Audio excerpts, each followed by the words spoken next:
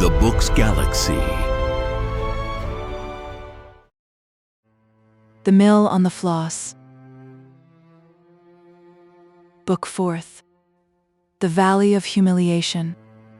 Chapter 1. A variation of Protestantism unknown to Bossuet. Journeying down the Rhone on a summer's day, you have perhaps felt the sunshine made dreary by those ruined villages which stud the banks in certain parts of its course, telling how the swift river once rose like an angry, destroying god, sweeping down the feeble generations whose breath is in their nostrils, and making their dwellings a desolation. Strange contrast, you may have thought, between the effect produced on us by these dismal remnants of commonplace houses, which in their best days were but the sign of a sordid life, belonging in all its details to our own vulgar era, and the effect produced by those ruins on the castled Rhine, which have crumbled and mellowed into such harmony with the green and rocky steeps that they seem to have a natural fitness, like the mountain pine. Nay, even in the day when they were built, they must have had this fitness, as if they had been raised by an earth-born race, who had inherited from their mighty parent a sublime instinct of form. And that was a day of romance. If those robber barons were somewhat grim and drunken ogres, they had a certain grandeur of the wild beast in them. They were forest boars with tusks, tearing and rending, not the ordinary domestic grunter. They represented the demon forces forever in collision with beauty, virtue, and the gentle uses of life. They made a fine contrast in the picture with the wandering minstrel, the soft-lipped princess, the pious recluse, and the timid Israelite.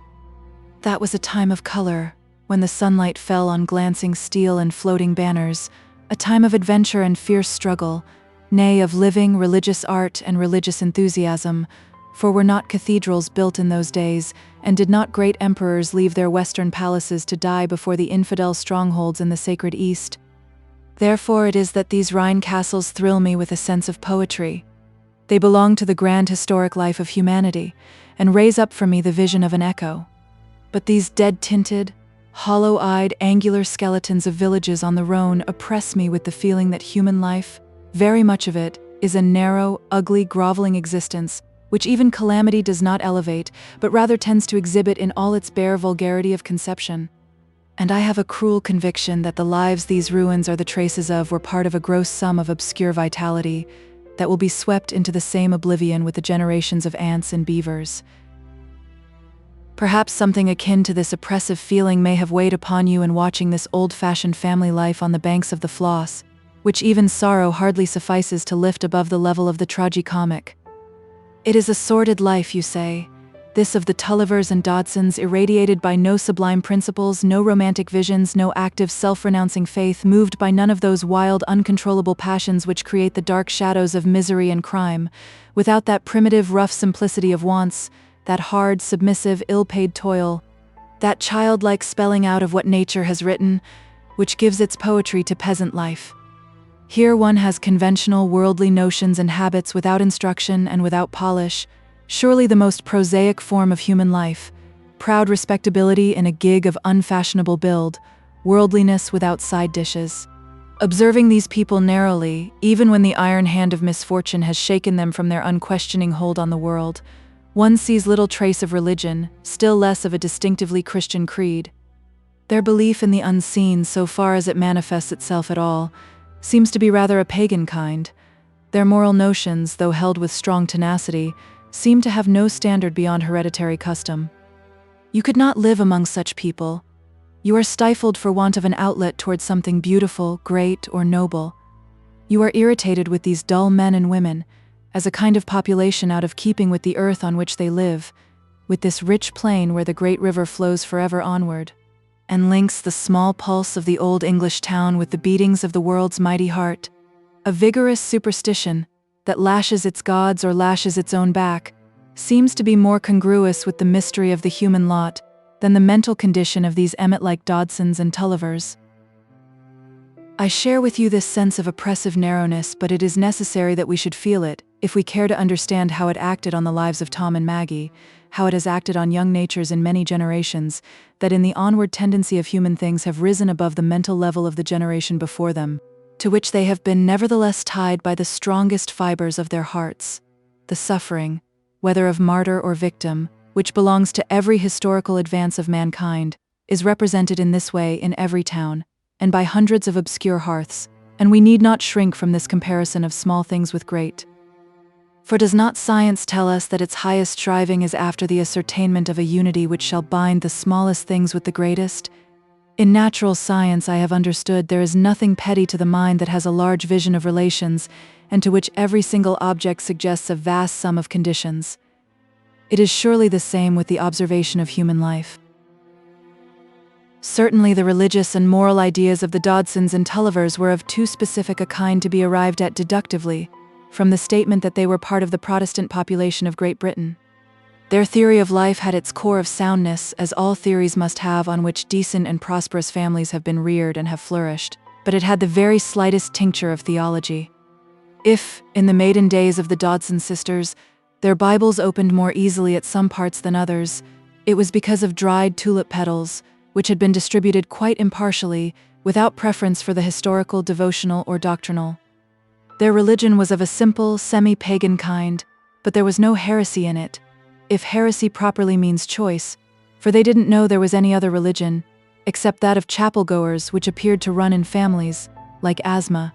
How should they know? The vicar of their pleasant rural parish was not a controversialist, but a good hand at whist, and one who had a joke always ready for a blooming female parishioner. The religion of the Dodsons consisted in revering whatever was customary and respectable. It was necessary to be baptized, else one could not be buried in the churchyard, and to take the sacrament before death, as a security against more dimly understood perils. But it was of equal necessity to have the proper pallbearers and well-cured hams at one's funeral, and to leave an unimpeachable will. A Dodson would not be taxed with the omission of anything that was becoming, or that belonged to that eternal fitness of things which was plainly indicated in the practice of the most substantial parishioners, and in the family traditions, such as obedience to parents, faithfulness to kindred, industry, rigid honesty, thrift, the thorough scouring of wooden and copper utensils, the hoarding of coins likely to disappear from the currency, the production of first-rate commodities for the market, and the general preference of whatever was homemade. The Dodsons were a very proud race, and their pride lay in the utter frustration of all desire to tax them with a breach of traditional duty or propriety.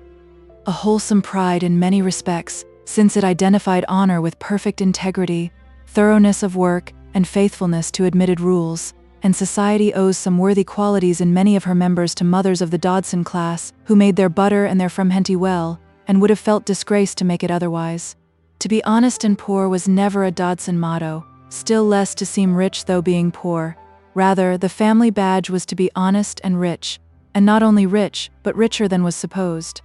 To live respected, and have the proper bearers at your funeral, was an achievement of the ends of existence that would be entirely nullified if, on the reading of your will, you sank in the opinion of your fellow men, either by turning out to be poorer than they expected, or by leaving your money in a capricious manner, without strict regard to degrees of kin.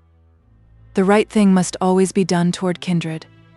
The right thing was to correct them severely, if they were other than a credit to the family, but still not to alienate from them the smallest rightful share in the family shoebuckles and other property. A conspicuous quality in the Dodson character was its genuineness. Its vices and virtues alike were phases of a proud, honest egoism, which had a hearty dislike to whatever made against its own credit and interest, and would be frankly hard of speech to inconvenient kin, but would never forsake or ignore them, would not let them want bread, but only require them to eat it with bitter herbs. The same sort of traditional belief ran in the Tulliver veins, but it was carried in richer blood, having elements of generous imprudence, warm affection, and hot-tempered rashness. Mr. Tulliver's grandfather had been heard to say that he was descended from one Ralph Tulliver, a wonderfully clever fellow, who had ruined himself. It is likely enough that the clever Ralph was a high liver, rode spirited horses, and was very decidedly of his own opinion. On the other hand, nobody had ever heard of a Dodson who had ruined himself. It was not the way of that family. If such were the views of life on which the Dodsons and Tullivers had been reared in the praiseworthy past of pit and high prices, you will infer from what you already know concerning the state of society in St. Ogg's, that there had been no highly modifying influence to act on them in their maturer life. It was still possible, even in that later time of anti-Catholic preaching, for people to hold many pagan ideas and believe themselves good church people, notwithstanding. So we need hardly feel any surprise at the fact that Mr. Tulliver, though a regular churchgoer, recorded his vindictiveness on the flyleaf of his Bible. It was not that any harm could be said concerning the vicar of that charming rural parish to which Dorcote Mill belonged. He was a man of excellent family, an irreproachable bachelor of elegant pursuits, had taken honours, and held a fellowship. Mr. Tulliver regarded him with dutiful respect, as he did everything else belonging to the church service, but he considered that church was one thing and common sense another, and he wanted nobody to tell him what common sense was. Certain seeds which are required to find a nidus for themselves under unfavorable circumstances have been supplied by nature with an apparatus of hooks, so that they will get a hold on very unreceptive surfaces. The spiritual seed which had been scattered over Mr. Tulliver had apparently been destitute of any corresponding provision, and had slipped off to the winds again, from a total absence of hooks. Chapter 2. The torn nest is pierced by the thorns.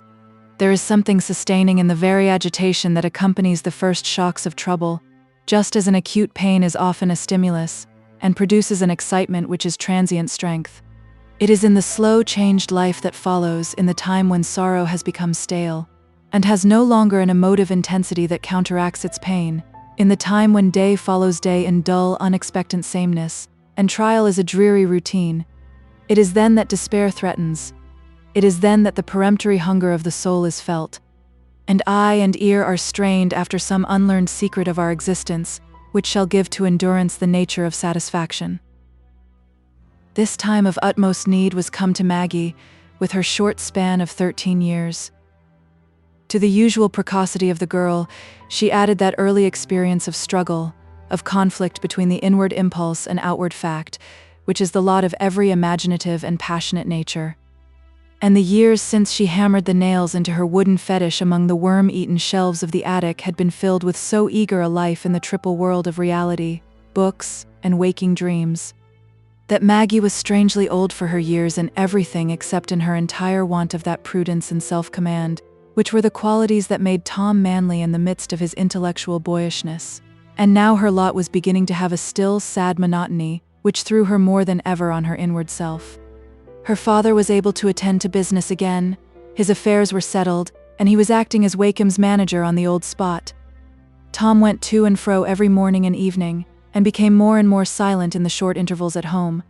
What was there to say? One day was like another, and Tom's interest in life, driven back and crushed on every other side, was concentrating itself into the one channel of ambitious resistance to misfortune. The peculiarities of his father and mother were very irksome to him. Now they were laid bare of all the softening accompaniments of an easy, prosperous home, for Tom had very clear, prosaic eyes, not apt to be dimmed by mists of feeling or imagination. Poor Mrs. Tulliver, it seemed, would never recover her old self, her placid household activity. How could she? The objects among which her mind had moved complacently were all gone. All the little hopes and schemes and speculations, all the pleasant little cares about her treasures which had made the world quite comprehensible to her for a quarter of a century, since she had made her first purchase of the sugar tongs, had been suddenly snatched away from her, and she remained bewildered in this empty life. Why that should have happened to her which had not happened to other women remained an insoluble question by which she expressed her perpetual ruminating comparison of the past with the present. It was piteous to see the comely woman getting thinner and more worn under a bodily as well as mental restlessness, which made her often wander about the empty house after her work was done, until Maggie, becoming alarmed about her, would seek her, and bring her down by telling her how it vexed Tom that she was injuring her health by never sitting down and resting herself. Yet amidst this helpless imbecility there was a touching trait of humble, self-devoting maternity, which made Maggie feel tenderly toward her poor mother, amidst all the little wearing griefs caused by her mental feebleness.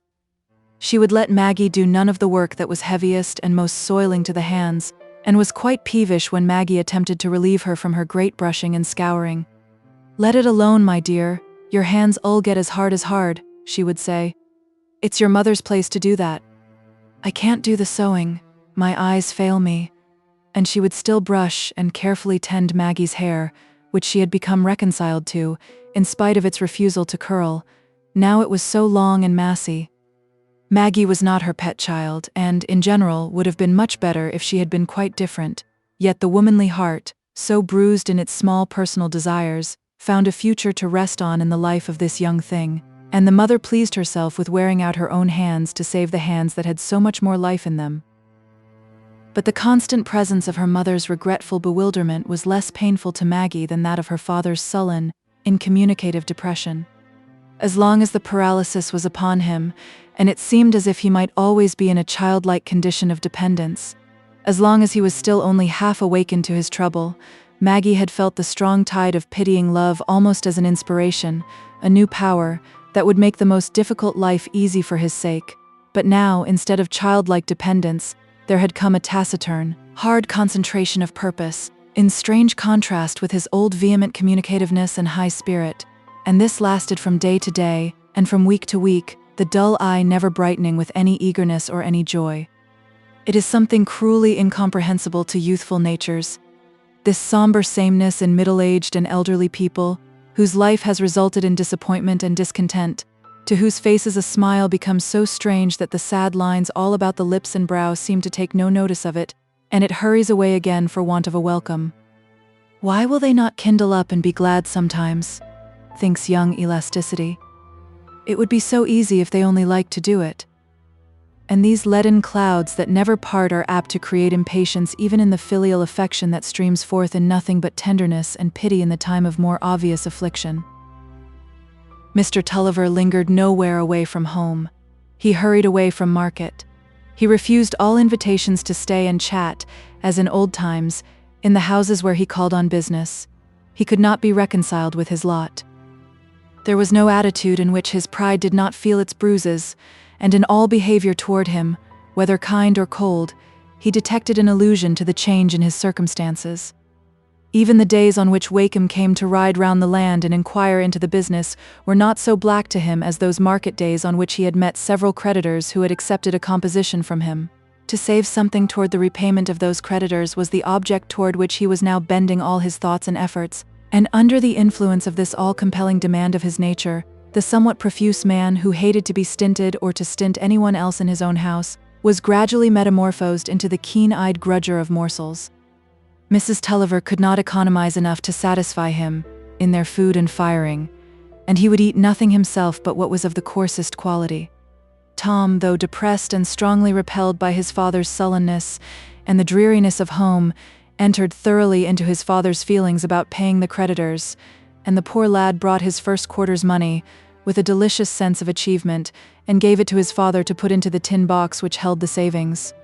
The little store of sovereigns in the tin box seemed to be the only sight that brought a faint beam of pleasure into the miller's eyes, faint and transient, for it was soon dispelled by the thought that the time would be long, perhaps longer than his life, before the narrow savings could remove the hateful incubus of debt. A deficit of more than £500 with the accumulating interest seemed a deep pit to fill with the savings from 30 shillings a week, even when Tom's probable savings were to be added. On this one point there was entire community of feeling in the four widely differing beings who sat round the dying fire of sticks, which made a cheap warmth for them on the verge of bedtime. Mrs. Tulliver carried the proud integrity of the Dodsons in her blood, and had been brought up to think that to wrong people of their money, which was another phrase for debt, was a sort of moral pillory. It would have been wickedness, to her mind, to have run counter to her husband's desire to do the right thing and retrieve his name. She had a confused, dreamy notion that, if the creditors were all paid, her plate and linen ought to come back to her, but she had an inbred perception that while people owed money they were unable to pay, they couldn't rightly call anything their own. She murmured a little that Mr. Tulliver so peremptorily refused to receive anything in repayment from Mr. and Mrs. Moss, but to all his requirements of household economy she was submissive to the point of denying herself the cheapest indulgences of mere flavor. Her only rebellion was to smuggle into the kitchen something that would make rather a better supper than usual for Tom. These narrow notions about debt, held by the old-fashioned Tullivers, may perhaps excite a smile on the faces of many readers in these days of wide commercial views and wide philosophy, according to which everything writes itself without any trouble of ours. The fact that my tradesman is out of pocket by me is to be looked at through the serene certainty that somebody else's tradesman is in pocket by somebody else. And since there must be bad debts in the world, why, it is mere egoism not to like that we in particular should make them instead of our fellow citizens. I am telling the history of very simple people, who had never had any illuminating doubts as to personal integrity and honor. Under all this grim melancholy and narrowing concentration of desire, Mr. Tulliver retained the feeling toward his little wench, which made her presence a need to him, though it would not suffice to cheer him. She was still the desire of his eyes, but the sweet spring of fatherly love was now mingled with bitterness, like everything else. When Maggie laid down her work at night, it was her habit to get a low stool and sit by her father's knee, leaning her cheek against it. How she wished he would stroke her head or give some sign that he was soothed by the sense that he had a daughter who loved him. But now she got no answer to her little caresses, either from her father or from Tom, the two idols of her life. Tom was weary and abstracted in the short intervals when he was at home, and her father was bitterly preoccupied with the thought that the girl was growing up, was shooting up into a woman, and how was she to do well in life? She had a poor chance for marrying, down in the world as they were. And he hated the thought of her marrying poorly, as her Aunt Gritty had done. That would be a thing to make him turn in his grave. The little wench so pulled down by children and toil, as her Aunt Moss was. When uncultured minds, confined to a narrow range of personal experience, are under the pressure of continued misfortune, their inward life is apt to become a perpetually repeated round of sad and bitter thoughts. The same words, the same scenes are revolved over and over again. The same mood accompanies them. The end of the year finds them as much what they were at the beginning as if they were machines set to a recurrent series of movements. The sameness of the days was broken by few visitors. Uncles and aunts paid only short visits now. Of course, they could not stay to meals, and the constraint caused by Mr. Tulliver's savage silence, which seemed to add to the hollow resonance of the bare, uncarpeted room when the aunts were talking, heightened the unpleasantness of these family visits on all sides, and tended to make them rare. As for other acquaintances, there is a chill air surrounding those who are down in the world, and people are glad to get away from them, as from a cold room. Human beings, mere men and women, without furniture, without anything to offer you, who have ceased to count as anybody, present an embarrassing negation of reasons for wishing to see them, or of subjects on which to converse with them. At that distant day there was a dreary isolation in the civilized Christian society of these realms for families that had dropped below their original level, unless they belonged to a sectarian church, which gets some warmth of brotherhood by walling in the sacred fire. Chapter 3. A Voice from the Past. One afternoon when the chestnuts were coming into flower, Maggie had brought her chair outside the front door and was seated there with a book on her knees. Her dark eyes had wandered from the book, but they did not seem to be enjoying the sunshine which pierced the screen of jasmine on the projecting porch at her right, and threw leafy shadows on her pale round cheek. They seemed rather to be searching for something that was not disclosed by the sunshine. It had been a more miserable day than usual.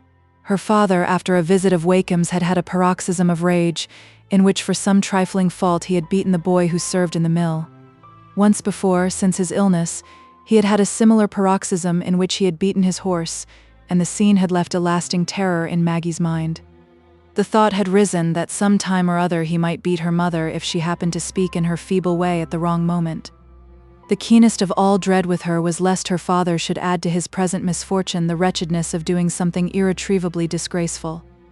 The battered schoolbook of Tom's which she held on her knees could give her no fortitude under the pressure of that dread, and again her eyes had filled with tears, as they wandered vaguely, seeing neither the chestnut trees nor the distant horizon, but only future scenes of home sorrow. Suddenly she was roused by the sound of the opening gate and of footsteps on the gravel.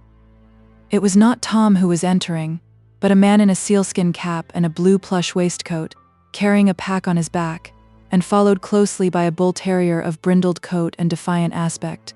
"Oh, Bob, it's you," said Maggie, starting up with a smile of pleased recognition, for there had been no abundance of kind acts to efface the recollection of Bob's generosity.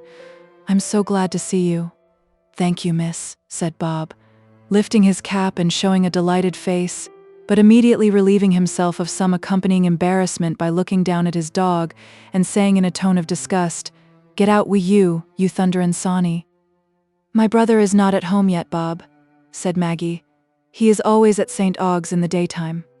"Well, miss," said Bob, "I should be glad to see Mr. Tom, but that isn't just what I'm come for. Look here." Bob was in the act of depositing his pack on the doorstep, and with it a row of small books fastened together with string. Apparently, however, they were not the object to which he wished to call Maggie's attention, but rather something which he had carried under his arm wrapped in a red handkerchief. "See here," he said again, laying the red parcel on the others and unfolding it. "You won't think I'm a makin' too free, miss, I hope, but I lighted on these books, and I thought they might make up to you a bit for them as you've lost. For I heerd you speak o' pictures, and as for pictures, look here." The opening of the red handkerchief had disclosed a superannuated keepsake and 6 or 7 numbers of a portrait gallery, in royal octavo, and the emphatic request to look referred to a portrait of George IV in all the majesty of his depressed cranium and voluminous neckcloth. "There's all sorts o' gentlemen here," Bob went on, turning over the leaves with some excitement. "We all sorts o' noses, and some bald and some wee wigs, Parliament gentlemen, I reckon. And here," he added, opening the keepsake, "here's ladies for you, some with curly hair and some with smooth, and some a-smiling with their heads o' one side, and some as if they were going to cry. Look here, a-sittin' on the ground out o' door, dressed like the ladies I'n seen get out o' the carriages at the balls in the old hall there. My eyes, I wonder what the chaps wear as go a-courtin' 'em. I sot up till the clock was gone 12 last night, a-lookin' at 'em, I did, till they stared at me out o' the pictures as if they'd know when I spoke to 'em. But, lors, I shouldn't know what to say to 'em. They'll be more fittin' company for you, miss. And the man at the bookstall, he said they banged everything for pictures. He said they was a fust-rate article." "And you've bought them for me, Bob?" said Maggie, deeply touched by this simple kindness. "How very, very good of you.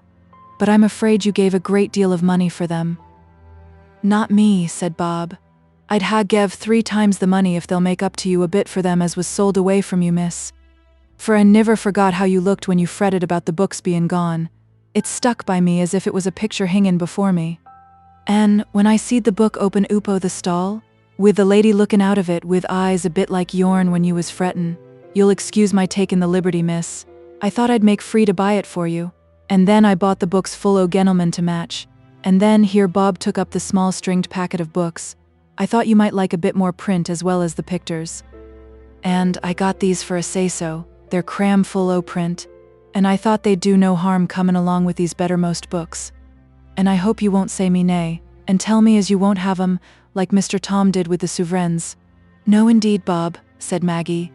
"I'm very thankful to you for thinking of me, and being so good to me and Tom. I don't think anyone ever did such a kind thing for me before. I haven't many friends who care for me." "Hev a dog, miss. They're better friends nor any Christian," said Bob, laying down his pack again, which he had taken up with the intention of hurrying away, for he felt considerable shyness in talking to a young lass like Maggie, though, as he usually said of himself, his tongue overrun him when he began to speak. "I can't give you Mumps, 'cause he'd break his heart to go away from me. Mumps, what do you say, you riff-raff?" Mumps declined to express himself more diffusely than by a single affirmative movement of his tail. "But I'd get you a pup, miss, and welcome." "No thank you, Bob. We have a yard dog, and I mayn't keep a dog of my own." That's a pity. Else there's a pup. If you didn't mind about it not being thoroughbred, its mother acts in the Punch show, an uncommon sensible bitch. She means more sense with her bark nor half the chaps can put into their talk from breakfast to sundown. There's one chap carries pots, a poor low trade as any on the road. He says, "Why, Toby's naught but a mongrel. There's naught to look at in her." But I says to him, "Why, what are you yoursen but a mongrel? There wasn't much pickin' o' your feyther and mother, to look at you. Not but I like a bit o' breed myself, but I can't abide to see one cur grinnin' at another." "I wish you good evenin', miss," said Bob, abruptly taking up his pack again, under the consciousness that his tongue was acting in an undisciplined manner. "Won't you come in the evening sometime and see my brother, Bob?" said Maggie. "Yes, miss, thank you, another time. You'll give my duty to him, if you please. He's a fine-growed chap, Mr. Tom is. He took to growin' I the legs, and I didn't." The pack was down again, now, the hook of the stick having somehow gone wrong. "You don't call Mumps a cur, I suppose?" said Maggie, divining that any interest she showed in Mumps would be gratifying to his master. "No, miss, a fine way off that," said Bob, with pitying smile. "Mumps is as fine a cross as you'll see anywhere along the Floss, and in been up it with the barge times enow. Why, the gentry stops to look at him, but you won't catch Mumps a-looking at the gentry much. He minds his own business, he does." The expression of Mumps' face, which seemed to be tolerating the superfluous existence of objects in general, was strongly confirmatory of this high praise. "He looks dreadfully surly," said Maggie. "Would he let me pat him?" "Aye, that would he, and thank you. He knows his company, Mumps does. He isn't a dog as'll be caught wi' gingerbread. He'd smell a thief a good deal stronger nor the gingerbread, he would. Lors, I talk to him by the hour together. When I'm walking I lone places, and if I'm done a bit o' mischief, I allays tell him. Ain't got no secrets but what Mumps knows 'em. He knows about my big thumb, he does." "Your big thumb? What's that, Bob?" said Maggie. "That's what it is, miss," said Bob, quickly exhibiting a singularly broad specimen of that difference between the man and the monkey. "It tells I measuring out the flannel, you see. I carry flannel, 'cause it's light for my pack, and it's dear stuff, you see, so a big thumb tells. I clap my thumb at the end o' the yard and cut o' the hither side of it, and the old women aren't up to't." "But Bob," said Maggie, looking serious. "That's cheating. I don't like to hear you say that." "Don't you, miss?" said Bob regretfully. "Then I'm sorry I said it, but I'm so used to talking to Mumps, and he doesn't mind a bit o' cheating when it's them skinflint women, as haggle, and Ud like to get their flannel for nothing, and Ud niver ask theirselves how I got my dinner out on't. I niver cheat anybody as doesn't want to cheat me, miss. Lors, I'm a honest chap. I am, only I must hev a bit o' sport, and now I don't go with ferrets, and got no varmint to come over but them haggling women. I wish you good evening, miss." "Goodbye, Bob. Thank you very much for bringing me the books, and come again to see Tom." "Yes, miss," said Bob, moving on a few steps. Then turning half round he said, "I'll leave off that trick with my big thumb if you don't think well on me for it, miss. But it 'ud be a pity, it would. I couldn't find another trick so good, and what 'ud be the use o' having a big thumb? It might as well ha' been narrow." Maggie, thus exalted into Bob's exalting Madonna, laughed in spite of herself, at which her worshipper's blue eyes twinkled too, and under these favoring auspices he touched his cap and walked away. The days of chivalry are not gone, notwithstanding Burke's grand dirge over them.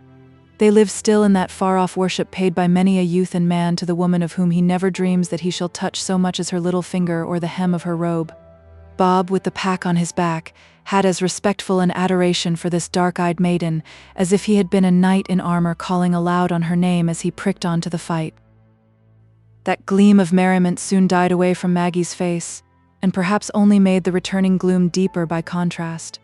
She was too dispirited even to like answering questions about Bob's present of books, and she carried them away to her bedroom, laying them down there and seating herself on her one stool, without caring to look at them just yet. She leaned her cheek against the window frame, and thought that the light-hearted Bob had a lot much happier than hers. Maggie's sense of loneliness and utter privation of joy had deepened with the brightness of advancing spring. All the favorite outdoor nooks about home, which seemed to have done their part with her parents in nurturing and cherishing her, were now mixed up with the home sadness and gathered no smile from the sunshine. Every affection, every delight the poor child had had, was like an aching nerve to her. There was no music for her anymore, no piano, no harmonized voices, no delicious stringed instruments, with their passionate cries of imprisoned spirits sending a strange vibration through her frame. And of all her school life, there was nothing left her now but her little collection of school books, which she turned over with a sickening sense that she knew them all, and they were all barren of comfort. Even at school she had often wished for books with more in them. Everything she learned there seemed like the ends of long threads that snapped immediately. And now, without the indirect charm of school emulation, Telemaque was mere bran. So were the hard, dry questions on Christian doctrine. There was no flavor in them, no strength. Sometimes Maggie thought she could have been contented with absorbing fancies, if she could have had all Scott's novels and all Byron's poems. Then, perhaps, she might have found happiness enough to dull her sensibility to her actual daily life, and yet they were hardly what she wanted. She could make dream worlds of her own, but no dream world would satisfy her now. She wanted some explanation of this hard, real life. The unhappy-looking father, seated at the dull breakfast table, the childish, bewildered mother, the little sordid tasks that filled the hours, or the more oppressive emptiness of weary, joyless leisure, the need of some tender, demonstrative love, the cruel sense that Tom didn't mind what she thought or felt, and that they were no longer playfellows together, the privation of all pleasant things that had come to her more than to others. She wanted some key that would enable her to understand, and in understanding to endure the heavy weight that had fallen on her young heart. If she had been taught real learning and wisdom such as great men knew, she thought she should have held the secrets of life. If she had only books, that she might learn for herself what wise men knew. Saints and martyrs had never interested Maggie so much as sages and poets. She knew little of saints and martyrs and had gathered, as a general result of her teaching, that they were a temporary provision against the spread of Catholicism and had all died at Smithfield. In one of these meditations, it occurred to her that she had forgotten Tom's school books, which had been sent home in his trunk. But she found the stock unaccountably shrunk down to the few old ones which had been well thumbed, the Latin dictionary and grammar, a Delectus, a torn Eutropius, the well-worn Virgil, Aldrich's Logic, and the exasperating Euclid. Still, Latin, Euclid, and logic would surely be a considerable step in masculine wisdom, in that knowledge which made men contented, and even glad to live. Not that the yearning for effectual wisdom was quite unmixed. A certain mirage would now and then rise on the desert of the future, in which she seemed to see herself honored for her surprising attainments. And so the poor child, with her soul's hunger and her illusions of self-flattery, began to nibble at this thick-rinded fruit of the tree of knowledge, filling her vacant hours with Latin, geometry, and the forms of the syllogism, and feeling a gleam of triumph now and then that her understanding was quite equal to these peculiarly masculine studies. For a week or two she went on resolutely enough, though with an occasional sinking of heart, as if she had set out toward the promised land alone, and found it a thirsty, trackless, uncertain journey. In the severity of her early resolution, she would take Aldrich out into the fields, and then look off her book toward the sky, where the lark was twinkling, or to the reeds and bushes by the river, from which the waterfowl rustled forth on its anxious, awkward flight, with a startled sense that the relation between Aldrich and this living world was extremely remote for her. The discouragement deepened as the days went on, and the eager heart gained faster and faster on the patient mind. Somehow, when she sat at the window with her book, her eyes would fix themselves blankly on the outdoor sunshine. Then they would fill with tears, and sometimes, if her mother was not in the room, the studies would all end in sobbing. She rebelled against her lot. She fainted under its loneliness, and fits even of anger and hatred toward her father and mother, who were so unlike what she would have them to be, toward Tom, who checked her and met her thought or feeling always by some thwarting difference, would flow out over her affections and conscience like a lava stream, and frighten her with a sense that it was not difficult for her to become a demon. Then her brain would be busy with wild romances of a flight from home in search of something less sordid and dreary. She would go to some great man, Walter Scott perhaps, and tell him how wretched and how clever she was, and he would surely do something for her. But, in the middle of her vision, her father would perhaps enter the room for the evening and, surprised that she sat still without noticing him, would say complainingly, "Come, am I to fetch my slippers myself?" The voice pierced through Maggie like a sword. There was another sadness besides her own, and she had been thinking of turning her back on it and forsaking it. This afternoon, the sight of Bob's cheerful freckled face had given her discontent a new direction. She thought it was part of the hardship of her life that there was laid upon her the burthen of larger wants than others seemed to feel, that she had to endure this wide, hopeless yearning for that something, whatever it was, that was greatest and best on this earth. She wished she could have been like Bob, with his easily satisfied ignorance, or like Tom, who had something to do on which he could fix his mind with a steady purpose, and disregard everything else, poor child.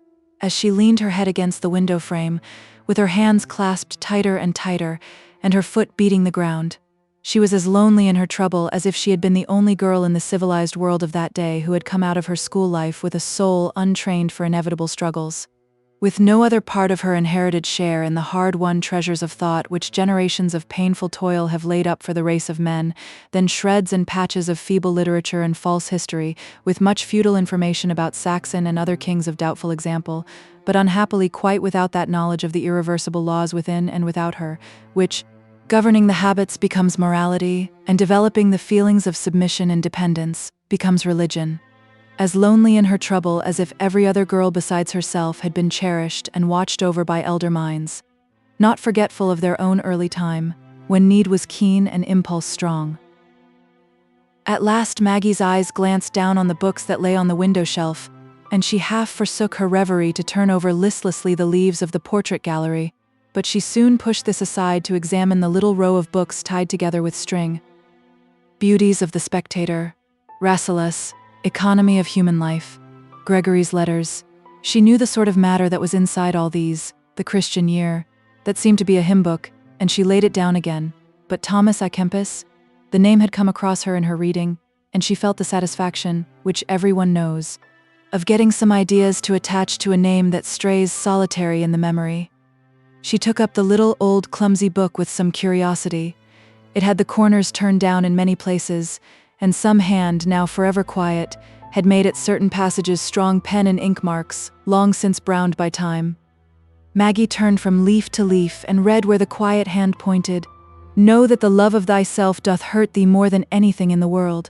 If thou seekest this or that, and wouldst be here or there to enjoy thy own will and pleasure, thou shalt never be quiet nor free from care, for in everything somewhat will be wanting, and in every place there will be some that will cross thee. Both above and below, which way soever thou dost turn thee, everywhere thou shalt find the cross, and everywhere of necessity thou must have patience, if thou wilt have inward peace, and enjoy an everlasting crown. If thou desirest to mount unto this height, thou must set out courageously, and lay the axe to the root, that thou mayest pluck up and destroy that hidden inordinate inclination to thyself, and unto all private and earthly good. On this sin, that a man inordinately loveth himself, almost all dependeth, whatsoever is thoroughly to be overcome, which evil being once overcome and subdued, there will presently ensue great peace and tranquillity. It is but little thou sufferest in comparison of them that have suffered so much, were so strongly tempted, so grievously afflicted, so many ways tried and exercised. Thou oughtest therefore to call to mind the more heavy sufferings of others, that thou mayest the easier bear thy little adversities, and if they seem not little unto thee, beware lest thy impatience be the cause thereof. Blessed are those ears that receive the whispers of the divine voice, and listen not to the whisperings of the world. Blessed are those ears which hearken not unto the voice which soundeth outwardly, but unto the truth, which teacheth inwardly. A strange thrill of awe passed through Maggie while she read, as if she had been wakened in the night by a strain of solemn music, telling of beings whose souls had been astir while hers was in stupor. She went on from one brown mark to another, where the quiet hand seemed to point, hardly conscious that she was reading, seeming rather to listen, while a low voice said, "Why dost thou here gaze about, since this is not the place of thy rest?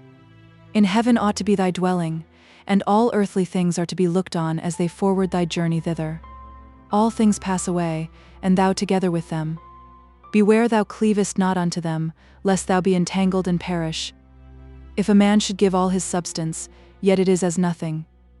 And if he should do great penances, yet are they but little. And if he should attain to all knowledge, he is yet far off.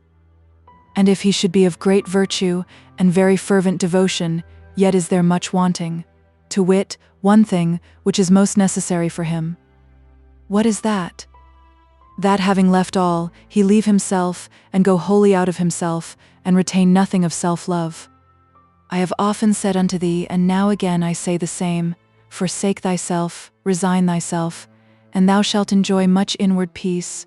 Then shall all vain imaginations, evil perturbations, and superfluous cares fly away. Then shall immoderate fear leave thee, and inordinate love shall die."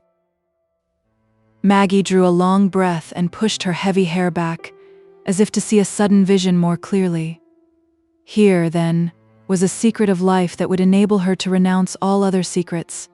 Here was a sublime height to be reached without the help of outward things. Here was insight and strength and conquest, to be won by means entirely within her own soul. where a supreme teacher was waiting to be heard. It flashed through her like the suddenly apprehended solution of a problem, that all the miseries of her young life had come from fixing her heart on her own pleasure, as if that were the central necessity of the universe. And for the first time she saw the possibility of shifting the position from which she looked at the gratification of her own desires, of taking her stand out of herself, and looking at her own life as an insignificant part of a divinely guided whole. She read on in the old book, devouring eagerly the dialogues with the invisible teacher, the pattern of sorrow, the source of all strength, returning to it after she had been called away, and reading till the sun went down behind the willows. With all the hurry of an imagination that could never rest in the present, she sat in the deepening twilight forming plans of self-humiliation and entire devotedness, and in the ardor of first discovery, renunciation seemed to her the entrance into that satisfaction which she had so long been craving in vain. She had not perceived, how could she, until she had lived longer, the inmost truth of the old monk's outpourings, that renunciation remains sorrow, though a sorrow borne willingly. Maggie was still panting for happiness, and was in ecstasy because she had found the key to it. She knew nothing of doctrines and systems, of mysticism or quietism, but this voice out of the far-off Middle Ages was the direct communication of a human soul's belief and experience, and came to Maggie as an unquestioned message. I suppose that is the reason why the small old-fashioned book, for which you need only pay 6 pence at a bookstall, works miracles to this day, turning bitter waters into sweetness, while expensive sermons and treatises, newly issued, leave all things as they were before. It was written down by a hand that waited for the heart's prompting. It is the chronicle of a solitary hidden anguish, struggle, trust, and triumph, not written on velvet cushions to teach endurance to those who are treading with bleeding feet on the stones. And so it remains to all time a lasting record of human needs and human consolations, the voice of a brother who, ages ago, felt and suffered and renounced, in the cloister perhaps, with serge gown and tonsured head, with much chanting and long fasts, and with a fashion of speech different from ours, but under the same silent far-off heavens, and with the same passionate desires, the same strivings, the same failures, the same weariness. In writing the history of unfashionable families, one is apt to fall into a tone of emphasis which is very far from being the tone of good society, where principles and beliefs are not only of an extremely moderate kind, but are always presupposed, no subjects being eligible but such as can be touched with a light and graceful irony. But then good society has its claret and its velvet carpets, its dinner engagements 6 weeks deep, its opera and its fairy ballrooms, rides off its ennui on thoroughbred horses, lounges at the club, has to keep clear of crinoline vortices, gets its science done by Faraday, and its religion by the superior clergy who are to be met in the best houses. How should it have time or need for belief and emphasis?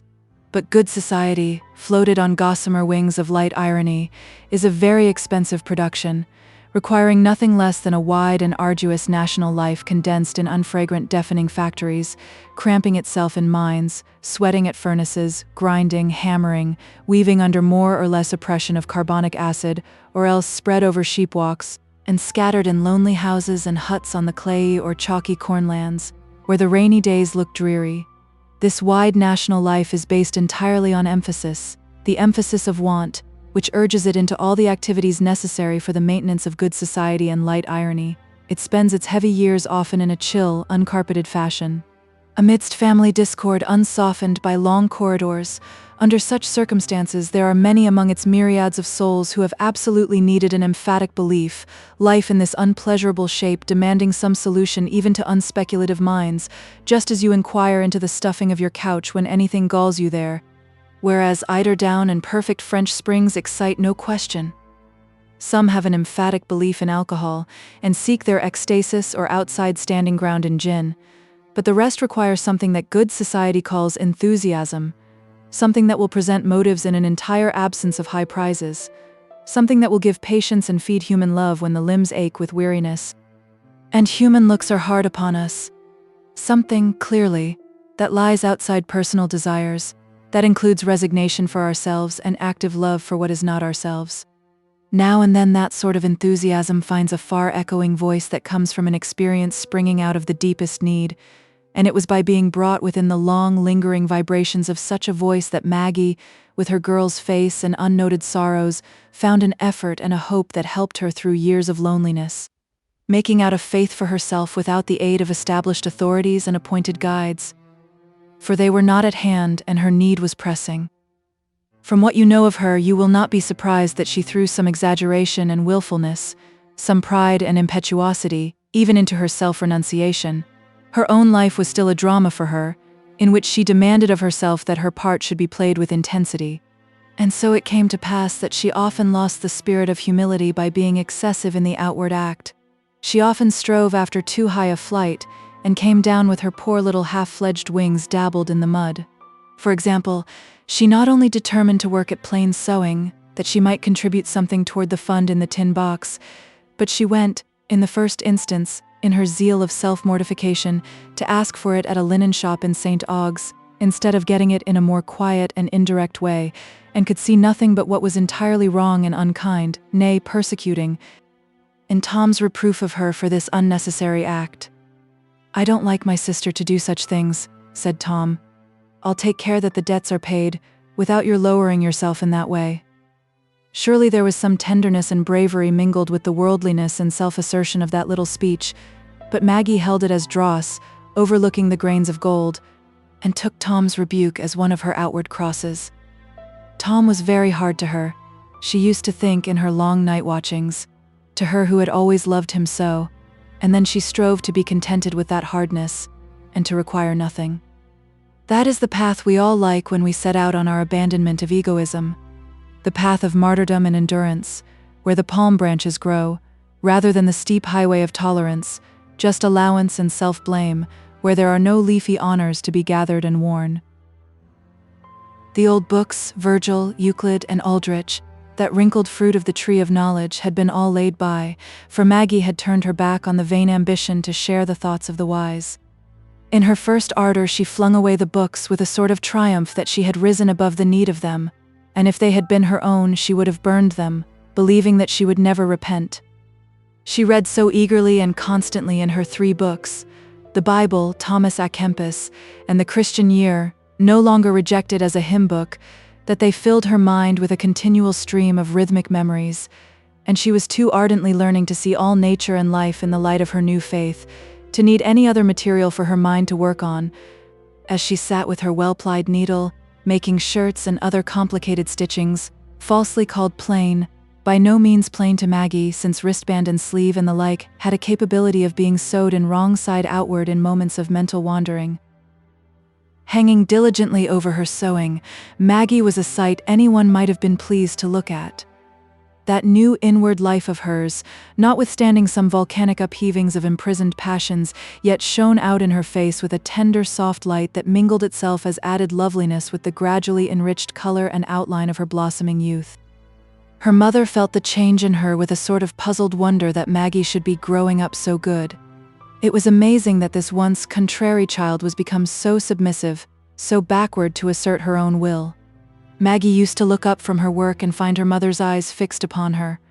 They were watching and waiting for the large young glance, as if her elder frame got some needful warmth from it.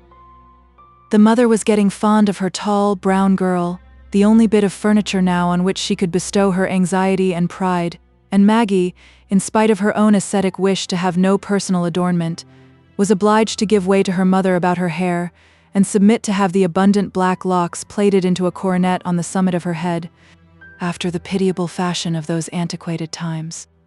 "Let your mother have that bit o' pleasure, my dear," said Mrs. Tulliver. "I'd trouble enough with your hair once."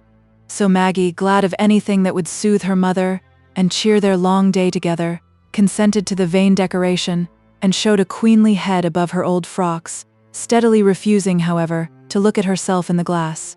Mrs. Tulliver liked to call the father's attention to Maggie's hair and other unexpected virtues, but he had a brusque reply to give. "I knew well enough what she'd be before now. It's nothing new to me. But it's a pity she isn't made o' commoner stuff. She'll be thrown away, I doubt. There'll be nobody to marry her as is fit for her." And Maggie's graces of mind and body fed his gloom. He sat patiently enough while she read him a chapter, or said something timidly when they were alone together about trouble being turned into a blessing.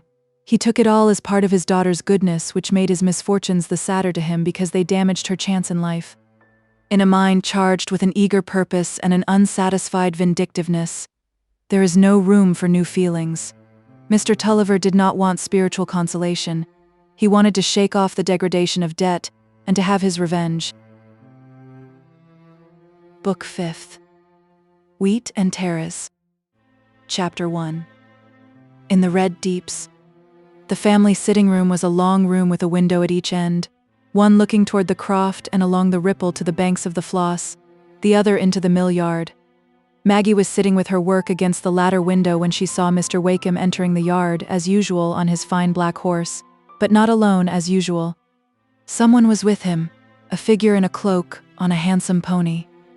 Maggie had hardly time to feel that it was Philip come back, before they were in front of the window, and he was raising his hat to her, while his father, catching the movement by a side glance, looked sharply round at them both.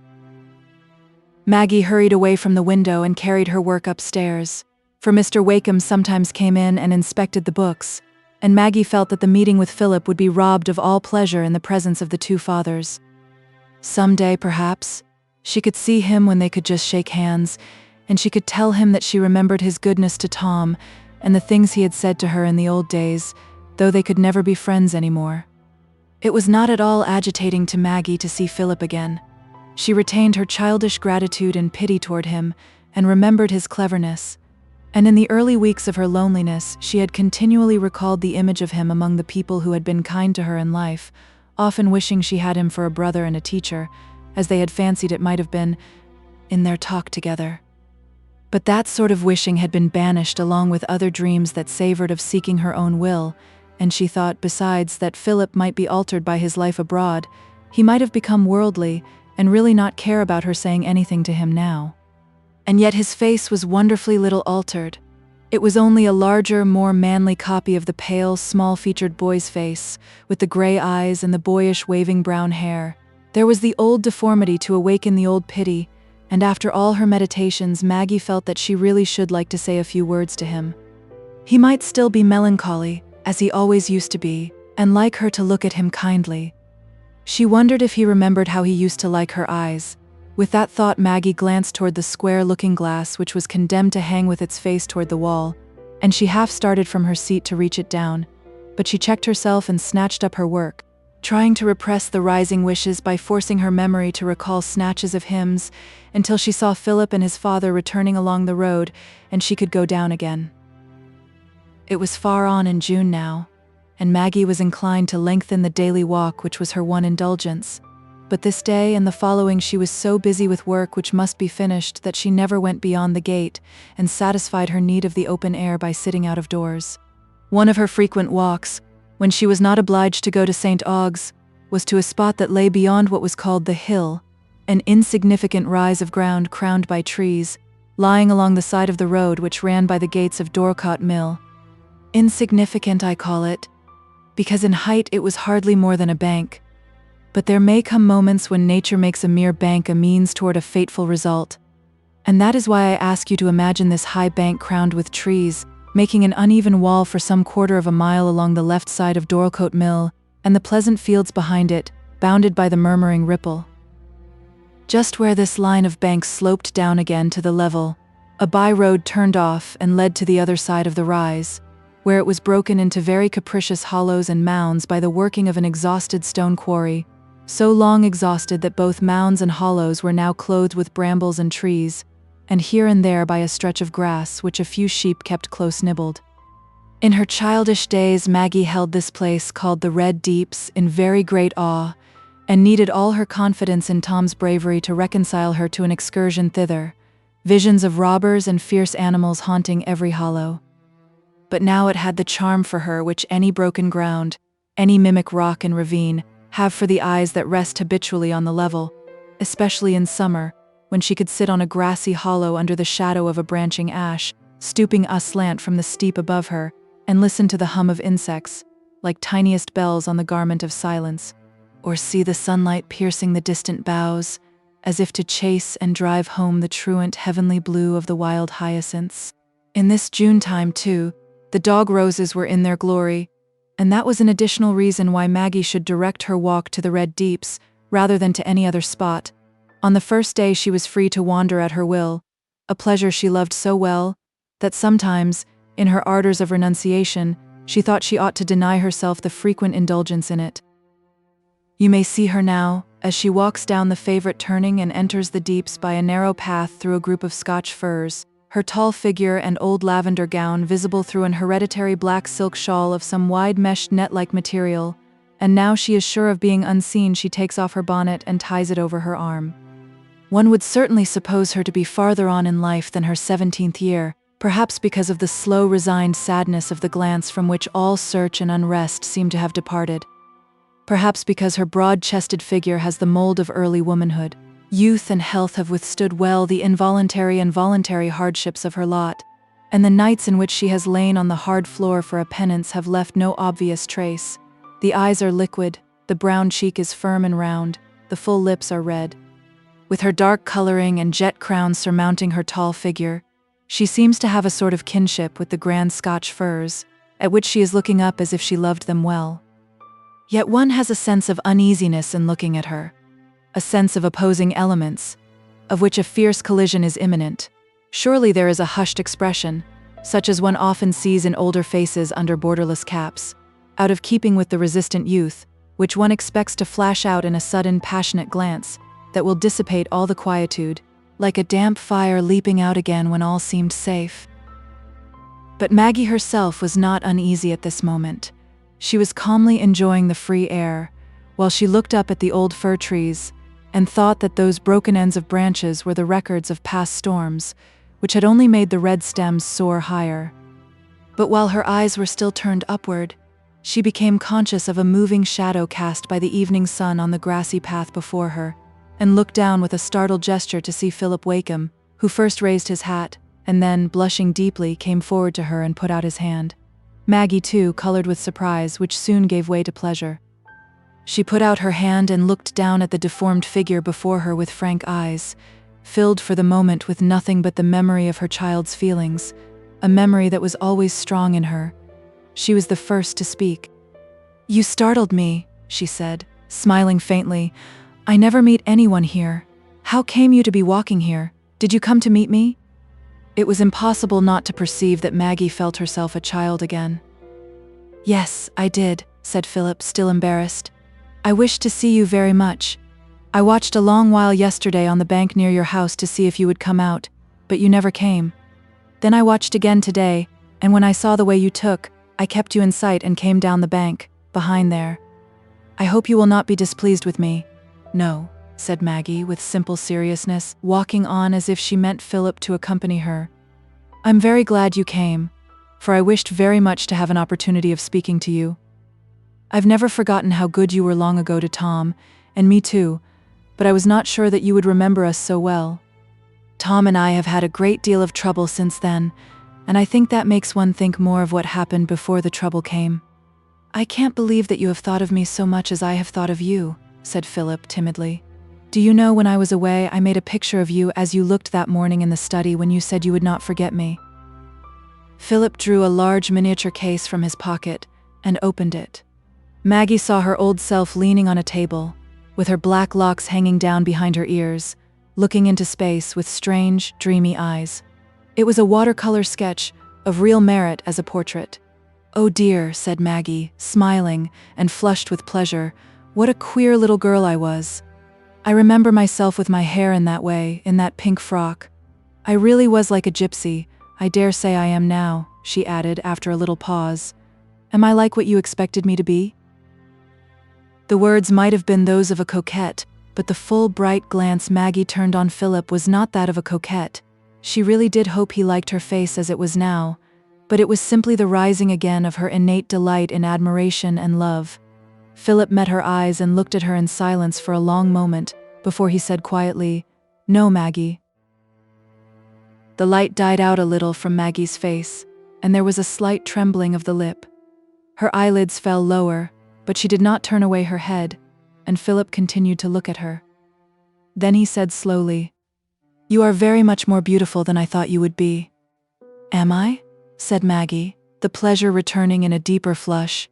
She turned her face away from him and took some steps, looking straight before her in silence, as if she were adjusting her consciousness to this new idea. Girls are so accustomed to think of dress as the main ground of vanity, that in abstaining from the looking-glass, Maggie had thought more of abandoning all care for adornment than of renouncing the contemplation of her face. Comparing herself with elegant, wealthy young ladies, it had not occurred to her that she could produce any effect with her person. Philip seemed to like the silence well. He walked by her side, watching her face, as if that sight left no room for any other wish. They had passed from among the fir trees, and had now come to a green hollow almost surrounded by an amphitheater of the pale pink dog roses. But as the light about them had brightened, Maggie's face had lost its glow. She stood still when they were in the hollows, and looking at Philip again, she said in a serious, sad voice, "I wish we could have been friends. I mean, if it would have been good and right for us. But that is the trial I have to bear in everything. I may not keep anything I used to love when I was little. The old books went, and Tom is different, and my father. It is like death. I must part with everything I cared for when I was a child. And I must part with you. We must never take any notice of each other again. That was what I wanted to speak to you for. I wanted to let you know that Tom and I can't do as we like about such things, and that if I behave as if I had forgotten all about you, it is not out of envy or pride or any bad feeling." Maggie spoke with more and more sorrowful gentleness as she went on, and her eyes began to fill with tears. The deepening expression of pain on Philip's face gave him a stronger resemblance to his boyish self, and made the deformity appeal more strongly to her pity. "I know. I see all that you mean," he said in a voice that had become feebler from discouragement. "I know what there is to keep us apart on both sides. But it is not right, Maggie. Don't you be angry with me. I am so used to call you Maggie in my thoughts. It is not right to sacrifice everything to other people's unreasonable feelings. I would give up a great deal for my father, but I would not give up a friendship or an attachment of any sort in obedience to any wish of his that I didn't recognize as right." "I don't know," said Maggie musingly. "Often, when I have been angry and discontented, it has seemed to me that I was not bound to give up anything, and I have gone on thinking till it has seemed to me that I could think away all my duty. But no good has ever come of that. It was an evil state of mind. I'm quite sure that whatever I might do, I should wish in the end that I had gone without anything for myself, rather than have made my father's life harder to him." "But would it make his life harder if we were to see each other sometimes?" said Philip. He was going to say something else, but checked himself. "Oh, I'm sure he wouldn't like it. Don't ask me why or anything about it," said Maggie in a distressed tone. "My father feels so strongly about some things. He is not at all happy." "No more am I," said Philip impetuously.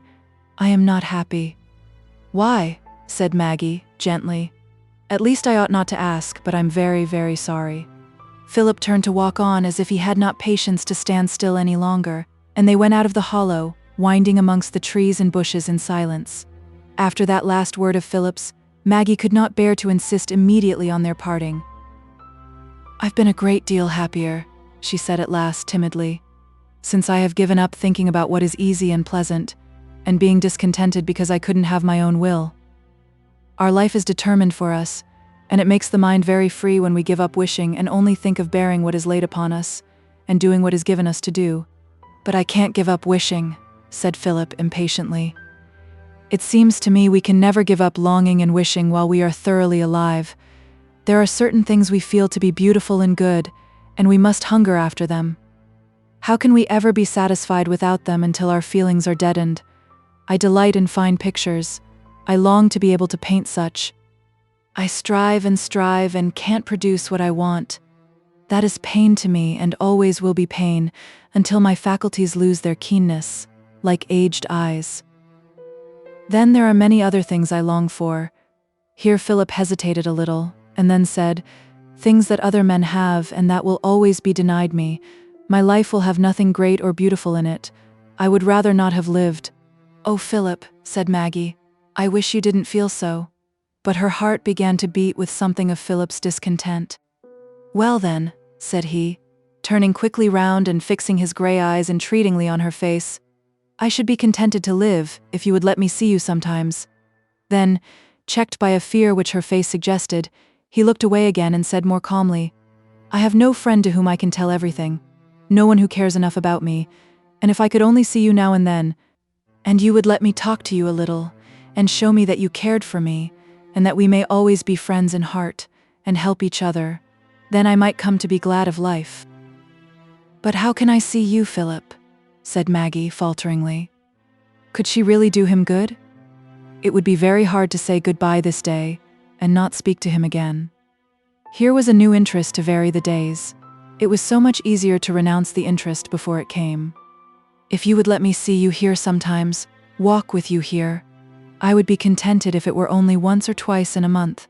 That could injure no one's happiness, and it would sweeten my life. Besides," Philip went on, with all the inventive astuteness of love at 21, "if there is any enmity between those who belong to us, we ought all the more to try and quench it by our friendship. I mean that by our influence on both sides we might bring about a healing of the wounds that have been made in the past, if I could know everything about them. And I don't believe there is any enmity in my own father's mind. I think he has proved the contrary." Maggie shook her head slowly and was silent, under conflicting thoughts. It seemed to her inclination that to see Philip now and then and keep up the bond of friendship with him was something not only innocent, but good. Perhaps she might really help him to find contentment as she had found it. The voice that said this made sweet music to Maggie, but athwart it there came an urgent, monotonous warning from another voice which she had been learning to obey, the warning that such interviews implied secrecy, implied doing something she would dread to be discovered in, something that, if discovered, must cause anger and pain, and that the admission of anything so near doubleness would act as a spiritual blight. Yet the music would swell out again like chimes borne onward by a recurrent breeze, persuading her that the wrong lay all in the faults and weaknesses of others, and that there was such a thing as futile sacrifice for one to the injury of another. It was very cruel for Philip that he should be shrunk from, because of an unjustifiable vindictiveness toward his father, poor Philip, whom some people would shrink from only because he was deformed. The idea that he might become her lover or that her meeting him could cause disapproval in that light had not occurred to her, and Philip saw the absence of this idea clearly enough, saw it with a certain pang, although it made her consent to his request the less unlikely. There was bitterness to him in the perception that Maggie was almost as frank and unconstrained toward him as when she was a child. "I can't say either yes or no," she said at last, turning round and walking toward the way she come. "I must wait, lest I should decide wrongly. I must seek for guidance." "May I come again then, tomorrow, or the next day, or next week?" "I think I had better write," said Maggie, faltering again. "I have to go to St. Aug's sometimes, and I can put the letter in the post." "Oh no," said Philip eagerly. "That would not be so well. My father might see the letter, and he has not any enmity, I believe, but he views things differently from me. He thinks a great deal about wealth and position. Pray let me come here once more. Tell me when it shall be, or if you can't tell me, I will come as often as I can till I do see you." "I think it must be so, then," said Maggie, "for I can't be quite certain of coming here any particular evening." Maggie felt a great relief in adjourning the decision. She was free now to enjoy the minutes of companionship. She almost thought she might linger a little. The next time they met she should have to pain Philip by telling him her determination. "I can't help thinking," she said, looking smilingly at him after a few moments of silence, "how strange it is that we should have met and talked to each other, just as if it had been only yesterday when we parted at Lorton, and yet we must both be very much altered in those 5 years. I think it is 5 years. How was it you seemed to have a sort of feeling that I was the same Maggie?" "I was not quite so sure that you would be the same. I know you are so clever, and you must have seen and learnt so much to fill your mind. I was not quite sure you would care about me now." "I have never had any doubt that you would be the same, whenever I might see you," said Philip. "I mean the same in everything that made me like you better than anyone else. I don't want to explain that. I don't think any of the strongest effects our natures are susceptible of can ever be explained. We can neither detect the process by which they are arrived at, nor the mode in which they act on us. The greatest of painters only once painted a mysteriously divine child. He couldn't have told how he did it, and we can't tell why we feel it to be divine. I think there are stores laid up in our human nature that our understandings can make no complete inventory of. Certain strains of music affect me so strangely I can never hear them without their changing my whole attitude of mind for a time, and if the effect would last, I might be capable of heroisms.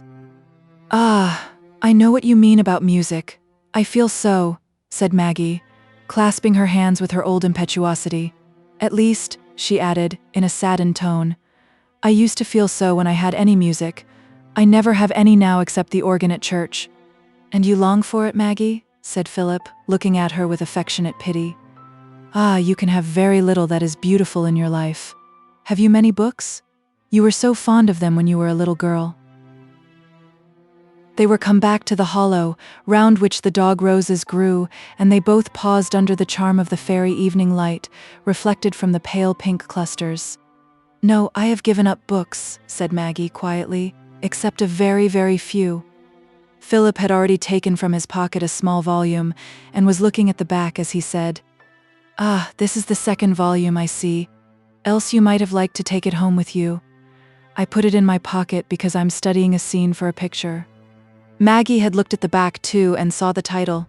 It revived an old impression with overmastering force. The Pirate, she said, taking the book from Philip's hands. Oh, I began that once. I read to where Minna is walking with Cleveland, and I could never get to read the rest. I went on with it in my own head, and I made several endings, but they were all unhappy. I could never make a happy ending out of that beginning. Poor Minna. I wonder what is the real end. For a long while I couldn't get my mind away from the Shetland Isles. I used to feel the wind blowing on me from the rough sea. Maggie spoke rapidly, with glistening eyes. Take that volume home with you, Maggie, said Philip, watching her with delight. I don't want it now. I shall make a picture of you instead, you among the Scotch firs and the slanting shadows. Maggie had not heard a word he had said. She was absorbed in a page at which she had opened. But suddenly she closed the book and gave it back to Philip, shaking her head with a backward movement, as if to say avaunt to floating visions. Do keep it, Maggie, said Philip entreatingly. It will give you pleasure. No, thank you, said Maggie, putting it aside with her hand and walking on. It would make me in love with this world again as I used to be. It would make me long to see and know many things. It would make me long for a full life. But you will not always be shut up in your present lot. Why should you starve your mind in that way? It is narrow asceticism. I don't like to see you persisting in it, Maggie. Poetry and art and knowledge are sacred and pure. But not for me. Not for me, said Maggie, walking more hurriedly. Because I should want too much. I must wait. This life will not last long. Don't hurry away from me without saying goodbye, Maggie, said Philip, as they reached the group of Scotch firs, and she continued still to walk along without speaking. I must not go any farther, I think, must I? Oh no, I forgot. Goodbye, said Maggie, pausing and putting out her hand to him. The action brought her feeling back in a strong current to Philip, and after they had stood looking at each other in silence for a few moments, with their hands clasped, she said, withdrawing her hand, I'm very grateful to you for thinking of me all those years. It is very sweet to have people love us. What a wonderful, beautiful thing it seems that God should have made your heart so that you could care about a queer little girl whom you only knew for a few weeks. I remember saying to you that I thought you cared for me more than Tom did. Ah, Maggie, said Philip, almost fretfully. You would never love me so well as you love your brother. Perhaps not, said Maggie simply. But then, you know, the first thing I ever remember in my life is standing with Tom by the side of the Floss, while he held my hand. Everything before that is dark to me, but I shall never forget you, though we must keep apart. Don't say so, Maggie, said Philip. If I kept that little girl in my mind for 5 years, didn't I earn some part in her? She ought not to take herself quite away from me. Not if I were free, said Maggie, but I am not. I must submit. She hesitated a moment and then added, and I wanted to say to you that you had better not take more notice of my brother than just bowing to him. He once told me not to speak to you again, and he doesn't change his mind. Oh dear, the sun is set. I am too long away. Goodbye. She gave him her hand once more. I shall come here as often as I can till I see you again, Maggie. Have some feeling for me as well as for others." "Yes, yes, I have," said Maggie, hurrying away and quickly disappearing behind the last fir tree, though Philip's gaze after her remained immovable for minutes as if he saw her still. Maggie went home, with an inward conflict already begun. Philip went home to do nothing but remember and hope. You can hardly help blaming him severely. He was 4 or 5 years older than Maggie, and had a full consciousness of his feeling toward her to aid him in foreseeing the character his contemplated interviews with her would bear in the opinion of a third person. But you must not suppose that he was capable of a gross selfishness, or that he could have been satisfied without persuading himself that he was seeking to infuse some happiness into Maggie's life, seeking this even more than any direct ends for himself. He could give her sympathy. He could give her help. There was not the slightest promise of love toward him in her manner. It was nothing more than the sweet girlish tenderness she had shown him when she was 12. Perhaps she would never love him, perhaps no woman ever could love him. Well then, he would endure that. He should at least have the happiness of seeing her, of feeling some nearness to her. And he clutched passionately the possibility that she might love him. Perhaps the feeling would grow, if she could come to associate him with that watchful tenderness which her nature would be so keenly alive to. If any woman could love him, surely Maggie was that woman. There was such wealth of love in her, and there was no one to claim it all.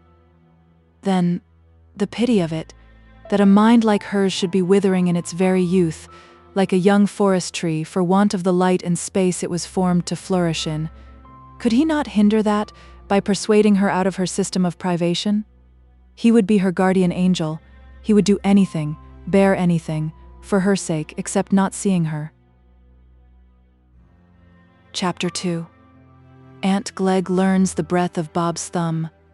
While Maggie's life struggles had lain almost entirely within her own soul, one shadowy army fighting another, and the slain shadows forever rising again, Tom was engaged in a dustier, noisier warfare, grappling with more substantial obstacles and gaining more definite conquests.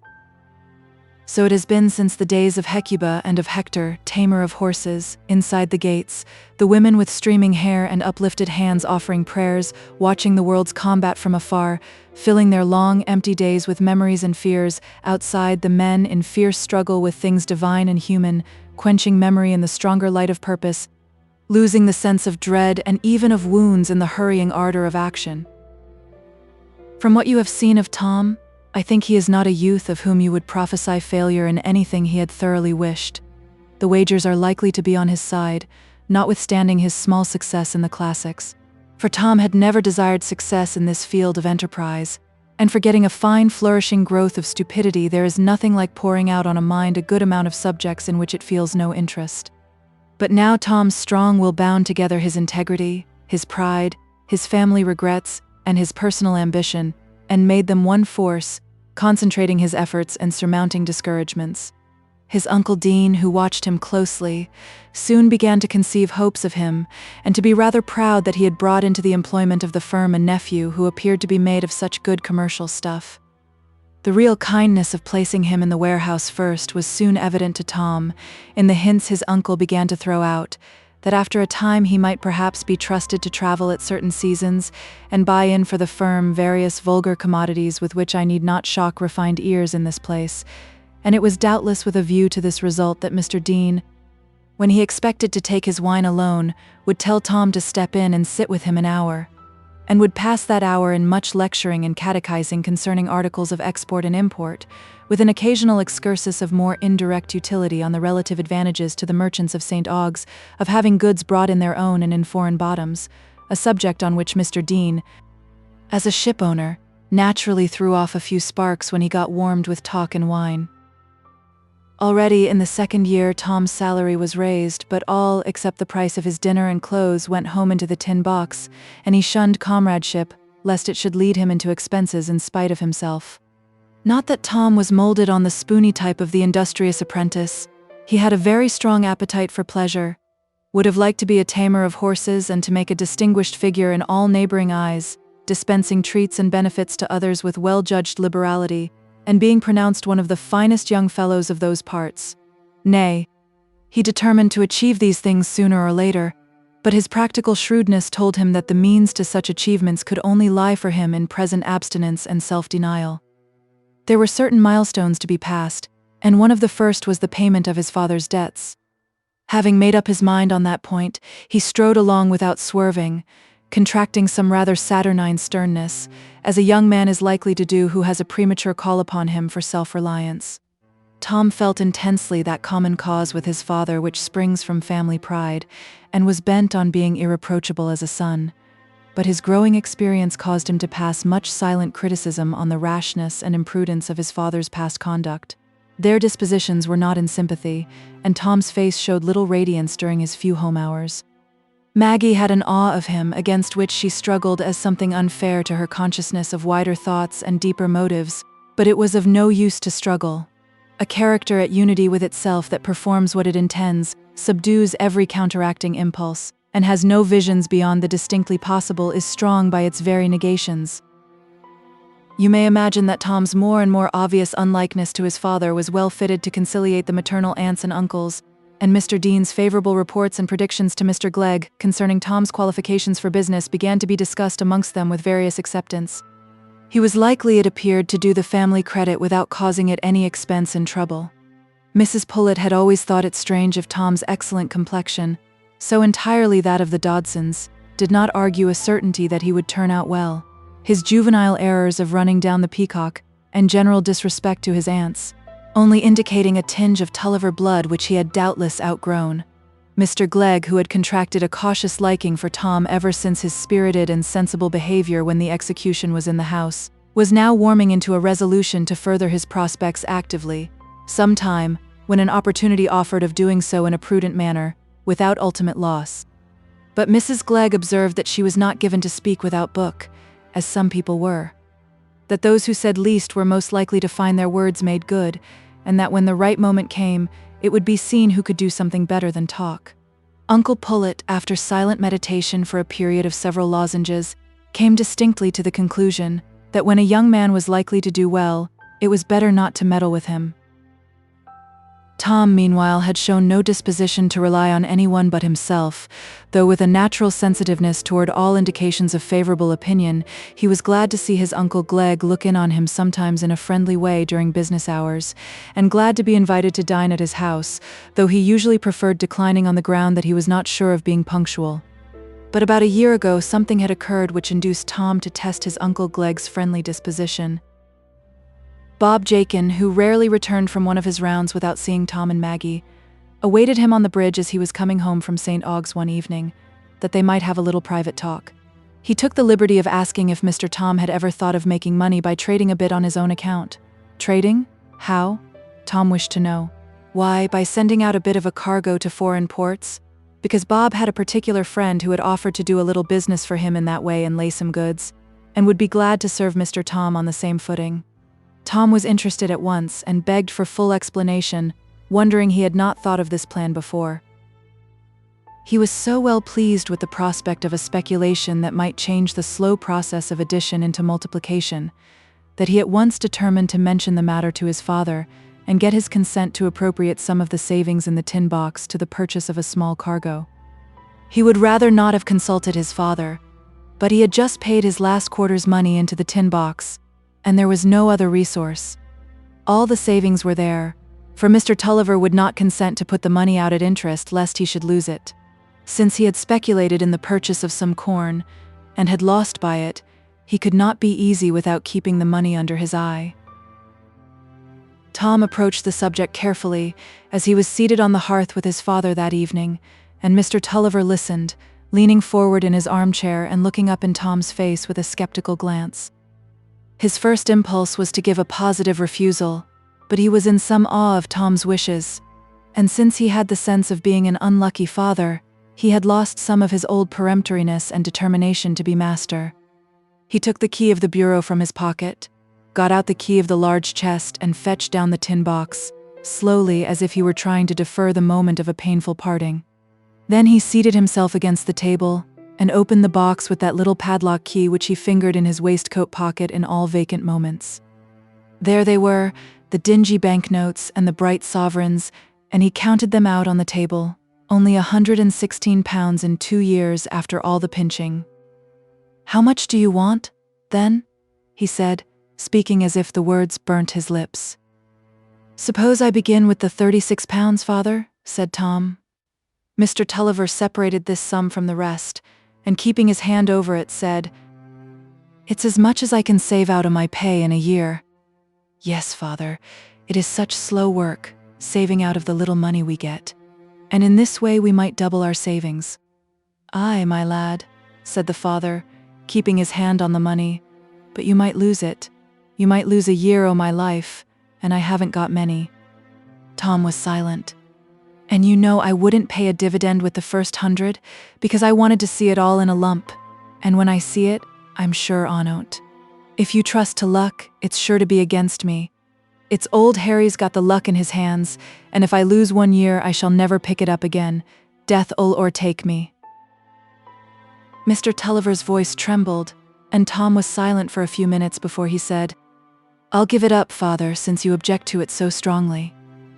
But, unwilling to abandon the scheme altogether, he determined to ask his uncle Glegg to venture £20 on condition of receiving 5% of the profits.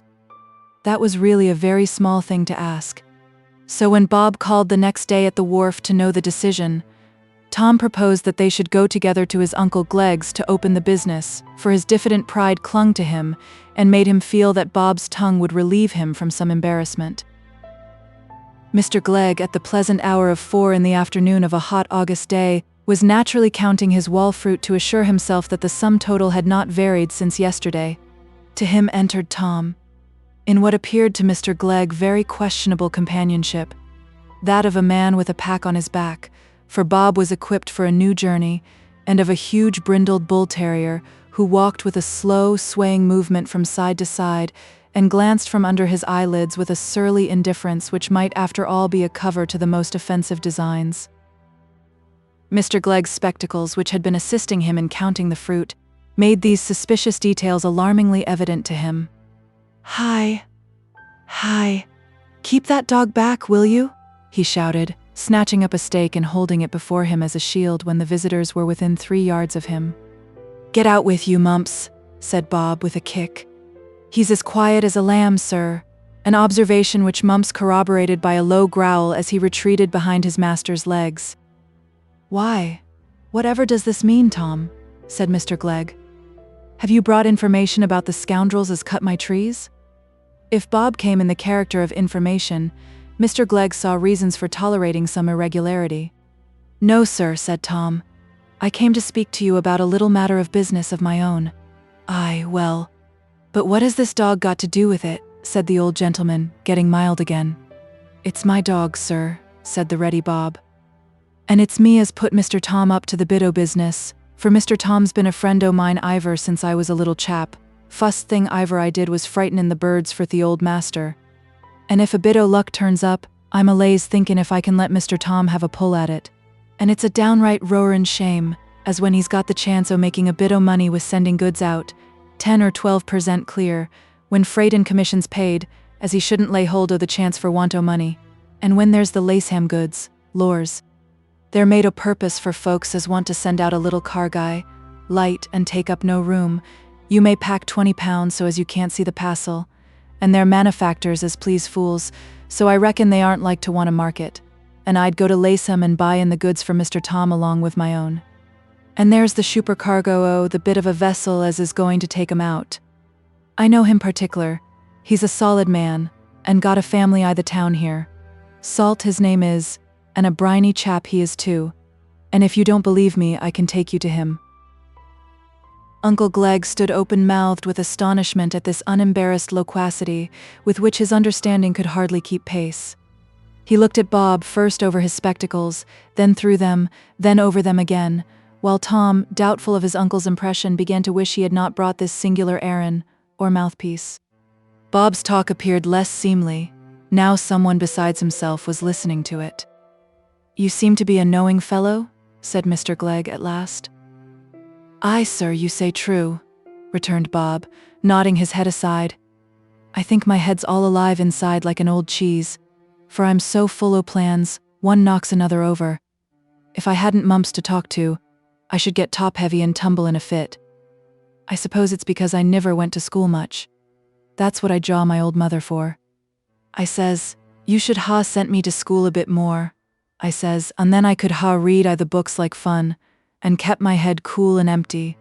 Lors, she's fine and comfortable now, my old mother is. She ates her baked meat and taters as often as she likes. For I'm gettin' so full o' money, I must have a wife to spend it for me. But it's botherin', a wife is, and mumps mightn't like her. Uncle Glegg, who regarded himself as a jocose man since he had retired from business, was beginning to find Bob amusing, but he had still a disapproving observation to make, which kept his face serious. Ah, he said, I should think you're at a loss for ways o' spending your money, else you wouldn't keep that big dog to eat as much as 2 Christians. It's shameful, shameful.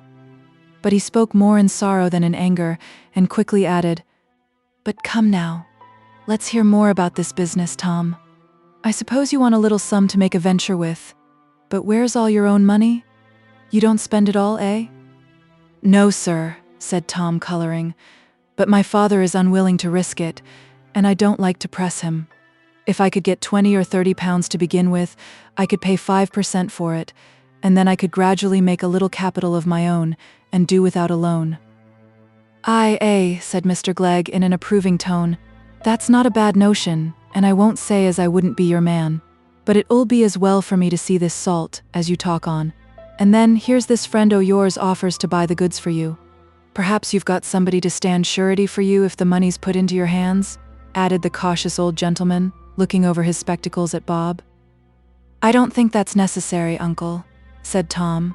At least, I mean it would not be necessary for me, because I know Bob well, but perhaps it would be right for you to have some security.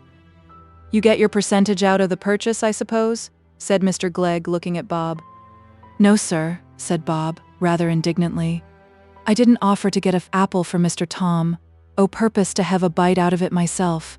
When I play folks tricks, there'll be more fun in 'em nor that. Well, but it's nothing but right you should have a small percentage, said Mr. Glegg. I've no opinion o' transactions where folks do things for nothing. It allays looks bad. Well then, said Bob, whose keenness saw at once what was implied, I'll tell you what I get by, and it's money in my pocket in the end. I make myself look big, we make in a bigger purchase. That's what I'm thinking on. Lors, I'm a cute chap, I am.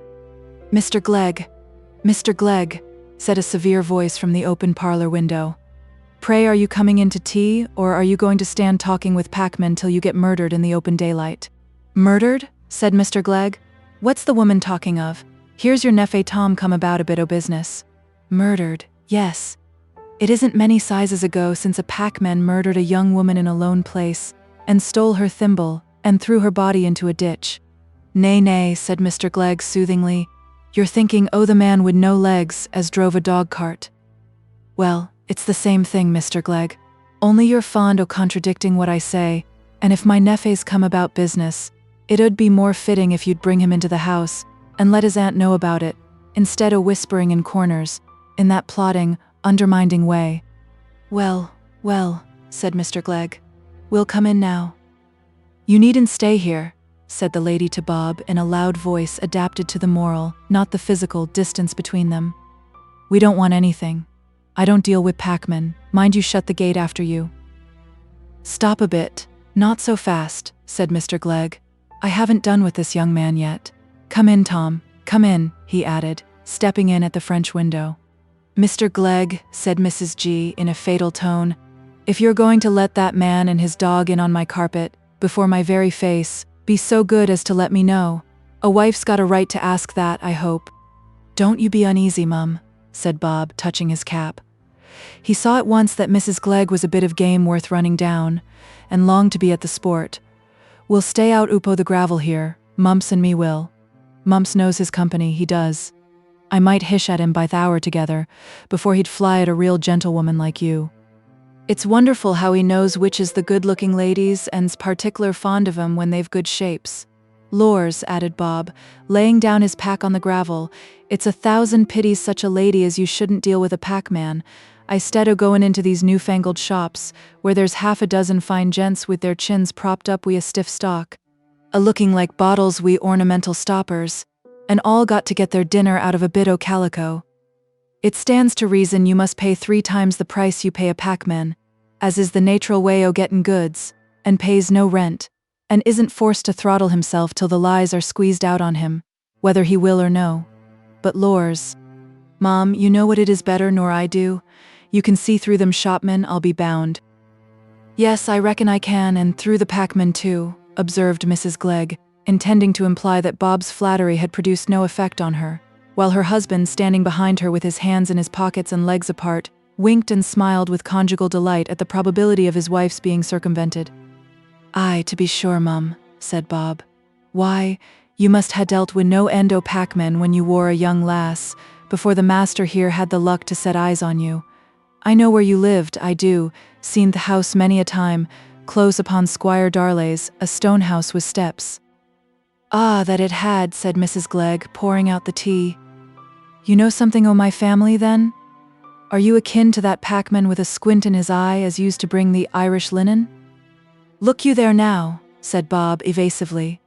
Didn't I know as you'd remember the best bargains you've made in your life was made wi' packman? Why, you see even a squintin' packman's better nor a shopman as can see straight. Lors, if I'd had the luck to call at the stone house wi' my pack, as lies here, stooping and thumping the bundle emphatically with his fist, and handsome young lasses all standin' out on the stone steps, it 'ud ha' been summat like openin' a pack that would. It's only the poor houses now as a packman calls on, if it isn't for the sake o' the sarvant maids. They're paltry times, these are. Why, Mum, look at the printed cottons now, and what they was when you wore 'em. Why, you wouldn't put such a thing on now, I can see.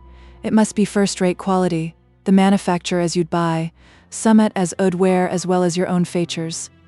Yes, better quality nor any you're like to carry. You've got nothing first-rate but brazenness, I'll be bound, said Mrs. Glegg, with a triumphant sense of her insurmountable sagacity. Mr. Glegg, are you going ever to sit down to your tea? Tom, there's a cup for you. You speak true there, Mum, said Bob. My pack isn't for ladies like you. The time's gone by for that. Bargains picked up dirt cheap, a bit o' damage here and there, as can be cut out, or else niver seen I the wearin', but not fit to offer to rich folks as can pay for the look o' things as nobody sees.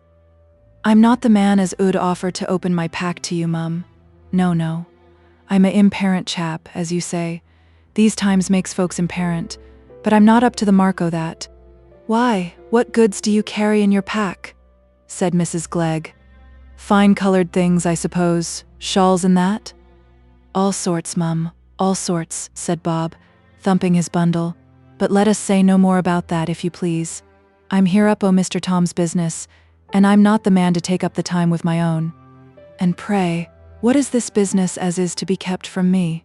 Said Mrs. Glegg, who, solicited by a double curiosity, was obliged to let the one half wait. A little plan o' Neffe Tom's here, said good-natured Mr. Glegg, and not altogether a bad un, I think. A little plan for making money. That's the right sort of plan for young folks as have got their fortin to make, eh, Jane? But I hope it isn't a plan where he expects everything to be done for him by his friends. That's what the young folks think of mostly nowadays. And pray, what has this packman got to do with what goes on in our family? Can't you speak for yourself, Tom, and let your aunt know things, as a Neffe should?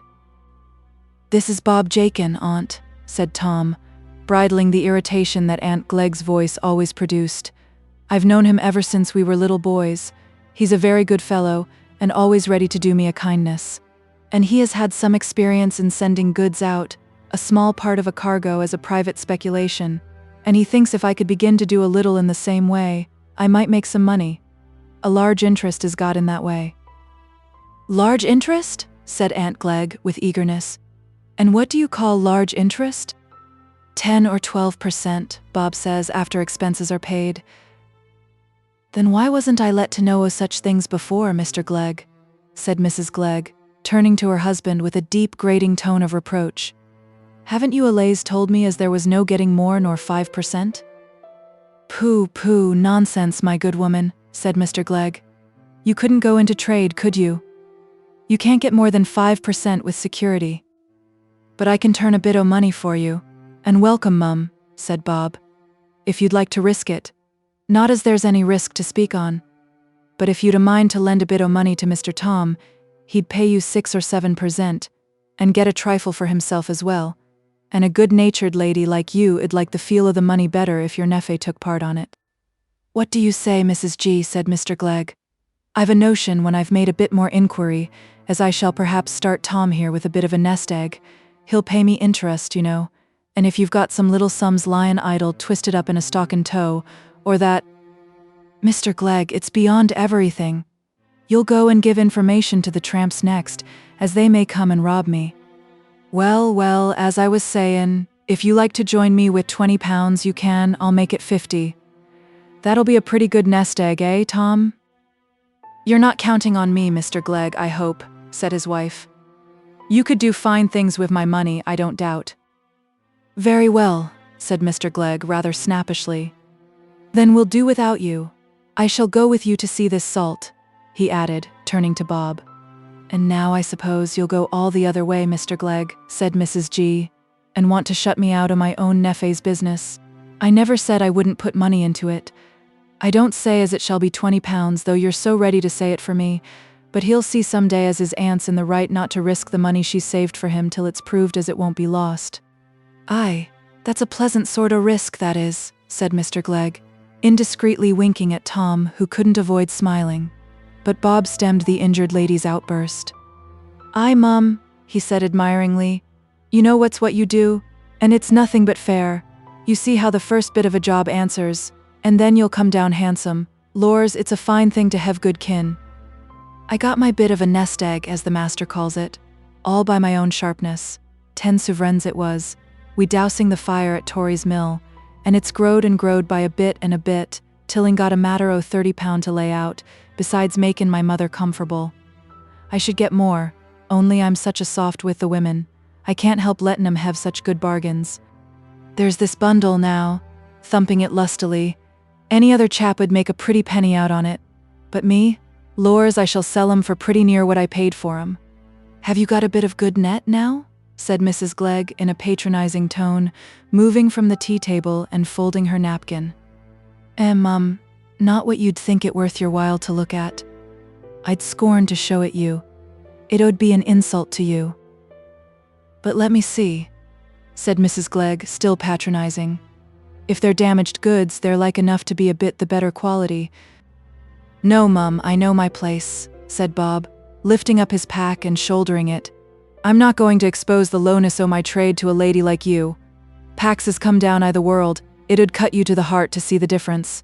I'm at your sarvice, sir, when you've a mind to go and see salt." "All in good time," said Mr. Glegg, really unwilling to cut short the dialogue. "Are you wanted at the wharf, Tom?" "No, sir. I left Stowe in my place." "Come, put down your pack, and let me see," said Mrs. Glegg, drawing a chair to the window and seating herself with much dignity. "Don't you ask it, Mum," said Bob, entreatingly. "Make no more words," said Mrs. Glegg severely, "but do as I tell you."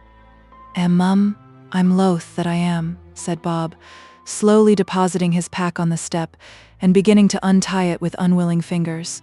"But what you order shall be done," much fumbling and pauses between the sentences. "It's not as you'll buy a single thing on me. I'd be sorry for you to do it, for think o' them poor women up i' the villages there as niver stir 100 yards from home. It 'ud be a pity for anybody to buy up their bargains, Lors. It's as good as a junketing to 'em when they see me with my pack, and I shall niver pick up such bargains for 'em again. Leastways, I've no time now, for I'm off to lace him. See here now," Bob went on, becoming rapid again and holding up a scarlet woolen kerchief with an embroidered wreath in the corner. "Here's a thing to make a lass's mouth water, and on you 2 shillin', and why? Why, 'cause there's a bit of a moth hole i' this plain end. Lors, I think the moths and the mildew was sent by Providence a purpose to cheapen the goods a bit for the good-lookin' women as han't got much money. If it hadn't been for the moths, now, every handkercher on 'em 'ud ha' gone to the rich, handsome ladies, like you, Mum, at 5 shillin' apiece, not a farthing less. But what does the moth do?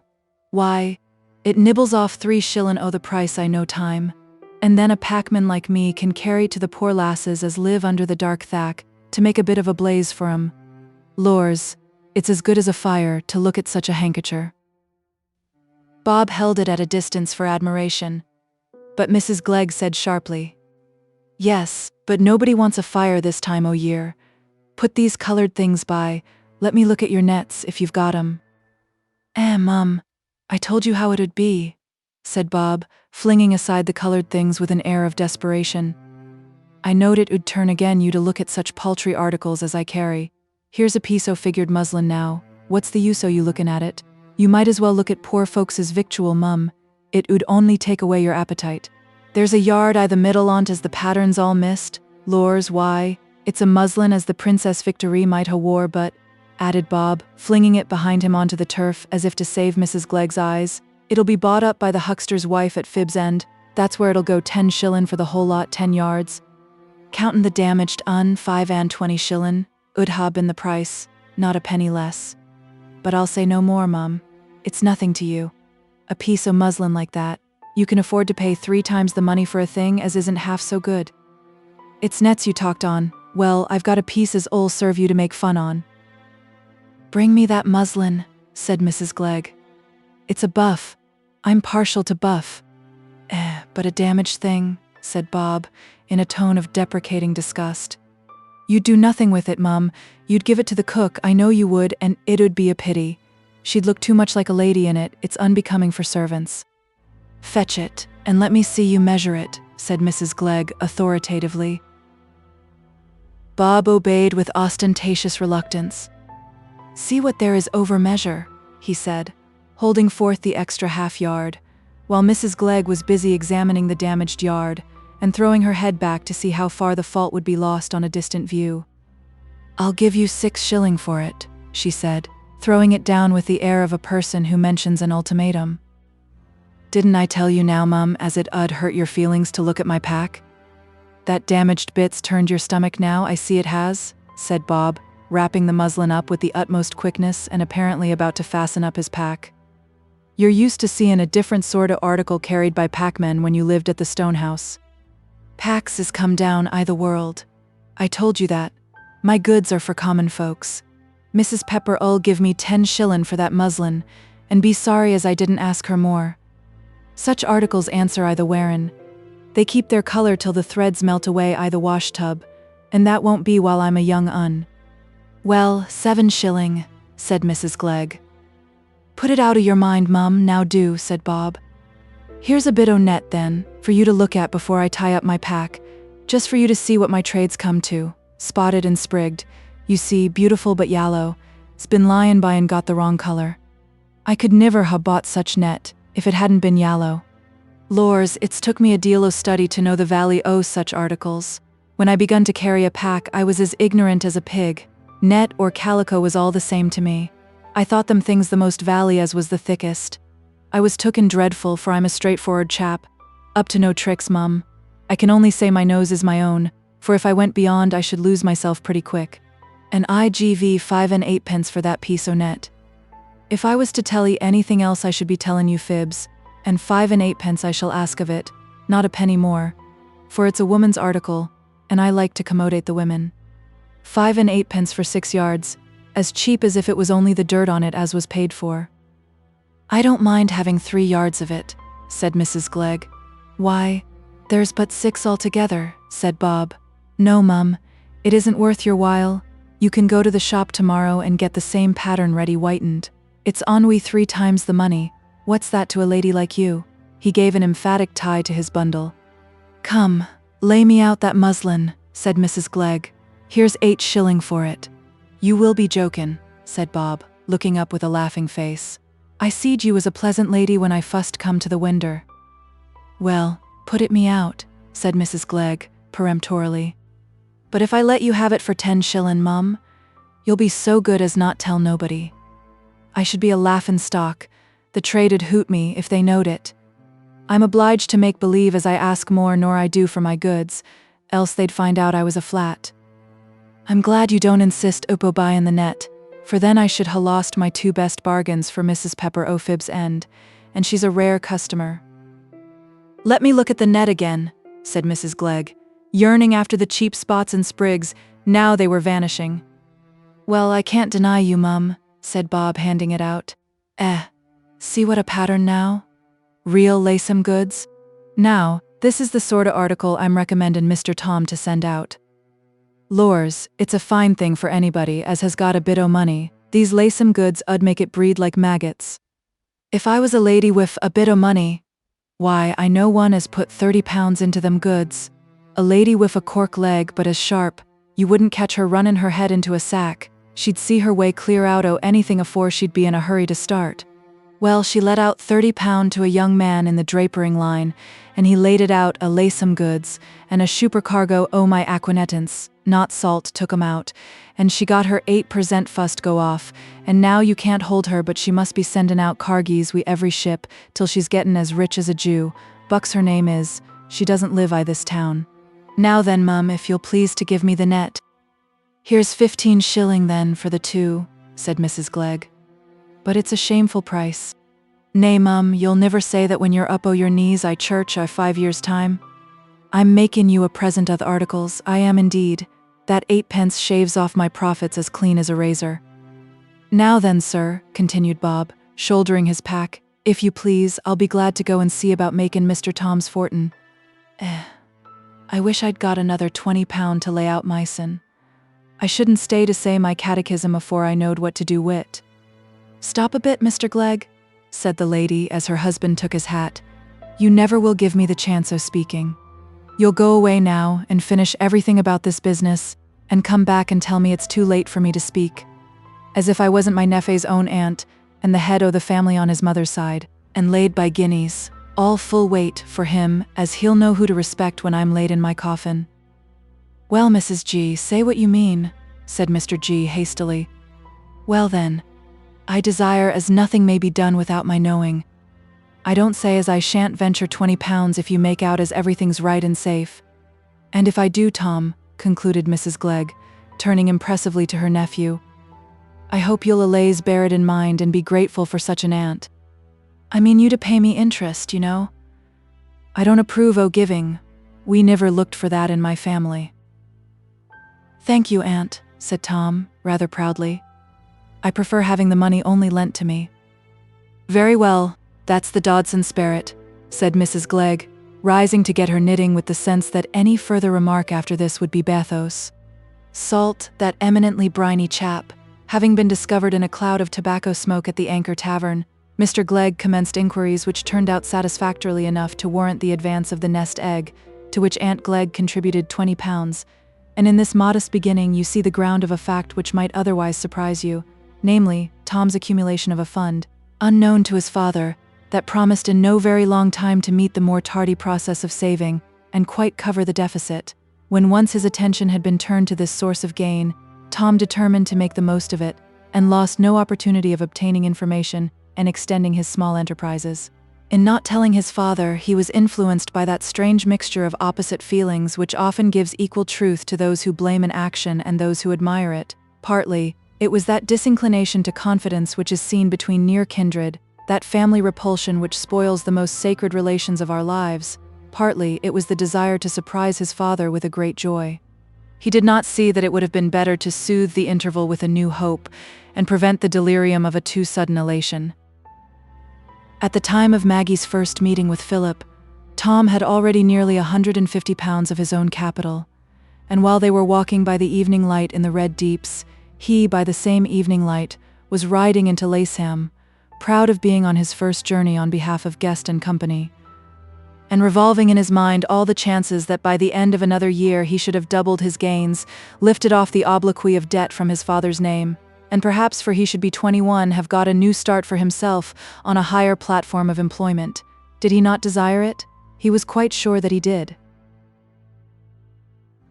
Chapter 3. The Wavering Balance. I said that Maggie went home that evening from the Red Deeps with a mental conflict already begun. You have seen clearly enough, in her interview with Philip, what that conflict was. Here suddenly was an opening in the rocky wall which shut in the narrow valley of humiliation, where all her prospect was the remote, unfathomed sky, and some of the memory-haunting earthly delights were no longer out of her reach. She might have books, converse, affection.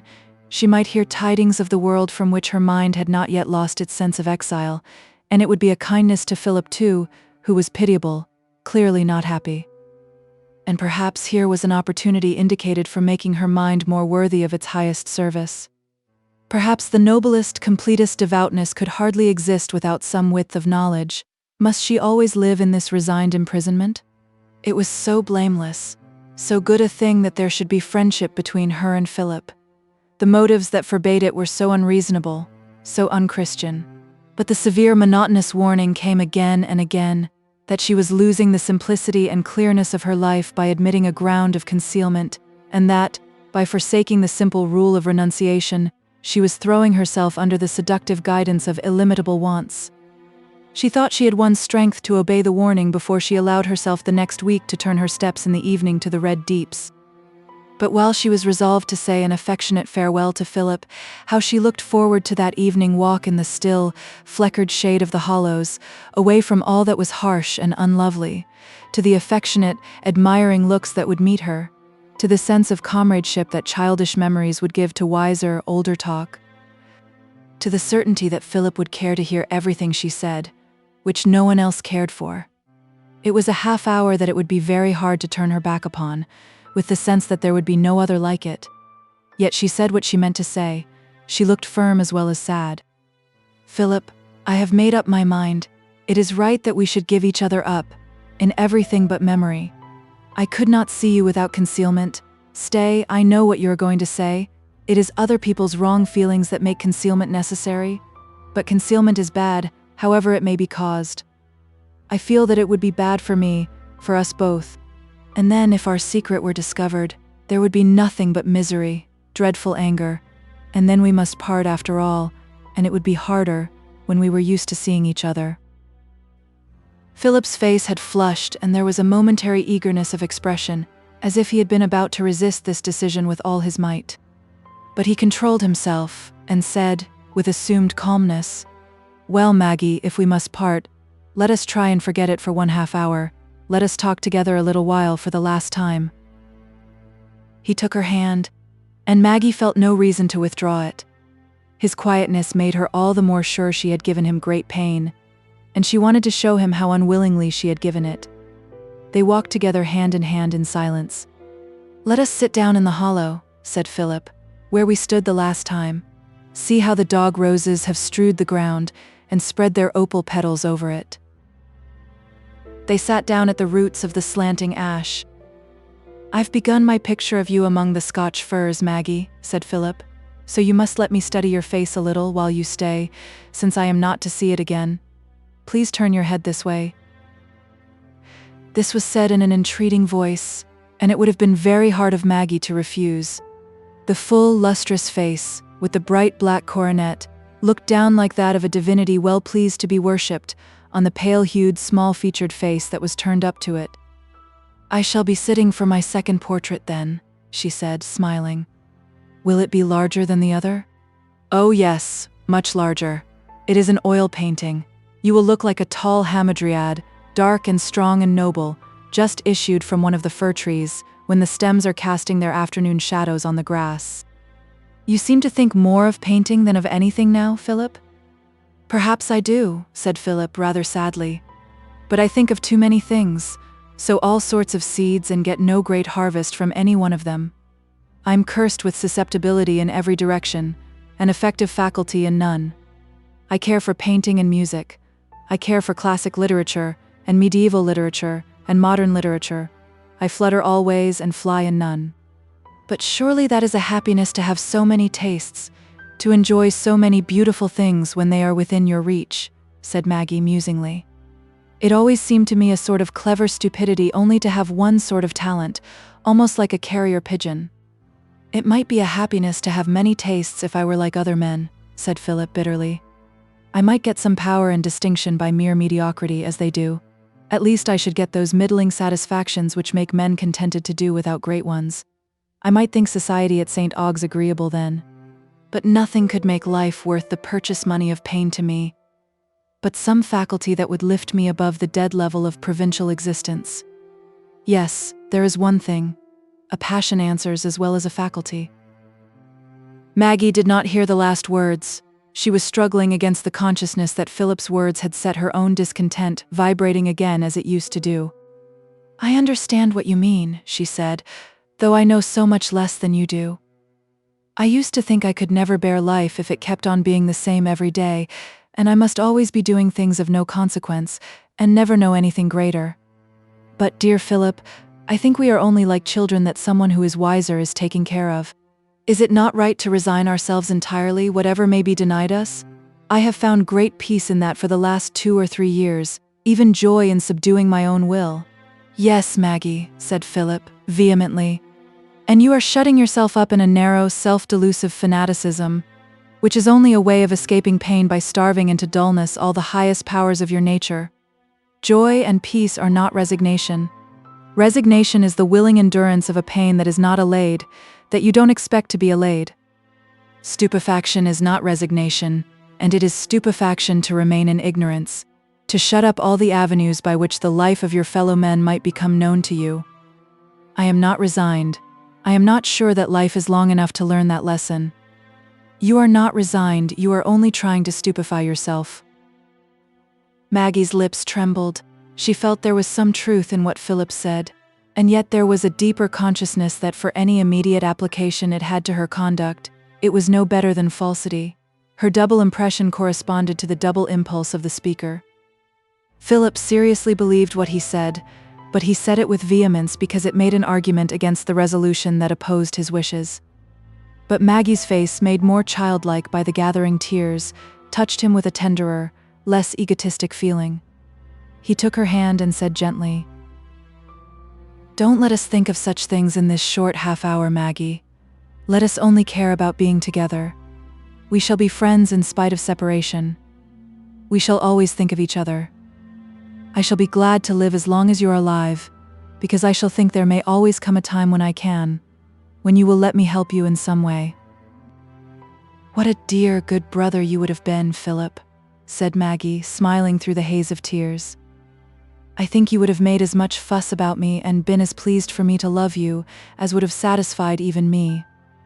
You would have loved me well enough to bear with me and forgive me everything. That was what I always longed that Tom should do. I was never satisfied with a little of anything. That is why it is better for me to do without earthly happiness altogether. I never felt that I had enough music. I wanted more instruments playing together. I wanted voices to be fuller and deeper. Do you ever sing now, Philip?" she added abruptly, as if she had forgotten what went before. "Yes," he said, "every day, almost. But my voice is only middling, like everything else in me." "Oh, sing me something, just one song. I may listen to that before I go. Something you used to sing at Lorton on a Saturday afternoon, when we had the drawing room all to ourselves, and I put my apron over my head to listen." "I know," said Philip, and Maggie buried her face in her hands while he sang sotto voce, "Love in her eyes sits playing," and then said, "That's it, isn't it?" "Oh no, I won't stay," said Maggie, starting up. "It will only haunt me. Let us walk, Philip. I must go home." She moved away so that he was obliged to rise and follow her. "Maggie," he said, in a tone of remonstrance, "don't persist in this willful, senseless privation. It makes me wretched to see you benumbing and cramping your nature in this way. You were so full of life when you were a child, I thought you would be a brilliant woman, all wit and bright imagination. And it flashes out in your face still, until you draw that veil of dull quiescence over it." "Why do you speak so bitterly to me, Philip?" said Maggie. "Because I foresee it will not end well. You can never carry on this self-torture." "I shall have strength given me," said Maggie tremulously. "No, you will not, Maggie. No one has strength given to do what is unnatural. It is mere cowardice to seek safety in negations. No character becomes strong in that way. You will be thrown into the world some day, and then every rational satisfaction of your nature that you deny now will assault you like a savage appetite." Maggie started and paused, looking at Philip with alarm in her face. "Philip, how dare you shake me in this way? You are a tempter." "No, I am not. But love gives insight, Maggie, and insight often gives foreboding. Listen to me. Let me supply you with books. Do let me see you sometimes, be your brother and teacher, as you said at Lorton. It is less wrong that you should see me than that you should be committing this long suicide." Maggie felt unable to speak. She shook her head and walked on in silence, till they came to the end of the Scotch firs, and she put out her hand in sign of parting. "Do you banish me from this place forever then, Maggie? Surely I may come and walk in it sometimes. If I meet you by chance, there is no concealment in that?" It is the moment when our resolution seems about to become irrevocable, when the fatal iron gates are about to close upon us, that tests our strength. Then, after hours of clear reasoning and firm conviction, we snatch at any sophistry that will nullify our long struggles and bring us the defeat that we love better than victory.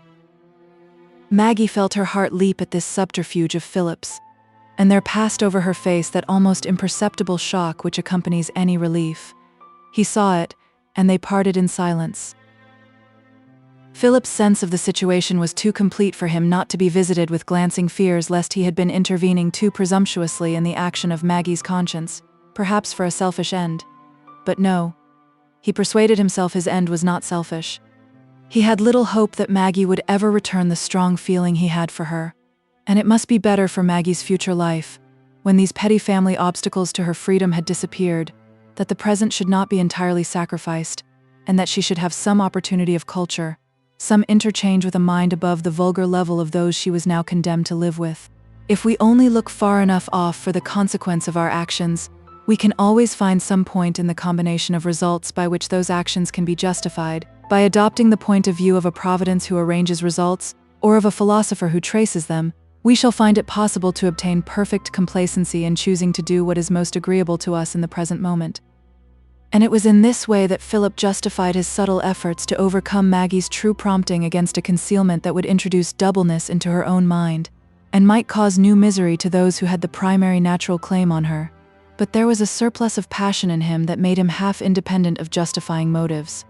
His longing to see Maggie and make an element in her life had in it some of that savage impulse to snatch an offered joy which springs from a life in which the mental and bodily constitution have made pain predominate. He had not his full share in the common good of men. He could not even pass muster with the insignificant, but must be singled out for pity and accepted from what was a matter of course with others. Even to Maggie he was an exception. It was clear that the thought of his being her lover had never entered her mind. Do not think too hardly of Philip. Ugly and deformed people have great need of unusual virtues, because they are likely to be extremely uncomfortable without them. But the theory that unusual virtues spring by a direct consequence out of personal disadvantages, as animals get thicker wool in severe climates, is perhaps a little overstrained. The temptations of beauty are much dwelt upon, but I fancy they only bear the same relation to those of ugliness, as the temptation to excess at a feast, where the delights are varied for eye and ear as well as palate, bears to the temptations that assail the desperation of hunger. Does not the hunger tower stand as the type of the utmost trial to what is human in us? Philip had never been soothed by that mother's love which flows out to us in the greater abundance because our need is greater, which clings to us the more tenderly because we are the less likely to be winners in the game of life, and the sense of his father's affection and indulgence toward him was marred by the keener perception of his father's faults. Kept aloof from all practical life as Philip had been, and by nature half feminine in sensitiveness, he had some of the woman's intolerant repulsion toward worldliness and the deliberate pursuit of sensual enjoyment, and this one strong natural tie in his life, his relation as a son, was like an aching limb to him. Perhaps there is inevitably something morbid in a human being who is in any way unfavorably accepted from ordinary conditions until the good force has had time to triumph, and it has rarely had time for that at 22. That force was present in Philip in much strength, but the sun himself looks feeble through the morning mists. Chapter 4. Another love scene. Early in the following April, nearly a year after that dubious parting you have just witnessed, you may, if you like, again see Maggie entering the red deeps through the group of Scotch firs. But it is early afternoon and not evening, and the edge of sharpness in the spring air makes her draw her large shawl close about her and trip along rather quickly, though she looks round as usual that she may take in the sight of her beloved trees. There is a more eager, inquiring look in her eyes than there was last June, and a smile is hovering about her lips, as if some playful speech were awaiting the right hearer. The hearer was not long in appearing. "Take back your Corinne," said Maggie, drawing a book from under her shawl. "You were right in telling me she would do me no good, but you were wrong in thinking I should wish to be like her." "Wouldn't you really like to be a 10th muse, then, Maggie?" said Philip, looking up in her face as we look at a first parting in the clouds that promises us a bright heaven once more. "Not at all," said Maggie, laughing. "The muses were uncomfortable goddesses, I think, obliged always to carry rolls and musical instruments about with them. If I carried a harp in this climate, I must have a green baize cover for it, and I should be sure to leave it behind me by mistake." "You agree with me in not liking Corinne, then?" "I didn't finish the book," said Maggie. "As soon as I came to the blonde-haired young lady reading in the park, I shut it up and determined to read no further. I foresaw that light-complexioned girl would win away all the love from Corinne and make her miserable. I'm determined to read no more books where the blonde-haired women carry away all the happiness. I should begin to have a prejudice against them. If you could give me some story now, where the dark woman triumphs, it would restore the balance. I want to avenge Rebecca and Flora McIvor and Minna, and all the rest of the dark, unhappy ones. Since you are my tutor, you ought to preserve my mind from prejudices. You are always arguing against prejudices. Well, perhaps you will avenge the dark women in your own person and carry away all the love from your cousin Lucy. She is sure to have some handsome young man of St. Aug's at her feet now, and you have only to shine upon him. Your fair little cousin will be quite quenched in your beams." "Philip, that is not pretty of you to apply my nonsense to anything real," said Maggie, looking hurt. "As if I, with my old gowns and want of all accomplishments, could be a rival of dear little Lucy, who knows and does all sorts of charming things, and is 10 times prettier than I am, even if I were odious and base enough to wish to be her rival. Besides, I never go to Aunt Dean's when anyone is there. It is only because dear Lucy is good and loves me that she comes to see me and will have me go to see her sometimes." "Maggie," said Philip with surprise, "it is not like you to take playfulness literally. You must have been in St. Aug's this morning and brought away a slight infection of dullness."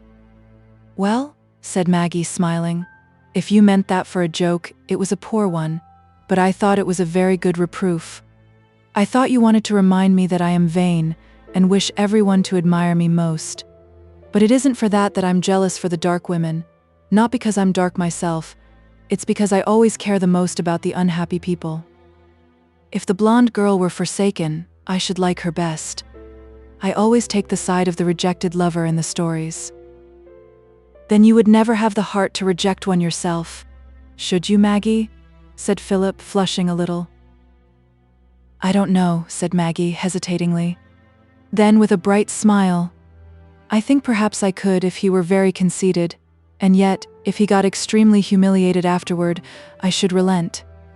"I've often wondered, Maggie," Philip said, with some effort, "whether you wouldn't really be more likely to love a man that other women were not likely to love." "That would depend on what they didn't like him for," said Maggie, laughing. "He might be very disagreeable. He might look at me through an eyeglass stuck in his eye, making a hideous face, as young Tory does. I should think other women are not fond of that, but I never felt any pity for young Tory.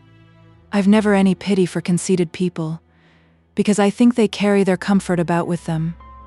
But suppose, Maggie, suppose it was a man who was not conceited, who felt he had nothing to be conceited about, who had been marked from childhood for a peculiar kind of suffering, and to whom you were the day-star of his life, who loved you, worshipped you so entirely that he felt it happiness enough for him if you would let him see you at rare moments." Philip paused with a pang of dread lest his confession should cut short this very happiness, a pang of the same dread that had kept his love mute through long months. A rush of self-consciousness told him that he was besotted to have said all this. Maggie's manner this morning had been as unconstrained and indifferent as ever. But she was not looking indifferent now.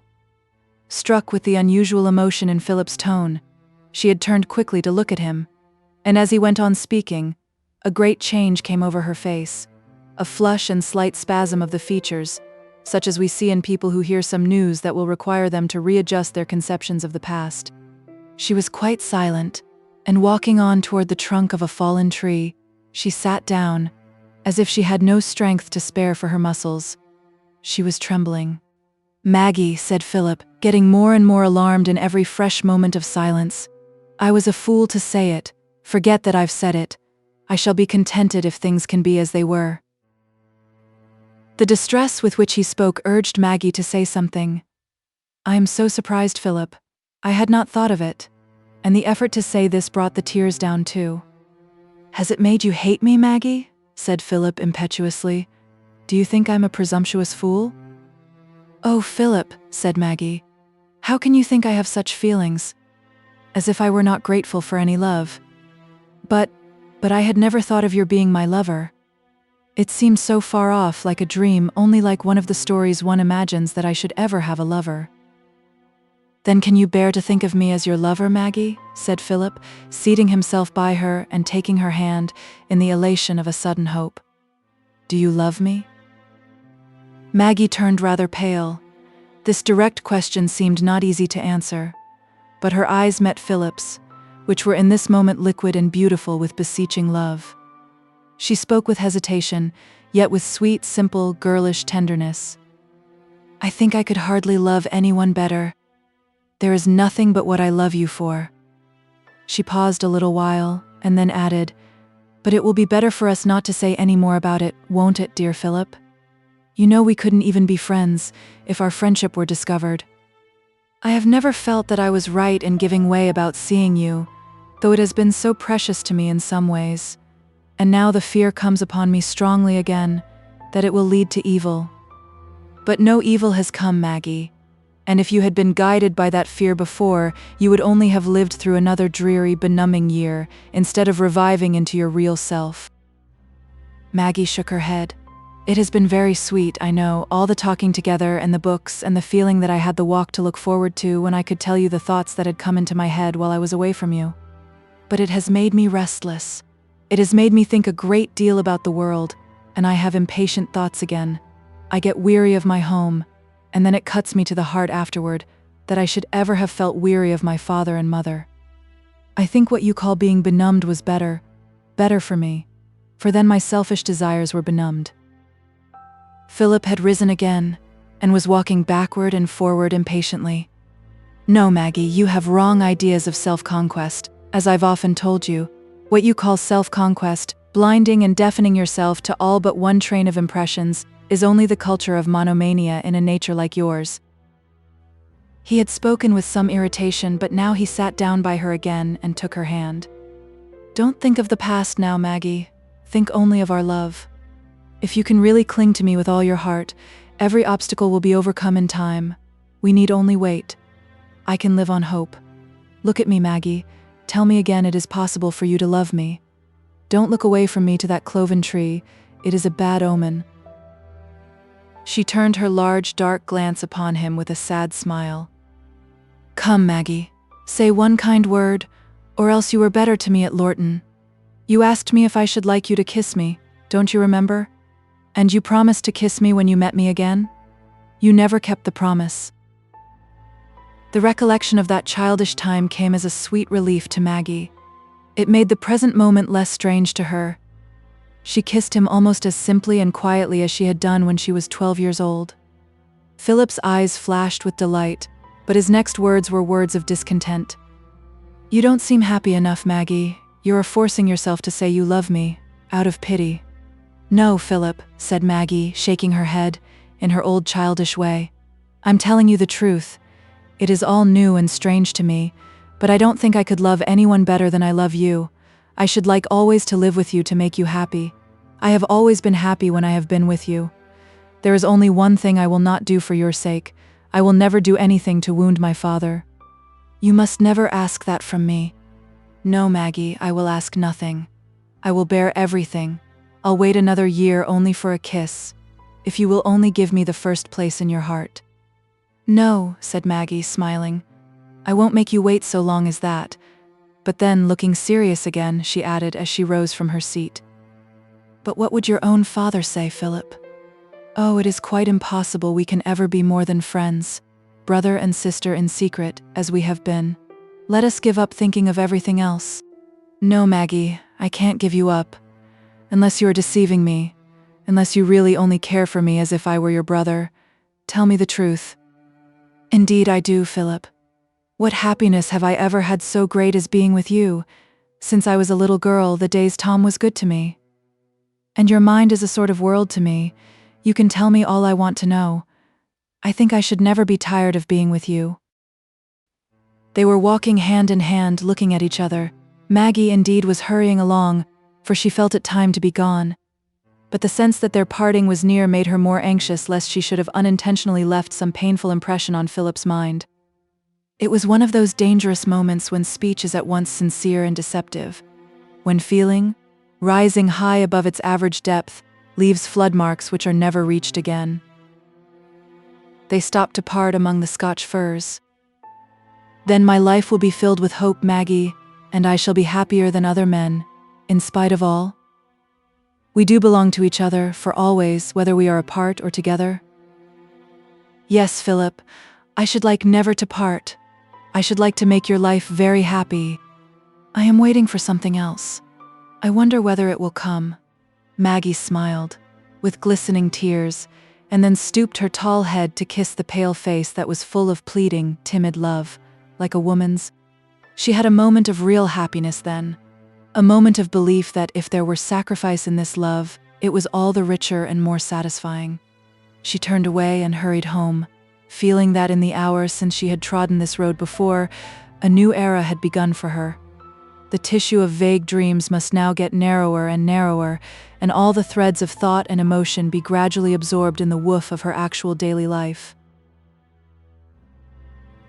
Chapter 5. The Cloven Tree. Secrets are rarely betrayed or discovered according to any program our fear has sketched out. Fear is almost always haunted by terrible dramatic scenes, which recur in spite of the best-argued probabilities against them, and during a year that Maggie had had the burthen of concealment on her mind, the possibility of discovery had continually presented itself under the form of a sudden meeting with her father or Tom when she was walking with Philip in the Red Deeps. She was aware that this was not one of the most likely events, but it was the scene that most completely symbolized her inward dread. Those slight indirect suggestions which are dependent on apparently trivial coincidences and incalculable states of mind are the favorite machinery of fact, but are not the stuff in which imagination is apt to work. Certainly one of the persons about whom Maggie's fears were furthest from troubling themselves was her Aunt Pullet, on whom, seeing that she did not live in St. Ogg's and was neither sharp-eyed nor sharp-tempered, it would surely have been quite whimsical of them to fix rather than on Aunt Glegg. And yet the channel of fatality, the pathway of the lightning, was no other than Aunt Pullet. She did not live at St. Ogg's, but the road from Garum Firs lay by the Red Deeps, at the end opposite that by which Maggie entered. The day after Maggie's last meeting with Philip, being a Sunday on which Mr. Pullet was bound to appear in funeral hatband and scarf at St. Ogg's Church, Mrs. Pullet made this the occasion of dining with Sister Glegg and taking tea with poor Sister Tulliver. Sunday was the one day in the week on which Tom was at home in the afternoon, and today the brighter spirits he had been in of late had flowed over in unusually cheerful open chat with his father, and in the invitation, "Come, Magsie, you come too," when he strolled out with his mother in the garden to see the advancing cherry blossoms. He had been better pleased with Maggie since she had been less odd and ascetic. He was even getting rather proud of her. Several persons had remarked in his hearing that his sister was a very fine girl. Today there was a peculiar brightness in her face, due in reality to an undercurrent of excitement, which had as much doubt and pain as pleasure in it, but it might pass for a sign of happiness. "You look very well, my dear," said Aunt Pullet, shaking her head sadly, as they sat round the tea-table. "I never thought your girl 'ud be so good-looking, Bessie. But you must wear pink, my dear. That blue thing as your Aunt Glegg gave you turns you into a crowflower. Jane never was tasty. Why don't you wear that gown o' mine?" "It is so pretty and so smart, Aunt. I think it's too showy for me, at least for my other clothes, that I must wear with it. To be sure, it 'ud be unbecoming if it wasn't well known you've got them belonging to you as can afford to give you such things when they've done with 'em themselves.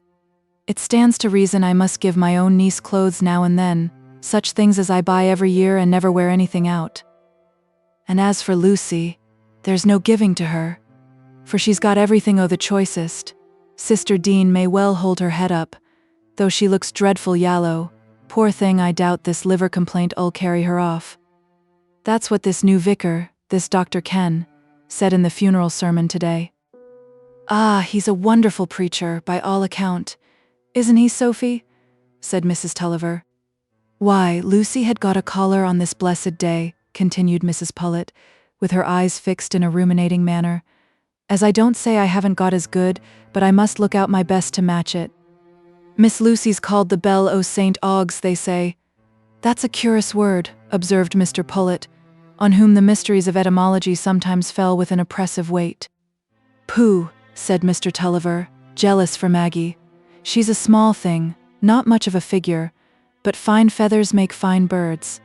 I see nothing to admire so much in those diminutive women. They look silly by the side of the men, out of proportion. When I chose my wife, I chose her the right size, neither too little nor too big." The poor wife, with her withered beauty, smiled complacently. "But the men aren't all big," said Uncle Pullet, not without some self-reference. "A young fellow may be good-looking and yet not be a 6 foot, like Master Tom here." "Ah, it's poor talking about littleness and bigness. Anybody may think it's a mercy they're straight," said Aunt Pullet. "There's that mismade son o' lawyer Wakem's. I saw him at church today. Dear, dear, to think o' the property he's like to have. And they say he's very queer and lonely, doesn't like much company. I shouldn't wonder if he goes out of his mind, for we never come along the road but he's a scrambling out of the trees and brambles at the red deeps." This wide statement, by which Mrs. Pullet represented the fact that she had twice seen Philip at the spot indicated, produced an effect on Maggie which was all the stronger because Tom sate opposite her, and she was intensely anxious to look indifferent. At Philip's name she had blushed, and the blush deepened every instant from consciousness, until the mention of the red deeps made her feel as if the whole secret were betrayed, and she dared not even hold her teaspoon lest she should show how she trembled. She sat with her hands clasped under the table, not daring to look round.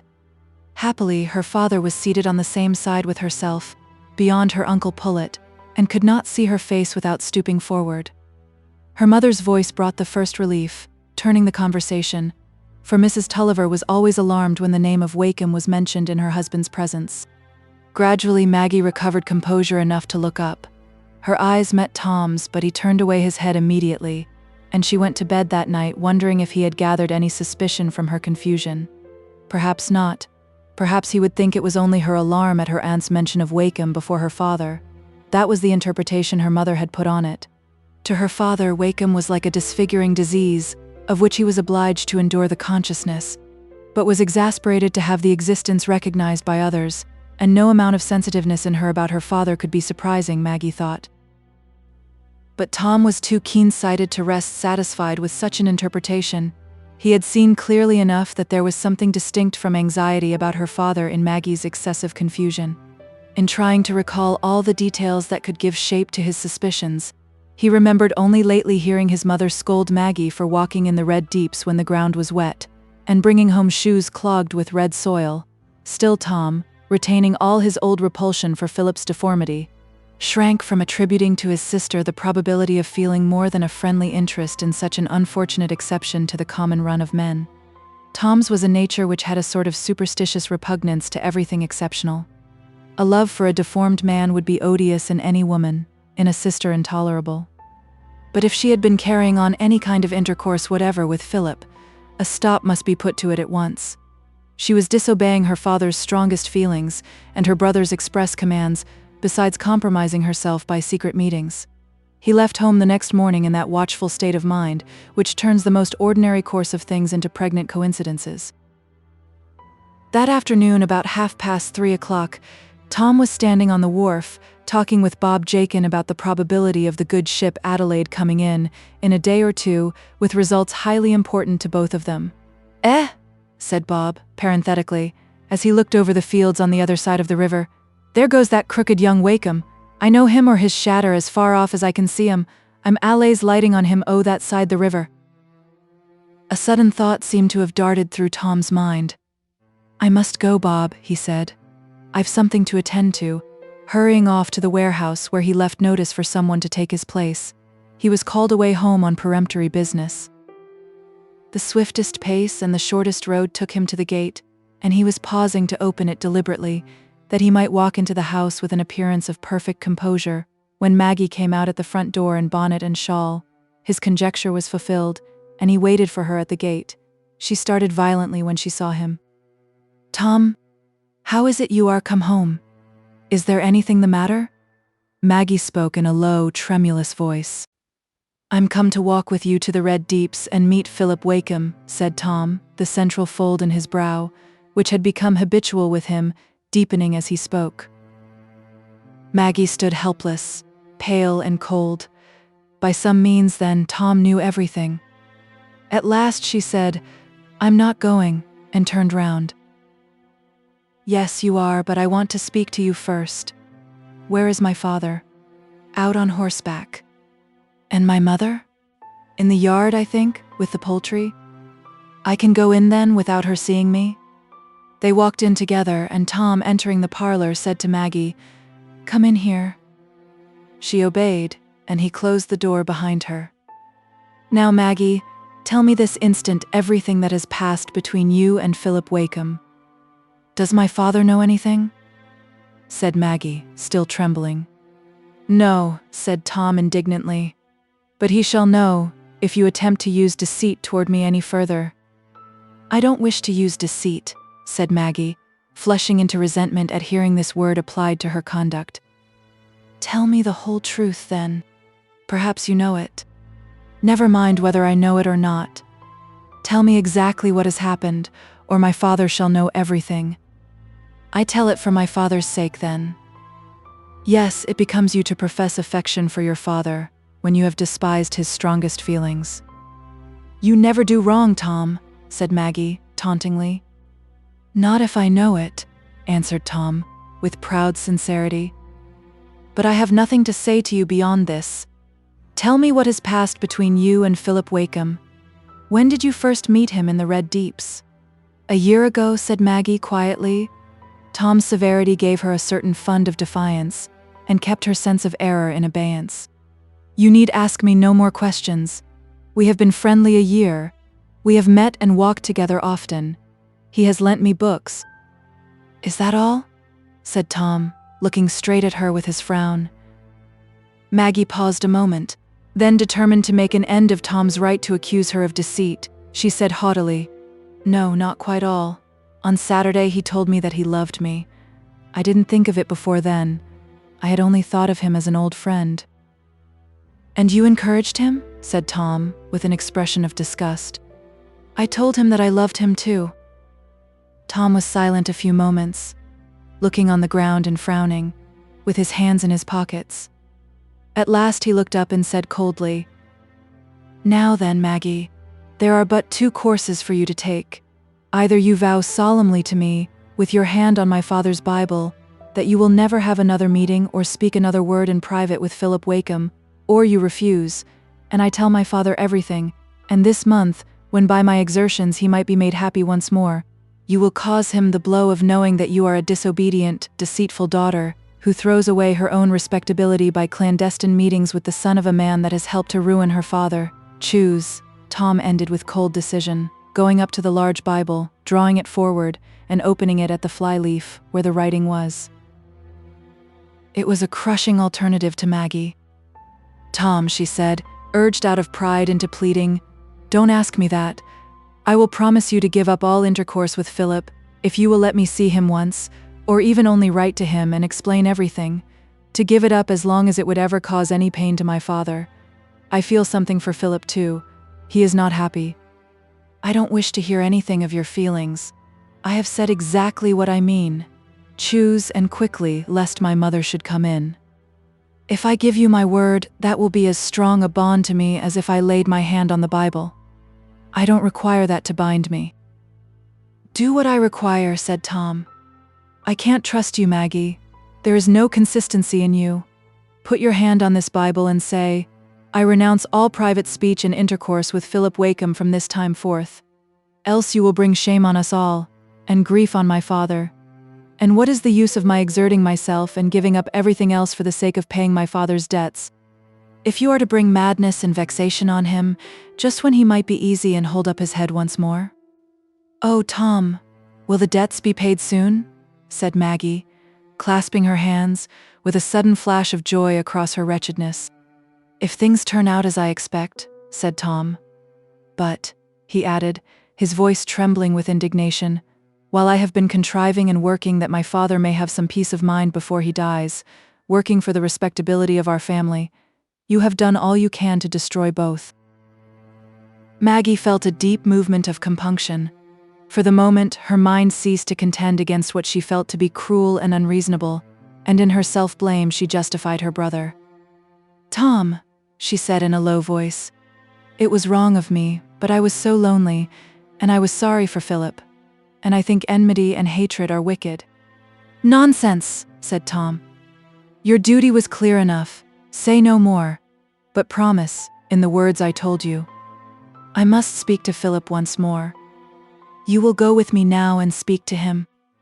I give you my word not to meet him or write to him again without your knowledge. That is the only thing I will say. I will put my hand on the Bible if you like." "Say it then." Maggie laid her hand on the page of manuscript and repeated the promise. Tom closed the book and said, "Now let us go." Not a word was spoken as they walked along.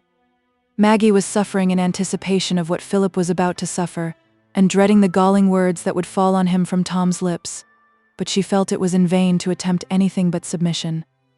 Tom had his terrible clutch on her conscience and her deepest dread. She writhed under the demonstrable truth of the character he had given to her conduct, and yet her whole soul rebelled against it as unfair from its incompleteness. He meanwhile felt the impetus of his indignation diverted toward Philip. He did not know how much of an old boyish repulsion and of mere personal pride and animosity was concerned in the bitter severity of the words by which he meant to do the duty of a son and a brother. Tom was not given to inquire subtly into his own motives any more than into other matters of an intangible kind. He was quite sure that his own motives as well as actions were good, else he would have had nothing to do with them. Maggie's only hope was that something might, for the first time, have prevented Philip from coming. Then there would be delay. Then she might get Tom's permission to write to him.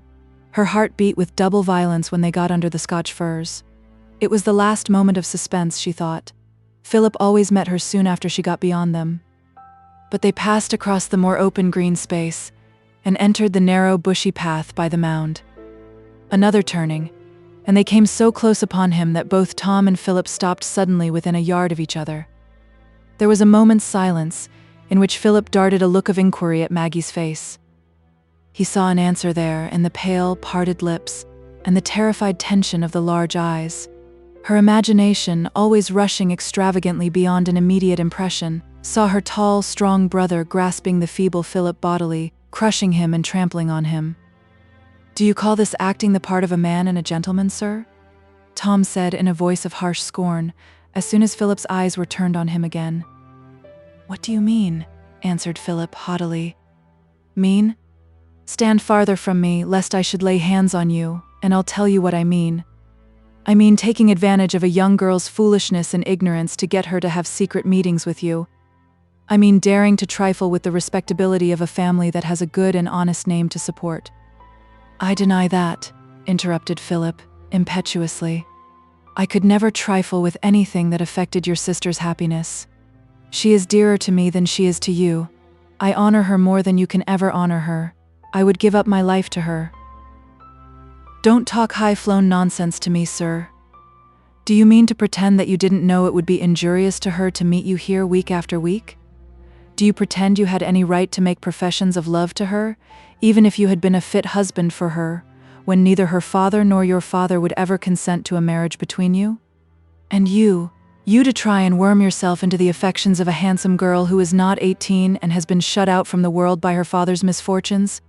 That's your crooked notion of honor, is it? I call it base treachery. I call it taking advantage of circumstances to win what's too good for you, what you'd never get by fair means."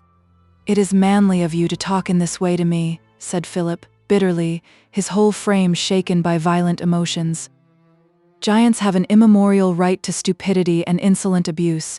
You are incapable even of understanding what I feel for your sister. I feel so much for her that I could even desire to be at friendship with you."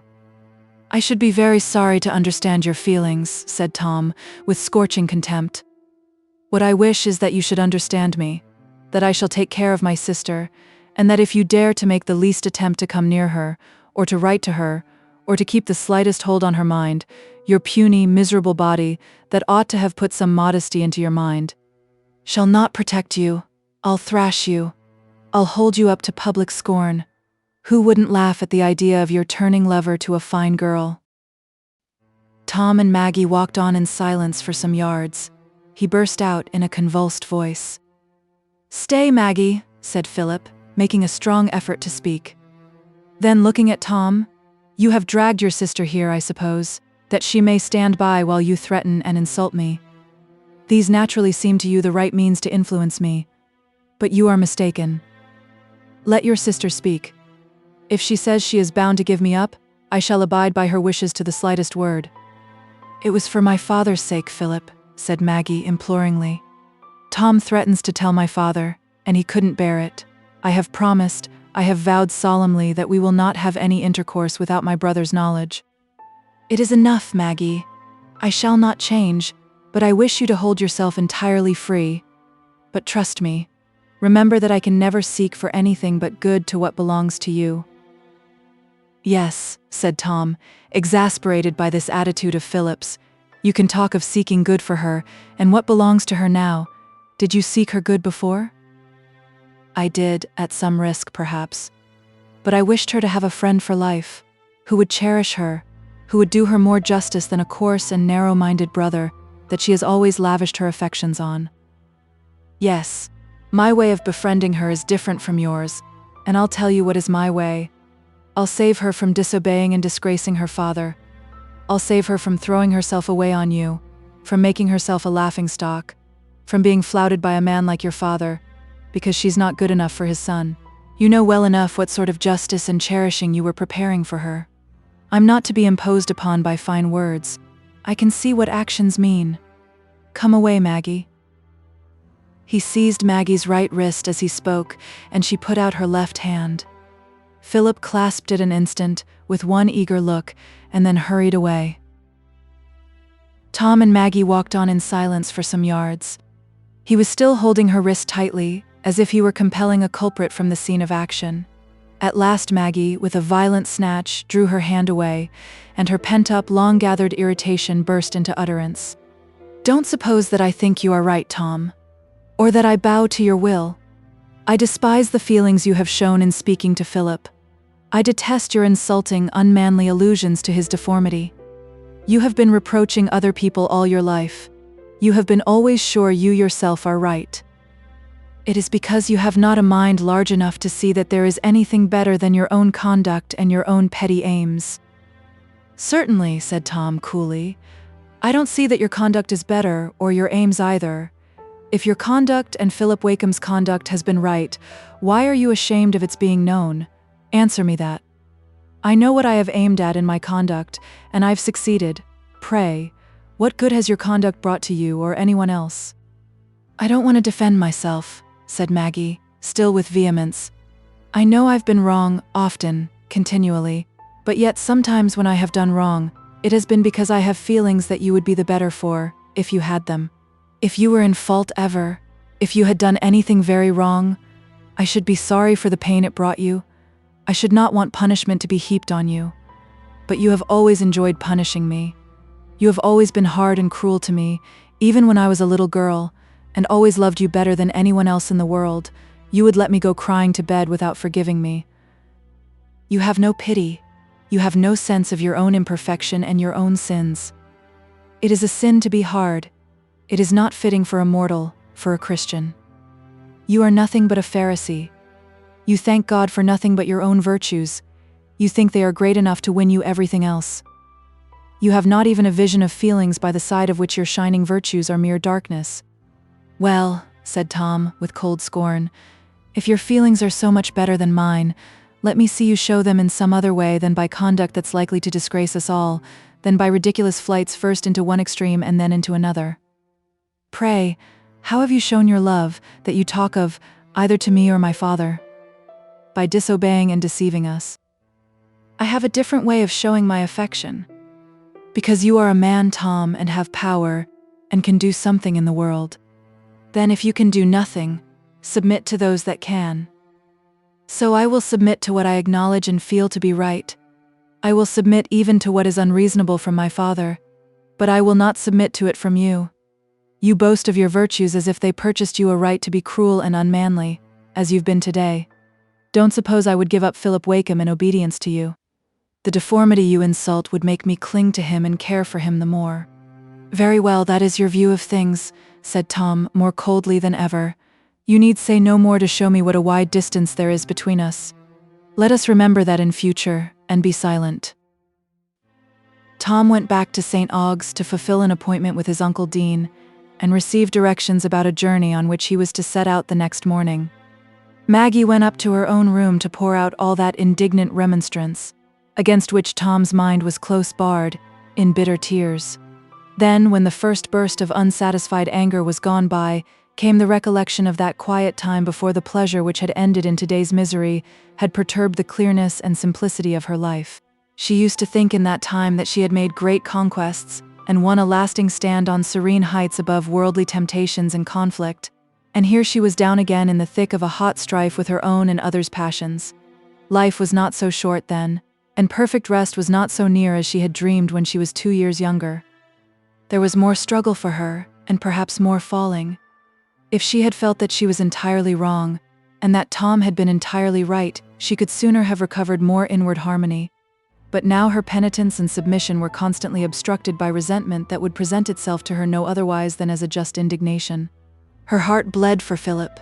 She went on recalling the insults that had been flung at him with so vivid a conception of what he had felt under them, that it was almost like a sharp bodily pain to her, making her beat the floor with her foot and tighten her fingers on her palm. And yet, how was it that she was now and then conscious of a certain dim background of relief in the forced separation from Philip? Surely it was only because the sense of a deliverance from concealment was welcome at any cost. Chapter 6. The Hard-Won Triumph. 3 weeks later, when Dorcote Mill was at its prettiest moment in all the year, the great chestnuts in blossom, and the grass all deep and daisied, Tom Tulliver came home to it earlier than usual in the evening, and as he passed over the bridge he looked with the old deep-rooted affection at the respectable red brick house, which always seemed cheerful and inviting outside. Let the rooms be as bare and the hearts as sad as they might inside. There is a very pleasant light in Tom's blue-gray eyes as he glances at the house windows. That fold in his brow never disappears, but it is not unbecoming. It seems to imply a strength of will that may possibly be without harshness, when the eyes and mouth have their gentlest expression. His firm step becomes quicker, and the corners of his mouth rebel against the compression which is meant to forbid a smile. The eyes in the parlor were not turned toward the bridge just then, and the group there was sitting in unexpectant silence. Mr. Tulliver in his armchair, tired with a long ride, and ruminating with a worn look, fixed chiefly on Maggie, who was bending over her sewing while her mother was making the tea. They all looked up with surprise when they heard the well-known foot. "Why, what's up now, Tom?" said his father. "You're a bit earlier than usual." "Oh, there was nothing more for me to do, so I came away." "Well, mother?" Tom went up to his mother and kissed her, a sign of unusual good humor with him. Hardly a word or look had passed between him and Maggie in all the 3 weeks. But his usual incommunicativeness at home prevented this from being noticeable to their parents. "Father," said Tom, when they had finished tea, "do you know exactly how much money there is in the tin box?" "Only £193, said Mr. Tulliver. "You've brought less o' late, but young fellows like to have their own way with their money. Though I didn't do as I liked before I was of age." He spoke with rather timid discontent. "Are you quite sure that's the sum, father?" said Tom. "I wish you would take the trouble to fetch the tin box down. I think you have perhaps made a mistake." "How should I make a mistake?" said his father sharply. "I've counted it often enough, but I can fetch it if you won't believe me." It was always an incident Mr. Tulliver liked, in his gloomy life, to fetch the tin box and count the money. "Don't go out of the room, mother," said Tom, as he saw her moving when his father was gone upstairs. "And isn't Maggie to go?" said Mrs. Tulliver. "Because somebody must take away the things." "Just as she likes," said Tom indifferently. That was a cutting word to Maggie. Her heart had leaped with the sudden conviction that Tom was going to tell their father the debts could be paid, and Tom would have let her be absent when that news was told. But she carried away the tray and came back immediately. The feeling of injury on her own behalf could not predominate at that moment. Tom drew to the corner of the table near his father when the tin box was set down and opened, and the red evening light falling on them made conspicuous the worn, sour gloom of the dark-eyed father and the suppressed joy in the face of the fair-complexioned son. The mother and Maggie sat at the other end of the table, the one in blank patience, the other in palpitating expectation. Mr. Tulliver counted out the money, setting it in order on the table, and then said, glancing sharply at Tom, "There now. You see I was right enough." He paused, looking at the money with bitter despondency. "There's more nor 300 wanting. It'll be a fine while before I can save that. Losing that 42 pound with the corn was a sore job. This world's been too many for me. It's took 4 year to lay this by. It's much if I'm above ground for another 4 year. I must trust into you to pay 'em," he went on with a trembling voice. "If you keep I the same mind now you're coming o' age. But you're like enough to bury me first." He looked up in Tom's face with a querulous desire for some assurance. "No, father," said Tom, speaking with energetic decision, though there was tremor discernible in his voice too. "You will live to see the debts all paid. You shall pay them with your own hand." His tone implied something more than mere hopefulness or resolution. A slight electric shock seemed to pass through Mr. Tulliver, and he kept his eyes fixed on Tom with a look of eager inquiry, while Maggie, unable to restrain herself, rushed to her father's side and knelt down by him. Tom was silent a little while before he went on. "A good while ago my Uncle Glegg lent me a little money to trade with, and that has answered. I have 320 pounds in the bank." His mother's arms were round his neck as soon as the last words were uttered, and she said, half crying, "Oh, my boy, I knew you'd make everything right again, when you got a man." But his father was silent. The flood of emotion hemmed in all power of speech. Both Tom and Maggie were struck with fear lest the shock of joy might even be fatal. But the blessed relief of tears came. The broad chest heaved, the muscles of the face gave way, and the gray-haired man burst into loud sobs. The fit of weeping gradually subsided, and he sat quiet, recovering the regularity of his breathing. At last he looked up at his wife and said in a gentle tone, "Bessie, you must come and kiss me now the lad has made you amends. You'll see a bit o' comfort again, belike." When she had kissed him, and he had held her hand a minute, his thoughts went back to the money. "I wish you'd brought me the money to look at, Tom," he said, fingering the sovereigns on the table. "I should have felt surer." "You shall see it tomorrow, father," said Tom. "My Uncle Dean has appointed the creditors to meet tomorrow at the Golden Lion, and he has ordered a dinner for them at 2 o'clock. My Uncle Glegg and he will both be there. It was advertised in the Messenger on Saturday." "Then Wakem knows on't," said Mr. Tulliver, his eye kindling with triumphant fire.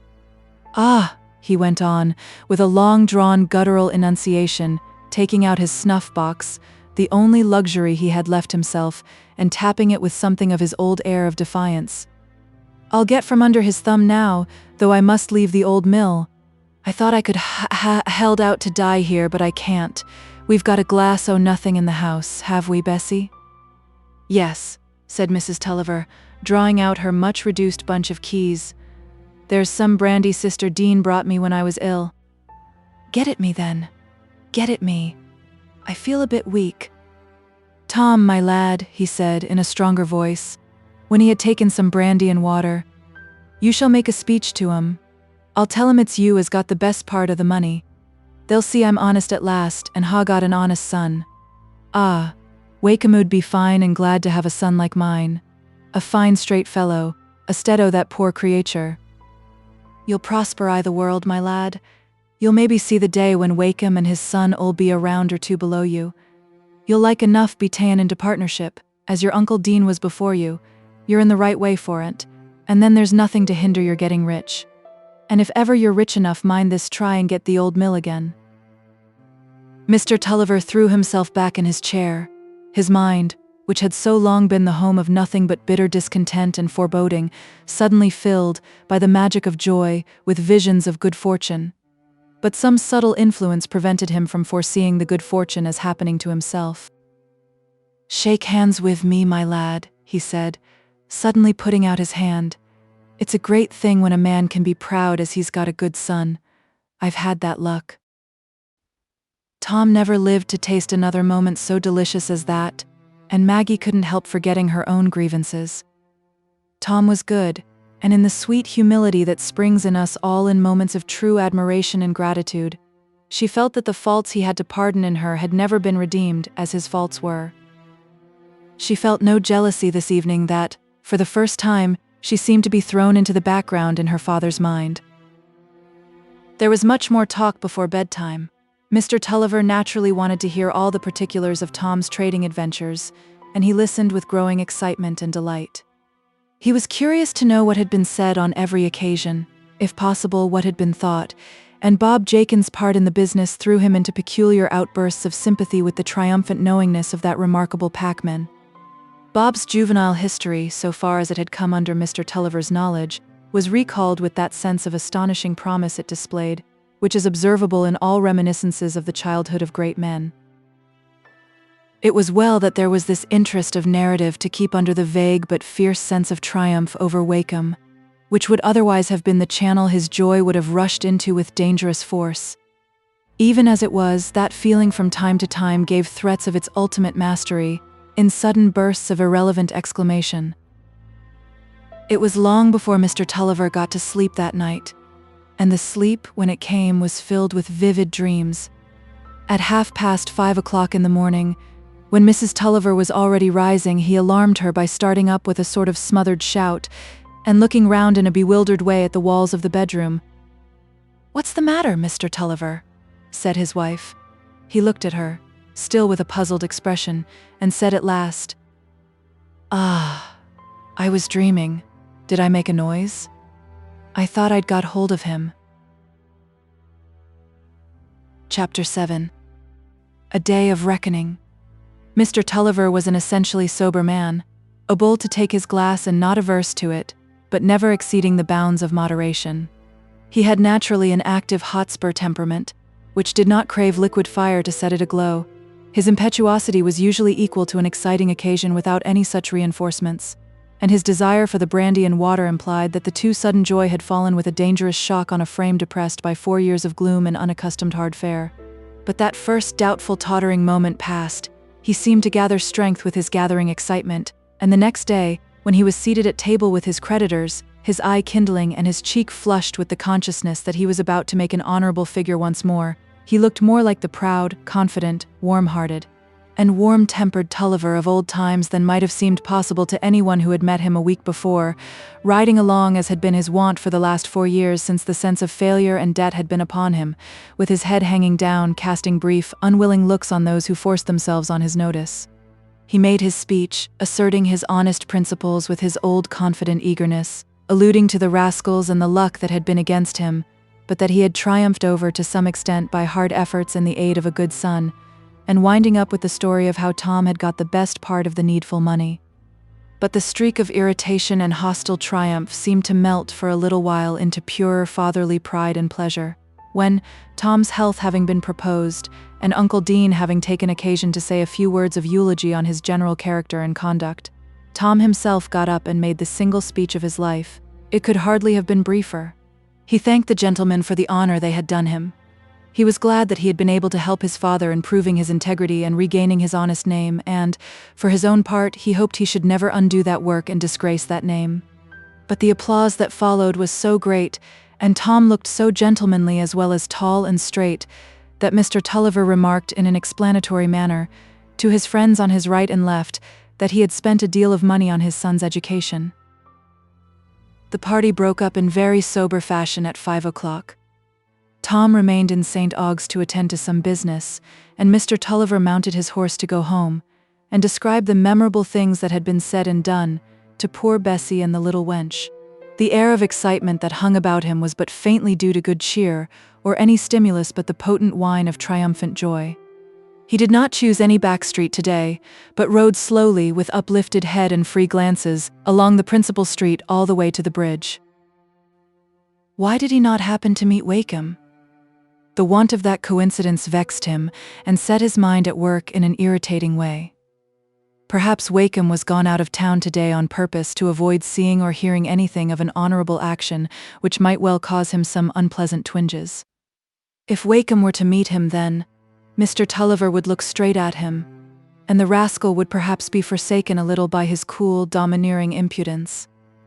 He would know by and by that an honest man was not going to serve him any longer, and lend his honesty to fill a pocket already overfull of dishonest gains. Perhaps the luck was beginning to turn. Perhaps the devil didn't always hold the best cards in this world. Simmering in this way, Mr. Tulliver approached the yard gates of Dorlcote Mill, near enough to see a well-known figure coming out of them on a fine black horse. They met about 50 yards from the gates, between the great chestnuts and elms and the high bank. "Tulliver," said Wakem, abruptly, in a haughtier tone than usual, "what a fool's trick you did, spreading those hard lumps on that far close. I told you how it would be, but you men never learn to farm with any method." "Oh," said Tulliver, suddenly boiling up. "Get somebody else to farm for you then, as I'll ask you to teach him." "You have been drinking, I suppose?" said Wakem, really believing that this was the meaning of Tulliver's flushed face and sparkling eyes. "No, I've not been drinking," said Tulliver. "I want no drinking to help me make up my mind, as I'll serve no longer under a scoundrel." "Very well. You may leave my premises tomorrow then. Hold your insolent tongue and let me pass." Tulliver was backing his horse across the road to hem Wakem in. "No, I shan't let you pass," said Tulliver, getting fiercer. "I shall tell you what I think of you first. You're too big a rascal to get hanged, you're—" "Let me pass, you ignorant brute, or I'll ride over you." Mr. Tulliver, spurring his horse and raising his whip, made a rush forward, and Wakem's horse, rearing and staggering backward, threw his rider from the saddle and sent him sideways on the ground. Wakem had had the presence of mind to loose the bridle at once, and as the horse only staggered a few paces and then stood still, he might have risen and remounted without more inconvenience than a bruise and a shake. But before he could rise, Tulliver was off his horse too.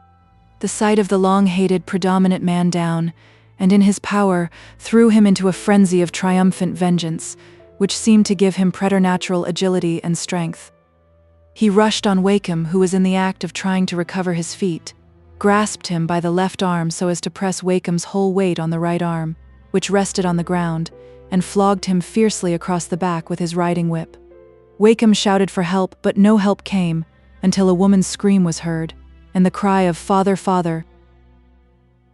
Suddenly Wakem felt something had arrested Mr. Tulliver's arm, for the flogging ceased, and the grasp on his own arm was relaxed. "Get away with you, go," said Tulliver angrily. But it was not to Wakem that he spoke. Slowly the lawyer rose and, as he turned his head, saw that Tulliver's arms were being held by a girl, rather by the fear of hurting the girl that clung to him with all her young might. "Oh, Luke, mother, come and help Mr. Wakem," Maggie cried as she heard the longed-for footsteps. "Help me onto that low horse," said Wakem to Luke. "Then I shall perhaps manage, though, confound it, I think this arm is sprained." With some difficulty, Wakem was heaved onto Tulliver's horse. Then he turned toward the miller and said, with white rage, "You'll suffer for this, sir. Your daughter is a witness that you've assaulted me." "I don't care," said Mr. Tulliver, in a thick, fierce voice. "Go and show your back, and tell him I thrashed you. Tell him I've made things a bit more even the world." "Ride my horse home with me," said Wakem to Luke, "by the Tofton ferry, not through the town." "Father, come in," said Maggie imploringly. Then, seeing that Wakem had ridden off, and that no further violence was possible, she slackened her hold and burst into hysteric sobs, while poor Mrs. Tulliver stood by in silence, quivering with fear. But Maggie became conscious that as she was slackening her hold, her father was beginning to grasp her and lean on her. The surprise checked her sobs. "I feel ill faintish," he said. "Help me in, Bessie. I'm giddy, I've a pain i' the head." He walked in slowly, propped by his wife and daughter, and tottered into his armchair. The almost purple flush had given way to paleness, and his hand was cold. "Hadn't we better send for the doctor?" said Mrs. Tulliver. He seemed to be too faint and suffering to hear her, but presently when she said to Maggie, "Go and seek for somebody to fetch the doctor," He looked up at her with full comprehension and said, "Doctor? No, no, doctor. It's my head, that's all. Help me to bed." Sad ending to the day that had risen on them all like a beginning of better times. But mingled seed must bear a mingled crop. In half an hour after his father had lain down, Tom came home. Bob Jakin was with him, come to congratulate the old master, not without some excusable pride that he had had his share in bringing about Mr. Tom's good luck, and Tom had thought his father would like nothing better, as a finish to the day, than a talk with Bob. But now Tom could only spend the evening in gloomy expectation of the unpleasant consequences that must follow on this mad outbreak of his father's long-smothered hate. After the painful news had been told, he sat in silence. He had not spirit or inclination to tell his mother and sister anything about the dinner. They hardly cared to ask it. Apparently the mingled thread in the web of their life was so curiously twisted together that there could be no joy without a sorrow coming close upon it. Tom was dejected by the thought that his exemplary effort must always be baffled by the wrongdoing of others. Maggie was living through, over and over again, the agony of the moment in which she had rushed to throw herself on her father's arm, with a vague, shuddering foreboding of wretched scenes to come. Not one of the three felt any particular alarm about Mr. Tulliver's health. The symptoms did not recall his former dangerous attack, and it seemed only a necessary consequence that his violent passion and effort of strength, after many hours of unusual excitement, should have made him feel ill. Rest would probably cure him. Tom, tired out by his active day, fell asleep soon and slept soundly. It seemed to him as if he had only just come to bed when he waked to see his mother standing by him in the gray light of early morning. "My boy, you must get up this minute. I've sent for the doctor, and your father wants you and Maggie to come to him." "Is he worse, Mother?" "He's been very ill all night with his head, but he doesn't say it's worse. He only said suddenly, 'Bessie, fetch the boy and girl. Tell 'em to make haste.'" Maggie and Tom threw on their clothes hastily in the chill gray light, and reached their father's room almost at the same moment. He was watching for them with an expression of pain on his brow, but with sharpened, anxious consciousness in his eyes. Mrs. Tulliver stood at the foot of the bed, frightened and trembling, looking worn and aged from disturbed rest. Maggie was at the bedside first, but her father's glance was toward Tom, who came and stood next to her. "Tom, my lad, it's come upon me as I shan't get up again. This world's been too many for me, my lad, but you've done what you could to make things a bit even. Shake hands with me again, my lad, before I go away from you." The father and son clasped hands and looked at each other an instant. Then Tom said, trying to speak firmly, "Have you any wish, father, that I can fulfill?" "When?" "Aye, my lad, you'll try and get the old mill back." "Yes, father." "And there's your mother. You'll try and make her amends all you can. For my bad luck, and there's the little wench."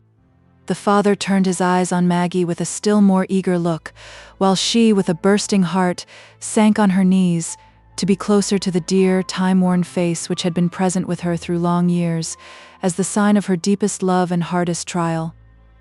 "You must take care of her, Tom. Don't you fret, my wench.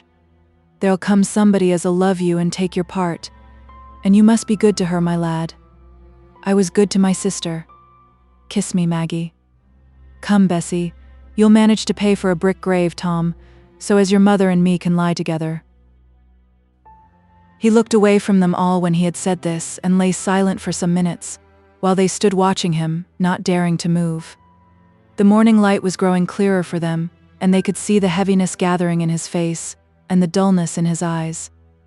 But at last he looked toward Tom and said, "I had my turn. I beat him. That was nothing but fair. I never wanted anything but what was fair." "But father, dear father," said Maggie, an unspeakable anxiety predominating over her grief, "you forgive him? You forgive everyone now?"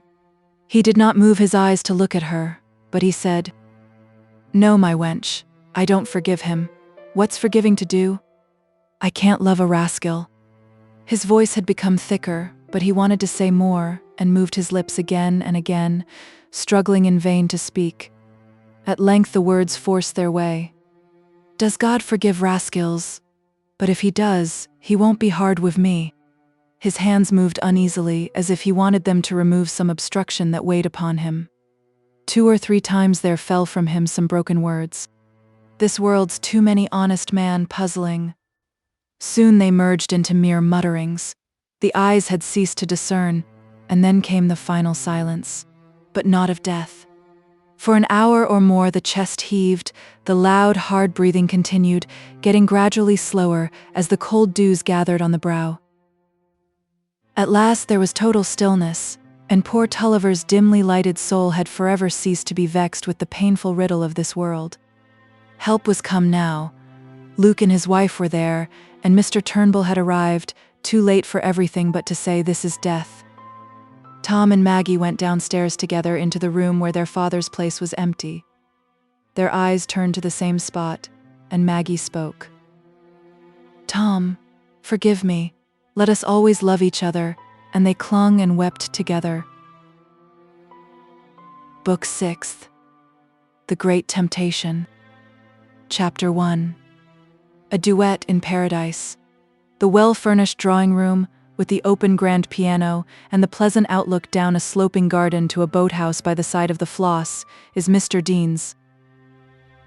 The neat little lady in mourning, whose light brown ringlets are falling over the colored embroidery with which her fingers are busy, is of course Lucy Dean, and the fine young man who is leaning down from his chair to snap the scissors in the extremely abbreviated face of the King Charles lying on the young lady's feet is no other than Mr. Stephen Guest, whose diamond ring, attar of roses, and air of nonchalant leisure at 12 o'clock in the day are the graceful and odoriferous result of the largest oil mill and the most extensive wharf in St. Ogg's. There is an apparent triviality in the action with the scissors, but your discernment perceives at once that there is a design in it which makes it eminently worthy of a large-headed, long-limbed young man, for you see that Lucy wants the scissors and is compelled, reluctant as she may be, to shake her ringlets back, raise her soft hazel eyes, smile playfully down on the face that is so very nearly on a level with her knee, and holding out her little shell-pink palm to say, "My scissors, please, if you can renounce the great pleasure of persecuting my poor Minnie." The foolish scissors have slipped too far over the knuckles, it seems, and Hercules holds out his entrapped fingers hopelessly. "Confound the scissors! The oval lies the wrong way. Please draw them off for me." "Draw them off with your other hand," says Miss Lucy, roguishly.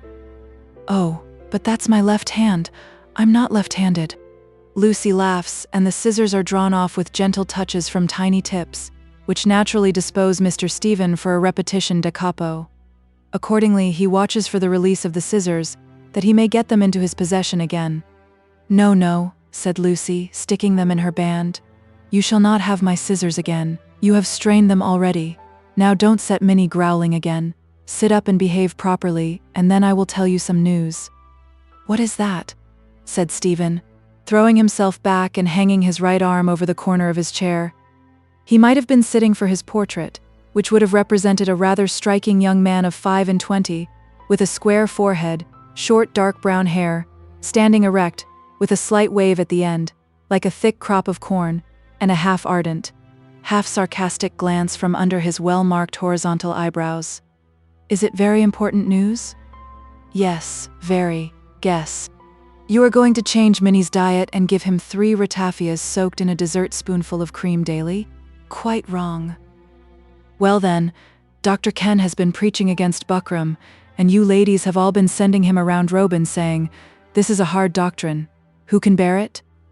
"For shame," said Lucy, adjusting her little mouth gravely. "It is rather dull of you not to guess my news, because it is about something I mentioned to you not very long ago." "But you have mentioned many things to me not long ago. Does your feminine tyranny require that when you say the thing you mean is one of several things, I should know it immediately by that mark?" "Yes, I know you think I'm silly. I think you are perfectly charming." "And my silliness is part of my charm?" "I didn't say that. But I know you like women to be rather insipid. Philip Wakem betrayed you, he said so one day when you were not here." "Oh, I know Phil is fierce on that point.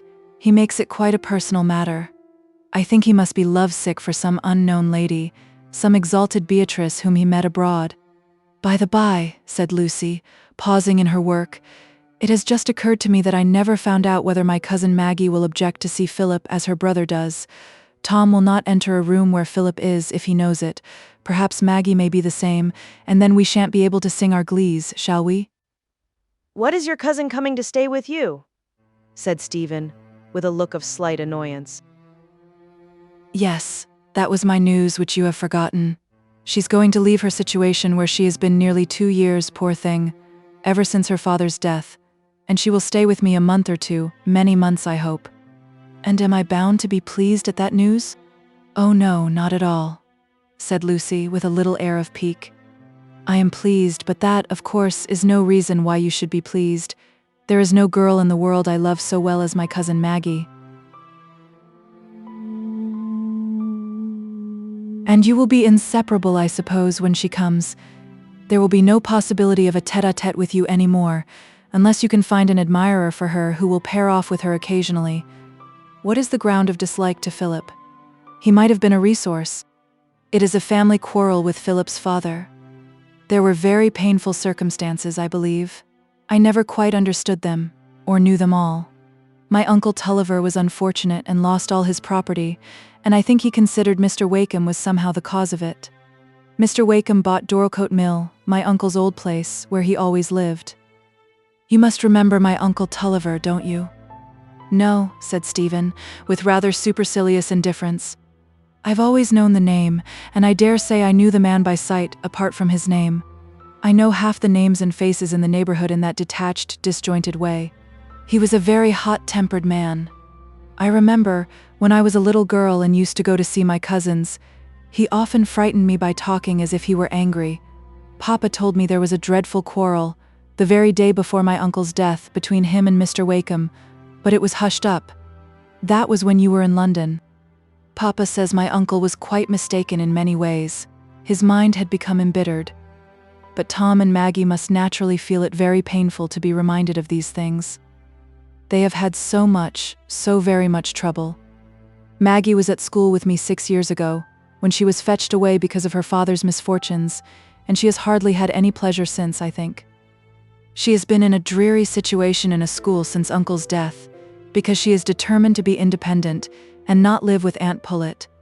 And I could hardly wish her to come to me then, because dear Mama was ill, and everything was so sad. That is why I want her to come to me now, and have a long, long holiday." "Very sweet and angelic of you," said Stephen, looking at her with an admiring smile, and all the more so if she has the conversational qualities of her mother. "Poor auntie. You are cruel to ridicule her. She is very valuable to me, I know. She manages the house beautifully, much better than any stranger would, and she was a great comfort to me in Mama's illness. Yes, but in point of companionship, one would prefer that she should be represented by her brandy cherries and cream cakes. I think with a shudder that her daughter will always be present in person, and have no agreeable proxies of that kind, a fat, blonde girl with round blue eyes, who will stare at us silently." "Oh yes!" exclaimed Lucy, laughing wickedly and clapping her hands. "That is just my cousin Maggie. You must have seen her." "No, indeed, I'm only guessing what Mrs. Tulliver's daughter must be. And then, if she is to banish Philip, our only apology for a tenor, that will be an additional bore. But I hope that may not be. I think I will ask you to call on Philip and tell him Maggie is coming tomorrow. He is quite aware of Tom's feeling, and always keeps out of his way, so he will understand, if you tell him, that I asked you to warn him not to come until I write to ask him. I think you had better write a pretty note for me to take. Phil is so sensitive, you know, the least thing might frighten him off coming at all, and we had hard work to get him. I can never induce him to come to the park. He doesn't like my sisters, I think. It is only your fairy touch that can lay his ruffled feathers." Stephen mastered the little hand that was straying toward the table and touched it lightly with his lips. Little Lucy felt very proud and happy. She and Stephen were in that stage of courtship which makes the most exquisite moment of youth, the freshest blossom time of passion, when each is sure of the other's love, but no formal declaration has been made, and all is mutual divination, exalting the most trivial word, the lightest gesture, into thrills delicate and delicious as wafted jasmine scent. The explicitness of an engagement wears off this finest edge of susceptibility. It is jasmine gathered and presented in a large bouquet.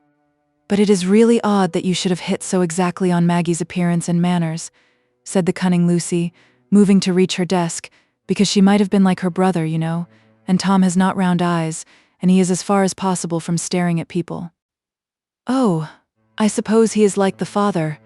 He seems to be as proud as Lucifer. Not a brilliant companion, though, I should think. I like Tom. He gave me my Minnie when I lost Lolo, and Papa is very fond of him. He says Tom has excellent principles. It was through him that his father was able to pay all his debts before he died. Oh, I've heard about that. I heard your father and mine talking about it a little while ago, after dinner, in one of their interminable discussions about business. They think of doing something for young Tulliver. He saved them from a considerable loss by writing home in some marvelous way, like Turpin, to bring them news about the stoppage of a bank, or something of that sort. But I was rather drowsy at the time. Stephen rose from his seat and sauntered to the piano, humming in falsetto, graceful consort, as he turned over the volume of The Creation, which stood open on the desk. "Come and sing this," he said, when he saw Lucy rising. "What? Graceful consort? I don't think it suits your voice." "Never mind. It exactly suits my feeling, which, Philip will have it, is the grand element of good singing. I notice men with indifferent voices are usually of that opinion." Philip burst into one of his invectives against The Creation the other day, said Lucy, seating herself at the piano. "He says it has a sort of sugared complacency and flattering make-believe in it, as if it were written for the birthday fete of a German Grand Duke. Oh, pooh, he is the fallen Adam with a soured temper. We are Adam and Eve unfallen, in paradise. Now then, the recitative for the sake of the moral. You will sing the whole duty of woman, and from obedience grows my pride and happiness." "Oh no, I shall not respect an Adam who drags the tempo, as you will," said Lucy, beginning to play the duet. "Surely the only courtship unshaken by doubts and fears must be that in which the lovers can sing together. The sense of mutual fitness that springs from the two deep notes fulfilling expectation just at the right moment between the notes of the silvery soprano, from the perfect accord of descending thirds and fifths from the preconcerted loving chase of a fugue, is likely enough to supersede any immediate demand for less impassioned forms of agreement. The contralto will not care to catechize the bass. The tenor will foresee no embarrassing dearth of remark in evenings spent with the lovely soprano. In the provinces, too, where music was so scarce in that remote time, how could the musical people avoid falling in love with each other? Even political principle must have been in danger of relaxation under such circumstances, and the violin, faithful to rotten boroughs, must have been tempted to fraternize in a demoralizing way with a reforming violoncello. In that case, the linnet-throated soprano and the full-toned bass singing. "With thee delight is ever new. With thee is life incessant bliss," believed what they sang all the more because they sang it. "Now for Raphael's great song," said Lucy when they had finished the duet. "You do the heavy beasts to perfection." "That sounds complimentary," said Stephen, looking at his watch. "By Jove, it's nearly 1:30. Well, I can just sing this." Stephen delivered with admirable ease the deep notes representing the tread of the heavy beasts. But when a singer has an audience of two, there is room for divided sentiments. Minnie's mistress was charmed, but Minnie, who had entrenched himself, trembling, in his basket as soon as the music began, found this thunder so little to his taste that he leaped out and scampered under the remotest chiffonier, as the most eligible place in which a small dog could await the crack of doom. "Adieu, graceful consort," said Stephen, buttoning his coat across when he had done singing, and smiling down from his tall height, with the air of rather a patronizing lover, at the little lady on the music stool. "My bliss is not incessant, for I must gallop home. I promise to be there at lunch." "You will not be able to call on Philip, then?" "It is of no consequence. I have said everything in my note." "You will be engaged with your cousin tomorrow, I suppose?" "Yes, we are going to have a little family party. My cousin Tom will dine with us, and poor auntie will have her 2 children together for the first time. It will be very pretty. I think a great deal about it." "But I may come the next day?" "Oh yes. Come and be introduced to my cousin Maggie, though you can hardly be said not to have seen her, you have described her so well." "Goodbye, then." And there was that slight pressure of the hands and momentary meeting of the eyes which will often leave a little lady with a slight flush and smile on her face that do not subside immediately when the door is closed, and with an inclination to walk up and down the room rather than to seat herself quietly at her embroidery or other rational and improving occupation. At least this was the effect on Lucy, and you will not, I hope, consider it an indication of vanity predominating over more tender impulses that she just glanced in the chimney glass as her walk brought her near it. The desire to know that one has not looked in absolute fright during a few hours of conversation may be construed as lying within the bounds of a laudable benevolent consideration for others. And Lucy had so much of this benevolence in her nature that I am inclined to think her small egoisms were impregnated with it, just as there are people not altogether unknown to you whose small benevolences have a predominant and somewhat rank odor of egoism. Even now that she is walking up and down with a little triumphant flutter of her girlish heart at the sense that she is loved by the person of chief consequence in her small world, you may see in her hazel eyes an ever-present sunny benignity, in which the momentary harmless flashes of personal vanity are quite lost. And if she is happy in thinking of her lover, it is because the thought of him mingles readily with all the gentle affections and good-natured offices with which she fills her peaceful days. Even now her mind, with that instantaneous alternation which makes two currents of feeling or imagination seem simultaneous, is glancing continually from Stephen to the preparations she has only half finished in Maggie's room. Cousin Maggie should be treated as well as the grandest lady visitor, nay better, for she should have Lucy's best prints and drawings in her bedroom, and the very finest bouquet of spring flowers on her table. Maggie would enjoy all that, she was so fond of pretty things. And there was poor Aunt Tulliver that no one made any account of.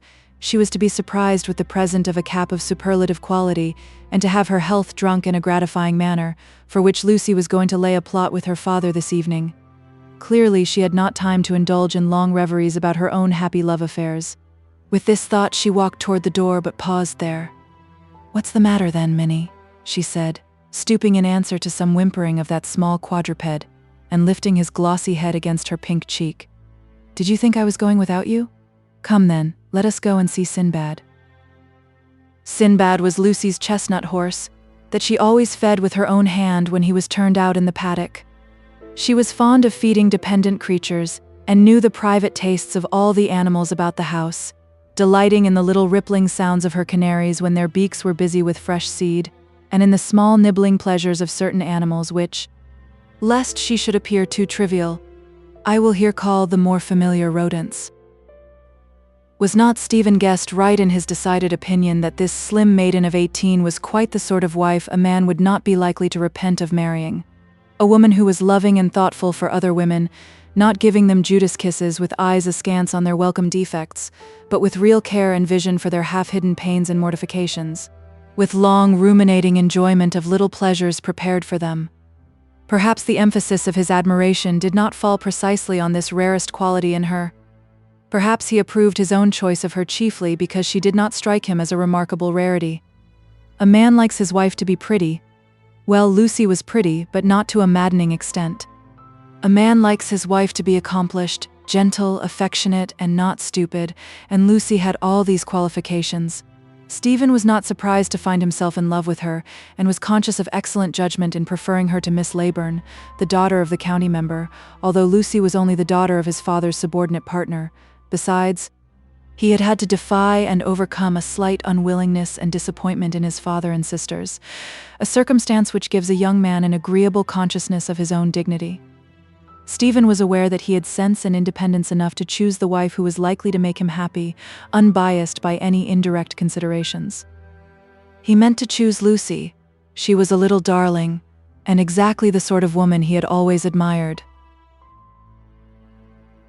Chapter 2. First Impressions. "He is very clever, Maggie," said Lucy. She was kneeling on a footstool at Maggie's feet, after placing that dark lady in the large crimson velvet chair. "I feel sure you will like him. I hope you will." "I shall be very difficult to please," said Maggie, smiling, and holding up one of Lucy's long curls that the sunlight might shine through it. A gentleman who thinks he is good enough for Lucy must expect to be sharply criticized.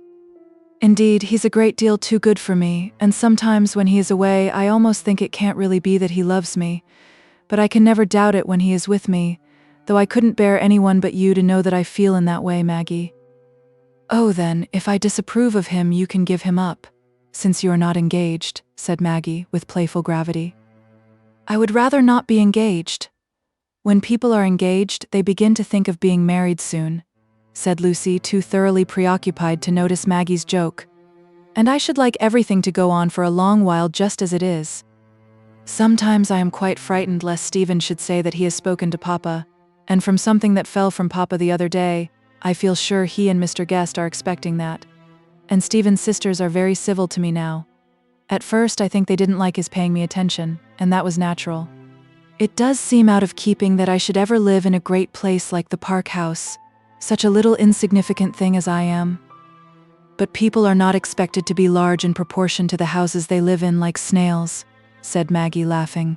Pray, are Mr. Guest's sisters giantesses? Oh no, and not handsome. That is, not very, said Lucy, half penitent at this uncharitable remark. But he is, at least he is generally considered very handsome. Though you are unable to share that opinion? Oh, I don't know, said Lucy, blushing pink over brow and neck. It is a bad plan to raise expectation. You will perhaps be disappointed, but I have prepared a charming surprise for him. I shall have a glorious laugh against him. I shall not tell you what it is, though. Lucy rose from her knees and went to a little distance, holding her pretty head on one side as if she had been arranging Maggie for a portrait and wished to judge of the general effect. Stand up a moment, Maggie. What is your pleasure now?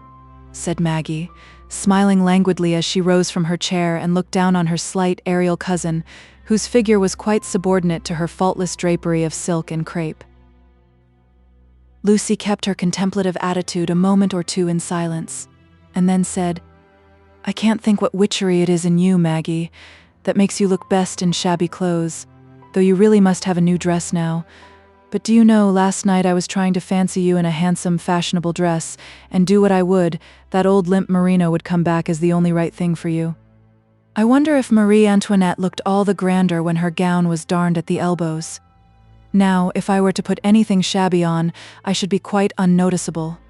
I should be a mere rag. Oh, quite, said Maggie with mock gravity. You would be liable to be swept out of the room with the cobwebs and carpet dust, and to find yourself under the grate like Cinderella. Mayn't I sit down now? Yes, now you may, said Lucy, laughing.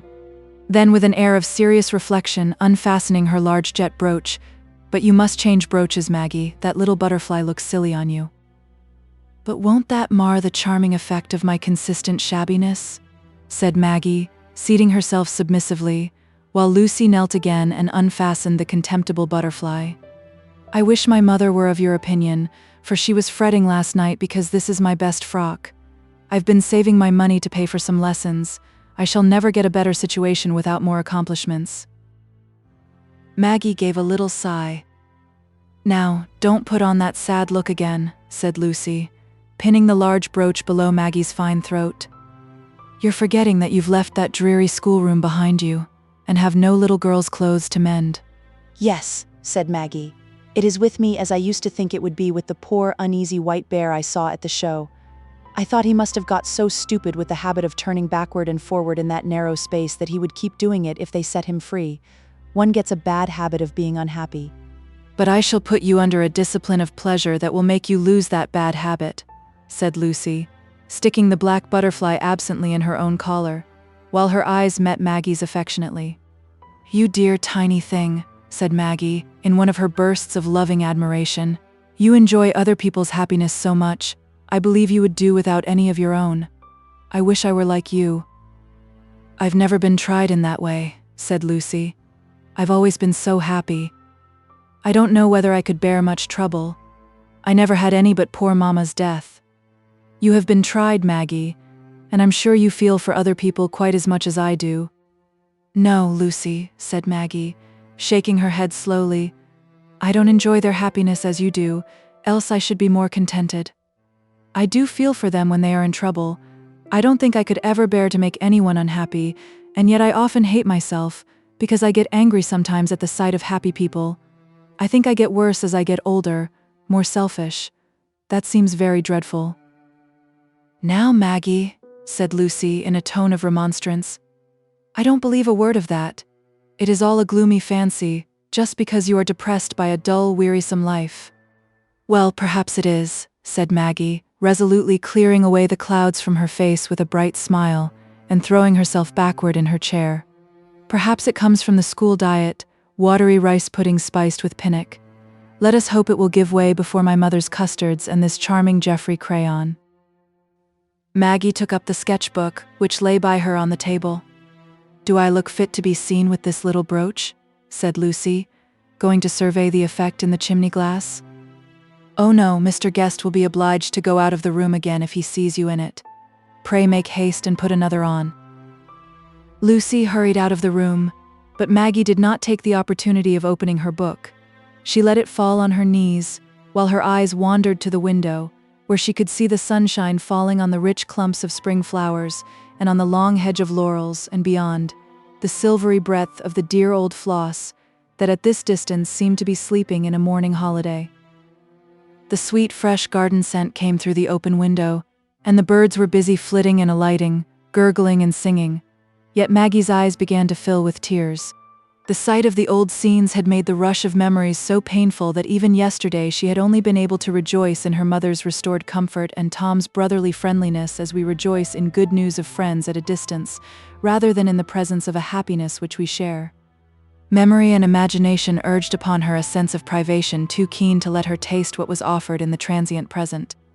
Her future, she thought, was likely to be worse than her past, for after her years of contented renunciation, she had slipped back into desire and longing. She found joyless days of distasteful occupation harder and harder. She found the image of the intense and varied life she yearned for and despaired of becoming more and more importunate. The sound of the opening door roused her, and hastily wiping away her tears, she began to turn over the leaves of her book. "There is one pleasure, I know, Maggie, that your deepest dismalness will never resist," said Lucy, beginning to speak as soon as she entered the room. "That is music, and I mean you to have quite a riotous feast of it. I mean you to get up your playing again, which used to be so much better than mine when we were at XIII. You would have laughed to see me playing the little girls' tunes over and over to them, when I took them to practice," said Maggie, "just for the sake of fingering the dear keys again. But I don't know whether I could play anything more difficult now than Begone, Dull Care. I know what a wild state of joy you used to be in when the glee men came round," said Lucy, taking up her embroidery, "and we might have all those old glees that you used to love so, if I were certain that you don't feel exactly as Tom does about some things." "I should have thought there was nothing you might be more certain of," said Maggie, smiling. "I ought rather to have said one particular thing, because if you feel just as he does about that, we shall want our third voice. St. Ogg's is so miserably provided with musical gentlemen. There are really only Stephen and Philip Wakem who have any knowledge of music, so as to be able to sing a part." Lucy had looked up from her work as she uttered the last sentence, and saw that there was a change in Maggie's face. "Does it hurt you to hear the name mentioned, Maggie? If it does, I will not speak of him again. I know Tom will not see him if he can avoid it. I don't feel at all as Tom does on that subject," said Maggie, rising and going to the window as if she wanted to see more of the landscape. "I've always liked Philip Wakem ever since I was a little girl, and saw him at Lorton. He was so good when Tom hurt his foot." "Oh, I'm so glad," said Lucy. "Then you won't mind his coming sometimes, and we can have much more music than we could without him.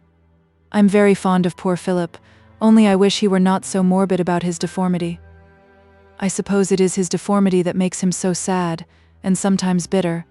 It is certainly very piteous to see his poor little crooked body and pale face among great, strong people." "But Lucy," said Maggie, trying to arrest the prattling stream.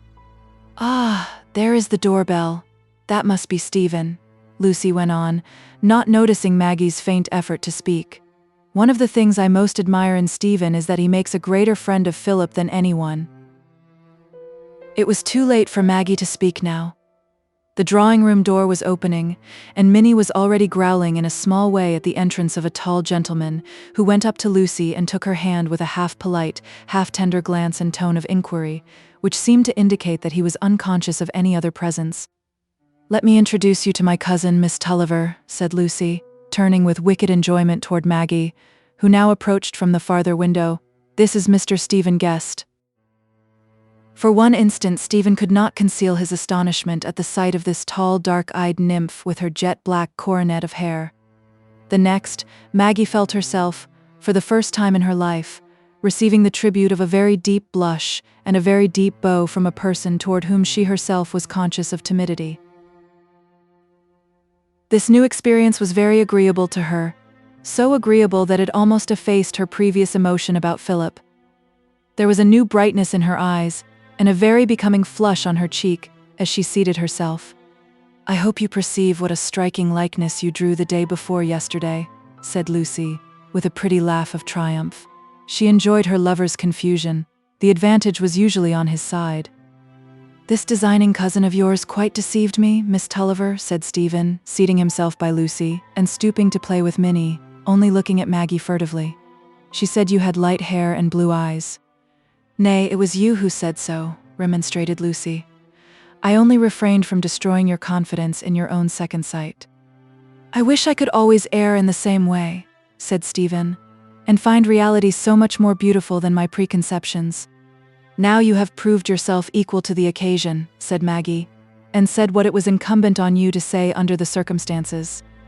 She flashed a slightly defiant look at him. It was clear to her that he had been drawing a satirical portrait of her beforehand. Lucy had said he was inclined to be satirical, and Maggie had mentally supplied the addition, and rather conceded. An alarming amount of devil there, was Stephen's first thought. The second, when she had bent over her work, was, "I wish she would look at me again." The next was to answer, "I suppose all phrases of mere compliment have their turn to be true. A man is occasionally grateful when he says thank you. It's rather hard upon him that he must use the same words with which all the world declines a disagreeable invitation. Don't you think so, Miss Tulliver?" "No," said Maggie, looking at him with her direct glance. "If we use common words on a great occasion, they are the more striking, because they are felt at once to have a particular meaning, like old banners or everyday clothes, hung up in a sacred place." "Then my compliment ought to be eloquent," said Stephen, really not quite knowing what he said while Maggie looked at him, seeing that the words were so far beneath the occasion. "No compliment can be eloquent except as an expression of indifference," said Maggie, flushing a little. Lucy was rather alarmed. She thought Stephen and Maggie were not going to like each other. She had always feared lest Maggie should appear too old and clever to please that critical gentleman. "Why, dear Maggie," she interposed, "you have always pretended that you are too fond of being admired, and now I think you are angry because someone ventures to admire you." "Not at all," said Maggie. "I like too well to feel that I am admired, but compliments never make me feel that." "I will never pay you a compliment again, Miss Tulliver," said Stephen. "Thank you. That will be a proof of respect." Poor Maggie. She was so unused to society that she could take nothing as a matter of course, and had never in her life spoken from the lips merely, so that she must necessarily appear absurd to more experienced ladies, from the excessive feeling she was apt to throw into very trivial incidents. But she was even conscious herself of a little absurdity in this instance. It was true she had a theoretic objection to compliments, and had once said impatiently to Philip that she didn't see why women were to be told with a simper that they were beautiful, any more than old men were to be told that they were venerable. Still, to be so irritated by a common practice in the case of a stranger like Mr. Stephen Guest, and to care about his having spoken slightingly of her before he had seen her, was certainly unreasonable, and as soon as she was silent she began to be ashamed of herself.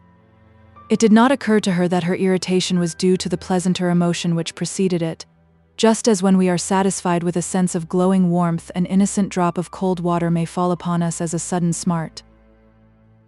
Stephen was too well bred not to seem unaware that the previous conversation could have been felt embarrassing, and at once began to talk of impersonal matters, asking Lucy if she knew when the bazaar was at length to take place, so that there might be some hope of seeing her reign the influence of her eyes on objects more grateful than those worsted flowers that were growing under her fingers.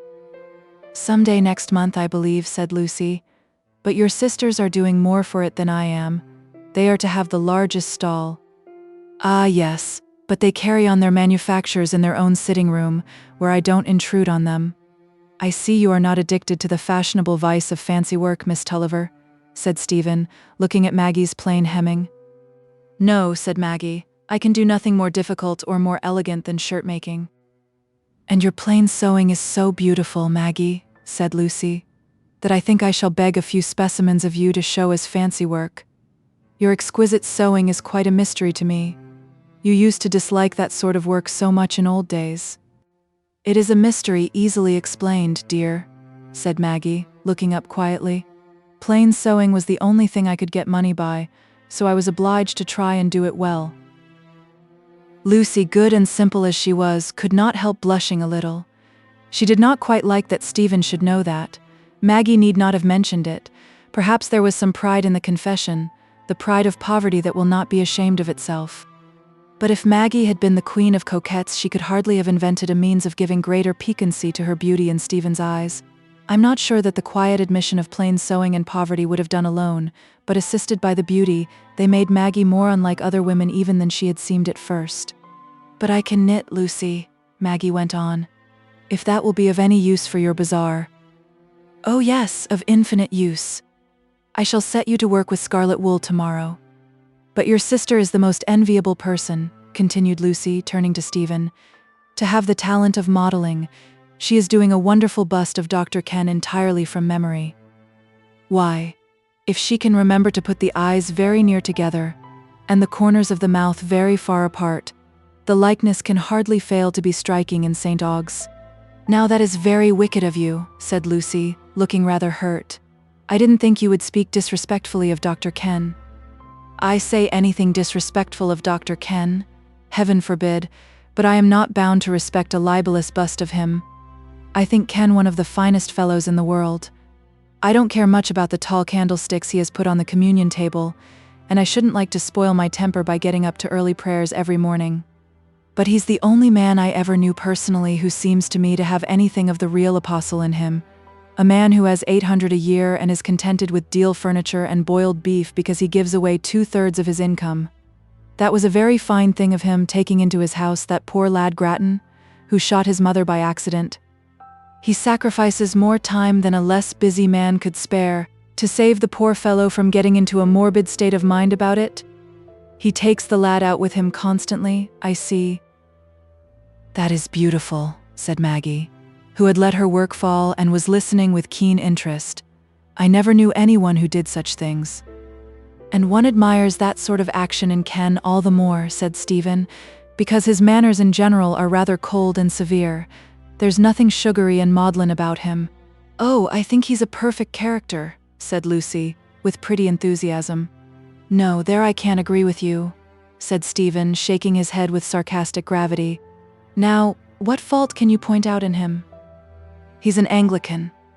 Well, those are the right views, I think, said Lucy gravely. That settles the question in the abstract, said Stephen, but not from a parliamentary point of view.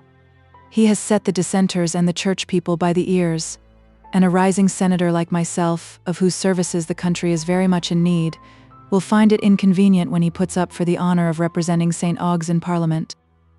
Do you really think of that? Said Lucy, her eyes brightening with a proud pleasure that made her neglect the argumentative interests of Anglicanism. Decidedly, whenever old Mr. Leyburn's public spirit and gout induce him to give way. My father's heart is set on it, and gifts like mine, you know. Here Stephen drew himself up and rubbed his large white hands over his hair with playful self-admiration. Gifts like mine involve great responsibilities. Don't you think so, Miss Tulliver? Yes, said Maggie, smiling but not looking up. So much fluency and self-possession should not be wasted entirely on private occasions. Ah, I see how much penetration you have, said Stephen. You have discovered already that I am talkative and impudent. Now superficial people never discern that, owing to my manner, I suppose. She doesn't look at me when I talk of myself, he thought, while his listeners were laughing. I must try other subjects. Did Lucy intend to be present at the meeting of the book club next week? Was the next question.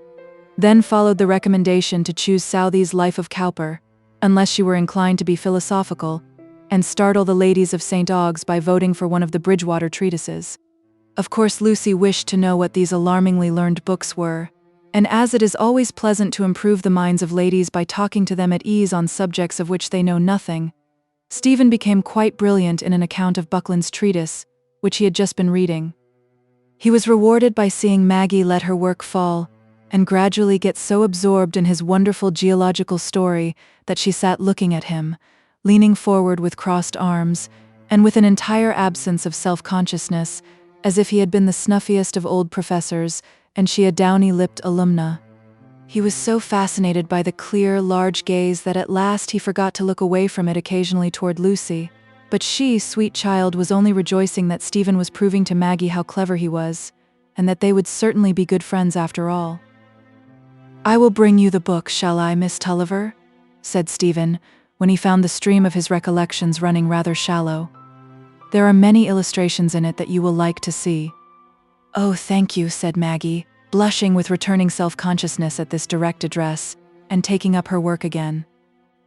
"No, no," Lucy interposed. "I must forbid your plunging Maggie in books. I shall never get her away from them, and I want her to have delicious do-nothing days, filled with boating and chatting and riding and driving. That is the holiday she needs." "Apropos," said Stephen, looking at his watch, "shall we go out for a row on the river now? The tide will suit for us to the Tofton way, and we can walk back." That was a delightful proposition to Maggie, for it was years since she had been on the river. When she was gone to put on her bonnet, Lucy lingered to give an order to the servant, and took the opportunity of telling Stephen that Maggie had no objection to seeing Philip, so that it was a pity she had sent that note the day before yesterday, but she would write another tomorrow and invite him. "I'll call and beat him up tomorrow," said Stephen, "and bring him with me in the evening, shall I? My sisters will want to call on you when I tell them your cousin is with you. I must leave the field clear for them in the morning."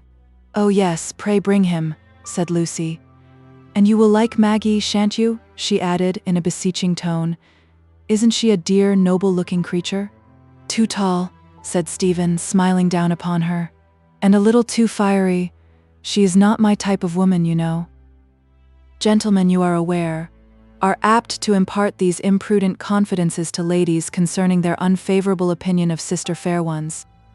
That is why so many women have the advantage of knowing that they are secretly repulsive to men who have self-denyingly made ardent love to them. And hardly anything could be more distinctively characteristic of Lucy than that she both implicitly believed what Stephen said, and was determined that Maggie should not know it. But you, who have a higher logic than the verbal to guide you, have already foreseen, as the direct sequence to that unfavorable opinion of Stephen's, that he walked down to the boathouse calculating, by the aid of a vivid imagination, that Maggie must give him her hand at least twice in consequence of this pleasant boating plan, and that a gentleman who wishes ladies to look at him is advantageously situated when he is rowing them in a boat. What then? Had he fallen in love with this surprising daughter of Mrs. Tulliver at first sight? Certainly not. Such passions are never heard of in real life. Besides, he was in love already, and half engaged to the dearest little creature in the world, and he was not a man to make a fool of himself in any way. But when one is 25, one has not chalkstones at one's finger ends that the touch of a handsome girl should be entirely indifferent. It was perfectly natural and safe to admire beauty and enjoy looking at it, at least under such circumstances as the present, and there was really something very interesting about this girl, with her poverty and troubles. It was gratifying to see the friendship between the two cousins. Generally, Stephen admitted, he was not fond of women who had any peculiarity of character. But here the peculiarity seemed really of a superior kind, and provided one is not obliged to marry such women, why, they certainly make a variety in social intercourse. Maggie did not fulfill Stephen's hope by looking at him during the first quarter of an hour. Her eyes were too full of the old banks that she knew so well. She felt lonely, cut off from Philip, the only person who had ever seemed to love her devotedly, as she had always longed to be loved. But presently the rhythmic movement of the oars attracted her, and she thought she should like to learn how to row. This roused her from her reverie, and she asked if she might take an oar. It appeared that she required much teaching, and she became ambitious.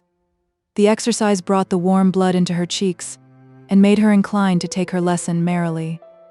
"I shall not be satisfied until I can manage both oars and row you and Lucy," she said, looking very bright as she stepped out of the boat. Maggie, we know, was apt to forget the thing she was doing, and she had chosen an inopportune moment for her remark. Her foot slipped, but happily Mr. Stephen Guest held her hand and kept her up with a firm grasp. "You have not hurt yourself at all, I hope?" he said, bending to look in her face with anxiety. It was very charming to be taken care of in that kind, graceful manner by someone taller and stronger than oneself.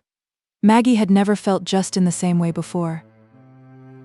When they reached home again, they found Uncle and Aunt Pullet seated with Mrs. Tulliver in the drawing room, and Stephen hurried away, asking leave to come again in the evening. "And pray bring with you the volume of Purcell that you took away," said Lucy. "I want Maggie to hear your best songs."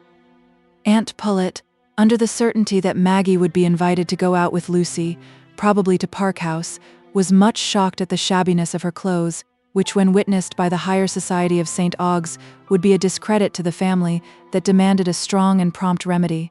And the consultation as to what would be most suitable to this end from among the superfluities of Mrs. Pullet's wardrobe was one that Lucy as well as Mrs. Tulliver entered into with some zeal. Maggie must really have an evening dress as soon as possible, and she was about the same height as Aunt Pullet. "But she's so much broader across the shoulders than I am. It's very ill-convenient," said Mrs. Pullet. "Else she might wear that beautiful black brocade o' mine without any alteration, and her arms are beyond everything," added Mrs. Pullet, sorrowfully, as she lifted Maggie's large round arm. "She'd never get my sleeves on." "Oh, never mind that, Aunt. Send us the dress," said Lucy. "I don't mean Maggie to have long sleeves, and I have abundance of black lace for trimming. Her arms will look beautiful." "Maggie's arms are a pretty shape," said Mrs. Tulliver. "They're like mine used to be, only mine was never brown. I wish she'd had our family skin." "Nonsense, Auntie," said Lucy, patting her Aunt Tulliver's shoulder. "You don't understand those things. A painter would think Maggie's complexion beautiful." "Maybe, my dear," said Mrs. Tulliver submissively. "You know better than I do. Only when I was young a brown skin wasn't thought well on among respectable folks." "No," said Uncle Pullet, who took intense interest in the ladies' conversation as he sucked his lozenges. "Though there was a song about the nut-brown maid, too.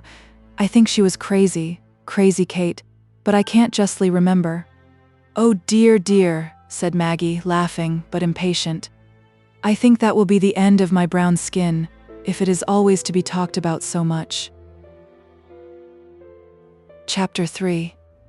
Confidential Moments. When Maggie went up to her bedroom that night, it appeared that she was not at all inclined to undress. She set down her candle on the first table that presented itself, and began to walk up and down her room, which was a large one, with a firm, regular, and rather rapid step, which showed that the exercise was the instinctive vent of strong excitement. Her eyes and cheeks had an almost feverish brilliancy, her head was thrown backward, and her hands were clasped with the palms outward, and with that tension of the arms which is apt to accompany mental absorption. Had anything remarkable happened? Nothing that you are not likely to consider in the highest degree unimportant. She had been hearing some fine music sung by a fine bass voice, but then it was sung in a provincial amateur fashion, such as would have left a critical ear much to desire. And she was conscious of having been looked at a great deal, in rather a furtive manner, from beneath a pair of well-marked horizontal eyebrows, with a glance that seemed somehow to have caught the vibratory influence of the voice. Such things could have had no perceptible effect on a thoroughly well-educated young lady with a perfectly balanced mind, who had had all the advantages of fortune, training, and refined society. But if Maggie had been that young lady, you would probably have known nothing about her. Her life would have had so few vicissitudes that it could hardly have been written. For the happiest women, like the happiest nations, have no history. In poor Maggie's highly strung, hungry nature, just come away from a third-rate schoolroom, with all its jarring sounds and petty round of tasks, these apparently trivial causes had the effect of rousing and exalting her imagination in a way that was mysterious to herself. It was not that she thought distinctly of Mr. Stephen Guest, or dwelt on the indications that he looked at her with admiration. It was rather that she felt the half-remote presence of a world of love and beauty and delight, made up of vague, mingled images from all the poetry and romance she had ever read, or had ever woven in her dreamy reveries. Her mind glanced back once or twice to the time when she had courted privation, when she had thought all longing, all impatience was subdued, but that condition seemed irrecoverably gone, and she recoiled from the remembrance of it. No prayer, no striving now would bring back that negative peace. The battle of her life, it seemed, was not to be decided in that short and easy way, by perfect renunciation at the very threshold of her youth. The music was vibrating in her still, Purcell's music, with its wild passion and fancy, and she could not stay in the recollection of that bare, lonely past. She was in her brighter aerial world again, when a little tap came at the door. Of course it was her cousin, who entered in ample white dressing gown.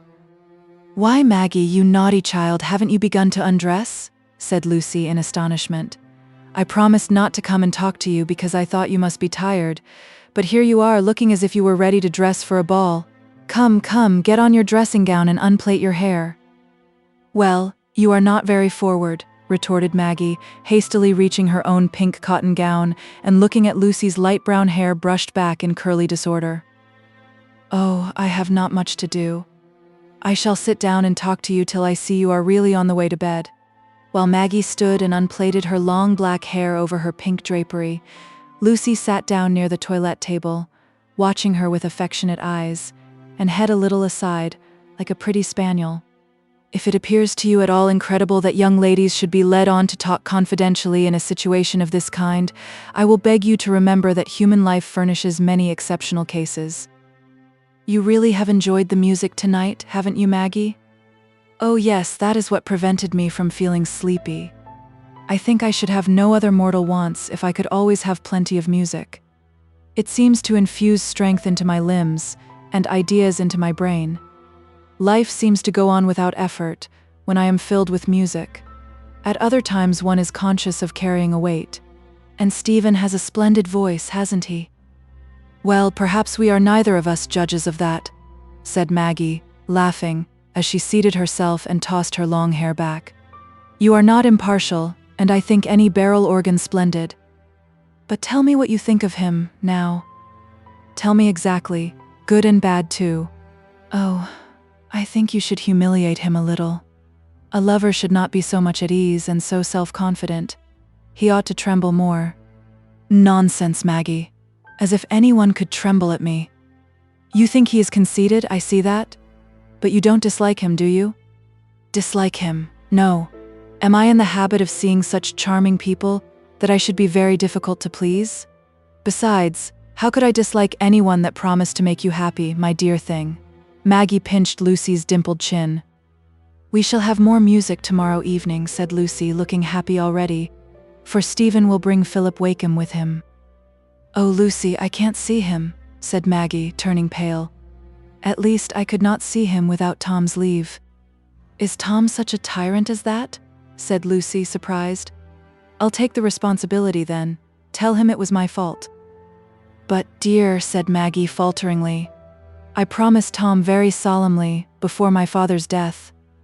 I promised him I would not speak to Philip without his knowledge and consent, and I have a great dread of opening the subject with Tom, of getting into a quarrel with him again. But I never heard of anything so strange and unreasonable. What harm can poor Philip have done? May I speak to Tom about it?" "Oh no, pray don't, dear," said Maggie. "I'll go to him myself tomorrow and tell him that you wish Philip to come. I've thought before of asking him to absolve me from my promise, but I've not had the courage to determine on it." They were both silent for some moments, and then Lucy said, "Maggie, you have secrets from me, and I have none from you." Maggie looked meditatively away from Lucy. Then she turned to her and said, "I should like to tell you about Philip, but, Lucy, you must not betray that you know it to anyone, least of all to Philip himself, or to Mr. Stephen Guest." The narrative lasted long, for Maggie had never before known the relief of such an outpouring. She had never before told Lucy anything of her inmost life, and the sweet face bent toward her with sympathetic interest, and the little hand pressing hers, encouraged her to speak on. On 2 points only she was not expansive. She did not betray fully what still rankled in her mind as Tom's great offense, the insults he had heaped on Philip. Angry as the remembrance still made her, she could not bear that anyone else should know it at all, both for Tom's sake and Philip's. And she could not bear to tell Lucy of the last scene between her father and Wakem, though it was this scene which she had ever since felt to be a new barrier between herself and Philip. She merely said she saw now that Tom was, on the whole, right in regarding any prospect of love and marriage between her and Philip as put out of the question by the relation of the two families. Of course, Philip's father would never consent. "There, Lucy, you have had my story," said Maggie, smiling, with the tears in her eyes. "You see, I am like Sir Andrew Aguecheek. I was adored once. Now I see how it is, you know, Shakespeare and everything, and have learned so much since you left school, which always seemed to me witchcraft before, part of your general uncanniness," said Lucy.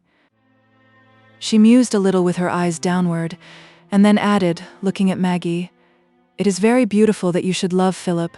I never thought such a happiness would befall him, and in my opinion you ought not to give him up. There are obstacles now, but they may be done away with in time." Maggie shook her head. Yes, persisted Lucy. "I can't help being hopeful about it. There is something romantic in it, out of the common way, just what everything that happens to you ought to be, and Philip will adore you like a husband in a fairy tale. Oh, I shall puzzle my small brain to contrive some plot that will bring everybody into the right mind, so that you may marry Philip when I marry somebody else. Wouldn't that be a pretty ending to all my poor Maggie's troubles?" Maggie tried to smile but shivered, as if she felt a sudden chill. "Ah, dear, you are cold," said Lucy. "You must go to bed, and so must I. I dare not think what time it is." They kissed each other, and Lucy went away, possessed of a confidence which had a strong influence over her subsequent impressions. Maggie had been thoroughly sincere. Her nature had never found it easy to be otherwise. But confidences are sometimes blinding, even when they are sincere. Chapter 4. Brother and Sister. Maggie was obliged to go to Tom's lodgings in the middle of the day, when he would be coming in to dinner, else she would not have found him at home. He was not lodging with entire strangers.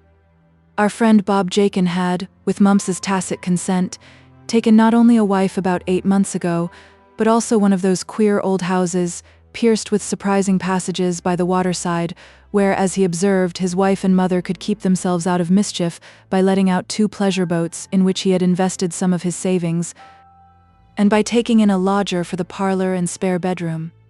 Under these circumstances, what could be better for the interests of all parties, sanitary considerations apart, than that the lodger should be Mr. Tom? It was Bob's wife who opened the door to Maggie. She was a tiny woman, with the general physiognomy of a Dutch doll, looking, in comparison with Bob's mother, who filled up the passage in the rear, very much like one of those human figures which the artist finds conveniently standing near a colossal statue to show the proportions. The tiny woman curtsied and looked up at Maggie with some awe as soon as she had opened the door, but the words, "Is my brother at home?" which Maggie uttered smilingly, made her turn round with sudden excitement and say, Mother, tell Bob. It's Miss Maggie. Come in, miss, for goodness do," she went on, opening a side door and endeavoring to flatten her person against the wall to make the utmost space for the visitor. Sad recollections crowded on Maggie as she entered the small parlor, which was now all that poor Tom had to call by the name of home, that name which had once, so many years ago, meant for both of them the same sum of dear familiar objects. But everything was not strange to her in this new room. The first thing her eyes dwelt on was the large old Bible, and the sight was not likely to disperse the old memories. She stood without speaking. "If you please to take the privilege o' sitting down, miss," said Mrs. Jakin, rubbing her apron over a perfectly clean chair, and then lifting up the corner of that garment and holding it to her face with an air of embarrassment as she looked wonderingly at Maggie. "Bob is at home, then?" said Maggie, recovering herself and smiling at the bashful Dutch doll. "Yes, miss, but I think he must be washing and dressing himself." "I'll go and see," said Mrs. Jakin, disappearing.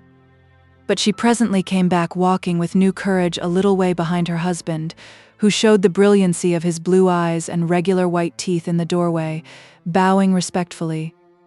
"How do you do, Bob?" said Maggie, coming forward and putting out her hand to him. "I always meant to pay your wife a visit, and I shall come another day on purpose for that, if she will let me. But I was obliged to come today to speak to my brother." "He'll be in before long, miss. He's doin' finely, Mr. Tom is. He'll be one o' the first men hereabouts. You'll see that. Well, Bob, I'm sure he'll be indebted to you. Whatever he becomes, he said so himself only the other night, when he was talking of you. Miss, that's his way o' takin' it. But I think the more on when he says a thing, because his tongue doesn't overshoot him as mine does. Lors, I'm no better nor a tilted bottle, I aren't. I can't stop my sen when once I begin. But you look rarely, miss. It does me good to see you. What do you say now, Prissy? Here Bob turned to his wife. Isn't it all come true as I said? Though there isn't many sorts o' goods as I can't overpraise when I set my tongue to't. Mrs. Bob's small nose seemed to be following the example of her eyes and turning up reverentially toward Maggie, but she was able now to smile and curtsy and say, I'd looked for'ard like anything to seein' you, miss, for my husband's tongue's been runnin' on you, like as if he was light-headed, iver since first he come a-courtin' on me. Well, well, said Bob, looking rather silly. Go and see after the taters, else Mr. Tom'll have to wait for 'em. I hope Mumps is friendly with Mrs. Jakin, Bob, said Maggie, smiling. I remember you used to say he wouldn't like your marrying. Miss? Said Bob.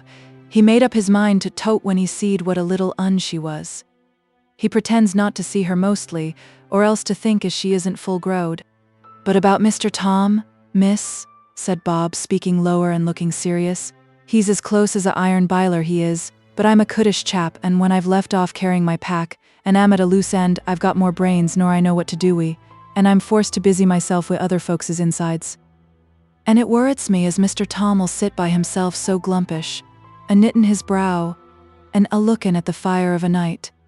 He should be a bit livelier now, a fine young fellow like him. My wife says when she goes in sometimes and he takes no notice of her, he sits lookin' into the fire and frownin' as if he was watchin' folks at work in it. He thinks so much about business, said Maggie. Aye, said Bob, speaking lower. But do you think it's nothin' else, miss? He's close, Mr. Tom is, but I'm a cute chap, I am, and I thought Towert last Christmas as I'd found out a soft place in him. It was about a little black spaniel, a rare bit o' breed as he made a fuss to get. But since then summat's come over him, as he's set his teeth again things more nor iver, for all he's had such good luck. And I wanted to tell you, miss, 'cause I thought you might work it out of him a bit. Now you're come. He's a deal too lonely, and doesn't go into company enough. I'm afraid I have very little power over him, Bob, said Maggie, a good deal moved by Bob's suggestion. It was a totally new idea to her mind that Tom could have his love troubles, poor fellow. And in love with Lucy too. But it was perhaps a mere fancy of Bob's too officious brain. The present of the dog meant nothing more than cousinship and gratitude. But Bob had already said, "Here's Mr. Tom," and the outer door was opening. "There is no time to spare, Tom," said Maggie, as soon as Bob left the room. "I must tell you at once what I came about, else I shall be hindering you from taking your dinner." Tom stood with his back against the chimney-piece, and Maggie was seated opposite the light. He noticed that she was tremulous, and he had a presentiment of the subject she was going to speak about. The presentiment made his voice colder and harder as he said, "What is it?" This tone roused a spirit of resistance in Maggie, and she put her request in quite a different form from the one she had predetermined on. She rose from her seat, and looking straight at Tom said, "I want you to absolve me from my promise about Philip Wakem. Or rather, I promised you not to see him without telling you. I am come to tell you that I wish to see him." "Very well," said Tom, still more coldly. But Maggie had hardly finished speaking in that chill, defiant manner, before she repented, and felt the dread of alienation from her brother. "Not for myself, dear Tom. Don't be angry, I shouldn't have asked it, only that Philip, you know, is a friend of Lucy's, and she wishes him to come, has invited him to come this evening, and I told her I couldn't see him without telling you. I shall only see him in the presence of other people. There will never be anything secret between us again." Tom looked away from Maggie, knitting his brow more strongly for a little while. Then he turned to her and said, slowly and emphatically, "You know what is my feeling on that subject, Maggie. There is no need for my repeating anything I said a year ago. While my father was living, I felt bound to use the utmost power over you, to prevent you from disgracing him as well as yourself, and all of us. But now I must leave you to your own choice. You wish to be independent. You told me so after my father's death. My opinion is not changed. If you think of Philip Wakem as a lover again, you must give up me. I don't wish it, dear Tom. At least as things are, I see that it would lead to misery, but I shall soon go away to another situation, and I should like to be friends with him again while I am here. Lucy wishes it. The severity of Tom's face relaxed a little. I shouldn't mind your seeing him occasionally at my uncle's. I don't want you to make a fuss on the subject, but I have no confidence in you, Maggie. You would be led away to do anything. That was a cruel word. Maggie's lip began to tremble. Why will you say that, Tom? It is very hard of you. Have I not done and borne everything as well as I could? And I kept my word to you when my life has not been a happy one any more than yours. She was obliged to be childish. The tears would come. When Maggie was not angry, she was as dependent on kind or cold words as a daisy on the sunshine or the cloud. The need of being loved would always subdue her, as, in old days, it subdued her in the worm-eaten attic. The brother's goodness came uppermost at this appeal, but it could only show itself in Tom's fashion. He put his hand gently on her arm and said, in the tone of a kind pedagogue, "Now listen to me, Maggie. I'll tell you what I mean. You're always in extremes, you have no judgment and self-command, and yet you think you know best and will not submit to be guided. You know I didn't wish you to take a situation. My Aunt Pullet was willing to give you a good home, and you might have lived respectably amongst your relations, until I could have provided a home for you with my mother. And that is what I should like to do. I wished my sister to be a lady, and I always have taken care of you, as my father desired, until you were well married. But your ideas and mine never accord, and you will not give way. Yet you might have sense enough to see that a brother, who goes out into the world and mixes with men, necessarily knows better what is right and respectable for his sister than she can know herself. You think I am not kind, but my kindness can only be directed by what I believe to be good for you." "Yes, I know, dear Tom," said Maggie, still half sobbing, but trying to control her tears. "I know you would do a great deal for me. I know how you work, and don't spare yourself. I am grateful to you. But indeed, you can't quite judge for me. Our natures are very different. You don't know how differently things affect me from what they do you." "Yes, I do know. I know it too well. I know how differently you must feel about all that affects our family, and your own dignity as a young woman, before you could think of receiving secret addresses from Philip Wakem. If it was not disgusting to me in every other way, I should object to my sister's name being associated for a moment with that of a young man whose father must hate the very thought of us all, and would spurn you.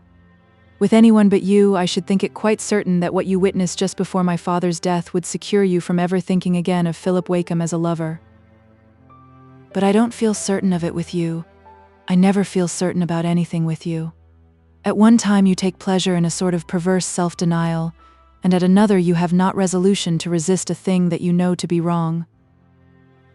There was a terrible cutting truth in Tom's words, that hard rind of truth which is discerned by unimaginative, unsympathetic minds. Maggie always writhed under this judgment of Tom's. She rebelled and was humiliated in the same moment. It seemed as if he held a glass before her to show her her own folly and weakness, as if he were a prophetic voice predicting her future fallings, and yet, all the while, she judged him in return.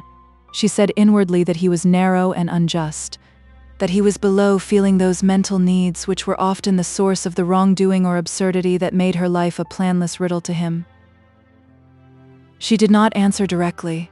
Her heart was too full, and she sat down, leaning her arm on the table. It was no use trying to make Tom feel that she was near to him. He always repelled her. Her feeling under his words was complicated by the allusion to the last scene between her father and Wakem, and at length that painful, solemn memory surmounted the immediate grievance. No. She did not think of such things with frivolous indifference, and Tom must not accuse her of that. She looked up at him with a grave, earnest gaze and said, "I can't make you think better of me, Tom, by anything I can say, but I am not so shut out from all your feelings as you believe me to be. I see as well as you do that from our position with regard to Philip's father, not on other grounds, it would be unreasonable. It would be wrong for us to entertain the idea of marriage, and I have given up thinking of him as a lover. I am telling you the truth, and you have no right to disbelieve me. I have kept my word to you, and you have never detected me in a falsehood. I should not only not encourage, I should carefully avoid any intercourse with Philip on any other footing than of quiet friendship. You may think that I am unable to keep my resolutions, but at least you ought not to treat me with hard contempt on the ground of faults that I have not committed yet. Well, Maggie, said Tom, softening under this appeal, I don't want to overstrain matters. I think, all things considered, it will be best for you to see Philip Wakem, if Lucy wishes him to come to the house. I believe what you say. At least you believe it yourself. I know. I can only warn you. I wish to be as good a brother to you as you will let me. There was a little tremor in Tom's voice as he uttered the last words, and Maggie's ready affection came back with as sudden a glow as when they were children, and bit their cake together as a sacrament of conciliation. She rose and laid her hand on Tom's shoulder. Dear Tom, I know you mean to be good. I know you have had a great deal to bear, and have done a great deal. I should like to be a comfort to you, not to vex you. You don't think I'm altogether naughty now, do you? Tom smiled at the eager face. His smiles were very pleasant to see when they did come, for the gray eyes could be tender underneath the frown. No, Maggie. I may turn out better than you expect. I hope you will. And may I come some day and make tea for you, and see this extremely small wife of Bob's again? Yes, but trot away now, for I've no more time to spare, said Tom, looking at his watch. Not to give me a kiss? Tom bent to kiss her cheek and then said, There, be a good girl. I've got a great deal to think of today. I'm going to have a long consultation with my Uncle Dean this afternoon. You'll come to Aunt Glegg's tomorrow? We're going all to dine early, that we may go there to tea. You must come. Lucy told me to say so. Oh, pooh, I've plenty else to do, said Tom, pulling his bell violently and bringing down the small bell rope. I'm frightened. I shall run away, said Maggie, making a laughing retreat, while Tom, with masculine philosophy, flung the bell rope to the farther end of the room, not very far either. A touch of human experience which I flatter myself will come home to the bosoms of not a few substantial or distinguished men who were once at an early stage of their rise in the world, and were cherishing very large hopes in very small lodgings. Chapter 5. Showing that Tom had opened the Oyster. And now we've settled this Newcastle business, Tom, said Mr. Dean that same afternoon, as they were seated in the private room at the bank together. There's another matter I want to talk to you about. Since you're likely to have rather a smoky, unpleasant time of it at Newcastle for the next few weeks, you'll want a good prospect of some sort to keep up your spirits. Tom waited less nervously than he had done on a former occasion in this apartment, while his uncle took out his snuff-box and gratified each nostril with deliberate impartiality. You see, Tom, said Mr. Dean at last, throwing himself backward, the world goes on at a smarter pace now than it did when I was a young fellow. Why, sir, 40 years ago, when I was much such a strapping youngster as you, a man expected to pull between the shafts the best part of his life before he got the whip in his hand. The looms went slowish, and fashions didn't alter quite so fast. I'd a best suit that lasted me 6 years. Everything was on a lower scale, sir. In point of expenditure, I mean. It's this steam, you see, that has made the difference. It drives on every wheel double pace, and the wheel of fortune along with 'em. As our Mr. Stephen Guest said at the anniversary dinner, he hits these things off wonderfully, considering he's seen nothing of business. I don't find fault with the change, as some people do. Trade, sir, opens a man's eyes, and if the population is to get thicker upon the ground, as it's doing, the world must use its wits at inventions of one sort or other. I know I've done my share as an ordinary man of business. Somebody has said it's a fine thing to make 2 ears of corn grow where only one grew before. But, sir, it's a fine thing, too, to further the exchange of commodities and bring the grains of corn to the mouths that are hungry. And that's our line of business, and I consider it as honorable a position as a man can hold, to be connected with it. Tom knew that the affair his uncle had to speak of was not urgent. Mr. Dean was too shrewd and practical a man to allow either his reminiscences or his snuff to impede the progress of trade. Indeed, for the last month or two, there had been hints thrown out to Tom which enabled him to guess that he was going to hear some proposition for his own benefit. With the beginning of the last speech, he had stretched out his legs, thrust his hands in his pockets, and prepared himself for some introductory diffuseness, tending to show that Mr. Dean had succeeded by his own merit, and that what he had to say to young men in general was, that if they didn't succeed too, it was because of their own demerit. He was rather surprised then, when his uncle put a direct question to him. "Let me see. It's going on for 7 years now since you applied to me for a situation, eh, Tom?" "Yes, sir. I'm 23 now," said Tom. "Ah, it's as well not to say that, though, for you'd pass for a good deal older, and age tells well in business. I remember your coming very well. I remember I saw there was some pluck in you, and that was what made me give you encouragement. And I'm happy to say I was right. I'm not often deceived. I was naturally a little shy at pushing my nephew. But I'm happy to say you've done me credit, sir. And if I'd had a son o' my own, I shouldn't have been sorry to see him like you." Mr. Dean tapped his box and opened it again, repeating in a tone of some feeling, "No, I shouldn't have been sorry to see him like you. I'm very glad I've given you satisfaction, sir. I've done my best," said Tom, in his proud, independent way. "Yes, Tom, you've given me satisfaction. I don't speak of your conduct as a son, though that weighs with me in my opinion of you, but what I have to do with as a partner in our firm is the qualities you've shown as a man o' business. Ours is a fine business, a splendid concern, sir, and there's no reason why it shouldn't go on growing. There's a growing capital and growing outlets for it. But there's another thing that's wanted for the prosperity of every concern, large or small, and that's men to conduct it, men of the right habits, none o' your flashy fellows, but such as are to be depended on. Now this is what Mr. Guest and I see clear enough. 3 years ago we took Gell into the concern. We gave him a share in the oil mill. And why? Why, because Gell was a fellow whose services were worth a premium. So it will always be, sir. So it was with me.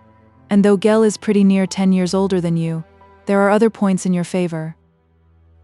Tom was getting a little nervous as Mr. Dean went on speaking. He was conscious of something he had in his mind to say, which might not be agreeable to his uncle, simply because it was a new suggestion, rather than an acceptance of the proposition he foresaw. "It stands to reason," Mr. Dean went on, when he had finished his new pinch, "that your being my nephew weighs in your favor, but I don't deny that if you'd been no relation of mine at all, your conduct in that affair of Pelly's Bank would have led Mr. Guest and myself to make some acknowledgement of the service you've been to us, and, backed by your general conduct and business ability, it has made us determine on giving you a share in the business, a share which we shall be glad to increase as the years go on. We think that'll be better on all grounds than raising your salary. It'll give you more importance, and prepare you better for taking some of the anxiety off my shoulders by and by. I'm equal to a good deal o' work at present, thank God, but I'm getting older, there's no denying that. I told Mr. Guest I would open the subject to you, and when you come back from this northern business, we can go into particulars. This is a great stride for a young fellow of 23, but I'm bound to say you've deserved it. I'm very grateful to Mr. Guest and you, sir. Of course I feel the most indebted to you who first took me into the business, and have taken a good deal of pains with me since." Tom spoke with a slight tremor, and paused after he had said this. "Yes, yes," said Mr. Dean. "I don't spare pains when I see they'll be of any use. I gave myself some trouble with Gell, else he wouldn't have been what he is. But there's one thing I should like to mention to you, Uncle. I've never spoken to you of it before. If you remember, at the time my father's property was sold, there was some thought of your firm buying the mill. I know you thought it would be a very good investment, especially if steam were applied. To be sure. But Wakem outbid us. He'd made up his mind to that. He's rather fond of carrying everything over other people's heads. Perhaps it's of no use my mentioning it at present," Tom went on. "But I wish you to know what I have in my mind about the mill. I've a strong feeling about it. It was my father's dying wish that I should try and get it back again whenever I could. It was in his family for 5 generations. I promised my father, and besides that I'm attached to the place. I shall never like any other so well. And if it should ever suit your views to buy it for the firm, I should have a better chance of fulfilling my father's wish. I shouldn't have liked to mention the thing to you, only you've been kind enough to say my services have been of some value. And I'd give up a much greater chance in life for the sake of having the mill again. I mean having it in my own hands, and gradually working off the price." Mr. Dean had listened attentively and now looked thoughtful. I see, he said after a while. "The thing would be possible if there were any chance of Wakem's parting with the property. But that I don't see. He's put that young jetsam in the place, and he had his reasons when he bought it, I'll be bound." "He's a loose fish, that young jetsam," said Tom. "He's taking to drinking, and they say he's letting the business go down. Luke told me about it, our old miller. He says he shan't stay unless there's an alteration. I was thinking, if things went on that way, Wakem might be more willing to part with the mill. Luke says he's getting very sour about the way things are going on." "Well, I'll turn it over, Tom. I must inquire into the matter and go into it with Mr. Guest, but, you see, it's rather striking out a new branch and putting you to that, instead of keeping you where you are, which was what we'd wanted. I should be able to manage more than the mill when things were once set properly going, sir. I want to have plenty of work. There's nothing else I care about much." There was something rather sad in that speech from a young man of 23, even in Uncle Dean's business-loving ears. "Pooh, pooh, you'll be having a wife to care about one of these days if you get on at this pace in the world. But as to this mill, we mustn't reckon on our chickens too early. However, I promise you to bear it in mind, and when you come back we'll talk of it again. I'm going to dinner now. Come and breakfast with us tomorrow morning, and say goodbye to your mother and sister before you start." Chapter 6. Illustrating the Laws of Attraction. It is evident to you now that Maggie had arrived at a moment in her life which must be considered by all prudent persons as a great opportunity for a young woman. Launched into the higher society of St. Aug's with a striking person, which had the advantage of being quite unfamiliar to the majority of beholders, and with such moderate assistance of costume as you have seen foreshadowed in Lucy's anxious colloquy with Aunt Pullet, Maggie was certainly at a new starting point in life. At Lucy's first evening party, young Tory fatigued his facial muscles more than usual in order that the dark-eyed girl there in the corner might see him in all the additional style conferred by his eyeglass, and several young ladies went home intending to have short sleeves with black lace, and to plait their hair in a broad coronet at the back of their head. That cousin of Miss Dean's looked so very well. In fact, poor Maggie, with all her inward consciousness of a painful past and her presentiment of a troublous future, was on the way to become an object of some envy, a topic of discussion in the newly established billiard room, and between fair friends who had no secrets from each other on the subject of trimmings. The Miss Guests, who associated chiefly on terms of condescension with the families of St. Aug's, and were the glass of fashion there, took some exception to Maggie's manners. She had a way of not assenting at once to the observations current in good society, and of saying that she didn't know whether those observations were true or not, which gave her an air of gaucherie, and impeded the even flow of conversation. But it is a fact capable of an amiable interpretation that ladies are not the worse disposed toward a new acquaintance of their own sex, because she has points of inferiority. And Maggie was so entirely without those pretty airs of coquetry which have the traditional reputation of driving gentlemen to despair, that she won some feminine pity for being so ineffective in spite of her beauty. She had not had many advantages, poor thing, and it must be admitted there was no pretension about her. Her abruptness and unevenness of manner were plainly the result of her secluded and lowly circumstances.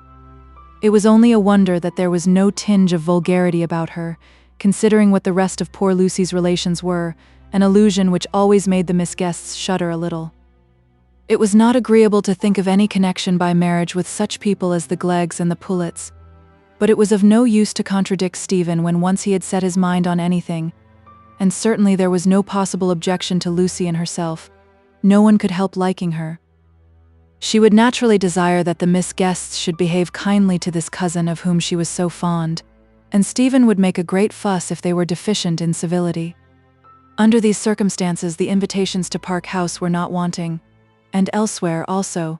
Miss Dean was too popular and too distinguished a member of society in St. Aug's for any attention toward her to be neglected.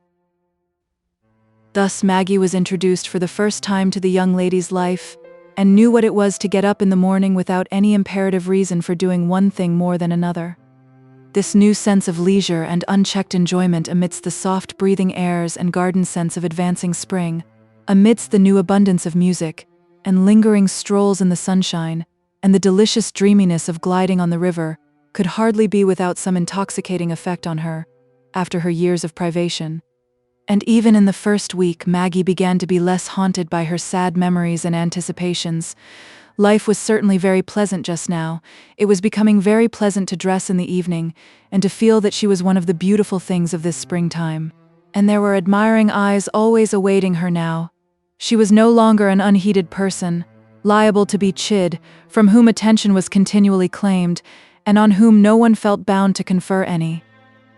It was pleasant, too, when Stephen and Lucy were gone out riding, to sit down at the piano alone, and find that the old fitness between her fingers and the keys remained, and revived like a sympathetic kinship not to be worn out by separation, to get the tunes she had heard the evening before, and repeat them again and again until she had found out a way of producing them so as to make them a more pregnant, passionate language to her.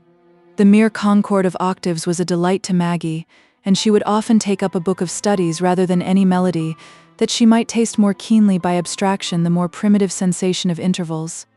Not that her enjoyment of music was of the kind that indicates a great specific talent.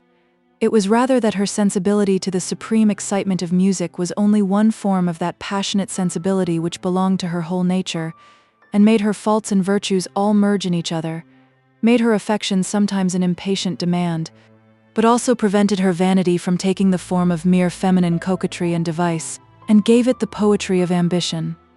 But you have known Maggie a long while, and need to be told, not her characteristics, but her history, which is a thing hardly to be predicted even from the completest knowledge of characteristics. For the tragedy of our lives is not created entirely from within. Character, says Novalis, in one of his questionable aphorisms, character is destiny, but not the whole of our destiny. Hamlet, Prince of Denmark, was speculative and irresolute, and we have a great tragedy in consequence. But if his father had lived to a good old age, and his uncle had died an early death, we can conceive Hamlet's having married Ophelia, and got through life with a reputation of sanity, notwithstanding many soliloquies, and some moody sarcasms toward the fair daughter of Polonius, to say nothing of the frankest incivility to his father-in-law. Maggie's destiny, then, is at present hidden, and we must wait for it to reveal itself like the course of an unmapped river. We only know that the river is full and rapid, and that for all rivers there is the same final home. Under the charm of her new pleasures, Maggie herself was ceasing to think, with her eager prefiguring imagination of her future lot, and her anxiety about her first interview with Philip was losing its predominance. Perhaps unconsciously to herself, she was not sorry that the interview had been deferred. For Philip had not come the evening he was expected, and Mr. Stephen Guest brought word that he was gone to the coast, probably, he thought, on a sketching expedition, but it was not certain when he would return. It was just like Philip, to go off in that way without telling anyone. It was not until the 12th day that he returned, to find both Lucy's notes awaiting him. He had left before he knew of Maggie's arrival. Perhaps one had need be 19 again to be quite convinced of the feelings that were crowded for Maggie into those 12 days, of the length to which they were stretched for her by the novelty of her experience in them, and the varying attitudes of her mind. The early days of an acquaintance almost always have this importance for us, and fill up a larger space in our memory than longer subsequent periods, which have been less filled with discovery and new impressions. There were not many hours in those 10 days in which Mr. Stephen Guest was not seated by Lucy's side, or standing near her at the piano, or accompanying her on some outdoor excursion. His attentions were clearly becoming more assiduous, and that was what everyone had expected. Lucy was very happy, all the happier because Stephen's society seemed to have become much more interesting and amusing since Maggie had been there. Playful discussions, sometimes serious ones, were going forward, in which both Stephen and Maggie revealed themselves, to the admiration of the gentle, unobtrusive Lucy, and it more than once crossed her mind what a charming quartet they should have through life when Maggie married Philip. Is it an inexplicable thing that a girl should enjoy her lover's society the more for the presence of a third person, and be without the slightest spasm of jealousy that the third person had the conversation habitually directed to her? Not when that girl is as tranquil-hearted as Lucy, thoroughly possessed with a belief that she knows the state of her companion's affections, and not prone to the feelings which shake such a belief in the absence of positive evidence against it. Besides, it was Lucy by whom Stephen sat, to whom he gave his arm, to whom he appealed as the person sure to agree with him, and every day there was the same tender politeness toward her, the same consciousness of her wants and care to supply them. Was there really the same? It seemed to Lucy that there was more, and it was no wonder that the real significance of the change escaped her. It was a subtle act of conscience in Stephen that even he himself was not aware of. His personal attentions to Maggie were comparatively slight, and there had even sprung up an apparent distance between them that prevented the renewal of that faint resemblance to gallantry into which he had fallen the first day in the boat. If Stephen came in when Lucy was out of the room, if Lucy left them together, they never spoke to each other. Stephen, perhaps, seemed to be examining books or music, and Maggie bent her head assiduously over her work. Each was oppressively conscious of the other's presence, even to the finger ends. Yet each looked and longed for the same thing to happen the next day. Neither of them had begun to reflect on the matter, or silently to ask, "To what does all this tend?"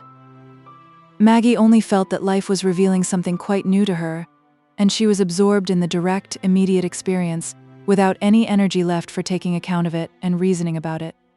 Stephen willfully abstained from self-questioning, and would not admit to himself that he felt an influence which was to have any determining effect on his conduct. And when Lucy came into the room again, they were once more unconstrained. Maggie could contradict Stephen and laugh at him, and he could recommend to her consideration the example of that most charming heroine, Miss Sophia Western, who had a great respect for the understandings of men. Maggie could look at Stephen, which, for some reason or other, she always avoided when they were alone, and he could even ask her to play his accompaniment for him, since Lucy's fingers were so busy with that bazaar work, and lecture her on hurrying the tempo, which was certainly Maggie's weak point. One day, it was the day of Philip's return. Lucy had formed a sudden engagement to spend the evening with Mrs. Ken, whose delicate state of health, threatening to become confirmed illness through an attack of bronchitis, obliged her to resign her functions at the coming bazaar into the hands of other ladies, of whom she wished Lucy to be one. The engagement had been formed in Stephen's presence, and he had heard Lucy promise to dine early and call at 6 o'clock for Miss Torrey, who brought Mrs. Ken's request. "Here is another of the moral results of this idiotic bazaar," Stephen burst forth as soon as Miss Torrey had left the room, taking young ladies from the duties of the domestic hearth into scenes of dissipation among urn rugs and embroidered reticules. "I should like to know what is the proper function of women, if it is not to make reasons for husbands to stay at home, and still stronger reasons for bachelors to go out. If this goes on much longer, the bonds of society will be dissolved." "Well, it will not go on much longer," said Lucy, laughing, "for the bazaar is to take place on Monday week." "Thank heaven," said Stephen. "Ken himself said the other day that he didn't like this plan of making vanity do the work of charity, but just as the British public is not reasonable enough to bear direct taxation, so St. Ogg's has not got force of motive enough to build and endow schools without calling in the force of folly." "Did he say so?" said little Lucy, her hazel eyes opening wide with anxiety. "I never heard him say anything of that kind. I thought he approved of what we were doing." "I'm sure he approves you," said Stephen, smiling at her affectionately. "Your conduct in going out tonight looks vicious, I own, but I know there is benevolence at the bottom of it." "Oh, you think too well of me," said Lucy, shaking her head, with a pretty blush, and there the subject ended. But it was tacitly understood that Stephen would not come in the evening, and on the strength of that tacit understanding he made his morning visit the longer, not saying goodbye until after 4. Maggie was seated in the drawing-room alone shortly after dinner with Minnie on her lap, having left her uncle to his wine and his nap, and her mother to the compromise between knitting and nodding which, when there was no company, she always carried on in the dining-room till tea-time. Maggie was stooping to caress the tiny silken pet, and comforting him for his mistress's absence, when the sound of a footstep on the gravel made her look up, and she saw Mr. Stephen Guest walking up the garden, as if he had come straight from the river. It was very unusual to see him so soon after dinner. He often complained that their dinner hour was late at Park House. Nevertheless, there he was in his black dress. He had evidently been home, and must have come again by the river. Maggie felt her cheeks glowing and her heart beating. It was natural she should be nervous, for she was not accustomed to receive visitors alone. He had seen her look up through the open window, and raised his hat as he walked toward it to enter that way instead of by the door. He blushed too, and certainly looked as foolish as a young man of some wit and self-possession can be expected to look, as he walked in with a roll of music in his hand and said, with an air of hesitating improvisation, "You are surprised to see me again, Miss Tulliver? I ought to apologize for coming upon you by surprise, but I wanted to come into the town, and I got our man to row me, so I thought I would bring these things from the maid of Artois for your cousin. I forgot them this morning. Will you give them to her?" "Yes," said Maggie, who had risen confusedly with Minnie in her arms, and now, not quite knowing what else to do, sat down again. Stephen laid down his hat, with the music, which rolled on the floor, and sat down in the chair close by her. He had never done so before, and both he and Maggie were quite aware that it was an entirely new position.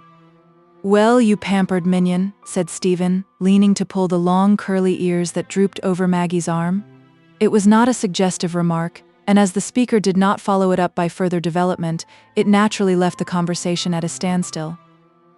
It seemed to Stephen like some action in a dream that he was obliged to do, and wonder at himself all the while, to go on stroking Minnie's head. Yet it was very pleasant. He only wished he dared look at Maggie, and that she would look at him. Let him have one long look into those deep, strange eyes of hers, and then he would be satisfied and quite reasonable after that. He thought it was becoming a sort of monomania with him, to want that long look from Maggie, and he was racking his invention continually to find out some means by which he could have it without its appearing singular and entailing subsequent embarrassment. As for Maggie, she had no distinct thought, only the sense of a presence like that of a closely hovering broad-winged bird in the darkness, for she was unable to look up, and saw nothing but Minnie's black wavy coat. But this must end some time, perhaps it ended very soon, and only seemed long as a minute's dream does. Stephen at last sat upright sideways in his chair, leaning one hand and arm over the back and looking at Maggie. What should he say? "We shall have a splendid sunset, I think. Shan't you go out and see it?" "I don't know," said Maggie, then courageously raising her eyes and looking out of the window, "if I'm not playing cribbage with my uncle." A pause, during which Minnie is stroked again but has sufficient insight not to be grateful for it, to growl rather. "Do you like sitting alone?" A rather arch look came over Maggie's face, and, just glancing at Stephen, she said, "Would it be quite civil to say yes?" "It was rather a dangerous question for an intruder to ask," said Stephen, delighted with that glance, and getting determined to stay for another. "But you will have more than half an hour to yourself after I am gone," he added, taking out his watch. "I know Mr. Dean never comes in till 7:30. Another pause, during which Maggie looked steadily out of the window, till by a great effort she moved her head to look down at Minnie's back again, and said, "I wish Lucy had not been obliged to go out. We lose our music." "We shall have a new voice tomorrow night," said Stephen. "Will you tell your cousin that our friend Philip Wakem has come back? I saw him as I went home." Maggie gave a little start. It seemed hardly more than a vibration that passed from head to foot in an instant, but the new images summoned by Philip's name dispersed half the oppressive spell she had been under. She rose from her chair with a sudden resolution, and laying Minnie on his cushion, went to reach Lucy's large work-basket from its corner. Stephen was vexed and disappointed. He thought perhaps Maggie didn't like the name of Wakem to be mentioned to her in that abrupt way, for he now recalled what Lucy had told him of the family quarrel. It was of no use to stay any longer. Maggie was seating herself at the table with her work, and looking chill and proud, and he looked like a simpleton for having come. A gratuitous, entirely superfluous visit of that sort was sure to make a man disagreeable and ridiculous. Of course it was palpable to Maggie's thinking that he had dined hastily in his own room, for the sake of setting off again and finding her alone. A boyish state of mind for an accomplished young gentleman of 25, not without legal knowledge, but a reference to history perhaps, may make it not incredible. At this moment Maggie's ball of knitting wool rolled along the ground, and she started up to reach it. Stephen rose too, and picking up the ball, met her with a vexed, complaining look that gave his eyes quite a new expression to Maggie, whose own eyes met them as he presented the ball to her. "Goodbye," said Stephen, in a tone that had the same beseeching discontent as his eyes. He dared not put out his hand, He thrust both hands into his tail pockets as he spoke. Maggie thought she had perhaps been rude. "Won't you stay?" she said timidly, not looking away, for that would have seemed rude again. "No, thank you," said Stephen, looking still into the half-unwilling, half-fascinated eyes, as a thirsty man looks toward the track of the distant brook.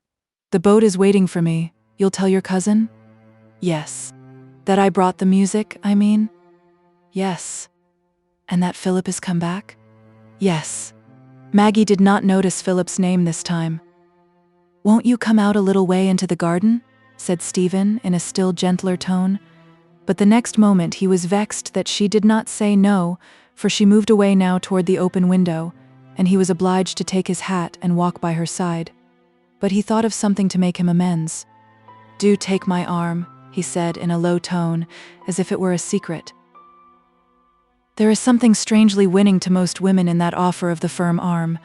The help is not wanted physically at that moment, but the sense of help, the presence of strength that is outside them and yet theirs, meets a continual want of the imagination. Either on that ground or some other, Maggie took the arm. And they walked together round the grass plot and under the drooping green of the laburnums, in the same dim, dreamy state as they had been in a quarter of an hour before, only that Stephen had had the look he longed for, without yet perceiving in himself the symptoms of returning reasonableness, and Maggie had darting thoughts across the dimness. How came he to be there? Why had she come out? Not a word was spoken. If it had been, each would have been less intensely conscious of the other. "Take care of this step," said Stephen at last. "Oh, I will go in now," said Maggie, feeling that the step had come like a rescue. "Good evening." In an instant she had withdrawn her arm and was running back to the house. She did not reflect that this sudden action would only add to the embarrassing recollections of the last half hour. She had no thought left for that. She only threw herself into the low armchair and burst into tears. "Oh, Philip, Philip, I wish we were together again, so quietly in the red deeps." Stephen looked after her a moment, then went on to the boat, and was soon landed at the wharf. He spent the evening in the billiard room, smoking one cigar after another, and losing lives at pool, but he would not leave off. He was determined not to think, not to admit any more distinct remembrance than was urged upon him by the perpetual presence of Maggie. He was looking at her, and she was on his arm. But there came the necessity of walking home in the cool starlight, and with it the necessity of cursing his own folly, and bitterly determining that he would never trust himself alone with Maggie again. It was all madness.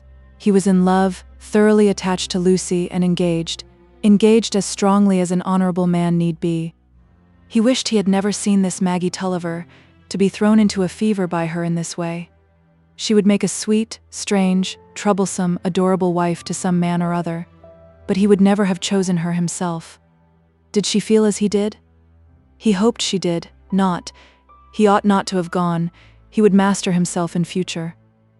He would make himself disagreeable to her, quarrel with her perhaps. Quarrel with her? Was it possible to quarrel with a creature who had such eyes, defying and deprecating, contradicting and clinging, imperious and beseeching, full of delicious opposites? To see such a creature subdued by love for one would be a lot worth having to another man. There was a muttered exclamation which ended this inward soliloquy, as Stephen threw away the end of his last cigar, and thrusting his hands into his pockets, stalked along at a quieter pace through the shrubbery. It was not of a benedictory kind. Chapter 7. Philip re-enters. The next morning was very wet, the sort of morning on which male neighbors who have no imperative occupation at home are likely to pay their fair friends an illimitable visit. The rain, which has been endurable enough for the walk or ride one way, is sure to become so heavy and at the same time so certain to clear up by and by that nothing but an open quarrel can abbreviate the visit. Latent detestation will not do at all. And if people happen to be lovers, what can be so delightful in England as a rainy morning? English sunshine is dubious. Bonnets are never quite secure. And if you sit down on the grass, it may lead to catarrhs. But the rain is to be depended on. You gallop through it in a mackintosh, and presently find yourself in the seat you like best, a little above or a little below the one on which your goddess sits. It is the same thing to the metaphysical mind, and that is the reason why women are at once worshipped and looked down upon, with a satisfactory confidence that there will be no lady callers. Stephen will come earlier this morning. I know, said Lucy. He always does when it's rainy. Maggie made no answer. She was angry with Stephen. She began to think she should dislike him, and if it had not been for the rain, she would have gone to her Aunt Glegg's this morning, and so have avoided him altogether. As it was, she must find some reason for remaining out of the room with her mother. But Stephen did not come earlier, and there was another visitor, a nearer neighbor who preceded him. When Philip entered the room, he was going merely to bow to Maggie, feeling that their acquaintance was a secret which he was bound not to betray. But when she advanced toward him and put out her hand, he guessed at once that Lucy had been taken into her confidence. It was a moment of some agitation to both, though Philip had spent many hours in preparing for it. But like all persons who have passed through life with little expectation of sympathy, he seldom lost his self-control and shrank with the most sensitive pride from any noticeable betrayal of emotion. A little extra paleness, a little tension of the nostril when he spoke, and the voice pitched in rather a higher key, that to strangers would seem expressive of cold indifference, were all the signs Philip usually gave of an inward drama that was not without its fierceness. But Maggie, who had little more power of concealing the impressions made upon her than if she had been constructed of musical strings, felt her eyes getting larger with tears as they took each other's hands in silence. They were not painful tears. They had rather something of the same origin as the tears women and children shed when they have found some protection to cling to and look back on the threatened danger. For Philip, who a little while ago was associated continually in Maggie's mind with the sense that Tom might reproach her with some justice, had now, in this short space, become a sort of outward conscience to her that she might fly to for rescue and strength. Her tranquil, tender affection for Philip, with its root deep down in her childhood, and its memories of long, quiet talk confirming by distinct successive impressions the first instinctive bias, the fact that in him the appeal was more strongly to her pity and womanly devotedness than to her vanity or other egoistic excitability of her nature, seemed now to make a sort of sacred place, a sanctuary where she could find refuge from an alluring influence which the best part of herself must resist, which must bring horrible tumult within, wretchedness without. This new sense of her relation to Philip nullified the anxious scruples she would otherwise have felt, lest she should overstep the limit of intercourse with him that Tom would sanction. And she put out her hand to him, and felt the tears in her eyes without any consciousness of an inward check. The scene was just what Lucy expected, and her kind heart delighted in bringing Philip and Maggie together again, though, even with all her regard for Philip, she could not resist the impression that her cousin Tom had some excuse for feeling shocked at the physical incongruity between the two, a prosaic person like cousin Tom, who didn't like poetry and fairy tales. But she began to speak as soon as possible, to set them at ease. "This was very good and virtuous of you," she said in her pretty treble, like the low conversational notes of little birds, "to come so soon after your arrival. And as it is, I think I will pardon you for running away in an inopportune manner, and giving your friends no notice. Come and sit down here," she went on, placing the chair that would suit him best, "and you shall find yourself treated mercifully." "You will never govern well, Miss Dean," said Philip as he seated himself, "because no one will ever believe in your severity. People will always encourage themselves in misdemeanors by the certainty that you will be indulgent." Lucy gave some playful contradiction, but Philip did not hear what it was, for he had naturally turned toward Maggie, and she was looking at him with that open, affectionate scrutiny which we give to a friend from whom we have been long separated. What a moment their parting had been, and Philip felt as if he were only in the morrow of it. He felt this so keenly, with such intense, detailed remembrance, with such passionate revival of all that had been said and looked in their last conversation, that with that jealousy and distrust which in diffident natures is almost inevitably linked with a strong feeling, he thought he read in Maggie's glance and manner the evidence of a change. The very fact that he feared and half expected it would be sure to make this thought rush in the absence of positive proof to the contrary. "I am having a great holiday, am I not?" said Maggie. "Lucy is like a fairy godmother. She has turned me from a drudge into a princess in no time. I do nothing but indulge myself all day long, and she always finds out what I want before I know it myself."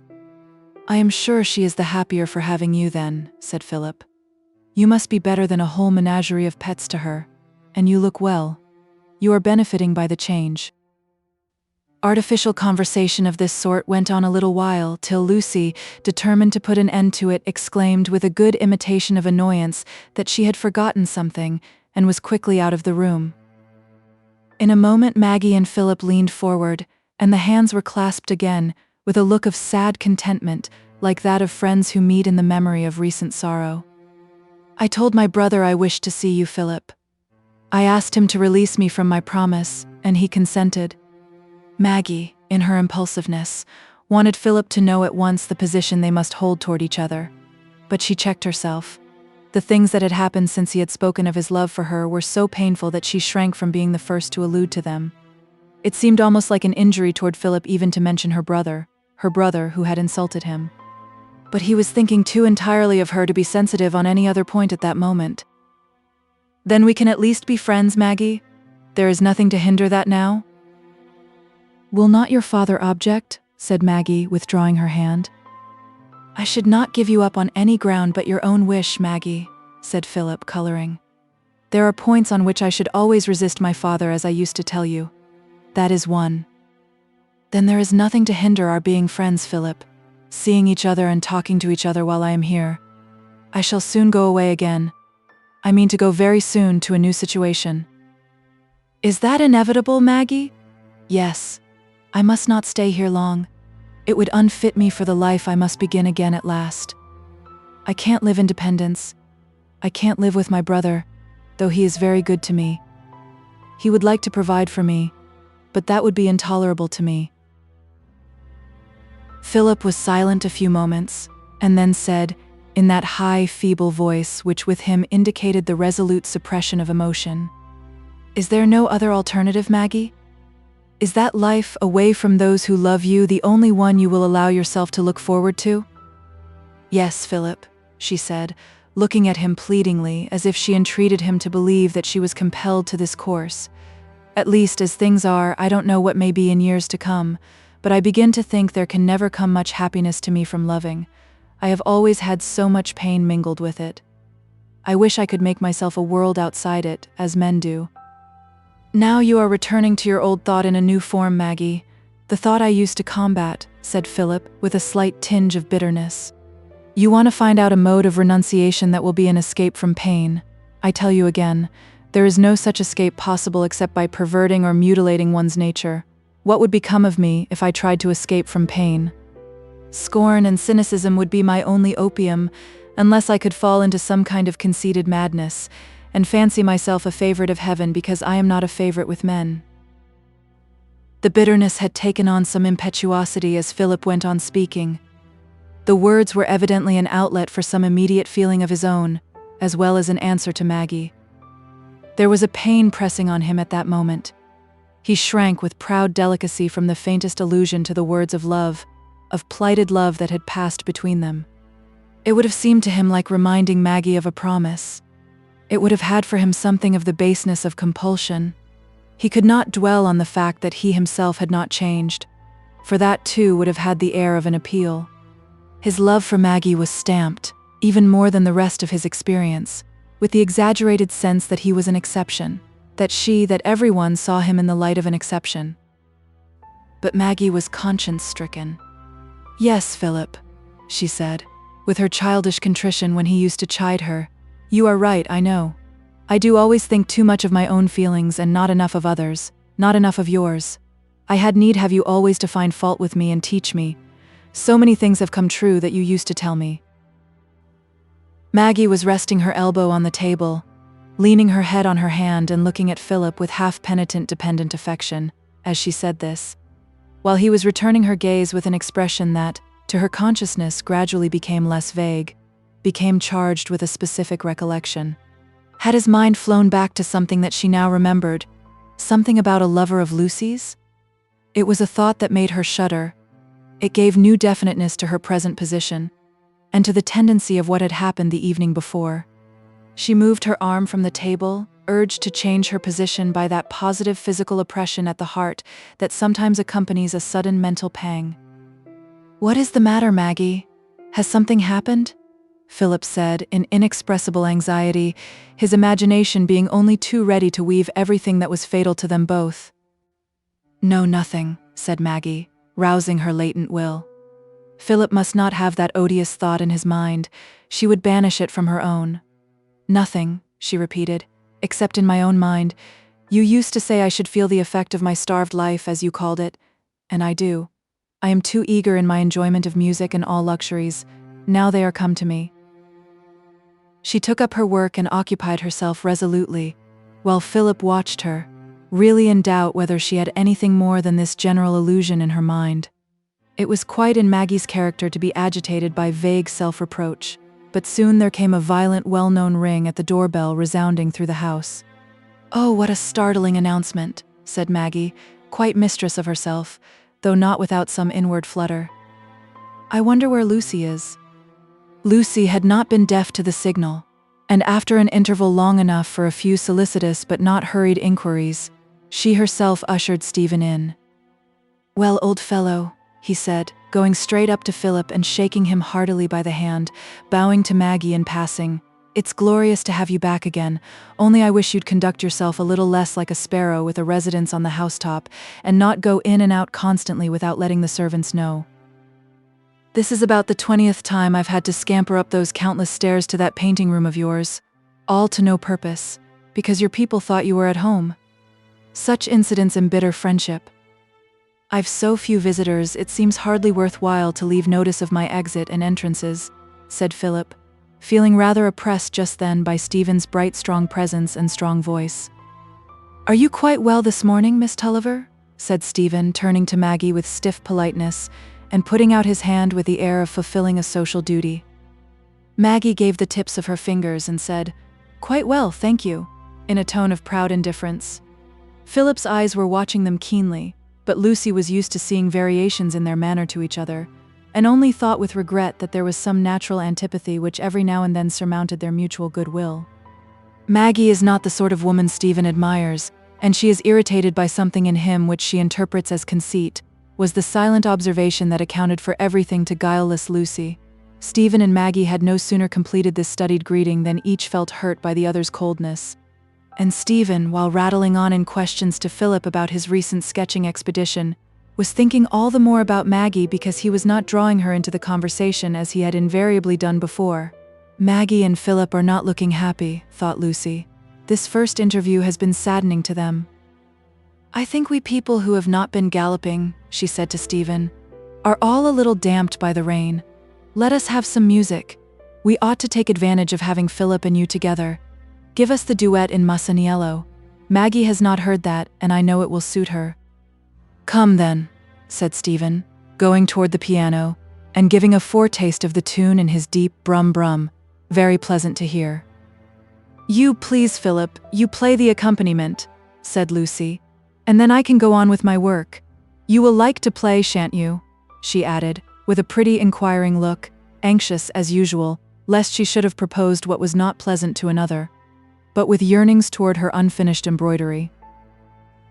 Philip had brightened at the proposition, for there is no feeling, perhaps, except the extremes of fear and grief, that does not find relief in music, that does not make a man sing or play the better, and Philip had an abundance of pent-up feeling at this moment, as complex as any trio or quartet that was ever meant to express love and jealousy and resignation and fierce suspicion, all at the same time. "Oh yes," he said, seating himself at the piano, "it is a way of eking out one's imperfect life and being three people at once, to sing and make the piano sing, and hear them both all the while, or else to sing and paint. Ah, there you are, an enviable fellow." "I can do nothing with my hands," said Stephen. "That has generally been observed in men of great administrative capacity, I believe, a tendency to predominance of the reflective powers in me. Haven't you observed that, Miss Tulliver?" Stephen had fallen by mistake into his habit of playful appeal to Maggie, and she could not repress the answering flush and epigram. "I have observed a tendency to predominance," she said, smiling, and Philip at that moment devoutly hoped that she found the tendency disagreeable. "Come, come," said Lucy. "Music, music. We will discuss each other's qualities another time." Maggie always tried in vain to go on with her work when music began. She tried harder than ever today, for the thought that Stephen knew how much she cared for his singing was one that no longer roused a merely playful resistance, and she knew too that it was his habit always to stand so that he could look at her. But it was of no use. She soon threw her work down, and all her intentions were lost in the vague state of emotion produced by the inspiring duet, emotion that seemed to make her at once strong and weak, strong for all enjoyment, weak for all resistance. When the strain passed into the minor, she half started from her seat with the sudden thrill of that change. Poor Maggie. She looked very beautiful when her soul was being played on in this way by the inexorable power of sound. You might have seen the slightest perceptible quivering through her whole frame as she leaned a little forward, clasping her hands as if to steady herself, while her eyes dilated and brightened into that wide-open, childish expression of wondering delight which always came back in her happiest moments. Lucy, who at other times had always been at the piano when Maggie was looking in this way, could not resist the impulse to steal up to her and kiss her. Philip, too, caught a glimpse of her now and then round the open book on the desk, and felt that he had never before seen her under so strong an influence. More, said Lucy, when the duet had been encored. Something spirited again. Maggie always says she likes a great rush of sound. It must be "Let Us Take the Road," then, said Stephen, so suitable for a wet morning. But are you prepared to abandon the most sacred duties of life and come and sing with us? Oh yes, said Lucy, laughing. If you will look out the Beggar's Opera from the large Canterbury. It has a dingy cover. That is a great clue, considering there are about a score covers here of rival dinginess, said Stephen, drawing out the Canterbury. Oh, play something the while, Philip, said Lucy, noticing that his fingers were wandering over the keys. What is that you are falling into? Something delicious that I don't know. Don't you know that? Said Philip, bringing out the tune more definitely. It's from the Sonnambula. Ah, perché non posso odiarti. I don't know the opera, but it appears the tenor is telling the heroine that he shall always love her though she may forsake him. You've heard me sing it to the English words, I love thee still. It was not quite unintentionally that Philip had wandered into this song, which might be an indirect expression to Maggie of what he could not prevail on himself to say to her directly. Her ears had been open to what he was saying, and when he began to sing, she understood the plaintive passion of the music. That pleading tenor had no very fine qualities as a voice, but it was not quite new to her. It had sung to her by snatches in a subdued way, among the grassy walks and hollows, and underneath the leaning ash tree in the red deeps. There seemed to be some reproach in the words. Did Philip mean that? She wished she had assured him more distinctly in their conversation that she desired not to renew the hope of love between them, only because it clashed with her inevitable circumstances. She was touched, not thrilled by the song. It suggested distinct memories and thoughts, and brought quiet regret in the place of excitement. That's the way with you tenors, said Stephen, who was waiting with music in his hand while Philip finished the song. You demoralize the fair sex by warbling your sentimental love and constancy under all sorts of vile treatment. Nothing short of having your head served up in a dish like that medieval tenor or troubadour would prevent you from expressing your entire resignation. I must administer an antidote, while Miss Dean prepares to tear herself away from her bobbins. Stephen rolled out, with saucy energy. Shall I, wasting in despair, die because a woman's fair? And seemed to make all the air in the room alive with a new influence. Lucy, always proud of what Stephen did, went toward the piano with laughing, admiring looks at him, and Maggie, in spite of her resistance to the spirit of the song and to the singer, was taken hold of and shaken by the invisible influence, was borne along by a wave too strong for her.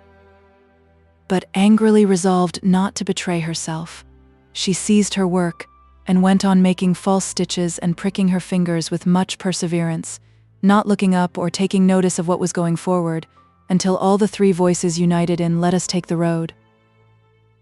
I am afraid there would have been a subtle, stealing gratification in her mind if she had known how entirely this saucy, defiant Stephen was occupied with her, how he was passing rapidly from a determination to treat her with ostentatious indifference to an irritating desire for some sign of inclination from her, some interchange of subdued word or look with her. It was not long before he found an opportunity, when they had passed to the music of the tempest. Maggie, feeling the need of a footstool, was walking across the room to get one, when Stephen, who was not singing just then, and was conscious of all her movements, guessed her want and flew to anticipate her, lifting the footstool with an entreating look at her, which made it impossible not to return a glance of gratitude. And then to have the footstool placed carefully by a too self-confident personage, not any self-confident personage, but one in particular who suddenly looks humble and anxious, and lingers, bending still, to ask if there is not some draught in that position between the window and the fireplace, and if he may not be allowed to move the work table for her. These things will summon a little of the too ready, traitorous tenderness into a woman's eyes, compelled as she is in her girlish time to learn her life lessons in very trivial language. And to Maggie such things had not been everyday incidents, but were a new element in her life, and found her keen appetite for homage quite fresh.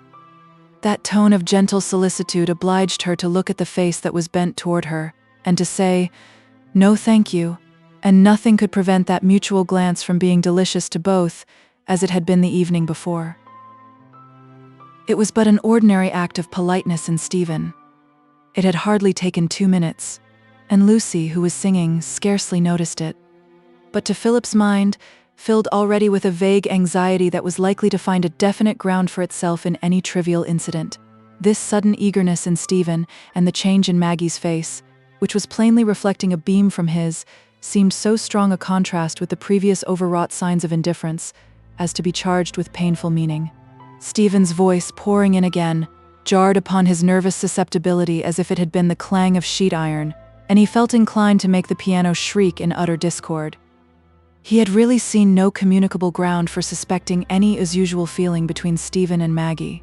His own reason told him so, and he wanted to go home at once that he might reflect coolly on these false images till he had convinced himself of their nullity. But then again, he wanted to stay as long as Stephen stayed, always to be present when Stephen was present with Maggie. It seemed to poor Philip so natural, nay, inevitable, that any man who was near Maggie should fall in love with her.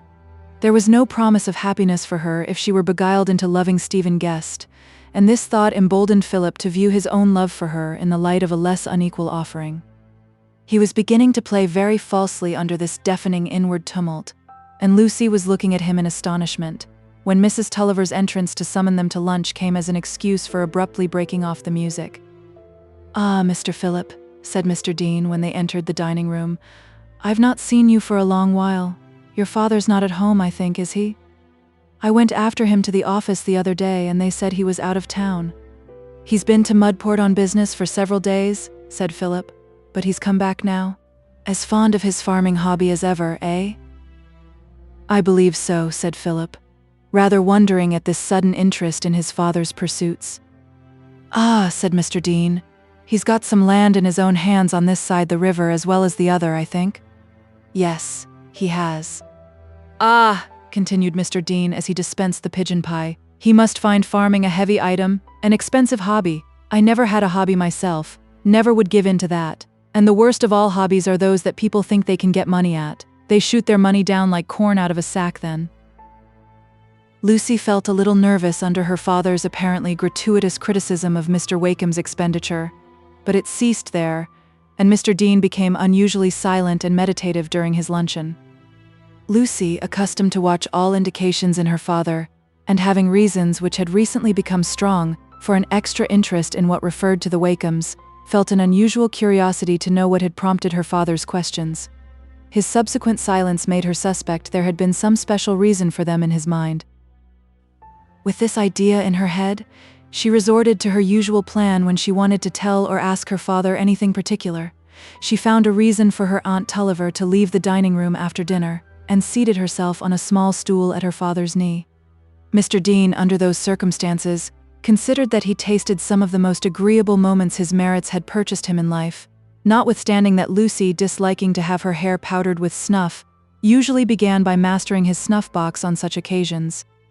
"You don't want to go to sleep yet, Papa, do you?" she said, as she brought up her stool and opened the large fingers that clutched the snuff-box. "Not yet," said Mr. Dean, glancing at the reward of merit in the decanter. "But what do you want?" he added, pinching the dimpled chin fondly. "To coax some more sovereigns out of my pocket for your bazaar, eh?" No, I have no base motives at all today. I only want to talk, not to beg. I want to know what made you ask Philip Wakem about his father's farming today, Papa? It seemed rather odd, because you never hardly say anything to him about his father, and why should you care about Mr. Wakem's losing money by his hobby? Something to do with business, said Mr. Dean, waving his hands, as if to repel intrusion into that mystery. But Papa, you always say Mr. Wakem has brought Philip up like a girl. How came you to think you should get any business knowledge out of him? Those abrupt questions sounded rather oddly. Philip thought them queer. Nonsense, child, said Mr. Dean, willing to justify his social demeanor, with which he had taken some pains in his upward progress. There's a report that Wakem's mill and farm on the other side of the river, Dorlcote Mill, your Uncle Tulliver's, you know, isn't answering so well as it did. I wanted to see if your friend Philip would let anything out about his father's being tired of farming. Why? Would you buy the mill, Papa, if he would part with it? Said Lucy, eagerly. Oh, tell me everything. Here, you shall have your snuff box if you'll tell me.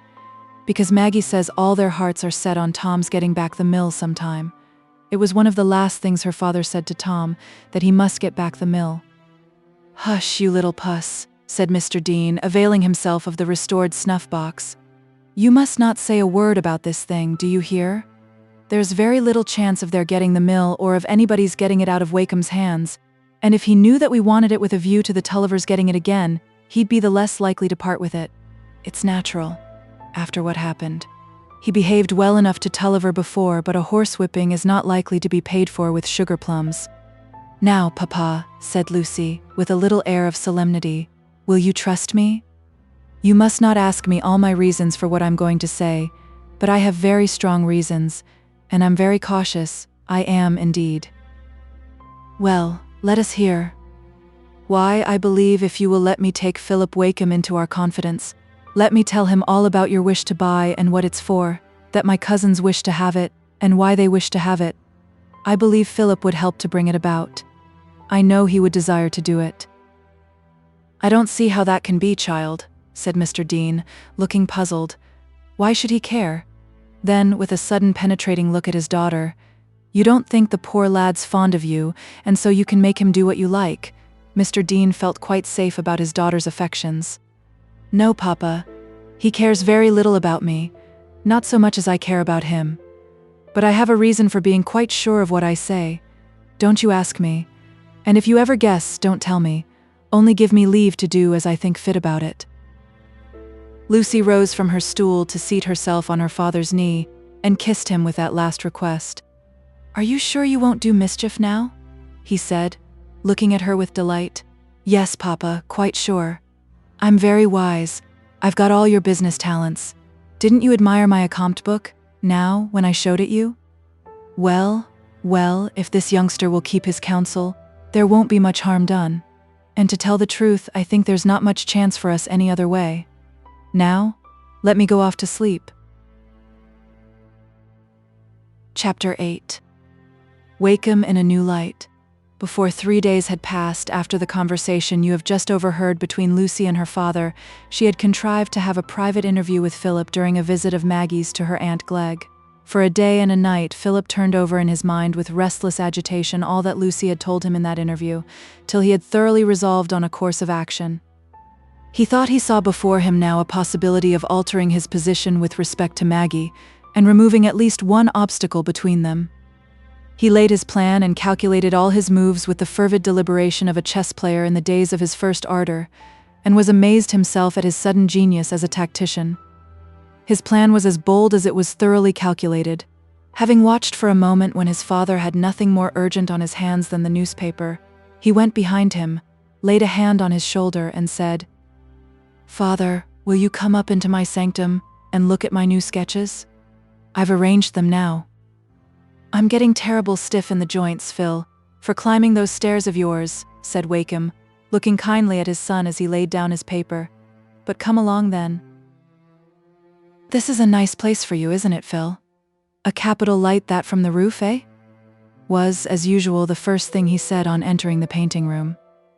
He liked to remind himself and his son, too, that his fatherly indulgence had provided the accommodation. He had been a good father. Emily would have nothing to reproach him with there if she came back again from her grave. "Come, come," he said, putting his double eyeglass over his nose and seating himself to take a general view while he rested. "You've got a famous show here. Upon my word, I don't see that your things aren't as good as that London artist's, what's his name, that Leyburn gave so much money for?" Philip shook his head and smiled.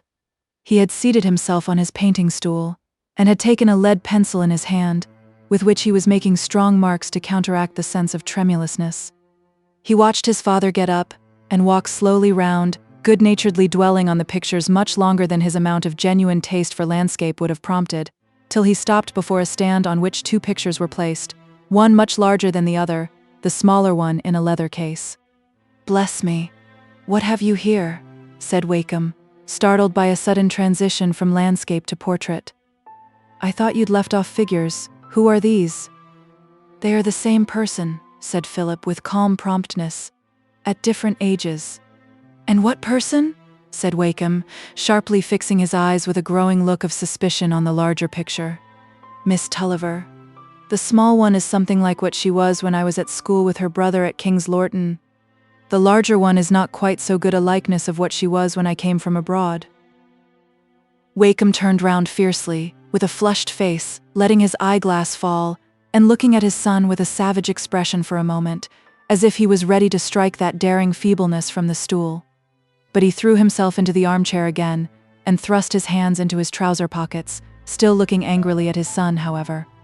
Philip did not return the look, but sat quietly watching the point of his pencil. "And do you mean to say, then, that you have had any acquaintance with her since you came from abroad?" said Wakem, at last, with that vain effort which rage always makes to throw as much punishment as it desires to inflict into words and tones, since blows are forbidden. "Yes, I saw a great deal of her for a whole year before her father's death. We met often in that thicket, the Red Deeps near Dorlcote Mill. I love her dearly. I shall never love any other woman. I have thought of her ever since she was a little girl." "Go on, sir. And you have corresponded with her all this while?" "No. I never told her I loved her till just before we parted, and she promised her brother not to see me again or to correspond with me. I am not sure that she loves me or would consent to marry me, but if she would consent, if she did love me well enough, I should marry her." "And this is the return you make me for all the indulgences I've heaped on you?" said Wakem, getting white and beginning to tremble under an enraged sense of impotence before Philip's calm defiance and concentration of purpose. "No, father," said Philip, looking up at him for the first time. "I don't regard it as a return. You have been an indulgent father to me, but I have always felt that it was because you had an affectionate wish to give me as much happiness as my unfortunate lot would admit. Not that it was a debt you expected me to pay by sacrificing all my chances of happiness to satisfy feelings of yours which I can never share." "I think most sons would share their father's feelings in this case," said Wakem bitterly. "The girl's father was an ignorant mad brute who was within an inch of murdering me. The whole town knows it, and the brother is just as insolent, only in a cooler way. He forbade her seeing you, you say. He'll break every bone in your body, for your greater happiness, if you don't take care." "But you seem to have made up your mind. You have counted the consequences, I suppose. Of course you are independent of me. You can marry this girl tomorrow if you like. You are a man of 25. You can go your way and I can go mine. We need have no more to do with each other." Wakem rose and walked toward the door, but something held him back, and instead of leaving the room, he walked up and down it. Philip was slow to reply, and when he spoke, his tone had a more incisive quietness and clearness than ever. "No, I can't marry Miss Tulliver, even if she would have me, if I have only my own resources to maintain her with. I have been brought up to no profession. I can't offer her poverty as well as deformity." "Ah, there is a reason for your clinging to me, doubtless," said Wakem, still bitterly, though Philip's last words had given him a pang. They had stirred a feeling which had been a habit for a quarter of a century. He threw himself into the chair again. "I expected all this," said Philip. "I know these scenes are often happening between father and son. If I were like other men of my age, I might answer your angry words by still angrier. We might part. I should marry the woman I love, and have a chance of being as happy as the rest." But if it will be a satisfaction to you to annihilate the very object of everything you've done for me, you have an advantage over most fathers. You can completely deprive me of the only thing that would make my life worth having." Philip paused, but his father was silent. "You know best what satisfaction you would have beyond that of gratifying a ridiculous rancor worthy only of wandering savages." "Ridiculous rancor?" Wakem burst out. "What do you mean? Damn it, is a man to be horsewhipped by a boor and love him for it? Besides, there's that cold, proud devil of a son, who said a word to me I shall not forget when we had the settling. He would be as pleasant a mark for a bullet as I know, if he were worth the expense." "I don't mean your resentment toward them," said Philip, who had his reasons for some sympathy with this view of Tom, "though a feeling of revenge is not worth much, that you should care to keep it. I mean you're extending the enmity to a helpless girl, who has too much sense and goodness to share their narrow prejudices. She has never entered into the family quarrels. What does that signify? We don't ask what a woman does, we ask whom she belongs to. It's altogether a degrading thing to you, to think of marrying old Tulliver's daughter." For the first time in the dialogue, Philip lost some of his self-control, and colored with anger. "Miss Tulliver," he said, with bitter incisiveness, "has the only grounds of rank that anything but vulgar folly can suppose to belong to the middle class. She is thoroughly refined, and her friends, whatever else they may be, are respected for irreproachable honor and integrity. All St. Aug's, I fancy, would pronounce her to be more than my equal." Wakem darted a glance of fierce question at his son, but Philip was not looking at him, and with a certain penitent consciousness went on, in a few moments, as if in amplification of his last words. "Find a single person in St. Aug's who will not tell you that a beautiful creature like her would be throwing herself away on a pitiable object like me." "Not she," said Wakem, rising again, and forgetting everything else in a burst of resentful pride, half fatherly, half personal. "It would be a deuced fine match for her. It's all stuff about an accidental deformity, when a girl's really attached to a man." "But girls are not apt to get attached under those circumstances," said Philip. "Well then," said Wakem rather brutally, trying to recover his previous position, "if she doesn't care for you, you might have spared yourself the trouble of talking to me about her, and you might have spared me the trouble of refusing my consent to what was never likely to happen." Wakem strode to the door and, without looking round again, banged it after him. Philip was not without confidence that his father would be ultimately wrought upon as he had expected by what had passed, but the scene had jarred upon his nerves, which were as sensitive as a woman's. He determined not to go down to dinner. He couldn't meet his father again that day. It was Wakem's habit, when he had no company at home, to go out in the evening, often as early as 7:30, and as it was far on in the afternoon now, Philip locked up his room and went out for a long ramble, thinking he would not return until his father was out of the house again. He got into a boat and went down the river to a favorite village where he dined and lingered till it was late enough for him to return. He had never had any sort of quarrel with his father before, and had a sickening fear that this contest, just begun, might go on for weeks, and what might not happen in that time. He would not allow himself to define what that involuntary question meant. But if he could once be in the position of Maggie's accepted, acknowledged lover, there would be less room for vague dread. He went up to his painting room again, and threw himself with a sense of fatigue into the armchair, looking round absently at the views of water and rock that were ranged around, till he fell into a doze, in which he fancied Maggie was slipping down a glistening green, slimy channel of a waterfall, and he was looking on helpless, till he was awakened by what seemed a sudden, awful crash. It was the opening of the door, and he could hardly have dozed more than a few moments, for there was no perceptible change in the evening light. It was his father who entered, and when Philip moved to vacate the chair for him, he said, "Sit still. I'd rather walk about." He stalked up and down the room once or twice, and then, standing opposite Philip with his hands thrust in his side pockets, he said, as if continuing a conversation that had not been broken off, "But this girl seems to have been fond of you, Phil, else she wouldn't have met you in that way." Philip's heart was beating rapidly, and a transient flush passed over his face like a gleam. It was not quite easy to speak at once. "She liked me at King's Lorton, when she was a little girl, because I used to sit with her brother a great deal when he had hurt his foot. She had kept that in her memory, and thought of me as a friend of a long while ago. She didn't think of me as a lover when she met me. Well, but you made love to her at last. What did she say then? Said Wakem, walking about again. She said she did love me then. Confound it then. What else do you want? Is she a jilt? She was very young then, said Philip hesitatingly. I'm afraid she hardly knew what she felt. I'm afraid our long separation, and the idea that events must always divide us, may have made a difference. But she's in the town. I've seen her at church. Haven't you spoken to her since you came back? Yes, at Mr. Dean's. But I couldn't renew my proposals to her on several grounds. One obstacle would be removed if you would give your consent, if you would be willing to think of her as a daughter-in-law. Wakem was silent a little while, pausing before Maggie's picture. She's not the sort of woman your mother was, though, Phil, he said at last. I saw her at church. She's handsomer than this.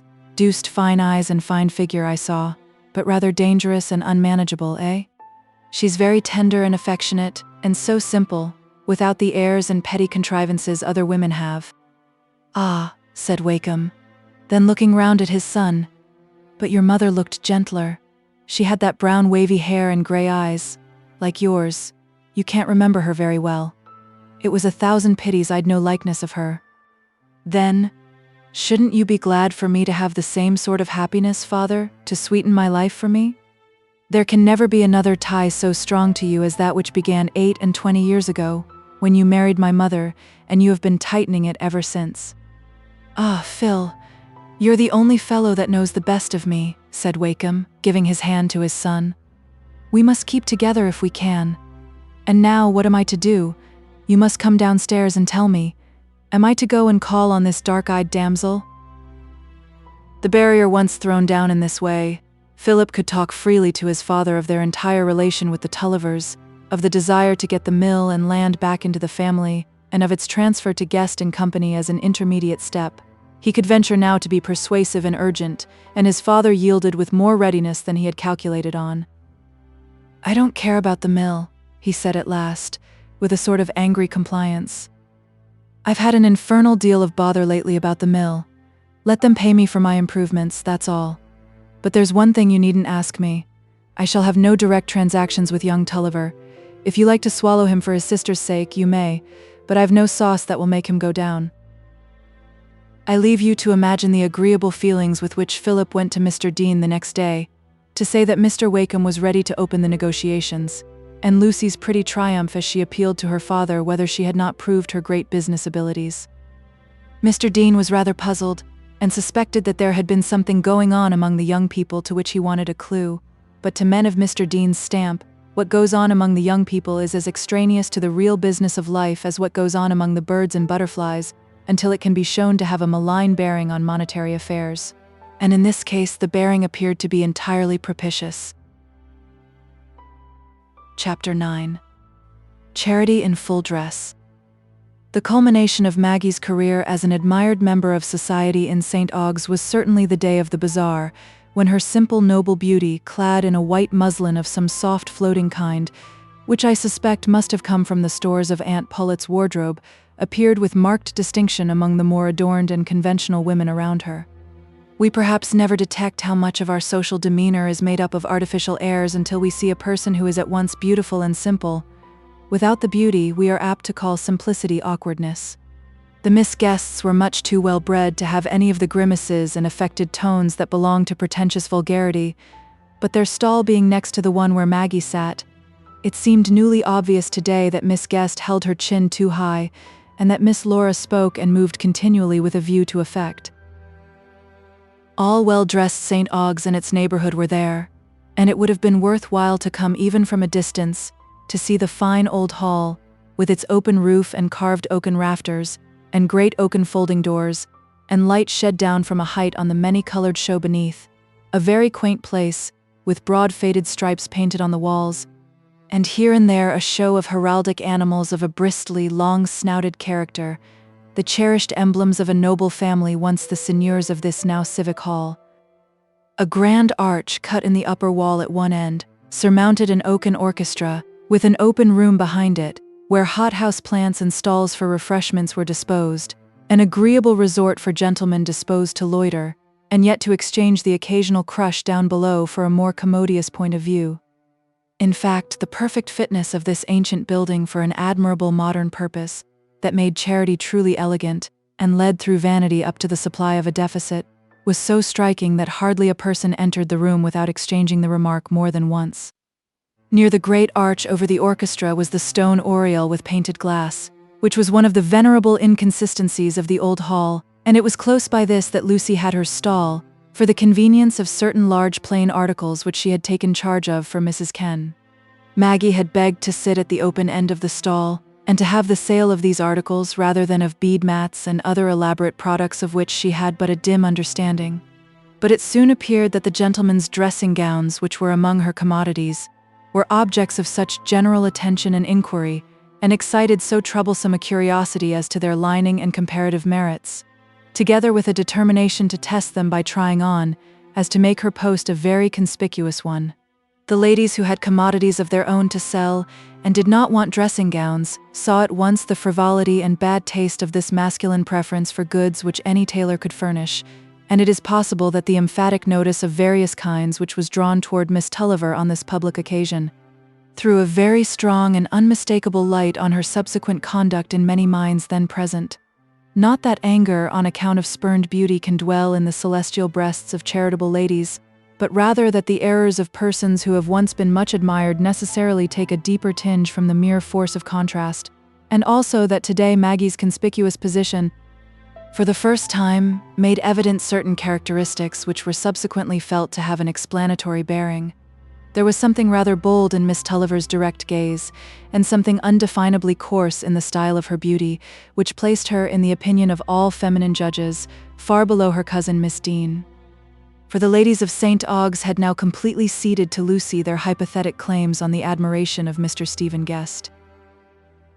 As for dear little Lucy herself, her late benevolent triumph about the mill, and all the affectionate projects she was cherishing for Maggie and Philip, helped to give her the highest spirits today, and she felt nothing but pleasure in the evidence of Maggie's attractiveness. It is true, she was looking very charming herself, and Stephen was paying her the utmost attention on this public occasion, jealously buying up the articles he had seen under her fingers in the process of making, and gaily helping her to cajole the male customers into the purchase of the most effeminate futilities. He chose to lay aside his hat and wear a scarlet fez of her embroidering, but by superficial observers this was necessarily liable to be interpreted less as a compliment to Lucy than as a mark of coxcombry. Guest is a great coxcomb, young Tory observed, but then he is a privileged person in St. Ogg's, he carries all before him. If another fellow did such things, everybody would say he made a fool of himself. And Stephen purchased absolutely nothing from Maggie, until Lucy said in rather a vexed undertone, "See now, all the things of Maggie's knitting will be gone, and you will not have bought one. There are those deliciously soft warm things for the wrists. Do buy them." "Oh no," said Stephen, "they must be intended for imaginative persons, who can chill themselves on this warm day by thinking of the frosty Caucasus. Stern reason is my forte, you know. You must get Philip to buy those, by the way. Why doesn't he come?" "He never likes going where there are many people, though I enjoined him to come. He said he would buy up any of my goods that the rest of the world rejected. But now, do go and buy something of Maggie." No, see, she has got a customer. There is old Wakem himself just coming up." Lucy's eyes turned with anxious interest toward Maggie to see how she went through this first interview, since a sadly memorable time, with a man toward whom she must have so strange a mixture of feelings, but she was pleased to notice that Wakem had tact enough to enter at once into talk about the bazaar wares, and appear interested in purchasing, smiling now and then kindly at Maggie, and not calling on her to speak much, as if he observed that she was rather pale and tremulous. "Why, Wakem is making himself particularly amiable to your cousin," said Stephen in an undertone to Lucy. "Is it pure magnanimity? You talked of a family quarrel." "Oh, that will soon be quite healed, I hope," said Lucy, becoming a little indiscreet in her satisfaction, and speaking with an air of significance. But Stephen did not appear to notice this, and as some lady purchasers came up, He lounged on toward Maggie's end, handling trifles and standing aloof until Wakem, who had taken out his purse, had finished his transactions. "My son came with me," he overheard Wakem saying, "but he has vanished into some other part of the building and has left all these charitable gallantries to me. I hope you'll reproach him for his shabby conduct." She returned his smile and bow without speaking, and he turned away, only then observing Stephen and nodding to him. Maggie, conscious that Stephen was still there, busied herself with counting money and avoided looking up. She had been well pleased that he had devoted himself to Lucy today and had not come near her. They had begun the morning with an indifferent salutation, and both had rejoiced in being aloof from each other, like a patient who has actually done without his opium, in spite of former failures in resolution. And during the last few days they had even been making up their minds to failures, looking to the outward events that must soon come to separate them, as a reason for dispensing with self-conquest in detail. Stephen moved step by step as if he were being unwillingly dragged, until he had got round the open end of the stall and was half hidden by a screen of draperies. Maggie went on counting her money till she suddenly heard a deep, gentle voice saying, "Aren't you very tired? Do let me bring you something, some fruit or jelly, mayn't I?" The unexpected tones shook her like a sudden accidental vibration of a harp close by her. "Oh no, thank you," she said faintly, and only half looking up for an instant. "You look so pale," Stephen insisted in a more entreating tone. "I'm sure you're exhausted. I must disobey you and bring something." "No, indeed, I couldn't take it." "Are you angry with me? What have I done? Do look at me." "Pray, go away," said Maggie, looking at him helplessly, her eyes glancing immediately from him to the opposite corner of the orchestra, which was half hidden by the folds of the old faded green curtain. Maggie had no sooner uttered this entreaty than she was wretched at the admission it implied, but Stephen turned away at once, and following her upward glance, he saw Philip Wakem sealed in the half-hidden corner, so that he could command little more than that angle of the hall in which Maggie sat. An entirely new thought occurred to Stephen, and linking itself with what he had observed of Wakem's manner, and with Lucy's reply to his observation, it convinced him that there had been some former relation between Philip and Maggie beyond that childish one of which he had heard. More than one impulse made him immediately leave the hall and go upstairs to the refreshment room, where, walking up to Philip, he sat down behind him and put his hand on his shoulder.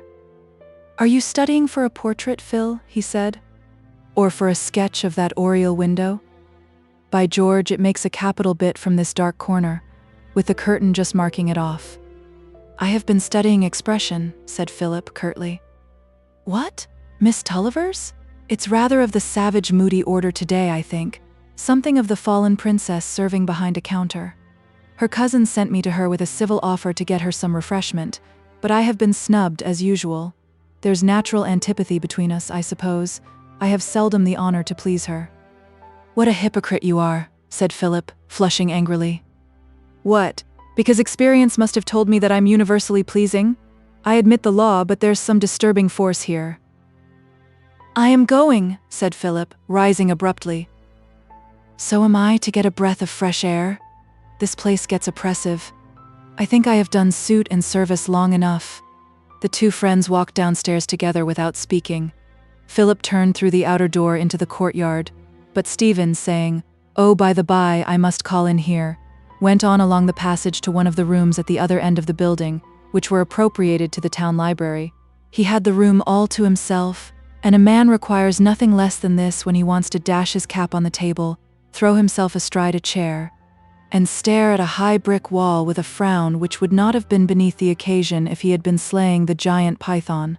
The conduct that issues from a moral conflict has often so close a resemblance to vice that the distinction escapes all outward judgments founded on a mere comparison of actions.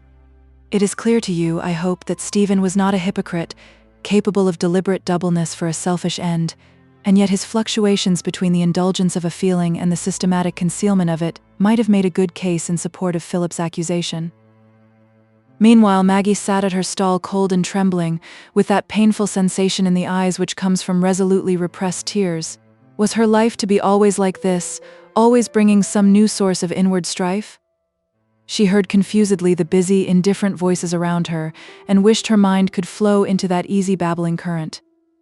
It was at this moment that Dr. Ken, who had quite lately come into the hall, and was now walking down the middle with his hands behind him, taking a general view, fixed his eyes on Maggie for the first time, and was struck with the expression of pain on her beautiful face. She was sitting quite still, for the stream of customers had lessened at this late hour in the afternoon. The gentleman had chiefly chosen the middle of the day, and Maggie's stall was looking rather bare. This, with her absent, pained expression, finished the contrast between her and her companions, who were all bright, eager, and busy. He was strongly arrested. Her face had naturally drawn his attention as a new and striking one at church, and he had been introduced to her during a short call on business at Mr. Dean's, but he had never spoken more than 3 words to her. He walked toward her now, and Maggie, perceiving someone approaching, roused herself to look up and be prepared to speak. She felt a childlike, instinctive relief from the sense of uneasiness in this exertion, when she saw it was Dr. Ken's face that was looking at her. That plain, middle-aged face with a grave, penetrating kindness in it, seeming to tell of a human being who had reached a firm, safe strand, but was looking with helpful pity toward the strugglers still tossed by the waves, had an effect on Maggie at this moment which was afterward remembered by her as if it had been a promise. The middle-aged, who have lived through their strongest emotions but are yet in the time when memory is still half passionate and not merely contemplative, should surely be a sort of natural priesthood, whom life has disciplined and consecrated to be the refuge and rescue of early stumblers and victims of self-despair. Most of us at some moment in our young lives would have welcomed a priest of that natural order in any sort of canonicals or uncanonicals, but had to scramble upward into all the difficulties of 19 entirely without such aid, as Maggie did. "You find your office rather a fatiguing one, I fear, Miss Tulliver?" said Dr. Ken. "It is, rather," said Maggie, simply, not being accustomed to simpler amiable denials of obvious facts. "But I can tell Mrs. Ken that you have disposed of her goods very quickly," he added.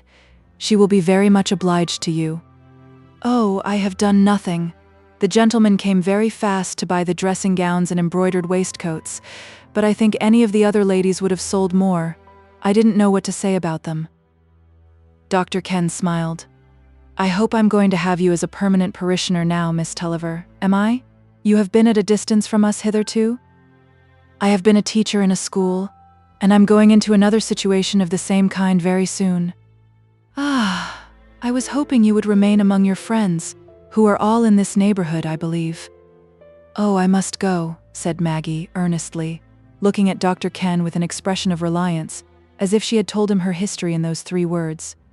It was one of those moments of implicit revelation, which will sometimes happen even between people who meet quite transiently, on a mile's journey perhaps, or when resting by the wayside. There is always this possibility of a word or look from a stranger to keep alive the sense of human brotherhood. Dr. Ken's ear and eye took in all the signs that this brief confidence of Maggie's was charged with meaning. "I understand," he said. "You feel it right to go. But that will not prevent our meeting again, I hope. It will not prevent my knowing you better, if I can be of any service to you." He put out his hand and pressed hers kindly before he turned away. "She has some trouble or other at heart," he thought. "Poor child. She looks as if she might turn out to be one of the souls by nature pitched too high, by suffering plunged too low. There's something wonderfully honest in those beautiful eyes." It may be surprising that Maggie, among whose many imperfections and excessive delight in admiration and acknowledged supremacy were not absent now, any more than when she was instructing the gypsies with a view toward achieving a royal position among them, was not more elated on a day when she had had the tribute of so many looks and smiles, together with that satisfactory consciousness which had necessarily come from being taken before Lucy's cheval-glass, and made to look at the full length of her tall beauty, crowned by the night of her massy hair. Maggie had smiled at herself then, and for the moment had forgotten everything in the sense of her own beauty. If that state of mind could have lasted, her choice would have been to have Stephen Guest at her feet, offering her a life filled with all luxuries, with daily incense of adoration near and distant, and with all possibilities of culture at her command. But there were things in her stronger than vanity. Passion and affection, and long, deep memories of early discipline and effort, of early claims on her love and pity, and the stream of vanity was soon swept along and mingled imperceptibly with that wider current which was at its highest force today, under the double urgency of the events and inward impulses brought by the last week. Philip had not spoken to her himself about the removal of obstacles between them on his father's side. He shrank from that. But he had told everything to Lucy, with the hope that Maggie, being informed through her, might give him some encouraging sign that their being brought thus much nearer to each other was a happiness to her. The rush of conflicting feelings was too great for Maggie to say much when Lucy, with a face breathing playful joy, like one of Correggio's cherubs, poured forth her triumphant revelation, and Lucy could hardly be surprised that she could do little more than cry with gladness at the thought of her father's wish being fulfilled, and of Tom's getting the mill again in reward for all his hard striving. The details of preparation for the bazaar had then come to usurp Lucy's attention for the next few days, and nothing had been said by the cousins on subjects that were likely to rouse deeper feelings. Philip had been to the house more than once, but Maggie had had no private conversation with him, and thus she had been left to fight her inward battle without interference. But when the bazaar was fairly ended, and the cousins were alone again, resting together at home, Lucy said, "You must give up going to stay with your Aunt Moss the day after tomorrow, Maggie. Write a note to her and tell her you have put it off at my request, and I'll send the man with it. She won't be displeased. You'll have plenty of time to go by and by, and I don't want you to go out of the way just now." "Yes, indeed I must go, dear. I can't put it off. I wouldn't leave Aunt Gritty out for the world, and I shall have very little time, for I'm going away to a new situation on the 25th of June. "Maggie," said Lucy, almost white with astonishment. "I didn't tell you, dear," said Maggie, making a great effort to command herself, "because you've been so busy. But some time ago I wrote to our old governess, Miss Furness, to ask her to let me know if she met with any situation that I could fill, and the other day I had a letter from her telling me that I could take 3 orphan pupils of hers to the coast during the holidays, and then make trial of a situation with her as teacher. I wrote yesterday to accept the offer." Lucy felt so hurt that for some moments she was unable to speak. "Maggie," she said at last, "how could you be so unkind to me, not to tell me to take such a step, and now?" She hesitated a little, and then added, "And Philip? I thought everything was going to be so happy. Oh, Maggie, what is the reason? Give it up, let me write. There is nothing now to keep you and Philip apart." "Yes," said Maggie faintly. "There is Tom's feeling. He said I must give him up if I married Philip, and I know he will not change, at least not for a long while, unless something happened to soften him. But I will talk to him. He's coming back this week, and this good news about the mill will soften him, and I'll talk to him about Philip. Tom's always very compliant to me. I don't think he's so obstinate." "But I must go," said Maggie in a distressed voice. "I must leave some time to pack. Don't press me to stay, dear Lucy." Lucy was silent for 2 or 3 minutes, looking away and ruminating. At length she knelt down by her cousin, and looking up in her face with anxious seriousness, said, "Maggie, is it that you don't love Philip well enough to marry him? Tell me. Trust me." Maggie held Lucy's hands tightly in silence a little while. Her own hands were quite cold, but when she spoke, her voice was quite clear and distinct. "Yes, Lucy, I would choose to marry him. I think it would be the best and highest lot for me, to make his life happy. He loved me first. No one else could be quite what he is to me. But I can't divide myself from my brother for life. I must go away and wait. Pray don't speak to me again about it." Lucy obeyed in pain and wonder. The next word she said was, "Well, dear Maggie, at least you will go to the dance at Park House tomorrow, and have some music and brightness, before you go to pay these dull, dutiful visits. Ah, here come Auntie and the tea." Chapter 10. The spell seems broken. The suite of rooms opening into each other at Park House looked duly brilliant with lights and flowers and the personal splendors of 16 couples, with attendant parents and guardians. The focus of brilliancy was the long drawing room, where the dancing went forward, under the inspiration of the grand piano. The library, into which it opened at one end, had the more sober illumination of maturity, with caps and cards, and at the other end the pretty sitting room, with a conservatory attached, was left as an occasional cool retreat. Lucy, who had laid aside her black for the first time, and had her pretty slimness set off by an abundant dress of white crepe, was the acknowledged queen of the occasion, for this was one of the Miss Guest's thoroughly condescending parties, including no member of any aristocracy higher than that of St. Augues, and stretching to the extreme limits of commercial and professional gentility. Maggie at first refused to dance, saying that she had forgotten all the figures. It was so many years since she had danced at school, and she was glad to have that excuse, for it is ill dancing with a heavy heart. But at length the music wrought in her young limbs, and the longing came, even though it was the horrible young Tory, who walked up a second time to try and persuade her. She warned him that she could not dance anything but a country dance. But he, of course, was willing to wait for that high felicity, meaning only to be complimentary when he assured her at several intervals that it was a great bore that she couldn't waltz. He would have liked so much to waltz with her. But at last it was the turn of the good old-fashioned dance, which has the least of vanity and the most of merriment in it. And Maggie quite forgot her troublous life in a childlike enjoyment of that half-rustic rhythm, which seems to banish pretentious etiquette. She felt quite charitably toward young Tory, as his hand bore her along and held her up in the dance.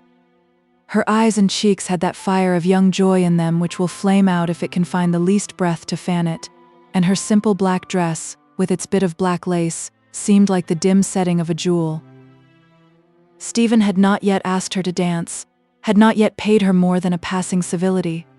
Since yesterday, that inward vision of her which perpetually made part of his consciousness had been half-screened by the image of Philip Wakem, which came across it like a blot.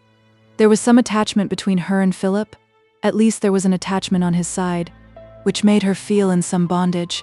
Here then, Stephen told himself, was another claim of honor which called on him to resist the attraction that was continually threatening to overpower him. He told himself so, and yet he had once or twice felt a certain savage resistance, and at another moment a shuddering repugnance, to this intrusion of Philip's image, which almost made it a new incitement to rush toward Maggie and claim her for himself. Nevertheless, he had done what he meant to do this evening. He had kept aloof from her. He had hardly looked at her. And he had been gaily assiduous to Lucy. But now his eyes were devouring Maggie. He felt inclined to kick young Tory out of the dance and take his place. Then he wanted the dance to end that he might get rid of his partner. The possibility that he too should dance with Maggie and have her hand in his so long was beginning to possess him like a thirst. But even now their hands were meeting in the dance, were meeting still to the very end of it, though they were far off each other. Stephen hardly knew what happened or in what automatic way he got through the duties of politeness in the interval, until he was free, and saw Maggie seated alone again, at the farther end of the room. He made his way toward her round the couples that were forming for the waltz, and when Maggie became conscious that she was the person he sought, she felt, in spite of all the thoughts that had gone before, a glowing gladness at heart. Her eyes and cheeks were still brightened with her childlike enthusiasm in the dance. Her whole frame was set to joy and tenderness. Even the coming pain could not seem bitter. She was ready to welcome it as a part of life, for life at this moment seemed a keen, vibrating consciousness poised above pleasure or pain. This last night, she might expand unrestrainedly in the warmth of the present, without those chill, eating thoughts of the past and the future. "They're going to waltz again," said Stephen, bending to speak to her, with that glance and tone of subdued tenderness which young dreams create to themselves in the summer woods when low, cooing voices fill the air. Such glances and tones bring the breath of poetry with them into a room that is half stifling with glaring gas and hard flirtation. "They are going to waltz again. It is rather dizzy work to look on, and the room is very warm. Shall we walk about a little?" He took her hand and placed it within his arm, and they walked on into the sitting room, where the tables were strewn with engravings for the accommodation of visitors who would not want to look at them. But no visitors were here at this moment. They passed on into the conservatory.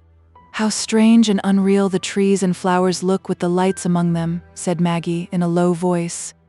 "They look as if they belonged to an enchanted land, and would never fade away. I could fancy they were all made of jewels." She was looking at the tier of geraniums as she spoke, and Stephen made no answer. But he was looking at her, and does not a supreme poet blend light and sound into one, calling darkness mute and light eloquent? Something strangely powerful there was in the light of Stephen's long gaze, for it made Maggie's face turn toward it and look upward at it. Slowly, like a flower at the ascending brightness. And they walked unsteadily on, without feeling that they were walking, without feeling anything but that long, grave, mutual gaze which has the solemnity belonging to all deep human passion.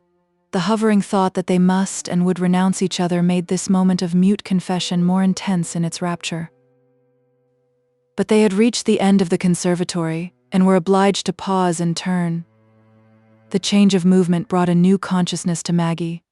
She blushed deeply, turned away her head, and drew her arm from Stephen's, going up to some flowers to smell them.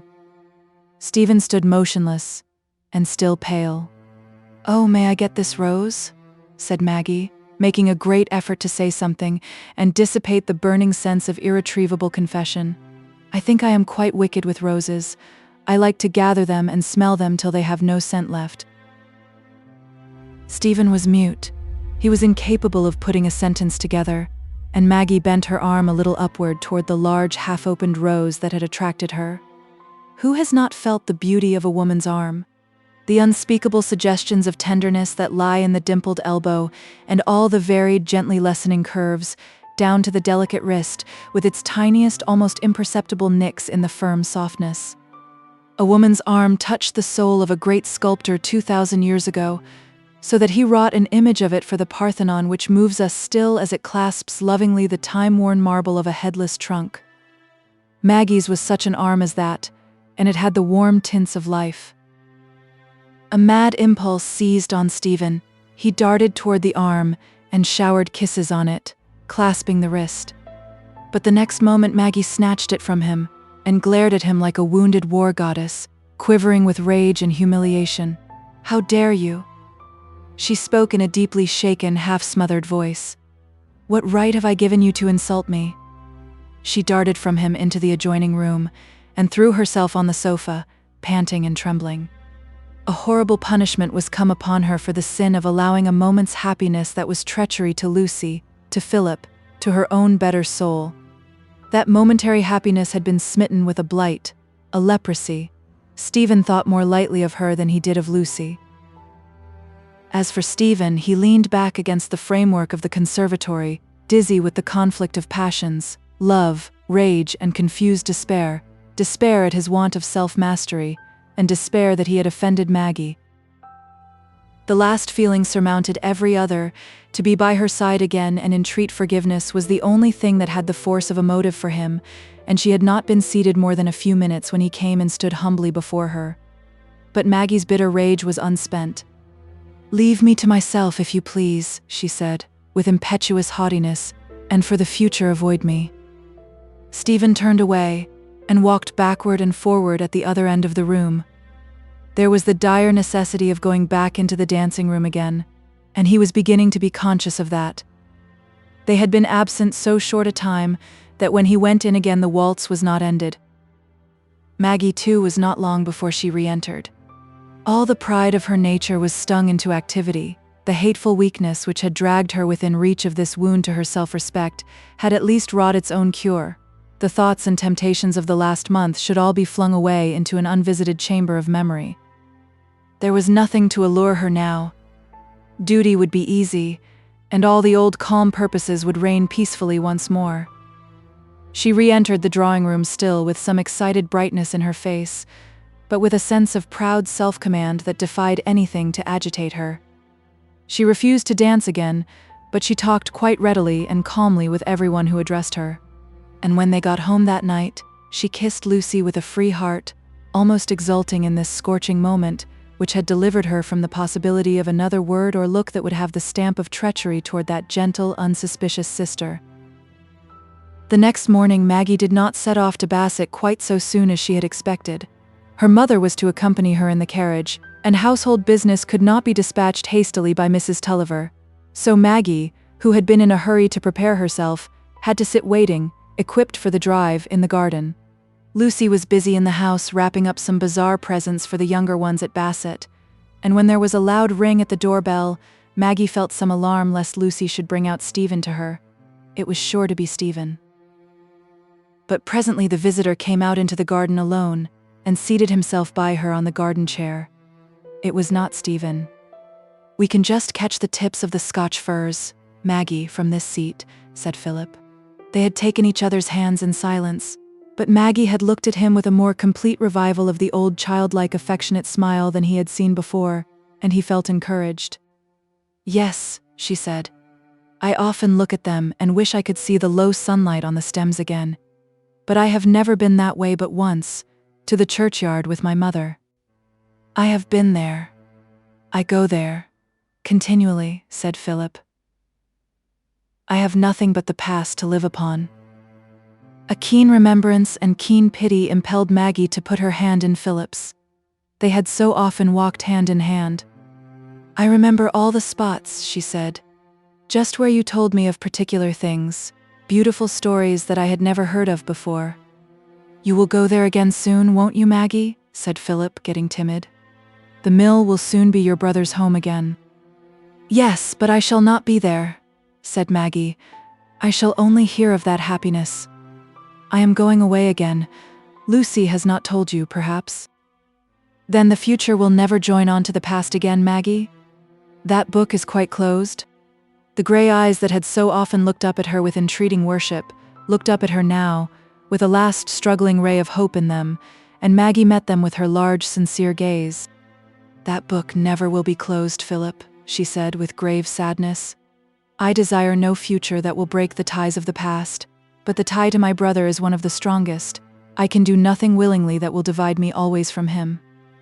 Is that the only reason that would keep us apart forever, Maggie? Said Philip, with a desperate determination to have a definite answer. The only reason, said Maggie with calm decision, and she believed it. At that moment she felt as if the enchanted cup had been dashed to the ground. The reactionary excitement that gave her a proud self-mastery had not subsided, and she looked at the future with a sense of calm choice. They sat hand in hand without looking at each other or speaking for a few minutes. In Maggie's mind, the first scenes of love and parting were more present than the actual moment, and she was looking at Philip in the red deeps. Philip felt that he ought to have been thoroughly happy in that answer of hers. She was as open and transparent as a rock pool. Why was he not thoroughly happy? Jealousy is never satisfied with anything short of an omniscience that would detect the subtlest fold of the heart. Chapter 11. In the lane. Maggie had been 4 days at her Aunt Moss's, giving the early June sunshine quite a new brightness in the care-dimmed eyes of that affectionate woman, and making an epoch for her cousins great and small, who were learning her words and actions by heart, as if she had been a transient avatar of perfect wisdom and beauty. She was standing on the causeway with her aunt and a group of cousins feeding the chickens, at that quiet moment in the life of the farmyards before the afternoon milking time. The great buildings round the hollow yard were as dreary and tumble-down as ever, but over the old garden wall the straggling rose bushes were beginning to toss their summer weight, and the gray wood and old bricks of the house, on its higher level, had a look of sleepy age in the broad afternoon sunlight that suited the quiescent time. Maggie, with her bonnet over her arm, was smiling down at the hatch of small fluffy chickens, when her aunt exclaimed, "Goodness me, who is that gentleman coming in at the gate?" It was a gentleman on a tall bay horse, and the flanks and neck of the horse were streaked black with fast riding. Maggie felt a beating at head and heart, horrible as the sudden leaping to life of a savage enemy who had feigned death. "Who is it, my dear?" said Mrs. Moss, seeing in Maggie's face the evidence that she knew. "It is Mr. Stephen Guest," said Maggie, rather faintly. "My cousin Lucy's a gentleman who is very intimate at my cousin's." Stephen was already close to them, had jumped off his horse, and now raised his hat as he advanced. "Hold the horse, Willie," said Mrs. Moss to the 12-year-old boy. "No, thank you," said Stephen, pulling at the horse's impatiently tossing head. "I must be going again immediately. I have a message to deliver to you, Miss Tulliver, on private business. May I take the liberty of asking you to walk a few yards with me?" He had a half-jaded, half-irritated look, such as a man gets when he has been dogged by some care or annoyance that makes his bed and his dinner of little use to him. He spoke almost abruptly, as if his errand were too pressing for him to trouble himself about what would be thought by Mrs. Moss of his visit and request. Good Mrs. Moss, rather nervous in the presence of this apparently haughty gentleman, was inwardly wondering whether she would be doing right or wrong to invite him again to leave his horse and walk in, when Maggie, feeling all the embarrassment of the situation and unable to say anything, put on her bonnet and turned to walk toward the gate. Stephen turned too, and walked by her side, leading his horse. Not a word was spoken till they were out in the lane, and had walked 4 or 5 yards, when Maggie, who had been looking straight before her all the while, turned again to walk back, saying with haughty resentment, "There is no need for me to go any farther. I don't know whether you consider it gentlemanly and delicate conduct to place me in a position that forced me to come out with you, or whether you wish to insult me still further by thrusting an interview upon me in this way." "Of course you are angry with me for coming," said Stephen bitterly. "Of course it is of no consequence what a man has to suffer. It is only your woman's dignity that you care about." Maggie gave a slight start, such as might have come from the slightest possible electric shock. "As if it were not enough that I'm entangled in this way, that I'm mad with love for you, that I resist the strongest passion a man can feel, because I try to be true to other claims. But you must treat me as if I were a coarse brute, who would willingly offend you. And when, if I had my own choice, I should ask you to take my hand and my fortune and my whole life, and do what you liked with them. I know I forgot myself. I took an unwarrantable liberty. I hate myself for having done it. But I repented immediately. I've been repenting ever since. You ought not to think it unpardonable. A man who loves with his whole soul as I do you, is liable to be mastered by his feelings for a moment. But you know you must believe that the worst pain I could have is to have pained you, that I would give the world to recall the error." Maggie dared not speak, dared not turn her head. The strength that had come from resentment was all gone, and her lips were quivering visibly. She could not trust herself to utter the full forgiveness that rose in answer to that confession. They were come nearly in front of the gate again, and she paused, trembling. "You must not say these things. I must not hear them," she said, looking down in misery as Stephen came in front of her, to prevent her from going farther toward the gate. "I'm very sorry for any pain you have to go through, but it is of no use to speak." "Yes, it is of use," said Stephen impetuously.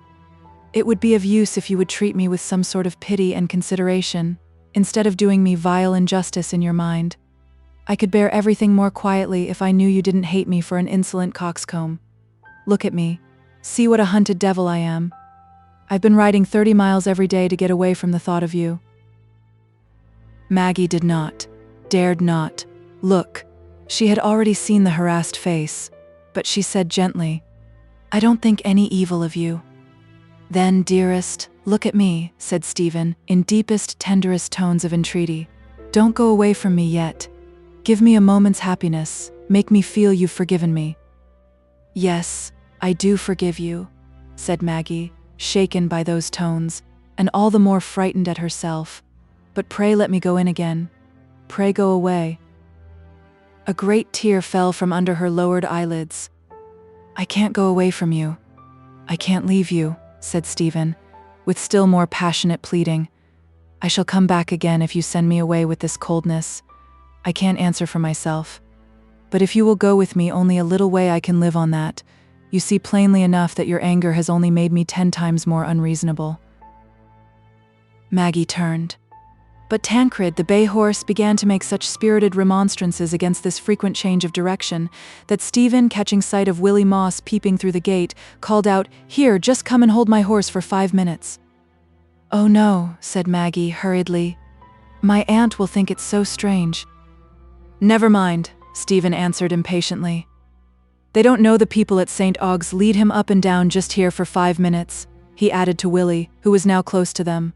And then he turned to Maggie's side and they walked on. It was clear that she must go on now. "Take my arm," said Stephen entreatingly, and she took it, feeling all the while as if she were sliding downward in a nightmare. "There is no end to this misery," she began, struggling to repel the influence by speech. "It is wicked base, ever allowing a word or look that others might not have seen. Think of Lucy." "I do think of her, bless her. If I didn't..." Stephen had laid his hand on Maggie's that rested on his arm, and they both felt it difficult to speak. "And I have other ties," Maggie went on at last with a desperate effort. even if Lucy did not exist. "You are engaged to Philip Wakem?" said Stephen hastily. "Is it so?" "I consider myself engaged to him. I don't mean to marry anyone else." Stephen was silent again until they had turned out of the sun into a side lane, all grassy and sheltered. Then he burst out impetuously, "It is unnatural. It is horrible. Maggie, if you loved me as I love you, we should throw everything else to the winds for the sake of belonging to each other. We should break all these mistaken ties that were made in blindness and determine to marry each other." "I would rather die than fall into that temptation," said Maggie, with deep, slow distinctness, all the gathered spiritual force of painful years coming to her aid in this extremity. She drew her arm from his as she spoke. "Tell me then, that you don't care for me," he said, almost violently. "Tell me that you love someone else better." It darted through Maggie's mind that here was a mode of releasing herself from outward struggle, to tell Stephen that her whole heart was Philip's, but her lips would not utter that, and she was silent. "If you do love me, dearest," said Stephen, gently taking her hand again and laying it within his arm, "it is better, it is right that we should marry each other. We can't help the pain it will give. It has come upon us without our seeking. It is natural. It has taken hold of me in spite of every effort I have made to resist it. God knows I've been trying to be faithful to tacit engagements, and I've only made things worse. I'd better have given way at first." Maggie was silent. If it were not wrong, if she were once convinced of that, and need no longer beat and struggle against this current, soft and yet strong as the summer stream. "Say yes, dearest," said Stephen, leaning to look entreatingly in her face. "What could we care about in the whole world beside, if we belonged to each other?" Her breath was on his face. His lips were very near hers, but there was a great dread dwelling in his love for her. Her lips and eyelids quivered. She opened her eyes full on his for an instant, like a lovely wild animal timid and struggling under caresses, and then turned sharp round toward home again. "And after all," he went on, in an impatient tone, trying to defeat his own scruples as well as hers, "I am breaking no positive engagement. If Lucy's affections had been withdrawn from me and given to someone else, I should have felt no right to assert a claim on her. If you are not absolutely pledged to Philip, we are neither of us bound." "You don't believe that. It is not your real feeling," said Maggie earnestly.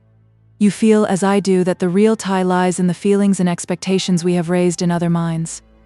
Else all pledges might be broken, when there was no outward penalty. There would be no such thing as faithfulness." Stephen was silent. He could not pursue that argument. The opposite conviction had wrought in him too strongly through his previous time of struggle, but it soon presented itself in a new form. "The pledge can't be fulfilled," he said, with impetuous insistence. "It is unnatural. We can only pretend to give ourselves to anyone else. There is wrong in that too. There may be misery in it for them as well as for us. Maggie, you must see that. You do see that." He was looking eagerly at her face for the least sign of compliance. His large, firm, gentle grasp was on her hand. She was silent for a few moments, with her eyes fixed on the ground. Then she drew a deep breath and said, looking up at him with solemn sadness, "Oh, it is difficult. Life is very difficult.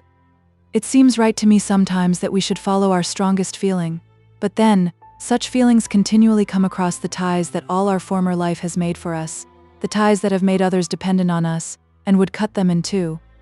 If life were quite easy and simple, as it might have been in paradise, and we could always see that one being first toward whom, if life did not make duties for us before love comes, love would be a sign that two people ought to belong to each other. But I feel it is not so now. There are things we must renounce in life. Some of us must resign love. Many things are difficult and dark to me, but I see one thing quite clearly, that I cannot seek my own happiness by sacrificing others. Love is natural, but surely pity and faithfulness and memory are natural too. And they would live in me still, and punish me if I did not obey them. I should be haunted by the suffering I had caused. Our love would be poisoned. Don't urge me. Help me. Help me. Because I love you." Maggie had become more and more earnest as she went on. Her face had become flushed and her eyes fuller and fuller of appealing love. Stephen had the fiber of nobleness in him that vibrated to her appeal, but in the same moment, how could it be otherwise? That pleading beauty gained new power over him. "Dearest," he said, in scarcely more than a whisper, while his arms stole round her, I'll bear anything you wish, but one kiss, the last before we part." One kiss, and then a long look, until Maggie said tremulously, "Let me go. Let me make haste back." She hurried along, and not another word was spoken. Stephen stood still and beckoned when they came within sight of Willie and the horse, and Maggie went on through the gate. Mrs. Moss was standing alone at the door of the old porch. She had sent all the cousins in, with kind thoughtfulness. It might be a joyful thing that Maggie had a rich and handsome lover, but she would naturally feel embarrassed at coming in again, and it might not be joyful. In either case, Mrs. Moss waited anxiously to receive Maggie by herself. The speaking face told plainly enough that, if there was joy, it was of a very agitating, dubious sort. "Sit down here a bit, my dear."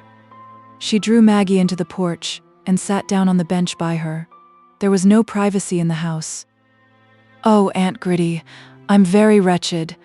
I wish I could have died when I was 15. It seemed so easy to give things up then. It is so hard now." The poor child threw her arms round her aunt's neck, and fell into long, deep sobs. Chapter 12. A family party. Maggie left her good Aunt Gritty at the end of the week, and went to Garum Firs to pay her visit to Aunt Pullet according to agreement. In the meantime, very unexpected things had happened, and there was to be a family party at Garum to discuss and celebrate a change in the fortunes of the Tullivers, which was likely finally to carry away the shadow of their demerits like the last limb of an eclipse, and cause their hitherto obscured virtues to shine forth in full-rounded splendor. It is pleasant to know that a new ministry just come into office are not the only fellow men who enjoy a period of high appreciation and full-blown eulogy. In many respectable families throughout this realm, relatives becoming creditable meet with a similar cordiality of recognition, which in its fine freedom from the coercion of any antecedents, suggests the hopeful possibility that we may someday without any notice find ourselves in full millennium, with cockatrices who have ceased to bite, and wolves that no longer show their teeth with any but the blandest intentions. Lucy came so early as to have the start even of Aunt Glegg, for she longed to have some undisturbed talk with Maggie about the wonderful news. "It seemed, did it not?" said Lucy, with her prettiest air of wisdom, as if everything, even other people's misfortunes, poor creatures, were conspiring now to make poor dear Aunt Tulliver and Cousin Tom and naughty Maggie too, if she were not obstinately bent on the contrary, as happy as they deserved to be after all their troubles. To think that the very day after Tom had come back from Newcastle, that unfortunate young jetsam, whom Mr. Wakem had placed at the mill, had been pitched off his horse in a drunken fit, and was lying at St. Ogg's in a dangerous state, so that Wakem had signified his wish that the new purchasers should enter on the premises at once. It was very dreadful for that unhappy young man, but it did seem as if the misfortune had happened then, rather than at any other time, in order that Cousin Tom might all the sooner have the fit reward of his exemplary conduct. Papa thought so very highly of him. Aunt Tulliver must certainly go to the mill now, and keep house for Tom. That was rather a loss to Lucy in the matter of household comfort, but then to think of poor Auntie being in her old place again, and gradually getting comforts about her there. On this last point Lucy had her cunning projects, and when she and Maggie had made their dangerous way down the bright stairs into the handsome parlor, where the very sunbeams seemed cleaner than elsewhere, she directed her maneuvers, as any other great tactician would have done, against the weaker side of the enemy. "Aunt Pullet," she said, seating herself on the sofa, and caressingly adjusting that lady's floating cap string, "I want you to make up your mind what linen and things you will give Tom toward housekeeping, because you're always so generous. You give such nice things, you know, and if you set the example, Aunt Glegg will follow." "That she never can, my dear," said Mrs. Pullet, with unusual vigor, "for she hasn't got the linen to follow suit with mine, I can tell you. She'd niver the taste, not if she'd spend the money. Big checks and live things, like stags and foxes, all her table linen is, not a spot nor a diamond among 'em. But it's poor work dividing one's linen before one dies. I never thought to ha' done that, Bessie," Mrs. Pullet continued, shaking her head and looking at her sister Tulliver, when you and me chose the double diamond, the first flax iver we'd spun, and the Lord knows where yours is gone." "I'd no choice, I'm sure, sister," said poor Mrs. Tulliver, accustomed to consider herself in the light of an accused person. "I'm sure it was no wish o' mine. Iver, as I should lie awake o' nights thinking o' my best bleached linen all over the country." "Take a peppermint, Mrs. Tulliver," said Uncle Pullet, feeling that he was offering a cheap and wholesome form of comfort, which he was recommending by example. "Oh, but, Aunt Pullet," said Lucy, "you've so much beautiful linen, and suppose you had had daughters, then you must have divided it when they were married." "Well, I don't say as I won't do it," said Mrs. Pullet. "For now Tom's so lucky, it's nothing but right his friends should look on him and help him. There's the tablecloths I bought at your sale, Bessie. It was nothing but good nature o' me to buy 'em, for they've been lying in the chest ever since.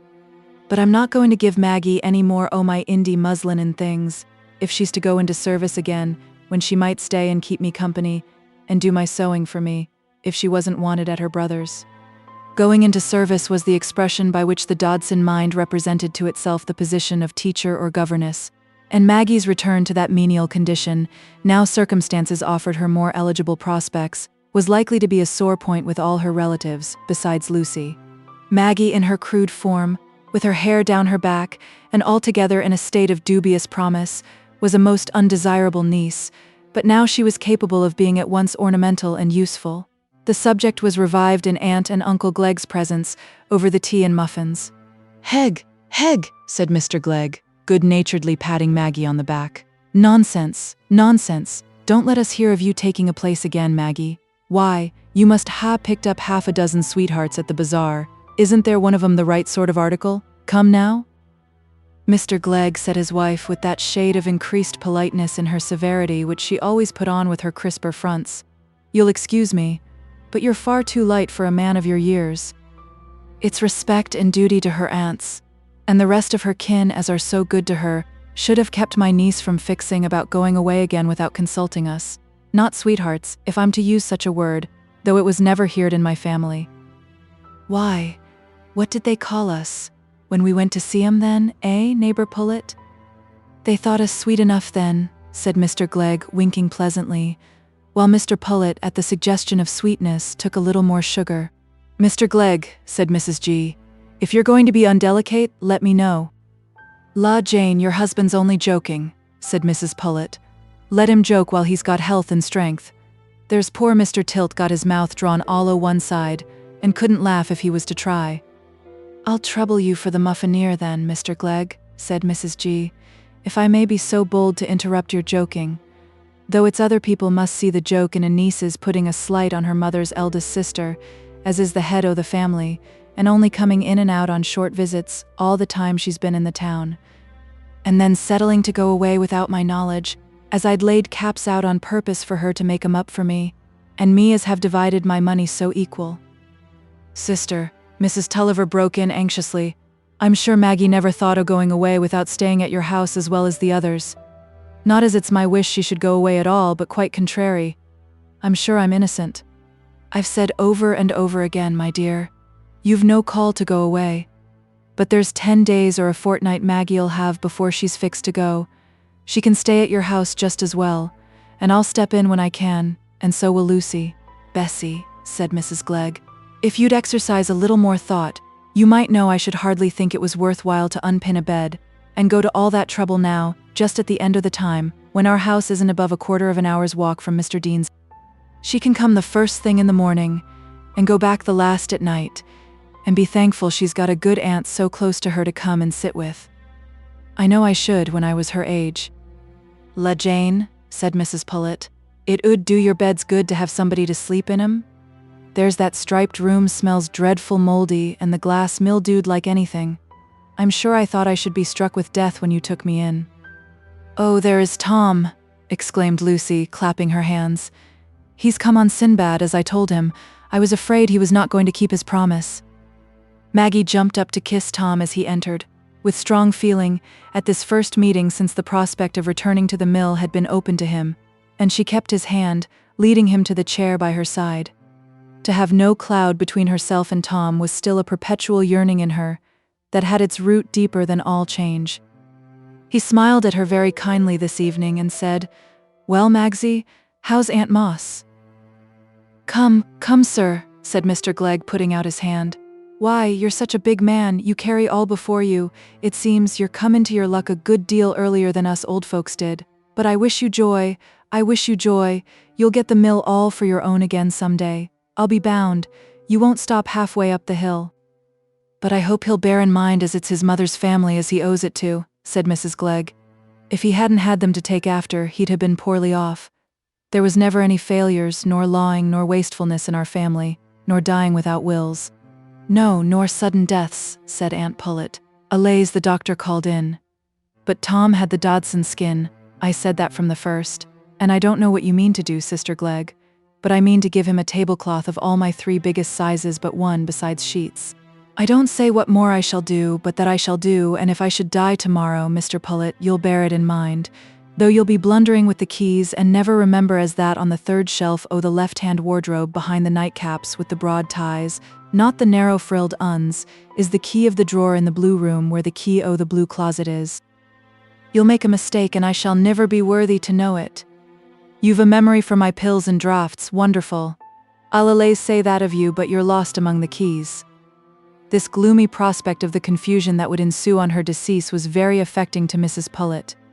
"You carry it too far, Sophie, that locking in and out," said Mrs. Glegg, in a tone of some disgust at this folly. "You go beyond your own family. There's nobody can say I don't lock up, but I do what's reasonable and no more. And as for the linen, I shall look out what's serviceable, to make a present of to my nephew. I've got cloth as has never been whitened, better worth having than other people's fine holland, and I hope he'll lie down in it and think of his aunt." Tom thanked Mrs. Glegg, but evaded any promise to meditate nightly on her virtues, and Mr. Glegg effected a diversion for him by asking about Mr. Dean's intentions concerning steam. Lucy had had her far-sighted views in begging Tom to come on Sinbad. It appeared, when it was time to go home, that the manservant was to ride the horse, and Cousin Tom was to drive home his mother and Lucy. "You must sit by yourself, Auntie," said that contriving young lady, "because I must sit by Tom. I've a great deal to say to him." In the eagerness of her affectionate anxiety for Maggie, Lucy could not persuade herself to defer a conversation about her with Tom, who, she thought, with such a cup of joy before him as this rapid fulfillment of his wish about the mill, must become pliant and flexible. Her nature supplied her with no key to Tom's, and she was puzzled as well as pained to notice the unpleasant change on his countenance when she gave him the history of the way in which Philip had used his influence with his father.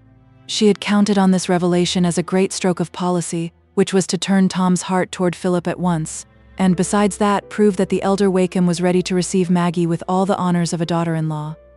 Nothing was wanted then but for dear Tom, who always had that pleasant smile when he looked at Cousin Lucy, to turn completely round, say the opposite of what he had always said before, and declare that he, for his part, was delighted that all the old grievances should be healed, and that Maggie should have Philip with all suitable despatch. In Cousin Lucy's opinion, nothing could be easier. But to minds strongly marked by the positive and negative qualities that create severity, strength of will, conscious rectitude of purpose, narrowness of imagination and intellect, great power of self-control, and a disposition to exert control over others, prejudices come as the natural food of tendencies which can get no sustenance out of that complex, fragmentary, doubt-provoking knowledge which we call truth. Let a prejudice bequeathed, carried in the air, adopted by hearsay, caught in through the eye, however it may come, these minds will give it a habitation. It is something to assert strongly and bravely, something to fill up the void of spontaneous ideas, something to impose on others with the authority of conscious right. It is at once a staff and a baton. Every prejudice that will answer these purposes is self-evident. Our good, upright Tom Tulliver's mind was of this class. His inward criticism of his father's faults did not prevent him from adopting his father's prejudice. It was a prejudice against a man of lax principle and lax life. And it was a meeting point for all the disappointed feelings of family and personal pride. Other feelings added their force to produce Tom's bitter repugnance to Philip and to Maggie's union with him, and notwithstanding Lucy's power over her strong-willed cousin, she got nothing but a cold refusal ever to sanction such a marriage. But of course Maggie could do as she liked. She had declared her determination to be independent. For Tom's part, he held himself bound by his duty to his father's memory and by every manly feeling, never to consent to any relation with the Wakems. Thus, all that Lucy had effected by her zealous mediation was to fill Tom's mind with the expectation that Maggie's perverse resolve to go into a situation again would presently metamorphose itself, as her resolves were apt to do, into something equally perverse, but entirely different: a marriage with Philip Wakem. Chapter 13. Borne along by the tide. In less than a week Maggie was at St. Ogg's again, outwardly in much the same position as when her visit there had just begun. It was easy for her to fill her mornings apart from Lucy without any obvious effort, for she had her promised visits to pay to her Aunt Glegg, and it was natural that she should give her mother more than usual of her companionship in these last weeks, especially as there were preparations to be thought of for Tom's housekeeping. But Lucy would hear of no pretext for her remaining away in the evenings. She must always come from Aunt Glegg's before dinner. "Else what shall I have of you?" said Lucy, with a tearful pout that could not be resisted. And Mr. Stephen Guest had unaccountably taken to dining at Mr. Dean's as often as possible, instead of avoiding that, as he used to do. At first he began his mornings with a resolution that he would not dine there, not even go in the evening till Maggie was away. He had even devised a plan of starting off on a journey in this agreeable June weather. The headaches which he had constantly been alleging as a ground for stupidity and silence were a sufficient ostensible motive. But the journey was not taken, and by the fourth morning no distinct resolution was formed about the evenings. They were only foreseen as times when Maggie would still be present for a little while, when one more touch, one more glance might be snatched. For why not? There was nothing to conceal between them. They knew, they had confessed their love, and they had renounced each other. They were going to part. Honor and conscience were going to divide them. Maggie, with that appeal from her inmost soul, had decided it, but surely they might cast a lingering look at each other across the gulf, before they turned away never to look again till that strange light had forever faded out of their eyes. Maggie, all this time, moved about with a quiescence and even torpor of manner, so contrasted with her usual fitful brightness and ardor, that Lucy would have had to seek some other cause for such a change if she had not been convinced that the position in which Maggie stood between Philip and her brother, and the prospect of her self-imposed wearisome banishment, were quite enough to account for a large amount of depression. But under this torpor there was a fierce battle of emotions, such as Maggie in all her life of struggle had never known or foreboded. It seemed to her as if all the worst evil in her had lain in ambush till now, and had suddenly started up full-armed with hideous, overpowering strength. There were moments in which a cruel selfishness seemed to be getting possession of her. Why should not Lucy? Why should not Philip suffer? She had had to suffer through many years of her life, and who had renounced anything for her? And when something like that fullness of existence, love, wealth, ease, refinement, all that her nature craved was brought within her reach, why was she to forego it, that another might have it, another, who perhaps needed it less? But amidst all this new passionate tumult there were the old voices making themselves heard with rising power, till from time to time the tumult seemed quelled. Was that existence which tempted her the full existence she dreamed? Where then would be all the memories of early striving, all the deep pity for another's pain which had been nurtured in her through years of affection and hardship, all the divine presentiment of something higher than mere personal enjoyment which had made the sacredness of life? She might as well hope to enjoy walking by maiming her feet, as hope to enjoy an existence in which she set out by maiming the faith and sympathy that were the best organs of her soul. And then, if pain were so hard to her, what was it to others? Ah, God, preserve me from inflicting, give me strength to bear it. How had she sunk into this struggle with a temptation that she would once have thought herself as secure from as from deliberate crime?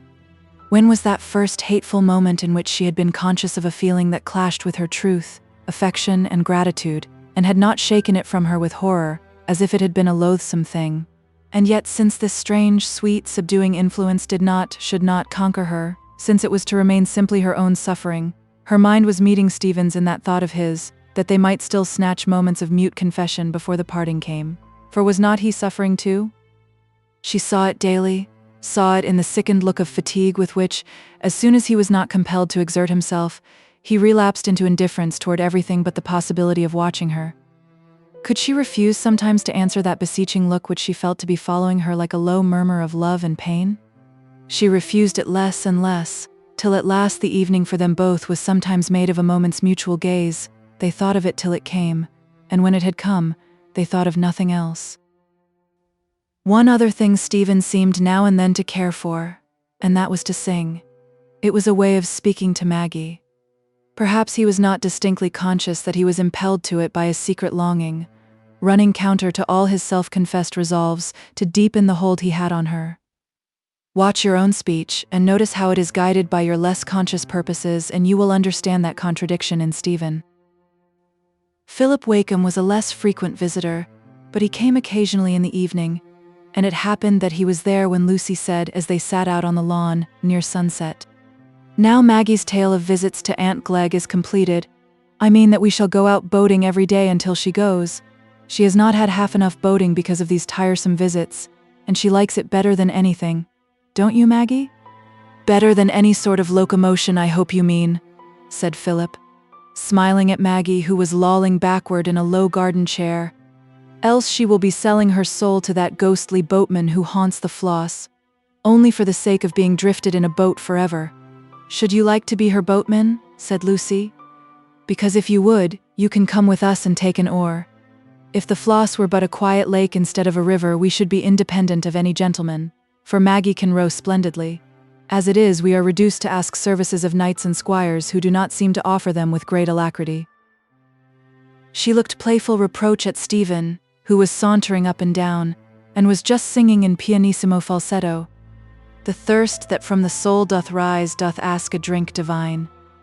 He took no notice, but still kept aloof. He had done so frequently during Philip's recent visits. "You don't seem inclined for boating," said Lucy, when he came to sit down by her on the bench. "Doesn't rowing suit you now?" "Oh, I hate a large party in a boat," he said, almost irritably. "I'll come when you have no one else." Lucy colored, fearing that Philip would be hurt.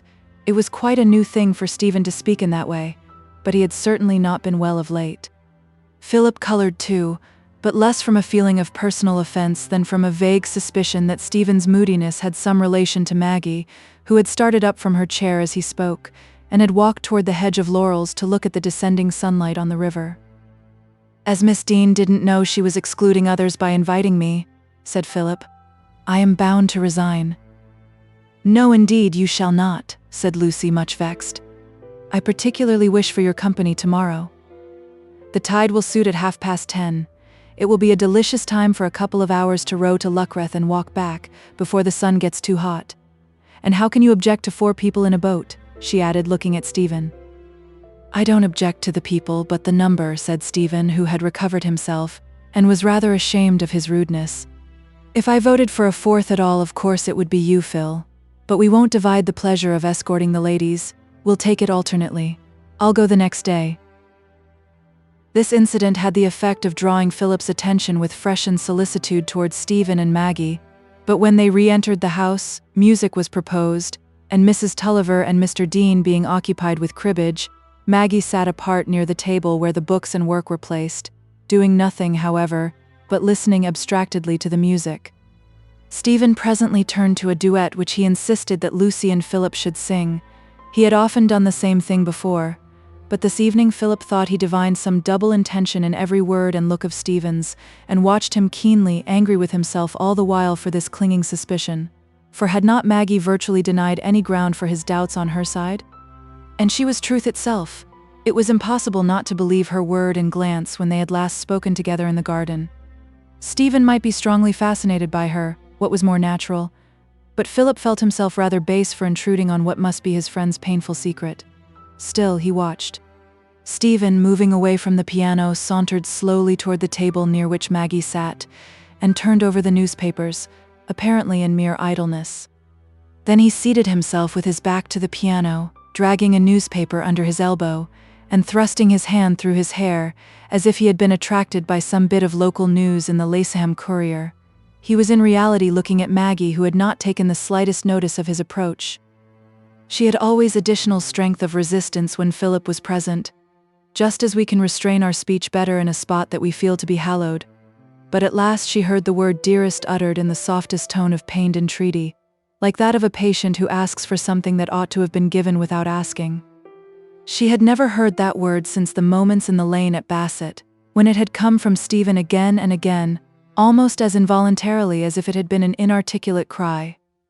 Philip could hear no word, but he had moved to the opposite side of the piano, and could see Maggie start and blush, raise her eyes an instant toward Stephen's face, but immediately look apprehensively toward himself. It was not evident to her that Philip had observed her, but a pang of shame, under the sense of this concealment, made her move from her chair and walk to her mother's side to watch the game at cribbage. Philip went home soon after in a state of hideous doubt mingled with wretched certainty. It was impossible for him now to resist the conviction that there was some mutual consciousness between Stephen and Maggie, and for half the night his irritable, susceptible nerves were pressed upon almost to frenzy by that one wretched fact. He could attempt no explanation that would reconcile it with her words and actions.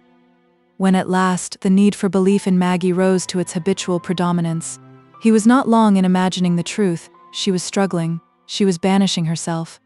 This was the clue to all he had seen since his return. But athwart that belief there came other possibilities that would not be driven out of sight. His imagination wrought out the whole story. Stephen was madly in love with her. He must have told her so. She had rejected him and was hurrying away. But would he give her up, knowing Philip felt the fact with heart-crushing despair, that she was made half-helpless by her feeling toward him? When the morning came, Philip was too ill to think of keeping his engagement to go in the boat. In his present agitation, he could decide on nothing. He could only alternate between contradictory intentions. First, he thought he must have an interview with Maggie and entreat her to confide in him. Then again, he distrusted his own interference. Had he not been thrusting himself on Maggie all along? She had uttered words long ago in her young ignorance. It was enough to make her hate him that these should be continually present with her as a bond. And had he any right to ask her for a revelation of feelings which she had evidently intended to withhold from him? He would not trust himself to see her, till he had assured himself that he could act from pure anxiety for her, and not from egoistic irritation. He wrote a brief note to Stephen, and sent it early by the servant, saying that he was not well enough to fulfill his engagement to Miss Dean. Would Stephen take his excuse and fill his place? Lucy had arranged a charming plan, which had made her quite content with Stephen's refusal to go in the boat. She discovered that her father was to drive to Lindum this morning at 10. Lindum was the very place she wanted to go to make purchases, important purchases, which must by no means be put off to another opportunity, and Aunt Tulliver must go too, because she was concerned in some of the purchases. "You will have your row in the boat just the same, you know," she said to Maggie when they went out of the breakfast room and upstairs together. "Philip will be here at 10:30, and it is a delicious morning. Now don't say a word against it, you dear dolorous thing. What is the use of my being a fairy godmother, if you set your face against all the wonders I work for you? Don't think of awful cousin Tom. You may disobey him a little." Maggie did not persist in objecting. She was almost glad of the plan, for perhaps it would bring her some strength and calmness to be alone with Philip again. It was like revisiting the scene of a quieter life, in which the very struggles were repose compared with the daily tumult of the present. She prepared herself for the boat and at 10:30 sat waiting in the drawing-room. The ring of the doorbell was punctual, and she was thinking with half-sad, affectionate pleasure of the surprise Philip would have in finding that he was to be with her alone, when she distinguished a firm, rapid step across the hall that was certainly not Philip's. The door opened, and Stephen Guest entered. In the first moment they were both too much agitated to speak, for Stephen had learned from the servant that the others were gone out. Maggie had started up and sat down again, with her heart beating violently, and Stephen, throwing down his cap and gloves, came and sat by her in silence. She thought Philip would be coming soon, and with great effort, for she trembled visibly, she rose to go to a distant chair. "He is not coming," said Stephen in a low tone. "I am going in the boat." "Oh, we can't go," said Maggie, sinking into her chair again. Lucy did not expect she would be hurt. "Why is not Philip come?" "He is not well. He asked me to come instead." "Lucy is gone to Lindum," said Maggie, taking off her bonnet with hurried, trembling fingers. "We must not go." "Very well," said Stephen dreamily, looking at her as he rested his arm on the back of his chair. "Then we'll stay here." He was looking into her deep, deep eyes, far off and mysterious as the starlit blackness, and yet very near and timidly loving. Maggie sat perfectly still, perhaps for moments, perhaps for minutes, until the helpless trembling had ceased, and there was a warm glow on her cheek. "The man is waiting. He has taken the cushions," she said. "Will you go and tell him?" "What shall I tell him?" said Stephen, almost in a whisper. He was looking at the lips now. Maggie made no answer.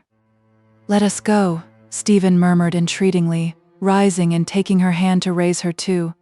"We shall not be long together." And they went. Maggie felt that she was being led down the garden among the roses, being helped with firm, tender care into the boat, having the cushion and cloak arranged for her feet, and her parasol opened for her, which she had forgotten, all by this stronger presence that seemed to bear her along without any act of her own will. Like the added self which comes with the sudden exalting influence of a strong tonic, and she felt nothing else. Memory was excluded. They glided rapidly along, Stephen rowing, helped by the backward flowing tide, past the toftened trees and houses, on between the silent sunny fields and pastures, which seemed filled with a natural joy that had no reproach for theirs. The breath of the young unwearied day, the delicious rhythmic dip of the oars, the fragmentary song of a passing bird heard now and then, as if it were only the overflowing of brimful gladness, the sweet solitude of a twofold consciousness that was mingled into one by that grave, untiring gaze which need not be averted. What else could there be in their minds for the first hour? Some low, subdued, languid exclamation of love came from Stephen from time to time, as he went on rowing idly, half automatically, otherwise they spoke no word, for what could words have been but an inlet to thought?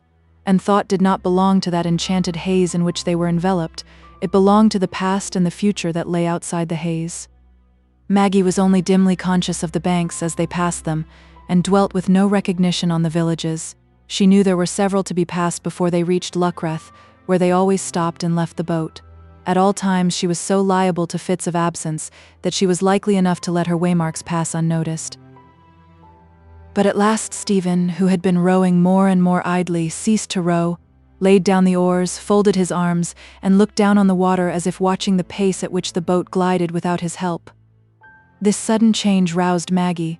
She looked at the far-stretching fields, at the banks close by, and felt that they were entirely strange to her. A terrible alarm took possession of her. "Oh, have we passed Luckreth, where we were to stop?" she exclaimed, looking back to see if the place were out of sight. No village was to be seen. She turned around again, with a look of distressed questioning at Stephen. He went on watching the water, and said in a strange, dreamy, absent tone, "Yes, a long way." "Oh, what shall I do?" cried Maggie in an agony. "We shall not get home for hours, and Lucy? Oh God, help me." She clasped her hands and broke into a sob, like a frightened child. She thought of nothing but of meeting Lucy, and seeing her look of pain, surprise, and doubt, perhaps of just upbraiding. Stephen moved and sat near her, and gently drew down the clasped hands. "Maggie," he said, in a deep tone of slow decision, "let us never go home again, till no one can part us, till we are married." The unusual tone, the startling words, arrested Maggie's sob, and she sat quite still, wondering as if Stephen might have seen some possibilities that would alter everything and annul the wretched facts. "See, Maggie, how everything has come without our seeking, in spite of all our efforts. We never thought of being alone together again.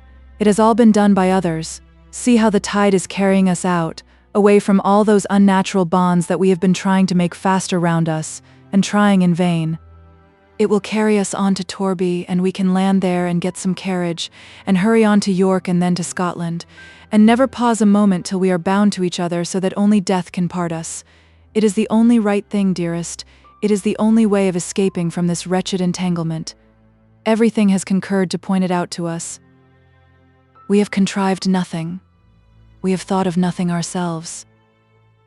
Stephen spoke with deep, earnest pleading.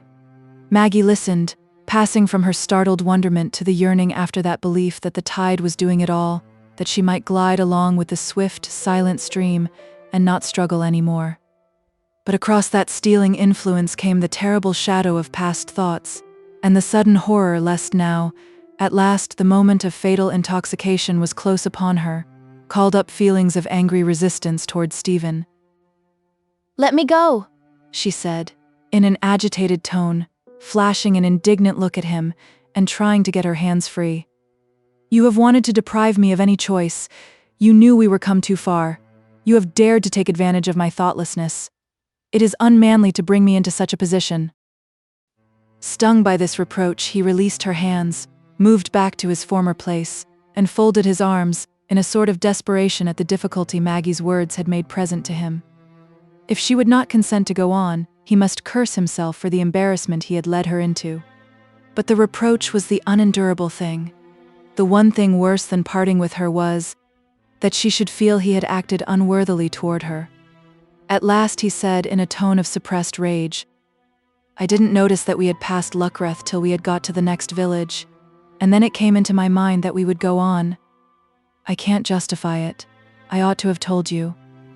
It is enough to make you hate me, since you don't love me well enough to make everything else indifferent to you as I do you. Shall I stop the boat and try to get you out here? I'll tell Lucy that I was mad and that you hate me, and you shall be clear of me forever. No one can blame you because I have behaved unpardonably to you." Maggie was paralyzed. It was easier to resist Stephen's pleading than this picture he had called up of himself suffering while she was vindicated. Easier even to turn away from his look of tenderness than from this look of angry misery that seemed to place her in selfish isolation from him. He had called up a state of feeling in which the reasons which had acted on her conscience seemed to be transmitted into mere self-regard. The indignant fire in her eyes was quenched, and she began to look at him with timid distress. She had reproached him for being hurried into irrevocable trespass, she who had been so weak herself. "As if I shouldn't feel what happened to you just the same," she said, with reproach of another kind, the reproach of love, asking for more trust. This yielding to the idea of Stephen's suffering was more fatal than the other yielding, because it was less distinguishable from that sense of others' claims which was the moral basis of her resistance. He felt all the relenting in her look and tone. It was heaven opening again. He moved to her side and took her hand, leaning his elbow on the back of the boat and saying nothing. He dreaded to utter another word. He dreaded to make another movement that might provoke another reproach or denial from her. Life hung on her consent. Everything else was hopeless, confused, sickening misery. They glided along in this way, both resting in that silence as in a haven, both dreading lest their feelings should be divided again, till they became aware that the clouds had gathered, and that the slightest perceptible freshening of the breeze was growing and growing, so that the whole character of the day was altered. "You will be chill, Maggie, in this thin dress. Let me raise the cloak over your shoulders. Get up an instant, dearest." Maggie obeyed. There was an unspeakable charm in being told what to do and having everything decided for her. She sat down again covered with the cloak, and Stephen took to his oars again, making haste, for they must try to get to Torby as fast as they could. Maggie was hardly conscious of having said or done anything decisive. All yielding is attended with a less vivid consciousness than resistance. It is the partial sleep of thought. It is the submergence of our own personality by another.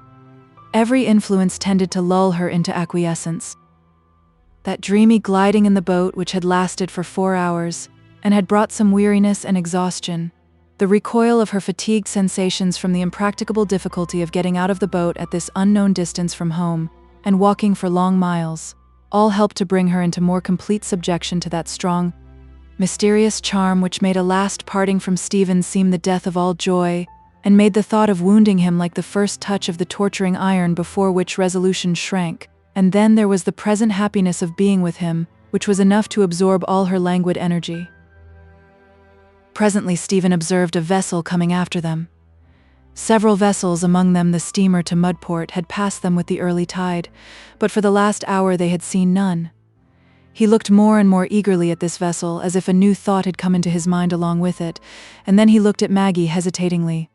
"Maggie, dearest," he said at last, "if this vessel should be going to Mudport, or to any convenient place on the coast northward, it would be our best plan to get them to take us on board.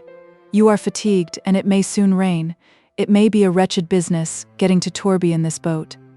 It's only a trading vessel, but I dare say you can be made tolerably comfortable. We'll take the cushions out of the boat. It is really our best plan. They'll be glad enough to take us. I've got plenty of money about me. I can pay them well." Maggie's heart began to beat with reawakened alarm at this new proposition, but she was silent. One course seemed as difficult as another. Stephen hailed the vessel. It was a Dutch vessel going to Mudport, the English maid informed him, and, if this wind held, would be there in less than 2 days. "We had got out too far with our boat," said Stephen. "I was trying to make for Torby, but I'm afraid of the weather, and this lady, my wife, will be exhausted with fatigue and hunger. Take us on board, will you? And haul up the boat. I'll pay you well." Maggie, now really faint and trembling with fear, was taken on board, making an interesting object of contemplation to admiring Dutchmen.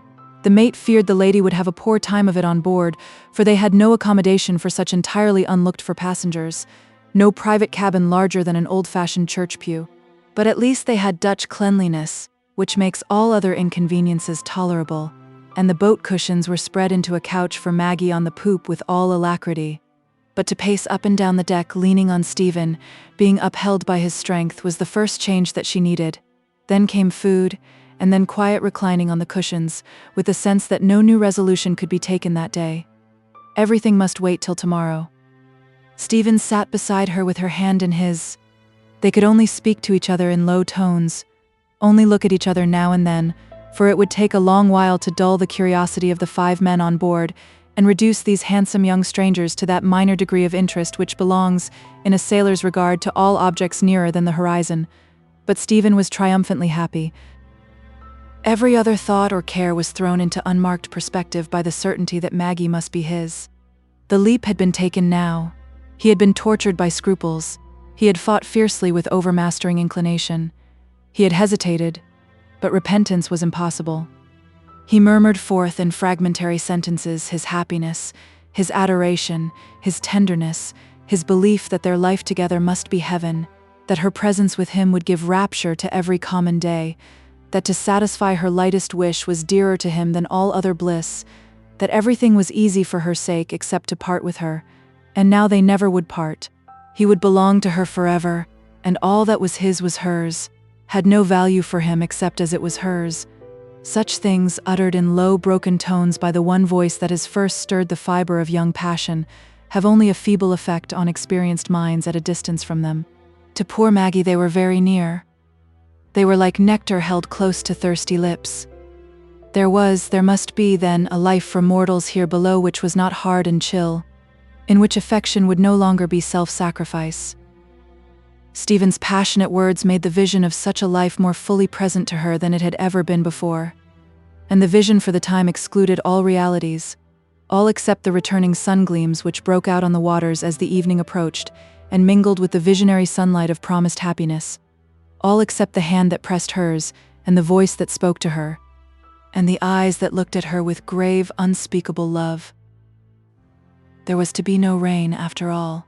The clouds rolled off to the horizon again, making the great purple rampart and long purple isles of that wondrous land which reveals itself to us when the sun goes down, the land that the evening star watches over. Maggie was to sleep all night on the poop.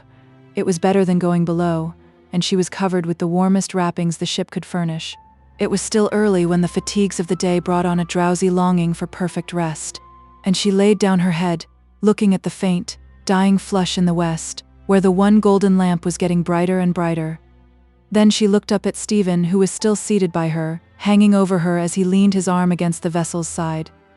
Behind all the delicious visions of these last hours, which had flowed over her like a soft stream, and made her entirely passive, there was the dim consciousness that the condition was a transient one, and that the morrow must bring back the old life of struggle, that there were thoughts which would presently avenge themselves for this oblivion.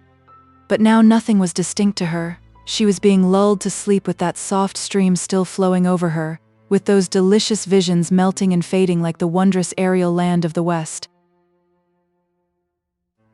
Chapter 14. Waking.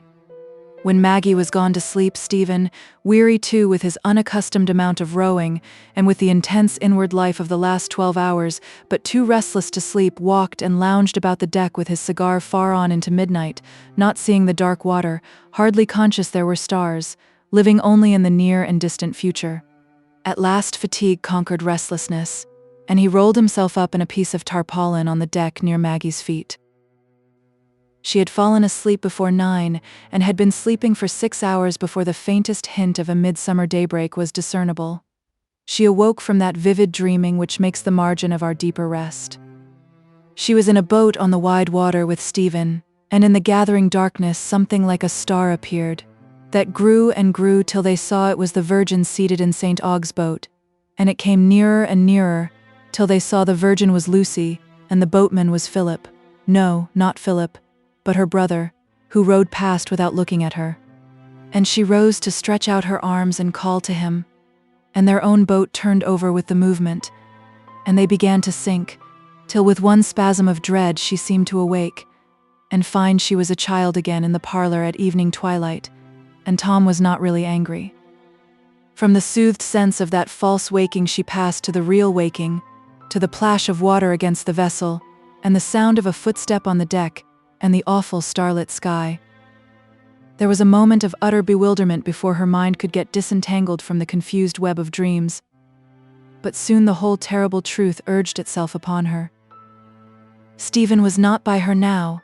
She was alone with her own memory and her own dread. The irrevocable wrong that must blot her life had been committed. She had brought sorrow into the lives of others, into the lives that were knit up with hers by trust and love. The feeling of a few short weeks had hurried her into the sins her nature had most recoiled from. Breach of faith and cruel selfishness. She had rent the ties that had given meaning to duty, and had made herself an outlawed soul, with no guide but the wayward choice of her own passion. And where would that lead her? Where had it led her now? She had said she would rather die than fall into that temptation. She felt it now. Now that the consequences of such a fall had come before the outward act was completed. There was at least this fruit from all her years of striving after the highest and best, that her soul, though betrayed, beguiled, ensnared, could never deliberately consent to a choice of the lower. And a choice of what, O God? Not a choice of joy, but of conscious cruelty and hardness. For could she ever cease to see before her Lucy and Philip, with their murdered trust and hopes? Her life with Stephen could have no sacredness. She must forever sink and wander vaguely, driven by uncertain impulse, for she had let go the clue of life, that clue which once in the far-off years her young need had clutched so strongly. She had renounced all delights then before she knew them, before they had come within her reach. Philip had been right when he told her that she knew nothing of renunciation. She had thought it was quiet ecstasy. She saw it face to face now, that sad, patient, loving strength which holds the clue of life, and saw that the thorns were forever pressing on its brow. The yesterday which could never be revoked. If she could have changed it now for any length of inward silent endurance, she would have bowed beneath that cross with a sense of rest. Daybreak came in the reddening eastern light, while her past life was grasping her in this way, with that tightening clutch which comes in the last moments of possible rescue. She could see Stephen now lying on the deck still fast asleep, and with the sight of him there came a wave of anguish that found its way in a long-suppressed sob. The worst bitterness of parting, the thought that urged the sharpest inward cry for help, was the pain it must give to him. But surmounting everything was the horror at her own possible failure, the dread lest her conscience should be benumbed again, and not rise to energy till it was too late. Too late. It was too late already not to have caused misery, too late for everything perhaps, but to rush away from the last act of baseness, the tasting of joys that were wrung from crushed hearts. The sun was rising now, and Maggie started up with the sense that a day of resistance was beginning for her.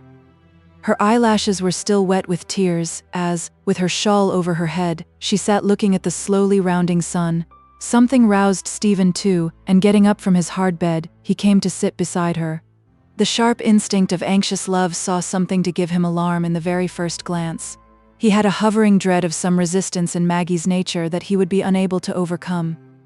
He had the uneasy consciousness that he had robbed her of perfect freedom yesterday, There was too much native honor in him, for him not to feel that, if her will should recoil, his conduct would have been odious, and she would have a right to reproach him. But Maggie did not feel that right. She was too conscious of fatal weakness in herself, too full of the tenderness that comes with the foreseen need for inflicting a wound. She let him take her hand when he came to sit down beside her, and smiled at him, only with rather a sad glance. She could say nothing to pain him till the moment of possible parting was nearer. And so they drank their cup of coffee together, and walked about the deck, and heard the captain's assurance that they should be in at Mudport by 5 o'clock, each with an inward burthen.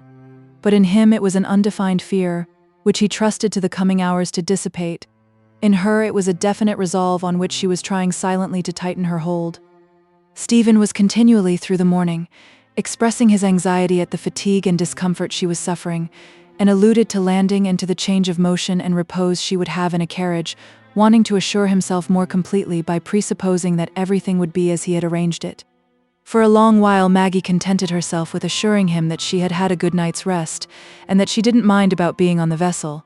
It was not like being on the open sea. It was only a little less pleasant than being in a boat on the Floss.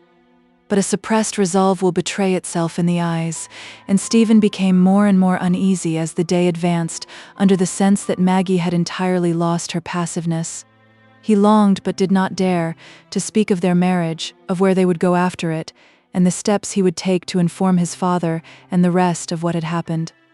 He longed to assure himself of a tacit assent from her, but each time he looked at her, he gathered a stronger dread of the new, quiet sadness with which she met his eyes, and they were more and more silent. "Here we are in sight of Mudport," he said at last. "Now, dearest," he added, turning toward her with a look that was half beseeching, "the worst part of your fatigue is over. On the land we can command swiftness. In another hour and a half we shall be in a chaise together, and that will seem rest to you after this." Maggie felt it was time to speak. It would only be unkind now to assent by silence. She spoke in the lowest tone, as he had done, but with distinct decision. "We shall not be together. We shall have parted." The blood rushed to Stephen's face. "We shall not," he said. "I'll die first." It was as he had dreaded. There was a struggle coming. But neither of them dared to say another word till the boat was let down, and they were taken to the landing place. Here there was a cluster of gazers and passengers awaiting the departure of the steamboat to St. Ogg's. Maggie had a dim sense when she had landed, and Stephen was hurrying her along on his arm, that someone had advanced toward her from that cluster as if he were coming to speak to her, but she was hurried along, and was indifferent to everything but the coming trial. A porter guided them to the nearest inn and posting house, and Stephen gave the order for the chaise as they passed through the yard. Maggie took no notice of this, and only said, "Ask them to show us into a room where we can sit down." When they entered, Maggie did not sit down, and Stephen, whose face had a desperate determination in it, was about to ring the bell, when she said in a firm voice, "I'm not going. We must part here." "Maggie," he said, turning round toward her, and speaking in the tones of a man who feels a process of torture beginning, "do you mean to kill me? What is the use of it now? The whole thing is done." "No, it is not done," said Maggie. "Too much is done, more than we can ever remove the trace of, but I will go no farther. Don't try to prevail with me again. I couldn't choose yesterday." What was he to do? He dared not go near her. Her anger might leap out and make a new barrier. He walked backward and forward in maddening perplexity. "Maggie," he said at last, pausing before her, and speaking in a tone of imploring wretchedness, "have some pity, hear me. Forgive me for what I did yesterday. I will obey you now. I will do nothing without your full consent. But don't blight our lives forever by a rash perversity that can answer no good purpose to anyone, that can only create new evils. Sit down, dearest. Wait. Think what you're going to do. Don't treat me as if you couldn't trust me." He had chosen the most effective appeal, but Maggie's will was fixed unswervingly on the coming wrench. She had made up her mind to suffer. "We must not wait," she said, in a low but distinct voice. "We must part at once." "We can't part, Maggie," said Stephen, more impetuously. I can't bear it. What is the use of inflicting that misery on me? The blow, whatever it may have been, has been struck now. Will it help anyone else that you should drive me mad?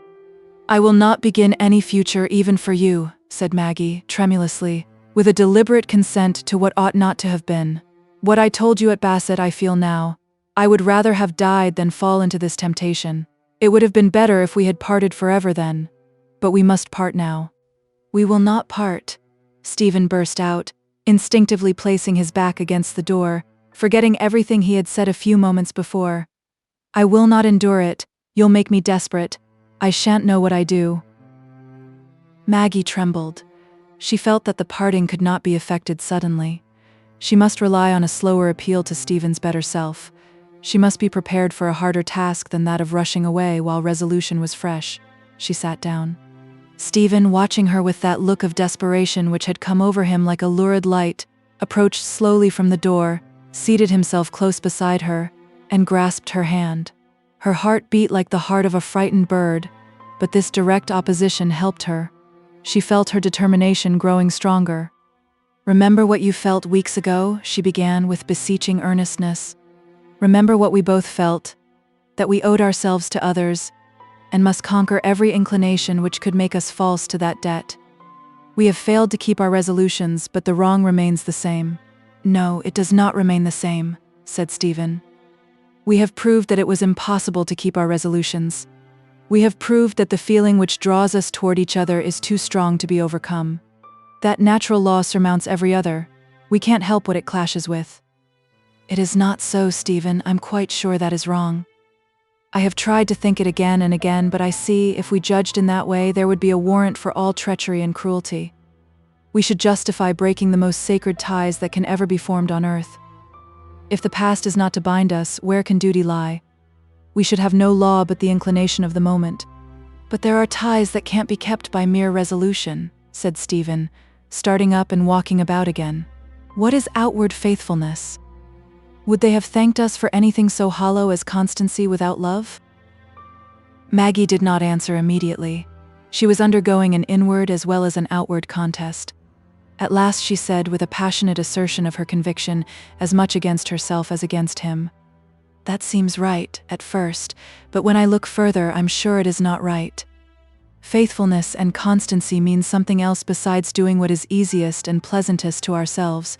They mean renouncing whatever is opposed to the reliance others have in us, whatever would cause misery to those whom the course of our lives has made dependent on us. If I had been better, nobler, those claims would have been so strongly present with me. I should have felt them pressing on my heart so continually, just as they do now in the moments when my conscience is awake, that the opposite feeling would never have grown in me. As it has done, it would have been quenched at once. I should have prayed for help so earnestly. I should have rushed away as we rush from hideous danger. I feel no excuse for myself. None. I should never have failed toward Lucy and Philip as I have done, if I had not been weak, selfish, and hard, able to think of their pain without a pain to myself that would have destroyed all temptation. Oh, what is Lucy feeling now? She believed in me. She loved me, she was so good to me. Think of her." Maggie's voice was getting choked as she uttered these last words. "I can't think of her," said Stephen, stamping as if with pain. "I can think of nothing but you, Maggie. You demand of a man what is impossible. I felt that once, but I can't go back to it now. And where is the use of your thinking of it, except to torture me? You can't save them from pain now. You can only tear yourself from me and make my life worthless to me. And even if we could go back, and both fulfill our engagements, if that were possible now, it would be hateful, horrible to think of your ever being Philip's wife, of your ever being the wife of a man you didn't love. We have both been rescued from a mistake." A deep flush came over Maggie's face, and she couldn't speak. Stephen saw this. He sat down again, taking her hand in his, and looking at her with passionate entreaty. "Maggie, dearest, if you love me, you are mine. Who can have so great a claim on you as I have? My life is bound up in your love. There is nothing in the past that can annul our right to each other. It is the first time we have either of us loved with our whole heart and soul."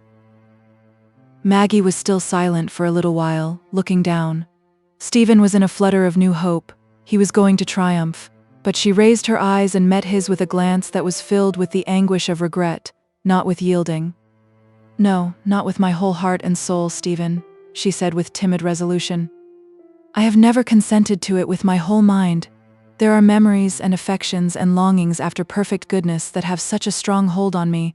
They would never quit me for long. They would come back and be pain to me, repentance. I couldn't live in peace if I put the shadow of a willful sin between myself and God. I have caused sorrow already. I know I feel it, but I have never deliberately consented to it. I have never said they shall suffer, that I may have joy. It has never been my will to marry you. If you were to win consent from the momentary triumph of my feeling for you, you would not have my whole soul. If I could wake back again into the time before yesterday, I would choose to be true to my calmer affections and live without the joy of love." Stephen loosed her hand and, rising impatiently, walked up and down the room in suppressed rage. "Good God," he burst out at last. "What a miserable thing a woman's love is to a man's. I could commit crimes for you, and you can balance and choose in that way, but you don't love me. If you had a tithe of the feeling for me that I have for you, it would be impossible to you to think for a moment of sacrificing me, but it weighs nothing with you that you are robbing me of my life's happiness." Maggie pressed her fingers together almost convulsively as she held them clasped on her lap. A great terror was upon her, as if she were ever and anon seeing where she stood by great flashes of lightning, and then again stretched forth her hands in the darkness. "No, I don't sacrifice you. I couldn't sacrifice you," she said, as soon as she could speak again. "But I can't believe in a good for you that I feel, that we both feel, is a wrong toward others. We can't choose happiness either for ourselves or for another. We can't tell where that will lie.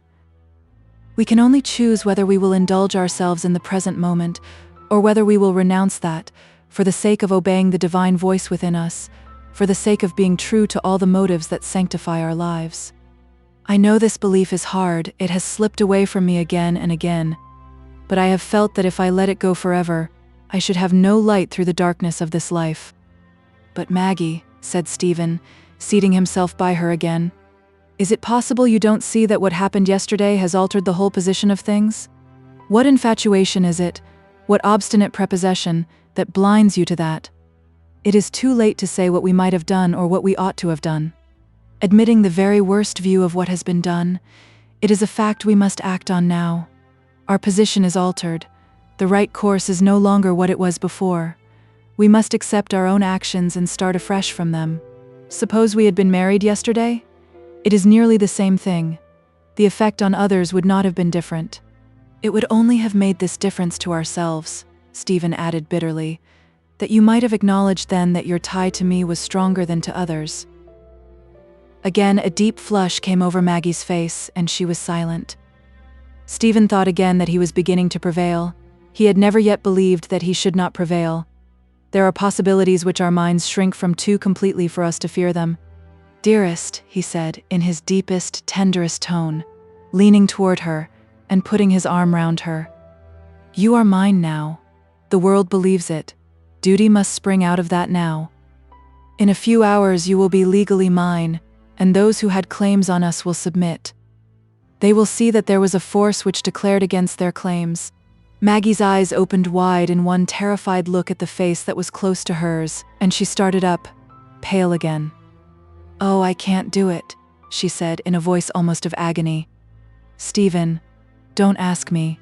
Don't urge me. I can't argue any longer. I don't know what is wise, but my heart will not let me do it. I see. I feel their trouble now. It is as if it were branded on my mind.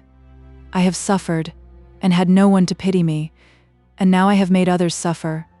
It would never leave me. It would embitter your love to me. I do care for Philip in a different way. I remember all we said to each other. I know how he thought of me as the one promise of his life. He was given to me that I might make his lot less hard, and I have forsaken him. And Lucy, she has been deceived, she who trusted me more than anyone. I cannot marry you. I cannot take a good for myself that has been wrung out of their misery. It is not the force that ought to rule us, this that we feel for each other. It would rend me away from all that my past life has made dear and holy to me. I can't set out on a fresh life, and forget that. I must go back to it, and cling to it, else I shall feel as if there were nothing firm beneath my feet." "Good God, Maggie," said Stephen, rising too and grasping her arm, "you rave. How can you go back without marrying me? You don't know what will be said, dearest. You see nothing as it really is." "Yes, I do. But they will believe me. I will confess everything. Lucy will believe me. She will forgive you, and oh, some good will come by clinging to the right. Dear, dear Stephen, let me go. Don't drag me into deeper remorse. My whole soul has never consented. It does not consent now." Stephen let go her arm and sank back on his chair, half stunned by despairing rage. He was silent a few moments, not looking at her, while her eyes were turned toward him yearningly, in alarm at this sudden change.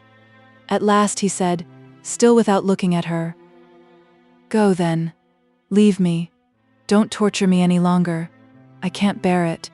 Involuntarily she leaned toward him and put out her hand to touch his. But he shrank from it as if it had been burning iron, and said again, "Leave me." Maggie was not conscious of a decision as she turned away from that gloomy, averted face, and walked out of the room. It was like an automatic action that fulfills a forgotten intention. What came after? A sense of stairs descended as if in a dream, of flagstones, of a chaise and horses standing, then a street, and a turning into another street where a stagecoach was standing, taking in passengers, and the darting thought that that coach would take her away, perhaps toward home. But she could ask nothing yet. She only got into the coach. Home, where her mother and brother were, Philip, Lucy, the scene of her very cares and trials, was the haven toward which her mind tended, the sanctuary where sacred relics lay, where she would be rescued from more falling. The thought of Stephen was like a horrible throbbing pain, which yet, as such pains do, seemed to urge all other thoughts into activity. But among her thoughts, what others would say and think of her conduct was hardly present. Love and deep pity and remorseful anguish left no room for that. The coach was taking her to York, farther away from home, but she did not learn that until she was set down in the old city at midnight. It was no matter. She could sleep there and start home the next day. She had her purse in her pocket, with all her money in it, a bank note and a sovereign. She had kept it in her pocket from forgetfulness, after going out to make purchases the day before yesterday. Did she lie down in the gloomy bedroom of the old inn that night with her will bent unwaveringly on the path of penitent sacrifice? The great struggles of life are not so easy as that. The great problems of life are not so clear. In the darkness of that night, she saw Stephen's face turned toward her in passionate, reproachful misery. She lived through again all the tremulous delights of his presence with her that made existence an easy floating in a stream of joy, instead of a quiet, resolved endurance and effort. The love she had renounced came back upon her with a cruel charm. She felt herself opening her arms to receive it once more. And then it seemed to slip away and fade and vanish, leaving only the dying sound of a deep, thrilling voice that said, "Gone, forever gone." Book 7th. The Final Rescue. Chapter 1. The Return to the Mill. Between 4 and 5 o'clock on the afternoon of the 5th day from that on which Stephen and Maggie had left St. Ogg's, Tom Tulliver was standing on the gravel walk outside the old house at Dorlcote Mill. He was master there now. He had half fulfilled his father's dying wish, and by years of steady self-government and energetic work, he had brought himself near to the attainment of more than the old respectability which had been the proud inheritance of the Dodsons and Tullivers. But Tom's face, as he stood in the hot, still sunshine of that summer afternoon, had no gladness, no triumph in it. His mouth wore its bitterest expression, his severe brow its hardest and deepest fold, as he drew down his hat farther over his eyes to shelter them from the sun, and thrusting his hands deep into his pockets, began to walk up and down the gravel. No news of his sister had been heard since Bob Jakin had come back in the steamer from Mudport, and put an end to all improbable suppositions of an accident on the water by stating that he had seen her land from a vessel with Mr. Stephen Guest. Would the next news be that she was married, or what? Probably that she was not married. Tom's mind was set to the expectation of the worst that could happen. Not death, but disgrace. As he was walking with his back toward the entrance gate, and his face toward the rushing mill stream, a tall, dark-eyed figure that we know well approached the gate and paused to look at him with a fast-beating heart. Her brother was the human being of whom she had been most afraid from her childhood upward. Afraid with that fear which springs in us when we love one who is inexorable, unbending, unmodifiable, with a mind that we can never mold ourselves upon, and yet that we cannot endure to alienate from us. That deep-rooted fear was shaking Maggie now, but her mind was unswervingly bent on returning to her brother as the natural refuge that had been given her. In her deep humiliation under the retrospect of her own weakness, in her anguish at the injury she had inflicted, she almost desired to endure the severity of Tom's reproof, to submit in patient silence to that harsh, disapproving judgment against which she had so often rebelled. It seemed no more than just to her now, who was weaker than she was. She craved that outward help to her better purpose which would come from complete submissive confession, from being in the presence of those whose looks and words would be a reflection of her own conscience. Maggie had been kept on her bed at York for a day with that prostrating headache which was likely to follow on the terrible strain of the previous day and night. There was an expression of physical pain still about her brow and eyes, and her whole appearance, with her dress so long unchanged, was worn and distressed. She lifted the latch of the gate and walked in slowly. Tom did not hear the gate. He was just then close upon the roaring dam, but he presently turned, and lifting up his eyes, saw the figure whose worn look and loneliness seemed to him a confirmation of his worst conjectures. He paused, trembling and white with disgust and indignation. Maggie paused too, 3 yards before him. She felt the hatred in his face, felt it rushing through her fibers, but she must speak. "Tom," she began faintly, "I am come back to you. I'm come back home for refuge to tell you everything." "You will find no home with me," he answered, with tremulous rage. "You have disgraced us all. You have disgraced my father's name. You have been a curse to your best friends. You have been base, deceitful. No motives are strong enough to restrain you. I wash my hands of you forever. You don't belong to me." Their mother had come to the door now. She stood paralyzed by the double shock of seeing Maggie and hearing Tom's words. "Tom," said Maggie, with more courage, "I am perhaps not so guilty as you believe me to be. I never meant to give way to my feelings. I struggled against them. I was carried too far in the boat to come back on Tuesday. I came back as soon as I could." "I can't believe in you any more," said Tom, gradually passing from the tremulous excitement of the first moment to cold inflexibility. "You have been carrying on a clandestine relation with Stephen Guest, as you did before with another. He went to see you at my Aunt Moss's. You walked alone with him in the lanes. You must have behaved as no modest girl would have done to her cousin's lover, else that could never have happened. The people at Luckreth saw you pass.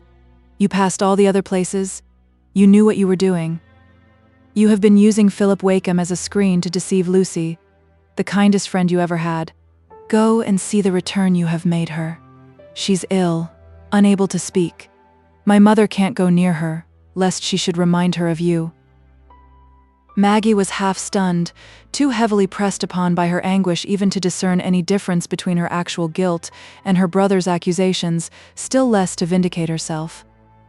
"Tom," she said, crushing her hands together under her cloak, in the effort to speak again, "whatever I have done, I repent it bitterly. I want to make amends. I will endure anything. I want to be kept from doing wrong again." "What will keep you?" said Tom, with cruel bitterness. "Not religion, not your natural feelings of gratitude and honor. And he would deserve to be shot, if it were not, but you are 10 times worse than he is. I loathe your character and your conduct. You struggled with your feelings, you say. Yes, I have had feelings to struggle with, but I conquered them. I have had a harder life than you have had, but I have found my comfort in doing my duty. But I will sanction no such character as yours. The world shall know that I feel the difference between right and wrong. If you are in want, I will provide for you. Let my mother know, but you shall not come under my roof. It is enough that I have to bear the thought of your disgrace. The sight of you is hateful to me." Slowly Maggie was turning away with despair in her heart, but the poor frightened mother's love leaped out now, stronger than all dread. My child, I'll go with you. You've got a mother." Oh, the sweet rest of that embrace to the heart-stricken Maggie. More helpful than all wisdom is one draught of simple human pity that will forsake us. Tom turned and walked into the house. "Come in, my child," Mrs. Tulliver whispered. "He'll let you stay and sleep in my bed. He won't deny that if I ask him." "No, mother," said Maggie, in a low tone like a moan. "I will never go in." "Then wait for me outside. I'll get ready and come with you." When his mother appeared with her bonnet on, Tom came out to her in the passage and put money into her hands. "My house is yours, mother, always," he said. "You will come and let me know everything you want. You will come back to me." Poor Mrs. Tulliver took the money, too frightened to say anything. The only thing clear to her was the mother's instinct that she would go with her unhappy child. Maggie was waiting outside the gate. She took her mother's hand and they walked a little way in silence. "Mother," said Maggie at last, "we will go to Luke's cottage. Luke will take me in. He was very good to me when I was a little girl." "He's got no room for us, my dear, now. His wife's got so many children. I don't know where to go if it isn't to one o' your aunts, and I hardly durst," said poor Mrs. Tulliver, quite destitute of mental resources in this extremity. Maggie was silent a little while and then said, "Let us go to Bob Jakin's, mother. His wife will have room for us, if they have no other lodger." So they went on their way to St. Ogg's, to the old house by the riverside. Bob himself was at home, with a heaviness at heart which resisted even the new joy and pride of possessing a 2-month-old baby, quite the liveliest of its age that had ever been born to prince or packman. He would perhaps not so thoroughly have understood all the dubiousness of Maggie's appearance with Mr. Stephen Guest on the quay at Mudport if he had not witnessed the effect it produced on Tom when he went to report it. And since then, the circumstances which in any case gave a disastrous character to her elopement had passed beyond the more polite circles of St. Ogg's, and had become matter of common talk, accessible to the grooms and errand boys, so that when he opened the door and saw Maggie standing before him in her sorrow and weariness, he had no questions to ask except one which he dared only ask himself. Where was Mr. Stephen Guest? Bob, for his part, hoped he might be in the warmest apartment of an asylum understood to exist in the other world for gentlemen who are likely to be in fallen circumstances there. The lodgings were vacant, and both Mrs. Jakin the larger and Mrs. Jakin the less were commanded to make all things comfortable for the old Mrs. and the young Miss. Alas that she was still Miss. The ingenious Bob was sorely perplexed as to how this result could have come about, how Mr. Stephen Guest could have gone away from her, or could have let her go away from him, when he had the chance of keeping her with him. But he was silent, and would not allow his wife to ask him a question, would not present himself in the room, lest it should appear like intrusion and a wish to pry, having the same chivalry toward dark-eyed Maggie as in the days when he had bought her the memorable present of books. But after a day or two Mrs. Tulliver was gone to the mill again for a few hours to see to Tom's household matters. Maggie had wished this, after the first violent outburst of feeling which came as soon as she had no longer any active purpose to fulfill. She was less in need of her mother's presence. She even desired to be alone with her grief. But she had been solitary only a little while in the old sitting-room that looked on the river, when there came a tap at the door, and turning round her sad face as she said, "Come in," she saw Bob enter, with the baby in his arms and Mumps at his heels. "We'll go back, if it disturbs you, miss," said Bob. "No," said Maggie in a low voice, wishing she could smile. Bob, closing the door behind him, came and stood before her. "You see, we've got a little miss, and I want you to look at it and take it in your arms, if you'd be so good. For we made free to name it after you, and it 'ud be better for your taking a bit o' notice on it." Maggie could not speak, but she put out her arms to receive the tiny baby, while Mumps snuffed at it anxiously, to ascertain that this transference was all right. Maggie's heart had swelled at this action and speech of Bob's. She knew well enough that it was a way he had chosen to show his sympathy and respect. "Sit down, Bob," she said presently, and he sat down in silence, finding his tongue unmanageable in quite a new fashion, refusing to say what he wanted it to say. "Bob," she said after a few moments, looking down at the baby and holding it anxiously, as if she feared it might slip from her mind and her fingers, "I have a favor to ask of you." "Don't you speak so, miss," said Bob. grasping the skin of Mumps's neck. "If there's anything I can do for you, I should look upon it as a day's earnings. I want you to go to Dr. Ken's and ask to speak to him, and tell him that I am here, and should be very grateful if he would come to me while my mother is away. She will not come back till evening." Miss, I'd do it in a minute. It is but a step. But Dr. Ken's wife lies dead. She's to be buried tomorrow, died the day I come from Mudport. It's all the more pity she should ha' died just now, if you want him. I hardly like to go anigh him yet." "Oh no, Bob," said Maggie. "We must let it be, till after a few days, perhaps, when you hear that he is going about again. But perhaps he may be going out of town to a distance," she added, with a new sense of despondency at this idea. "Not he, miss," said Bob. "He'll none go away. He isn't one o' them gentlefolks as go to cry at waterin' places when their wives die. He's got summat else to do. He looks fine and sharp after the parish, he does. He christened the little un, and he was at me to know what I did of a Sunday, as I didn't come to church. But I told him I was upo the travel 3 parts o' the Sundays, and then I'm so used to being on my legs, I can't sit so long on end. And lors, sir, says I, a packman can do wi' a small lowance o' church. It tastes strong, says I. There's no call to lay it on thick. Miss, how good the little un is wi' you. It's like as if it knowed you. It partly does, I'll be bound, like the birds know the mornin'." Bob's tongue was now evidently loosed from its unwanted bondage, and might even be in danger of doing more work than was required of it. But the subjects on which he longed to be informed were so steep and difficult of approach that his tongue was likely to run on along the level rather than to carry him on that unbeaten road. He felt this, and was silent again for a little while, ruminating much on the possible forms in which he might put a question. At last he said, in a more timid voice than usual, "Will you give me leave to ask you only one thing, miss?" Maggie was rather startled, but she answered, "Yes, Bob, if it is about myself, not about anyone else." "Well, miss, it's this. Do you owe anybody a grudge?" "No, not anyone," said Maggie, looking up at him inquiringly. "Why?" "Oh, lors, miss," said Bob, pinching Mumps's neck harder than ever. "I wish you did, and tell me, I'd leather him till I couldn't see, I would, and the justice might do what he liked to me arter." "Oh, Bob," said Maggie, smiling faintly, "you're a very good friend to me, but I shouldn't like to punish anyone, even if they'd done me wrong. I've done wrong myself too often." This view of things was puzzling to Bob, and threw more obscurity than ever over what could possibly have happened between Stephen and Maggie. But further questions would have been too intrusive, even if he could have framed them suitably, and he was obliged to carry baby away again to an expectant mother. "Happen you'd like Mumps for company, miss," he said when he had taken the baby again. "He's rare company, Mumps is. He knows everything, and makes no bother about it. If I tell him, he'll lie before you and watch you as still, just as he watches my pack. You'd better let me leave him a bit. He'll get fond on you. Lors, it's a fine thing to have a dumb brute fond on you. It'll stick to you, and make no jaw." "Yes, do leave him, please," said Maggie. "I think I should like to have Mumps for a friend."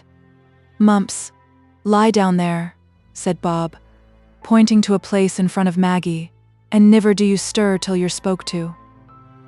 Mumps lay down at once, and made no sign of restlessness when his master left the room. Chapter 2. St. Ogg's passes judgment. It was soon known throughout St. Ogg's that Miss Tulliver was come back. She had not, then, eloped in order to be married to Mr. Stephen Guest.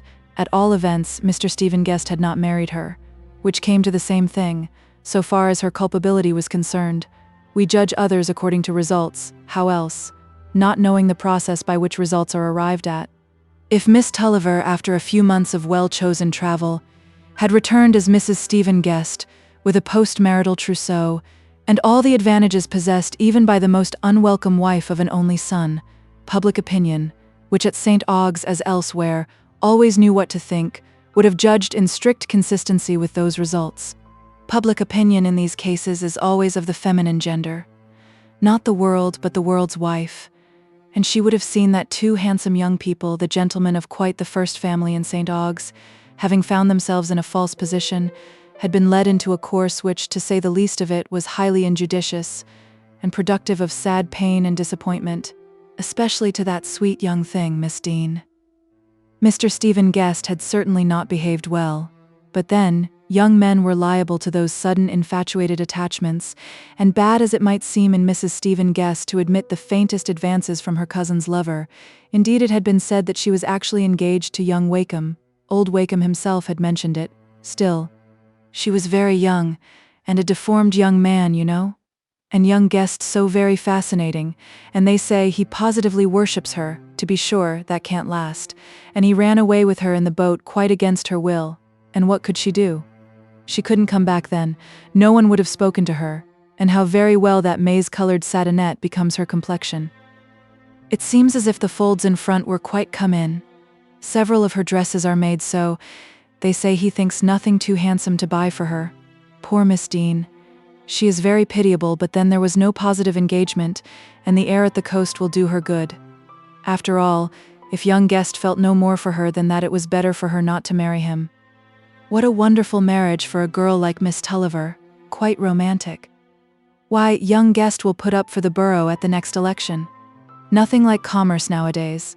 That young Wakem nearly went out of his mind. He always was rather queer, but he's gone abroad again to be out of the way. Quite the best thing for a deformed young man. Miss Unit declares she will never visit Mr. and Mrs. Stephen Guest. Such nonsense, pretending to be better than other people. Society couldn't be carried on if we inquired into private conduct in that way, and Christianity tells us to think no evil, and my belief is that Miss Unit had no cards sent her. But the results, we know, were not of a kind to warrant this extenuation of the past. Maggie had returned without a trousseau, without a husband, in that degraded and outcast condition to which error is well known to lead, and the world's wife, with that fine instinct which is given her for the preservation of society, saw at once that Miss Tulliver's conduct had been of the most aggravated kind. Could anything be more detestable? A girl so much indebted to her friends, whose mother as well as herself had received so much kindness from the Deans, to lay the design of winning a young man's affections away from her own cousin, who had behaved like a sister to her. Winning his affections? That was not the phrase for such a girl as Miss Tulliver. It would have been more correct to say that she had been actuated by mere unwomanly boldness and unbridled passion. There was always something questionable about her. That connection with young Wakem, which, they said, had been carried on for years, looked very ill, disgusting in fact. But with a girl of that disposition, to the world's wife there had always been something in Miss Tulliver's very physique that a refined instinct felt to be prophetic of harm. As for poor Mr. Stephen Guest, he was rather pitiable than otherwise. A young man of 25 is not to be too severely judged in these cases. He is really very much at the mercy of a designing, bold girl. And it was clear that he had given way in spite of himself. He had shaken her off as soon as he could. Indeed, their having parted so soon looked very black indeed for her. To be sure, he had written a letter, laying all the blame on himself, and telling the story in a romantic fashion so as to try and make her appear quite innocent. Of course he would do that. But the refined instinct of the world's wife was not to be deceived, providentially. Else what would become of society? Why, her own brother had turned her from his door. He had seen enough, you might be sure, before he would do that. A truly respectable young man, Mr. Tom Tulliver, quite likely to rise in the world. His sister's disgrace was naturally a heavy blow to him. It was to be hoped that she would go out of the neighborhood, to America or anywhere, so as to purify the air of St. Aug's from the stain of her presence, extremely dangerous to daughters there. No good could happen to her. It was only to be hoped she would repent, and that God would have mercy on her. He had not the care of society on his hands, as the world's wife had. It required nearly a fortnight for fine instinct to assure itself of these inspirations. Indeed, it was a whole week before Stephen's letter came, telling his father the facts, and adding that he was gone across to Holland, had drawn upon the agent at Mudport for money, was incapable of any resolution at present. Maggie, all this while, was too entirely filled with a more agonizing anxiety to spend any thought on the view that was being taken of her conduct by the world of St. Aug's. Anxiety about Stephen, Lucy, Philip, beat on her poor heart in a hard, driving, ceaseless storm of mingled love, remorse, and pity. If she had thought of rejection and injustice at all, it would have seemed to her that they had done their worst. that she could hardly feel any stroke from them intolerable since the words she had heard from her brother's lips. Across all her anxiety for the loved and the injured, those words shot again and again, like a horrible pang that would have brought misery and dread even into a heaven of delights. The idea of ever recovering happiness never glimmered in her mind for a moment. It seemed as if every sensitive fiber in her were too entirely preoccupied by pain ever to vibrate again to another influence. Life stretched before her as one act of penitence, and all she craved, as she dwelt on her future lot, was something to guarantee her from more falling.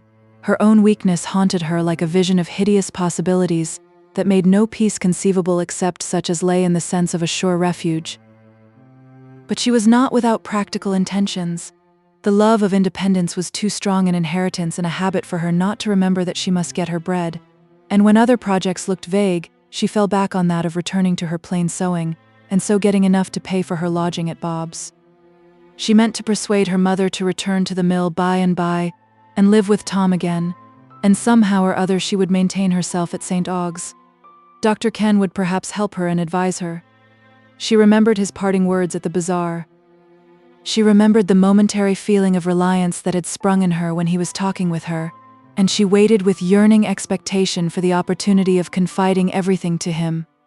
Her mother called every day at Mr. Dean's to learn how Lucy was. The report was always sad. Nothing had yet roused her from the feeble passivity which had come on with the first shock. But of Philip, Mrs. Tulliver had learned nothing.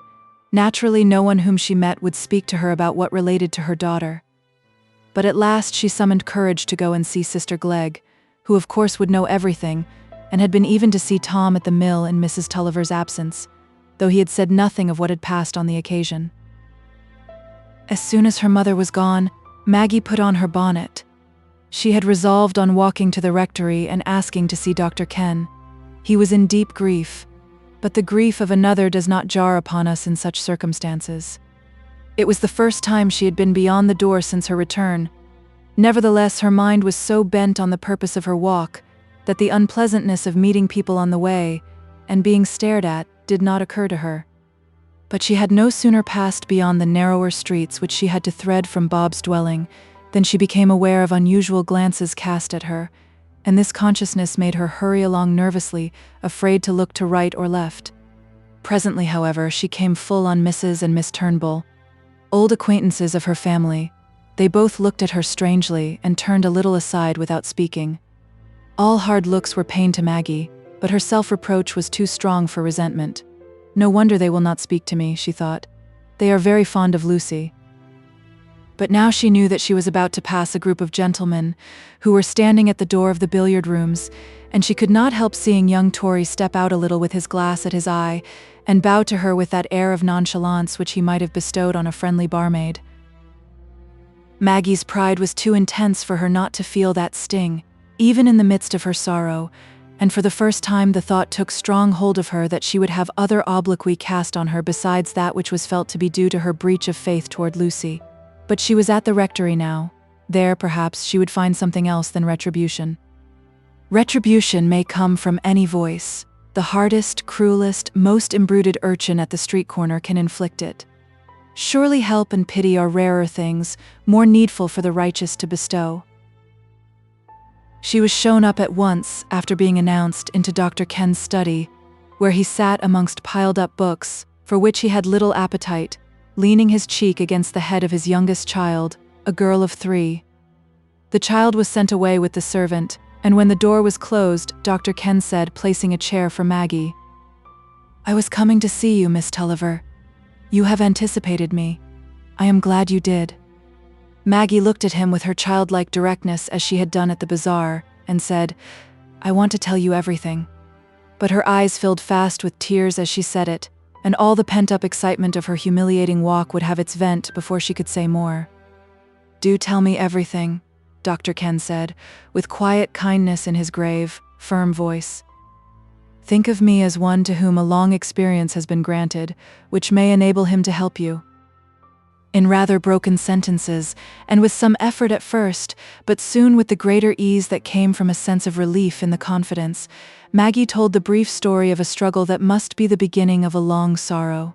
Only the day before, Dr. Ken had been made acquainted with the contents of Stephen's letter, and he had believed them at once, without the confirmation of Maggie's statement. That involuntary plaint of hers, "Oh, I must go," had remained with him as the sign that she was undergoing some inward conflict. Maggie dwelt the longest on the feeling which had made her come back to her mother and brother, which made her cling to all the memories of the past. When she had ended, Dr. Ken was silent for some minutes. There was a difficulty on his mind. He rose and walked up and down the hearth with his hands behind him. At last he seated himself again, and said, looking at Maggie, "Your prompting to go to your nearest friends, to remain where all the ties of your life have been formed, is a true prompting to which the Church in its original constitution and discipline responds, opening its arms to the penitent, watching over its children to the last, never abandoning them until they are hopelessly reprobate. And the Church ought to represent the feeling of the community so that every parish should be a family knit together by Christian brotherhood under a spiritual father. But the ideas of discipline and Christian fraternity are entirely relaxed. They can hardly be said to exist in the public mind. They hardly survive except in the partial contradictory form they have taken in the narrow communities of schismatics. And if I were not supported by the firm faith that the Church must ultimately recover the full force of that constitution, which is alone fitted to human needs, I should often lose heart at observing the want of fellowship and sense of mutual responsibility among my own flock. At present everything seems tending toward the relaxation of ties, toward the substitution of wayward choice for the adherence to obligation, which has its roots in the past. Your conscience and your heart have given you true light on this point, Miss Tulliver, and I have said all this that you may know what my wish about you, what my advice to you would be, if they sprang from my own feeling and opinion unmodified by counteracting circumstances." Dr. Ken paused a little while. There was an entire absence of effusive benevolence in his manner. There was something almost cold in the gravity of his look and voice. If Maggie had not known that his benevolence was persevering in proportion to its reserve, she might have been chilled and frightened.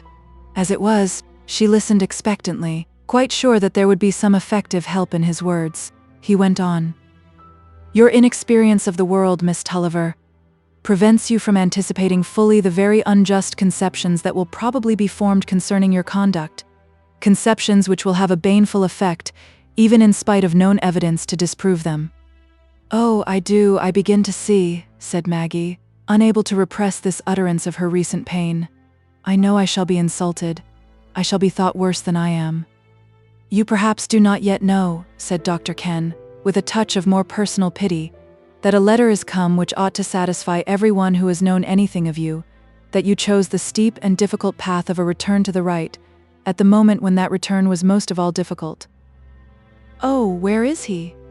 said poor Maggie, with a flush and tremor that no presence could have hindered.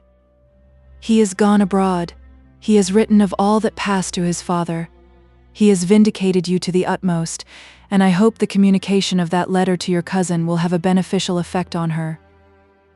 Dr. Ken waited for her to get calm again before he went on.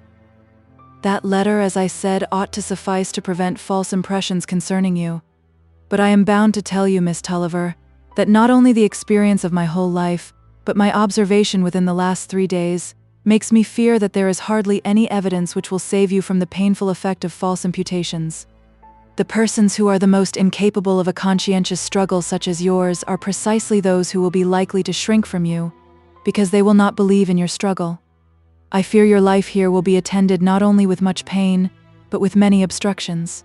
For this reason, and for this only, I ask you to consider whether it will not perhaps be better for you to take a situation at a distance, according to your former intention. I will exert myself at once to obtain one for you." "Oh, if I could but stop here," said Maggie. "I have no heart to begin a strange life again. I should have no stay. I should feel like a lonely wanderer, cut off from the past. I have written to the lady who offered me a situation to excuse myself. If I remained here, I could perhaps atone in some way to Lucy, to others. I could convince them that I'm sorry." And she added, with some of the old proud fire flashing out, "I will not go away because people say false things of me. They shall learn to retract them. If I must go away at last because others wish it, I will not go now." "Well," said Dr. Ken, after some consideration, "if you determine on that, Miss Tulliver, You may rely on all the influence my position gives me. I am bound to aid and countenance you by the very duties of my office as a parish priest. I will add that personally I have a deep interest in your peace of mind and welfare. The only thing I want is some occupation that will enable me to get my bread and be independent," said Maggie. "I shall not want much. I can go on lodging where I am." "I must think over the subject maturely," said Dr. Ken. "And in a few days I shall be better able to ascertain the general feeling. I shall come to see you. I shall bear you constantly in mind." When Maggie had left him, Dr. Ken stood ruminating with his hands behind him, and his eyes fixed on the carpet, under a painful sense of doubt and difficulty. The tone of Stephen's letter, which he had read, and the actual relations of all the persons concerned, forced upon him powerfully the idea of an ultimate marriage between Stephen and Maggie as the least evil, and the impossibility of their proximity in St. Ogg's on any other supposition, until after years of separation threw an insurmountable prospective difficulty over Maggie's stay there. On the other hand, he entered with all the comprehension of a man who had known spiritual conflict, and lived through years of devoted service to his fellow men, into that state of Maggie's heart and conscience which made the consent to the marriage a desecration to her. Her conscience must not be tampered with. The principle on which she had acted was a safer guide than any balancing of consequences. His experience told him that intervention was too dubious a responsibility to be lightly incurred. The possible issue either of an endeavor to restore the former relations with Lucy and Philip, or of counseling submission to this eruption of a new feeling, was hidden in a darkness all the more impenetrable because each immediate step was clogged with evil. The great problem of the shifting relation between passion and duty is clear to no man who is capable of apprehending it. The question whether the moment has come in which a man has fallen below the possibility of a renunciation that will carry any efficacy, and must accept the sway of a passion against which he had struggled as a trespass, is one for which we have no master key that will fit all cases. The casuists have become a byword of reproach, but their perverted spirit of minute discrimination was the shadow of a truth to which eyes and hearts are too often fatally sealed, the truth that moral judgments must remain false and hollow, unless they are checked and enlightened by a perpetual reference to the special circumstances that mark the individual lot. All people of broad, strong sense have an instinctive repugnance to the men of maxims, because such people early discern that the mysterious complexity of our life is not to be embraced by maxims, and that to lace ourselves up in formulas of that sort is to repress all the divine promptings and inspirations that spring from growing insight and sympathy. And the man of maxims is the popular representative of the minds that are guided in their moral judgment solely by general rules, thinking that these will lead them to justice by a ready-made patent method, without the trouble of exerting patience, discrimination, impartiality, without any care to assure themselves whether they have the insight that comes from a hardly earned estimate of temptation, or from a life vivid and intense enough to have created a wide fellow feeling with all that is human. Chapter 3. Showing that old acquaintances are capable of surprising us. When Maggie was at home again, her mother brought her news of an unexpected line of conduct in Aunt Glegg. As long as Maggie had not been heard of, Mrs. Glegg had half closed her shutters and drawn down her blinds. She felt assured that Maggie was drowned. That was far more probable than that her niece and legatee should have done anything to wound the family honor in the tenderest point. When at last she learned from Tom that Maggie had come home, and gathered from him what was her explanation of her absence, she burst forth in severe reproof of Tom for admitting the worst of his sister until he was compelled. If you were not to stand by your kin as long as there was a shred of honor attributable to them, pray what were you to stand by? Lightly to admit conduct in one of your own family that would force you to alter your will had never been the way of the Dodsons, and though Mrs. Glegg had always augured ill of Maggie's future at a time when other people were perhaps less clear-sighted, yet fair play was a jewel, and it was not for her own friends to help to rob the girl of her fair fame, and to cast her out from family shelter to the scorn of the outer world, until she had become unequivocally a family disgrace. The circumstances were unprecedented in Mrs. Glegg's experience. Nothing of that kind had happened among the Dodsons before, but it was a case in which her hereditary rectitude and personal strength of character found a common channel, along with her fundamental ideas of clanship, as they did in her lifelong regard to equity in money matters. She quarreled with Mr. Glegg, whose kindness, flowing entirely into compassion for Lucy, made him as hard in his judgment of Maggie as Mr. Dean himself was, and fuming against her sister Tulliver because she did not at once come to her for advice and help, shut herself up in her own room with Baxter's Saint's Rest from morning till night, denying herself to all visitors, till Mr. Glegg brought from Mr. Dean the news of Stephen's letter. Then Mrs. Glegg felt that she had adequate fighting ground. Then she laid aside Baxter, and was ready to meet all comers. While Mrs. Pullet could do nothing but shake her head and cry, and wish that Cousin Abbott had died, or any number of funerals had happened rather than this, which had never happened before, so that there was no knowing how to act, and Mrs. Pullet could never enter St. Ogg's again, because acquaintances knew of it all. Mrs. Glegg only hoped that Mrs. Wool, or anyone else, would come to her with their false tales about her own niece, and she would know what to say to that ill-advised person. Again she had a scene of remonstrance with Tom, all the more severe in proportion to the greater strength of her present position. But Tom, like other immovable things, seemed only the more rigidly fixed under that attempt to shake him. Poor Tom! He judged by what he had been able to see, and the judgment was painful enough to himself. He thought he had the demonstration of facts observed through years by his own eyes, which gave no warning of their imperfection, that Maggie's nature was utterly untrustworthy, and too strongly marked with evil tendencies to be safely treated with leniency. He would act on that demonstration at any cost, but the thought of it made his days bitter to him. Tom, like every one of us, was imprisoned within the limits of his own nature, and his education had simply glided over him, leaving a slight deposit of polish.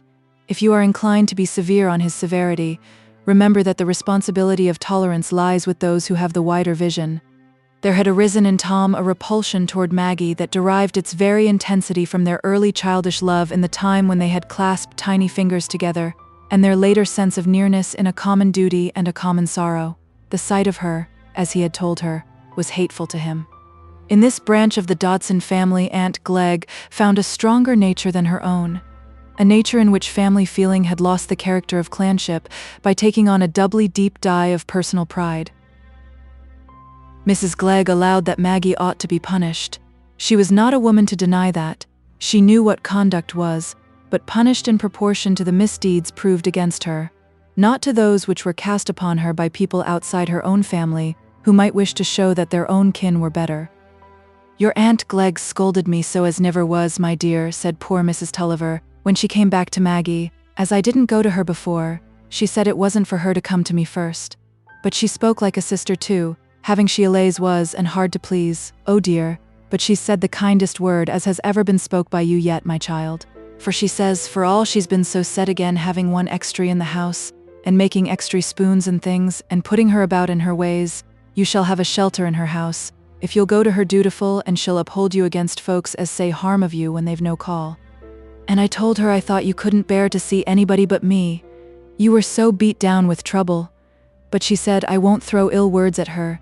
There's them out o' the family 'll be ready enough to do that. But I'll give her good advice, and she must be humble. It's wonderful, oh Jane, for I'm sure she used to throw everything I did wrong at me, if it was the raisin wine as turned out bad, or the pies too hot, or whatever it was." "Oh, mother," said poor Maggie, shrinking from the thought of all the contact her bruised mind would have to bear. "Tell her I'm very grateful. I'll go to see her as soon as I can, but I can't see anyone just yet, except Dr. Ken. I've been to him. He will advise me and help me to get some occupation. I can't live with anyone or be dependent on them. Tell Aunt Glegg. I must get my own bread. But did you hear nothing of Philip? Philip Wakem? Have you never seen anyone that has mentioned him?" "No, my dear, but I've been to Lucy's, and I saw your uncle, and he says they got her to listen to the letter, and she took notice o' Miss Guest, and asked questions, and the doctor thinks she's on the turn to be better." What a world this is. What trouble, oh dear. The law was the first beginning, and it's gone from bad to worse, all of a sudden, just when the luck seemed on the turn. This was the first lamentation that Mrs. Tulliver had let slip to Maggie, but old habit had been revived by the interview with Sister Glegg. "My poor, poor mother." Maggie burst out, cut to the heart with pity and compunction, and throwing her arms round her mother's neck. "I was always naughty and troublesome to you, and now you might have been happy if it hadn't been for me." My dear," said Mrs. Tulliver, leaning toward the warm young cheek. "I must put up with my children. I shall never have no more, And if they bring me bad luck, I must be fond on it. There's nothing else much to be fond on, for my furniture went long ago, and you'd got to be very good once. I can't think how it's turned out the wrong way so." Still 2 or 3 more days passed, and Maggie heard nothing of Philip. Anxiety about him was becoming her predominant trouble, and she summoned courage at last to inquire about him of Dr. Ken on his next visit to her. He did not even know if Philip was at home. The elder Wakem was made moody by an accumulation of annoyance. The disappointment in this young jetsam, to whom apparently he was a good deal attached, had been followed close by the catastrophe to his son's hopes after he had done violence to his own strong feeling by conceding to them, and had incautiously mentioned this concession in St. Aug's. And he was almost fierce in his brusqueness when anyone asked him a question about his son. But Philip could hardly have been ill, or it would have been known through the calling in of the medical man. It was probable that he was gone out of the town for a little while. Maggie sickened under this suspense, and her imagination began to live more and more persistently in what Philip was enduring. What did he believe about her?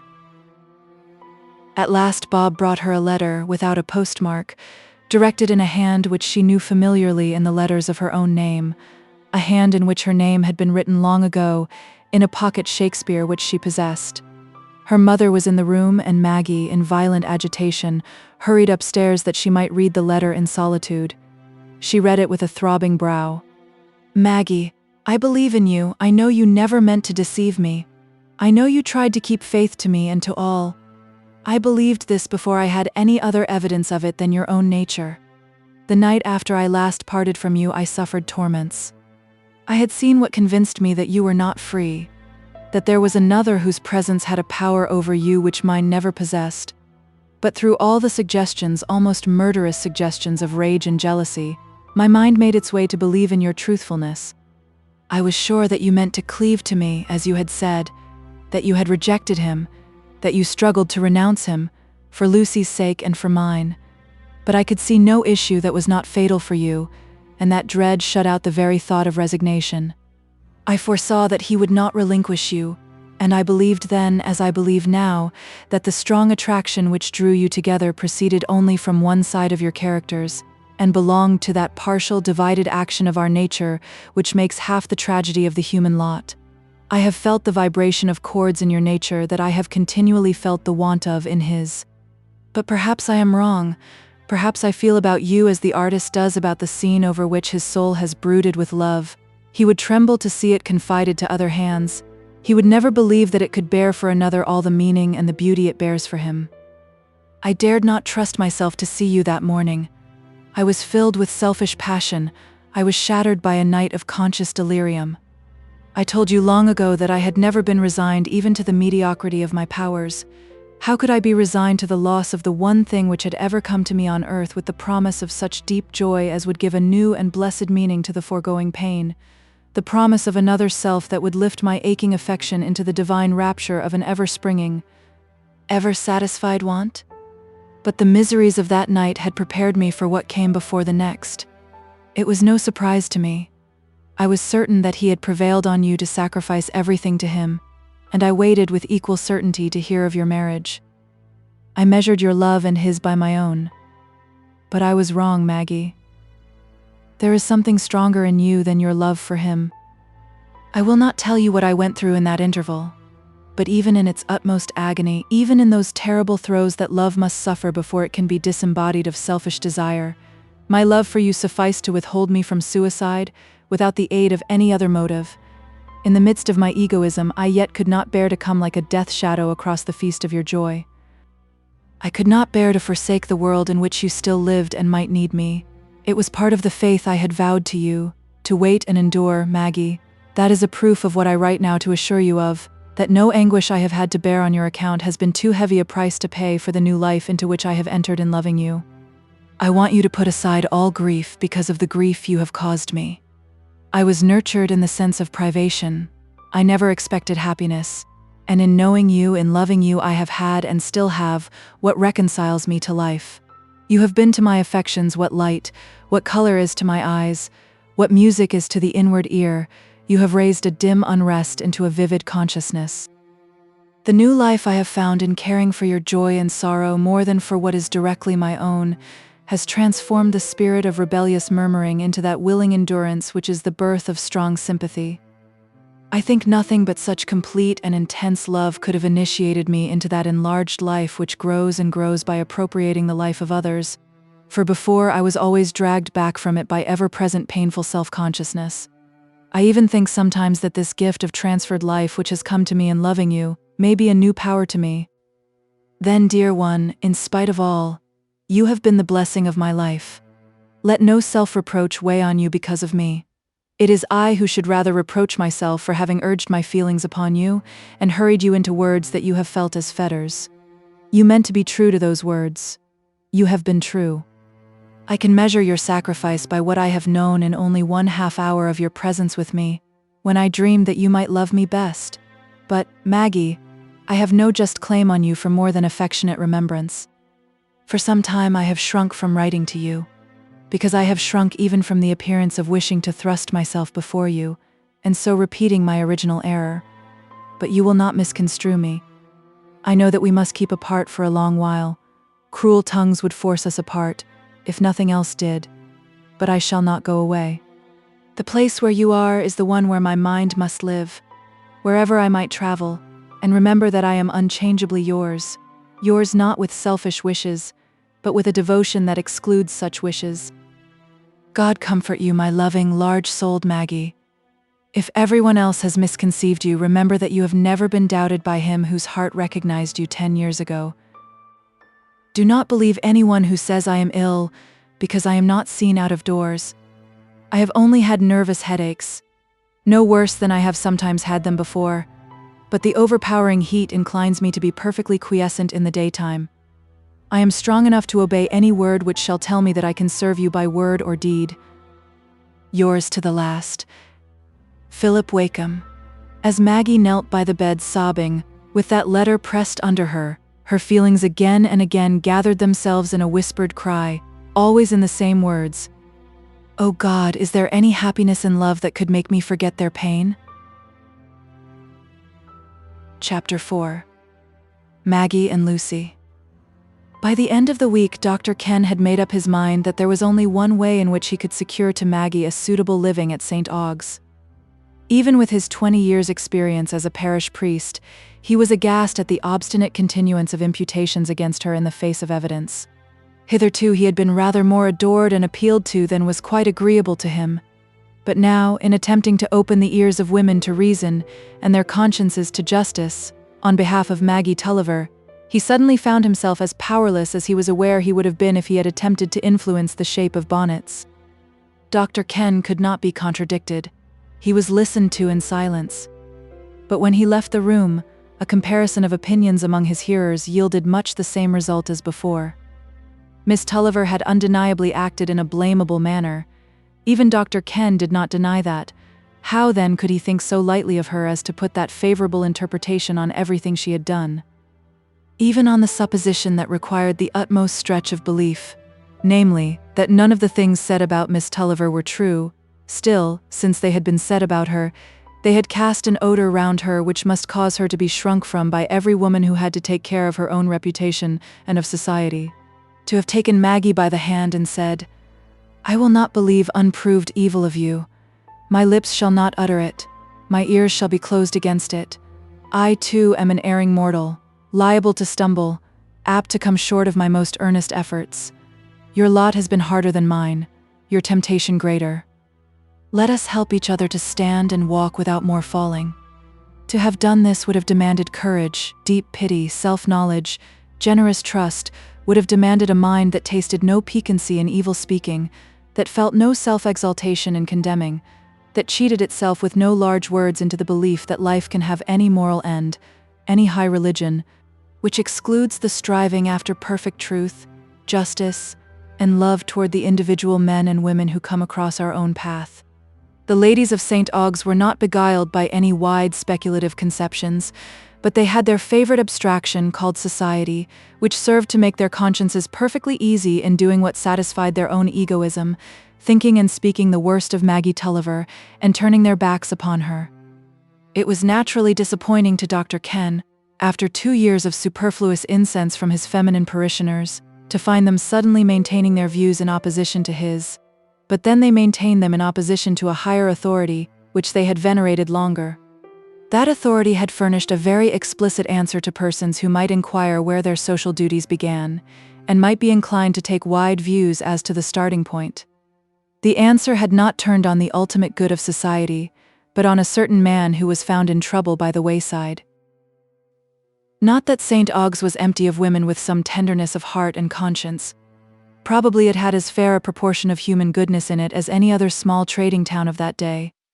But until every good man is brave, we must expect to find many good women timid. Too timid even to believe in the correctness of their own best promptings, when these would place them in a minority. And the men at St. Aug's were not all brave by any means. Some of them were even fond of scandal, and to an extent that might have given their conversation an effeminate character, if it had not been distinguished by masculine jokes, and by an occasional shrug of the shoulders at the mutual hatred of women. It was the general feeling of the masculine mind at St. Aug's that women were not to be interfered with in their treatment of each other. And thus every direction in which Dr. Ken had turned, in the hope of procuring some kind recognition and some employment for Maggie, proved a disappointment to him. Mrs. James Torrey could not think of taking Maggie as a nursery governess, even temporarily, a young woman about whom such things had been said, and about whom gentlemen joked, and Miss Kirk, who had a spinal complaint, and wanted a reader and companion, felt quite sure that Maggie's mind must be of a quality with which she, for her part, could not risk any contact. Why did not Miss Tulliver accept the shelter offered her by her Aunt Glegg? It did not become a girl like her to refuse it, or else why did she not go out of the neighborhood and get a situation where she was not known? It was not, apparently, of so much importance that she should carry her dangerous tendencies into strange families unknown at St. Aug's. She must be very bold and hardened to wish to stay in a parish where she was so much stared at and whispered about. Dr. Ken, having great natural firmness, began, in the presence of this opposition, as every firm man would have done, to contract a certain strength of determination over and above what would have been called forth by the end in view. He himself wanted a daily governess for his younger children, and though he had hesitated in the first instance to offer this position to Maggie, the resolution to protest with the utmost force of his personal and priestly character against her being crushed and driven away by slander was now decisive. Maggie gratefully accepted an employment that gave her duties as well as a support. Her days would be filled now, and solitary evenings would be a welcome rest. She no longer needed the sacrifice her mother made in staying with her, and Mrs. Tulliver was persuaded to go back to the mill. But now it began to be discovered that Dr. Ken, exemplary as he had hitherto appeared, had his crotchets, possibly his weaknesses. The masculine mind of St. Aug's smiled pleasantly, and did not wonder that Ken liked to see a fine pair of eyes daily, or that he was inclined to take so lenient a view of the past. The feminine mind, regarded at that period as less powerful, took a more melancholy view of the case. If Dr. Ken should be beguiled into marrying that Miss Tulliver, it was not safe to be too confident, even about the best of men. An apostle had fallen, and wept bitterly afterwards, and though Peter's denial was not a close precedent, his repentance was likely to be. Maggie had not taken her daily walks to the rectory for many weeks, before the dreadful possibility of her some time or other becoming the rector's wife had been talked of so often in confidence, that ladies were beginning to discuss how they should behave to her in that position. For Dr. Ken, it had been understood, had sat in the schoolroom half an hour one morning, when Miss Tulliver was giving her lessons. Nay, he had sat there every morning. He had once walked home with her. He almost always walked home with her, and if not, he went to see her in the evening. What an artful creature she was. What a mother for those children. It was enough to make poor Mrs. Ken turn in her grave, that they should be put under the care of this girl only a few weeks after her death. Would he be so lost to propriety as to marry her before the year was out? The masculine mind was sarcastic, and thought not. The Miss Guests saw an alleviation to the sorrow of witnessing a folly in their rector. At least their brother would be safe, and their knowledge of Stephen's tenacity was a constant ground of alarm to them, lest he should come back and marry Maggie. They were not among those who disbelieved their brother's letter, but they had no confidence in Maggie's adherence to her renunciation of him. They suspected that she had shrunk rather from the elopement than from the marriage, and that she lingered in St. Aug's, relying on his return to her. They had always thought her disagreeable. They now thought her artful and proud, having quite as good grounds for that judgment as you and I probably have for many strong opinions of the same kind. Formerly they had not altogether delighted in the contemplated match with Lucy, but now their dread of a marriage between Stephen and Maggie added its momentum to their genuine pity and indignation on behalf of the gentle forsaken girl, in making them desire that he should return to her. As soon as Lucy was able to leave home, she was to seek relief from the oppressive heat of this August by going to the coast with the Miss Guests, and it was in their plans that Stephen should be induced to join them. On the very first hint of gossip concerning Maggie and Dr. Ken, the report was conveyed in Miss Guest's letter to her brother. Maggie had frequent tidings through her mother, or Aunt Glegg or Dr. Ken, of Lucy's gradual progress toward recovery, and her thoughts tended continually toward her Uncle Dean's house. She hungered for an interview with Lucy, if it were only for 5 minutes, to utter a word of penitence, to be assured by Lucy's own eyes and lips that she did not believe in the willing treachery of those whom she had loved and trusted. But she knew that even if her uncle's indignation had not closed his house against her, the agitation of such an interview would have been forbidden to Lucy. Only to have seen her without speaking would have been some relief, for Maggie was haunted by a face cruel in its very gentleness, a face that had been turned on hers with glad, sweet looks of trust and love from the twilight time of memory, changed now to a sad and weary face by a first heart-stroke. And as the days passed on, that pale image became more and more distinct. The picture grew and grew into more speaking definiteness under the avenging hand of remorse. The soft hazel eyes, in their look of pain, were bent forever on Maggie, and pierced her the more because she could see no anger in them. But Lucy was not yet able to go to church, or any place where Maggie could see her, and even the hope of that departed, when the news was told her by Aunt Glegg that Lucy was really going away in a few days to Scarborough with the Miss Guests, who had been heard to say that they expected their brother to meet them there. Only those who have known what hardest inward conflict is can know what Maggie felt as she sat in her loneliness the evening after hearing that news from Mrs. Glegg. Only those who have known what it is to dread their own selfish desires as the watching mother would dread the sleeping potion that was to still her own pain. She sat without candle in the twilight, with the window wide open toward the river, the sense of oppressive heat adding itself undistinguishably to the burthen of her lot. Seated on a chair against the window, with her arm on the windowsill, she was looking blankly at the flowing river, swift with the backward rushing tide, struggling to see still the sweet face in its unreproaching sadness, that seemed now from moment to moment to sink away and be hidden behind a form that thrust itself between and made darkness. Hearing the door open, she thought Mrs. Jakin was coming in with her supper, as usual, and with that repugnance to trivial speech which comes with languor and wretchedness, she shrank from turning round and saying she wanted nothing. Good little Mrs. Jakin would be sure to make some well-meant remarks, but the next moment, without her having discerned the sound of a footstep, she felt a light hand on her shoulder, and heard a voice close to her saying, "Maggie." The face was there, changed, but all the sweeter. The hazel eyes were there with their heart-piercing tenderness. "Maggie," the soft voice said. Lucy answered a voice with a sharp ring of anguish in it, and Lucy threw her arms round Maggie's neck and leaned her pale cheek against the burning brow.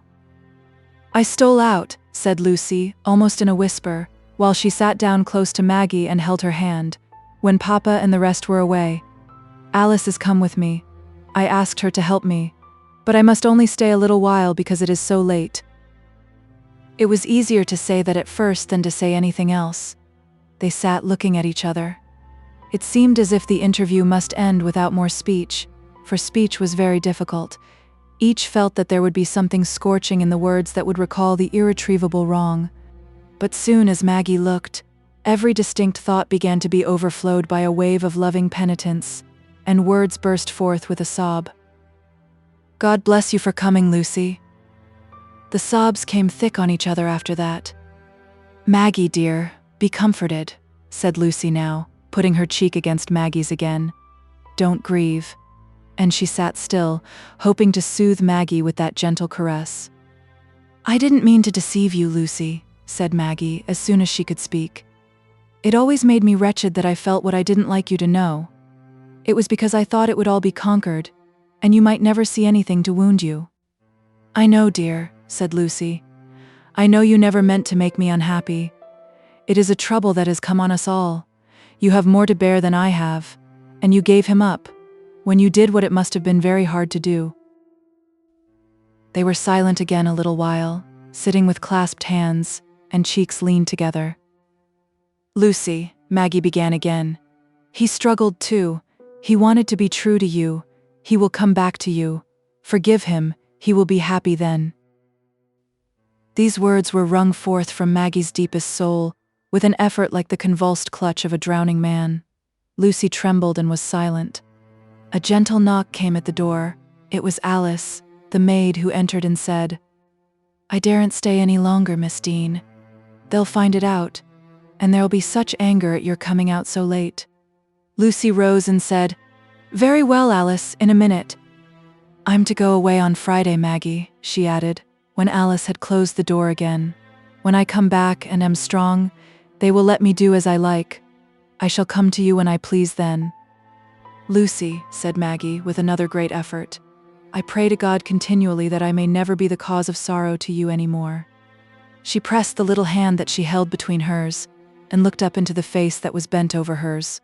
Lucy never forgot that look. "Maggie," she said, in a low voice that had the solemnity of confession in it, "you are better than I am, I can't." She broke off there and said no more. But they clasped each other again in a last embrace. Chapter 5. The Last Conflict.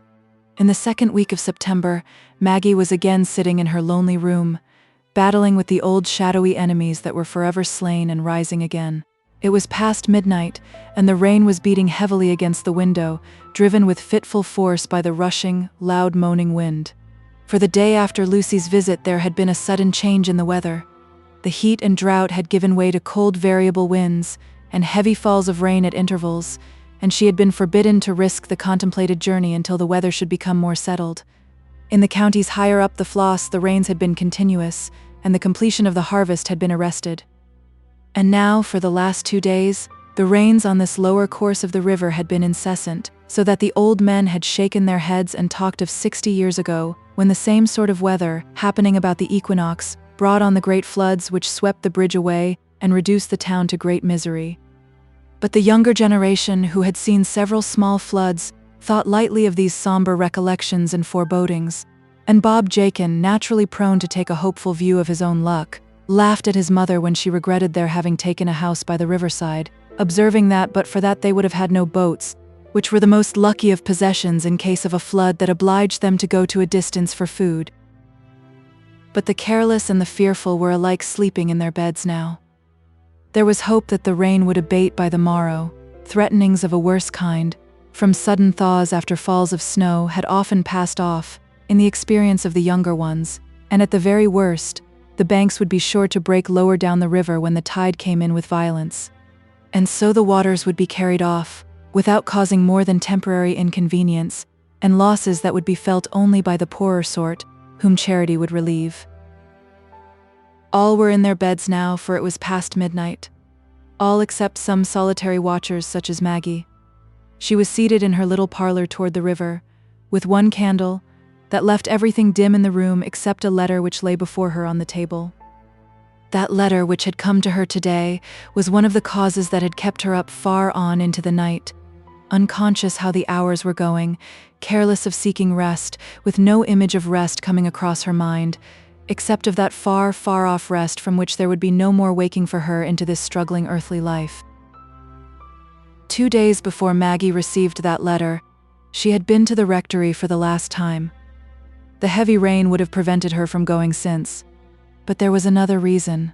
Dr. Ken, at first enlightened only by a few hints as to the new turn which gossip and slander had taken in relation to Maggie, had recently been made more fully aware of it by an earnest remonstrance from one of his male parishioners against the indiscretion of persisting in the attempt to overcome the prevalent feeling in the parish by a course of resistance.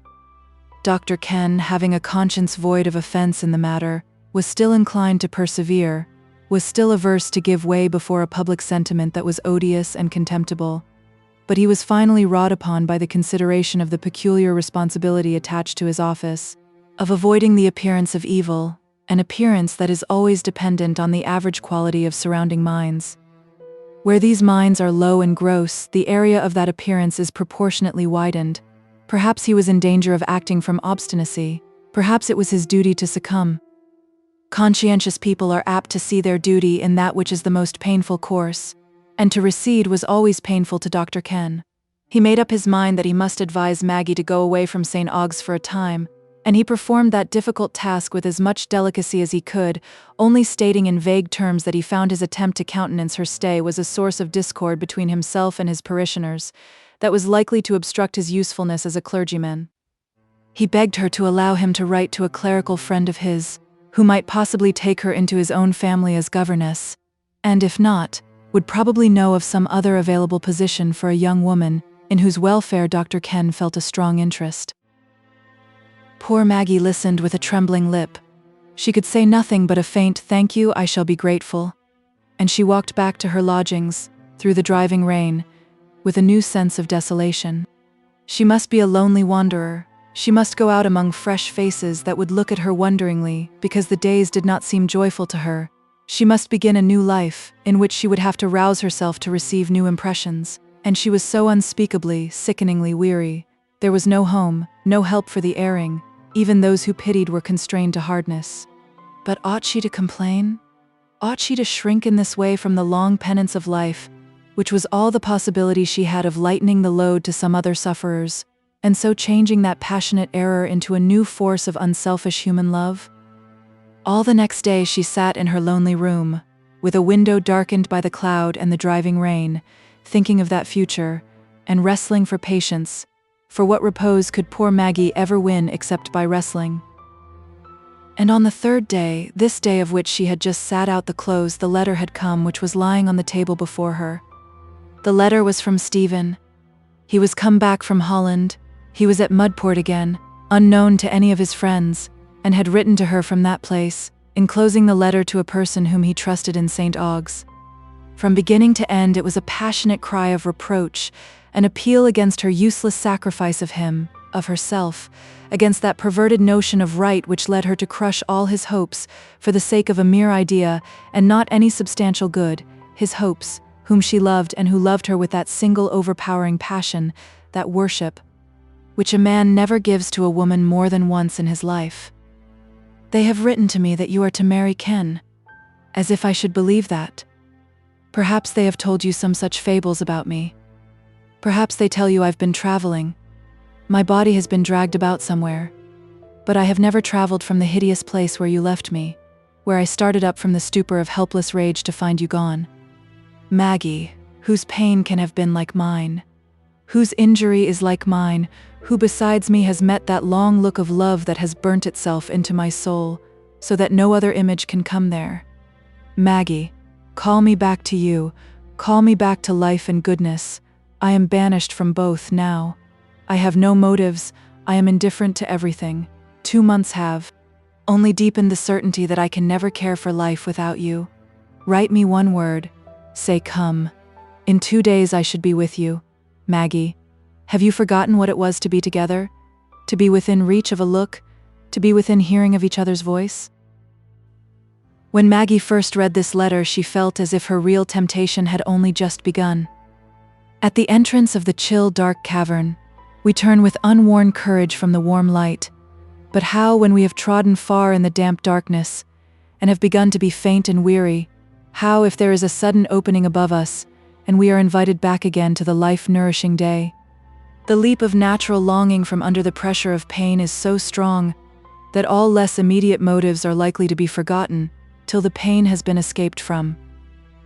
For hours Maggie felt as if her struggle had been in vain. For hours every other thought that she strove to summon was thrust aside by the image of Stephen waiting for the single word that would bring him to her. She did not read the letter, she heard him uttering it, and the voice shook her with its old strange power. All the day before she had been filled with the vision of a lonely future through which she must carry the burthen of regret, upheld only by clinging faith. And here, close within her reach, urging itself upon her even as a claim, was another future, in which hard endurance and effort were to be exchanged for easy, delicious leaning on another's loving strength. And yet that promise of joy in the place of sadness did not make the dire force of the temptation to Maggie. It was Stephen's tone of misery. It was the doubt in the justice of her own resolve that made the balance tremble and made her once start from her seat to reach the pen and paper and write, "Come." But close upon that decisive act, her mind recoiled, and the sense of contradiction with her past self in her moments of strength and clearness came upon her like a pang of conscious degradation. No, she must wait. She must pray. The light that had forsaken her would come again. She should feel again what she had felt when she had fled away, under an inspiration strong enough to conquer agony, to conquer love. She should feel again what she had felt when Lucy stood by her, when Philip's letter had stirred all the fibers that bound her to the calmer past.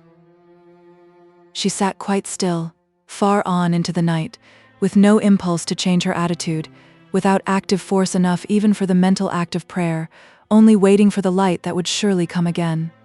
It came with the memories that no passion could long quench. The long past came back to her, and with it the fountains of self-renouncing pity and affection, of faithfulness and resolve.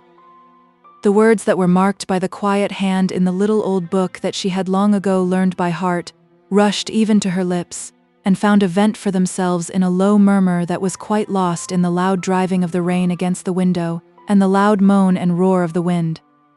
"I have received the cross. I have received it from thy hand. I will bear it, and bear it till death, as thou hast laid it upon me." But soon other words rose that could find no utterance but in a sob. "Forgive me, Stephen. It will pass away. You will come back to her." She took up the letter, held it to the candle, and let it burn slowly on the hearth. Tomorrow she would write to him the last word of parting. "I will bear it, and bear it till death. But how long it will be before death comes. I am so young, so healthy. How shall I have patience and strength? Am I to struggle and fall and repent again? Has life other trials as hard for me still?" With that cry of self-despair, Maggie fell on her knees against the table and buried her sorrow-stricken face. Her soul went out to the unseen pity that would be with her to the end. Surely there was something being taught her by this experience of great need, and she must be learning a secret of human tenderness and long-suffering that the less erring could hardly know. "O God, if my life is to be long, let me live to bless and comfort." At that moment, Maggie felt a startling sensation of sudden cold about her knees and feet. It was water flowing under her. She started up. The stream was flowing under the door that led into the passage. She was not bewildered for an instant. She knew it was the flood. The tumult of emotion she had been enduring for the last 12 hours seemed to have left a great calm in her. Without screaming, she hurried with the candle upstairs to Bob Jakin's bedroom. The door was ajar. She went in and shook him by the shoulder. "Bob, the flood is come. It is in the house. Let us see if we can make the boat safe." She lighted his candle, while the poor wife, snatching up her baby, burst into screams, and then she hurried down again to see if the waters were rising fast. There was a step down into the room at the door leading from the staircase. She saw that the water was already on a level with the step. While she was looking, something came with a tremendous crash against the window and sent the leaded panes and the old wooden framework inward in shivers, the water pouring in after it. "It is the boat," cried Maggie. "Bob, come down to get the boats." And without a moment's shudder of fear, she plunged through the water, which was rising fast to her knees, and by the glimmering light of the candle she had left on the stairs, she mounted onto the window-sill and crept into the boat, which was left with the prow lodging and protruding through the window. Bob was not long after her, hurrying without shoes or stockings, but with the lanthorn in his hand. "Why, they're both here. Both the boats," said Bob, as he got into the one where Maggie was. "It's wonderful this fastening isn't broke too, as well as the mooring." In the excitement of getting into the other boat, unfastening it, and mastering an oar, Bob was not struck with the danger Maggie incurred. We are not apt to fear for the fearless when we are companions in their danger, and Bob's mind was absorbed in possible expedients for the safety of the helpless indoors. The fact that Maggie had been up, had waked him, and had taken the lead in activity, gave Bob a vague impression of her as one who would help to protect, not need to be protected. She too had got possession of an oar, and had pushed off, so as to release the boat from the overhanging window frame. "The water's rising so fast," said Bob. "I doubt it'll be in at the chambers before long. The house is so low, I've more mind to get Prissy and the child and the mother into the boat, if I could, and trust into the water, for the old house is none so safe. And if I let go the boat, but you," he exclaimed, suddenly lifting the light of his lanthorn on Maggie, as she stood in the rain with the oar in her hand and her black hair streaming.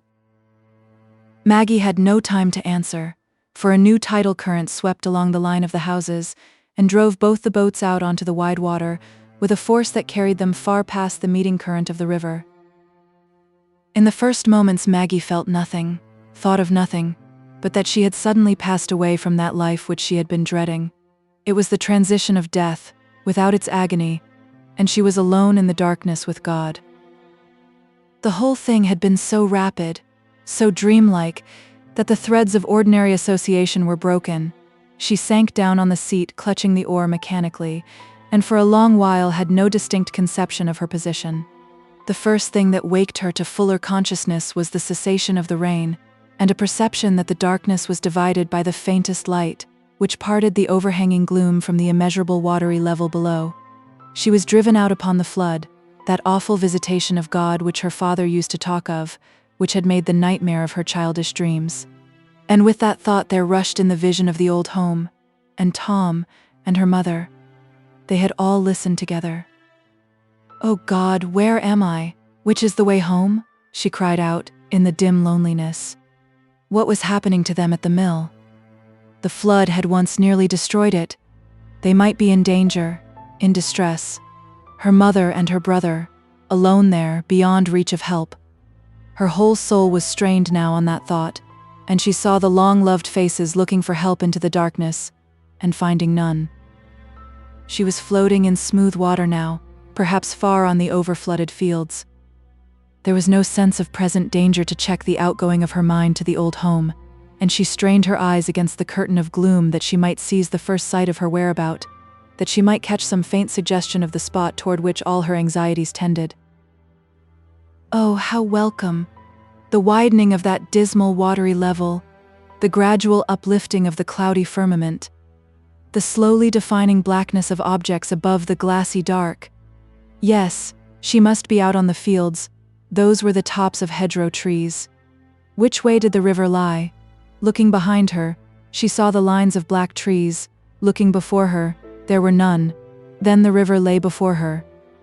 She seized an oar and began to paddle the boat forward with the energy of wakening hope.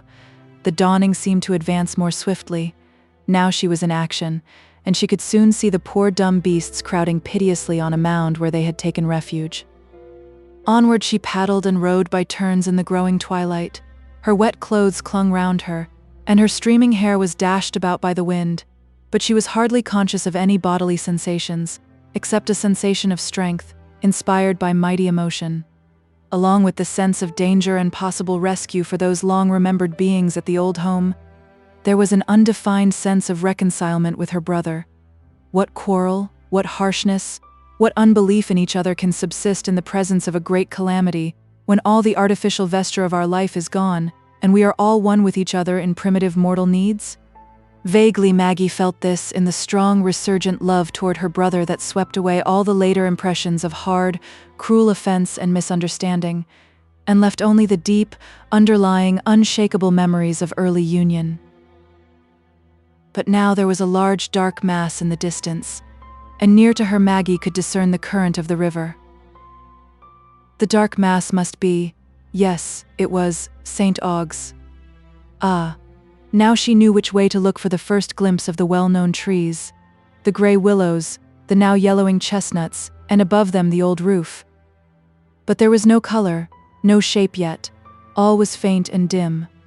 More and more strongly the energies seemed to come and put themselves forth, as if her life were a stored-up force that was being spent in this hour, unneeded for any future. She must get her boat into the current of the Floss, else she would never be able to pass the ripple and approach the house. This was the thought that occurred to her, as she imagined with more and more vividness the state of things round the old home. But then she might be carried very far down, and be unable to guide her boat out of the current again. For the first time, distinct ideas of danger began to press upon her. But there was no choice of courses, no room for hesitation, and she floated into the current. Swiftly she went now without effort. More and more clearly in the lessening distance and the growing light she began to discern the objects that she knew must be the well-known trees and roofs. Nay, she was not far off a rushing, muddy current that must be the strangely altered ripple. Great God! There were floating masses in it that might dash against her boat as she passed and cause her to perish too soon. What were those masses? For the first time, Maggie's heart began to beat in an agony of dread. She sat helpless, dimly conscious that she was being floated along, more intensely conscious of the anticipated clash. But the horror was transient. It passed away before the oncoming warehouses of St. Augues. She had passed the mouth of the ripple, then now, she must use all her skill and power to manage the boat and get it, if possible, out of the current. She could see now that the bridge was broken down. She could see the masts of a stranded vessel far out over the watery field. But no boats were to be seen moving on the river. Such as had been laid hands on were employed in the flooded streets. With new resolution, Maggie seized her oar and stood up again to paddle. But the now ebbing tide added to the swiftness of the river, and she was carried along beyond the bridge. She could hear shouts from the windows overlooking the river, as if the people there were calling to her. It was not till she had passed on nearly to Tofton that she could get the boat clear of the current. Then, with one yearning look toward her Uncle Dean's house that lay farther down the river, she took to both her oars and rowed with all her might across the watery fields, back toward the mill. Color was beginning to awake now, and as she approached the Dorlcote fields, she could discern the tints of the trees, could see the old Scotch firs far to the right, and the home chestnuts. Oh, how deep they lay in the water, deeper than the trees on this side the hill. And the roof of the mill, where was it? Those heavy fragments hurrying down the ripple, what had they meant? But it was not the house.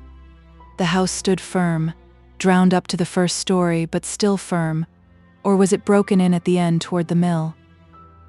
With panting joy that she was there at last, joy that overcame all distress, Maggie neared the front of the house.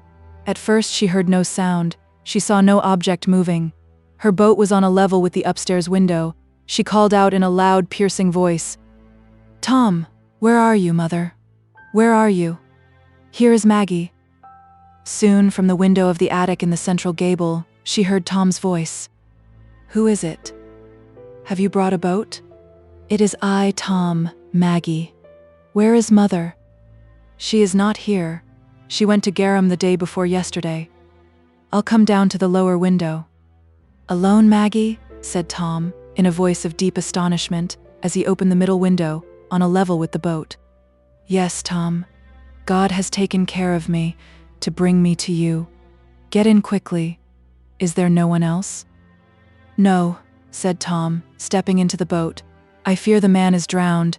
He was carried down the ripple, I think, when part of the mill fell with the crash of trees and stones against it. I've shouted again and again, and there has been no answer. Give me the oars, Maggie." It was not till Tom had pushed off and they were on the wide water, he face to face with Maggie, that the full meaning of what had happened rushed upon his mind.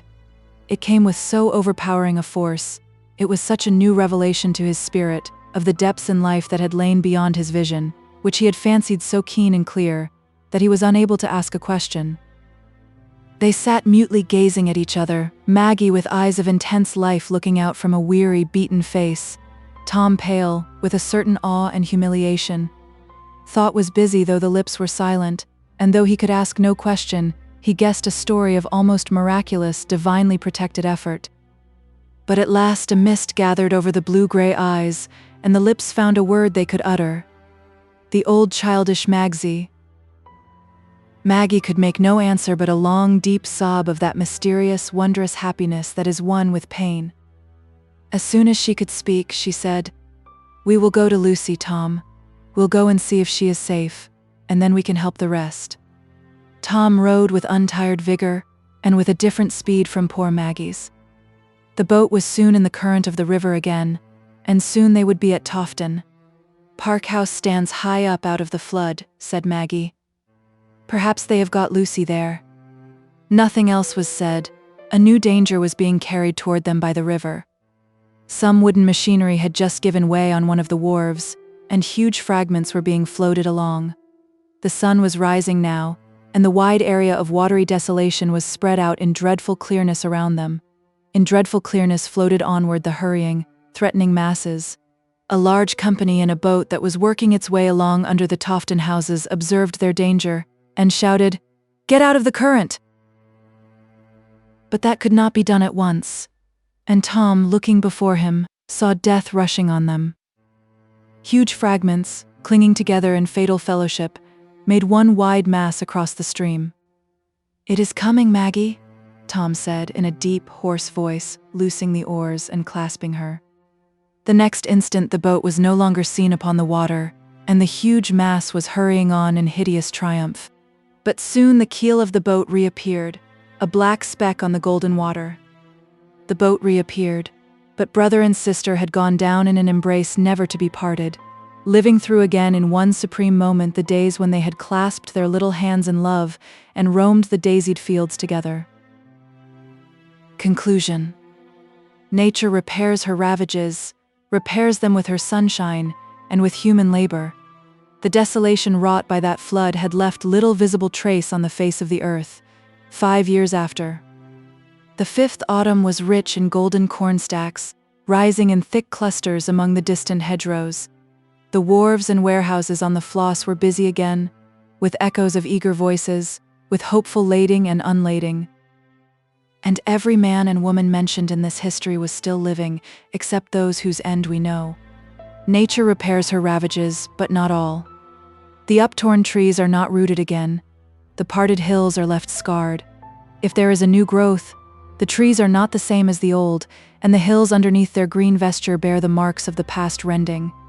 To the eyes that have dwelt on the past, there is no thorough repair. Dorlcote Mill was rebuilt, and Dorlcote Churchyard, where the brick grave that held a father whom we know, was found with the stone laid prostrate upon it after the flood, had recovered all its grassy order and decent quiet. Near that brick grave there was a tomb erected, very soon after the flood, for 2 bodies that were found in close embrace, and it was visited at different moments by 2 men who both felt that their keenest joy and keenest sorrow were forever buried there. One of them visited the tomb again with a sweet face beside him, but that was years after. The other was always solitary. His great companionship was among the trees of the red deeps, where the buried joy seemed still to hover, like a revisiting spirit. The tomb bore the names of Tom and Maggie Tulliver, and below the names it was written, "In their death they were not divided." The end.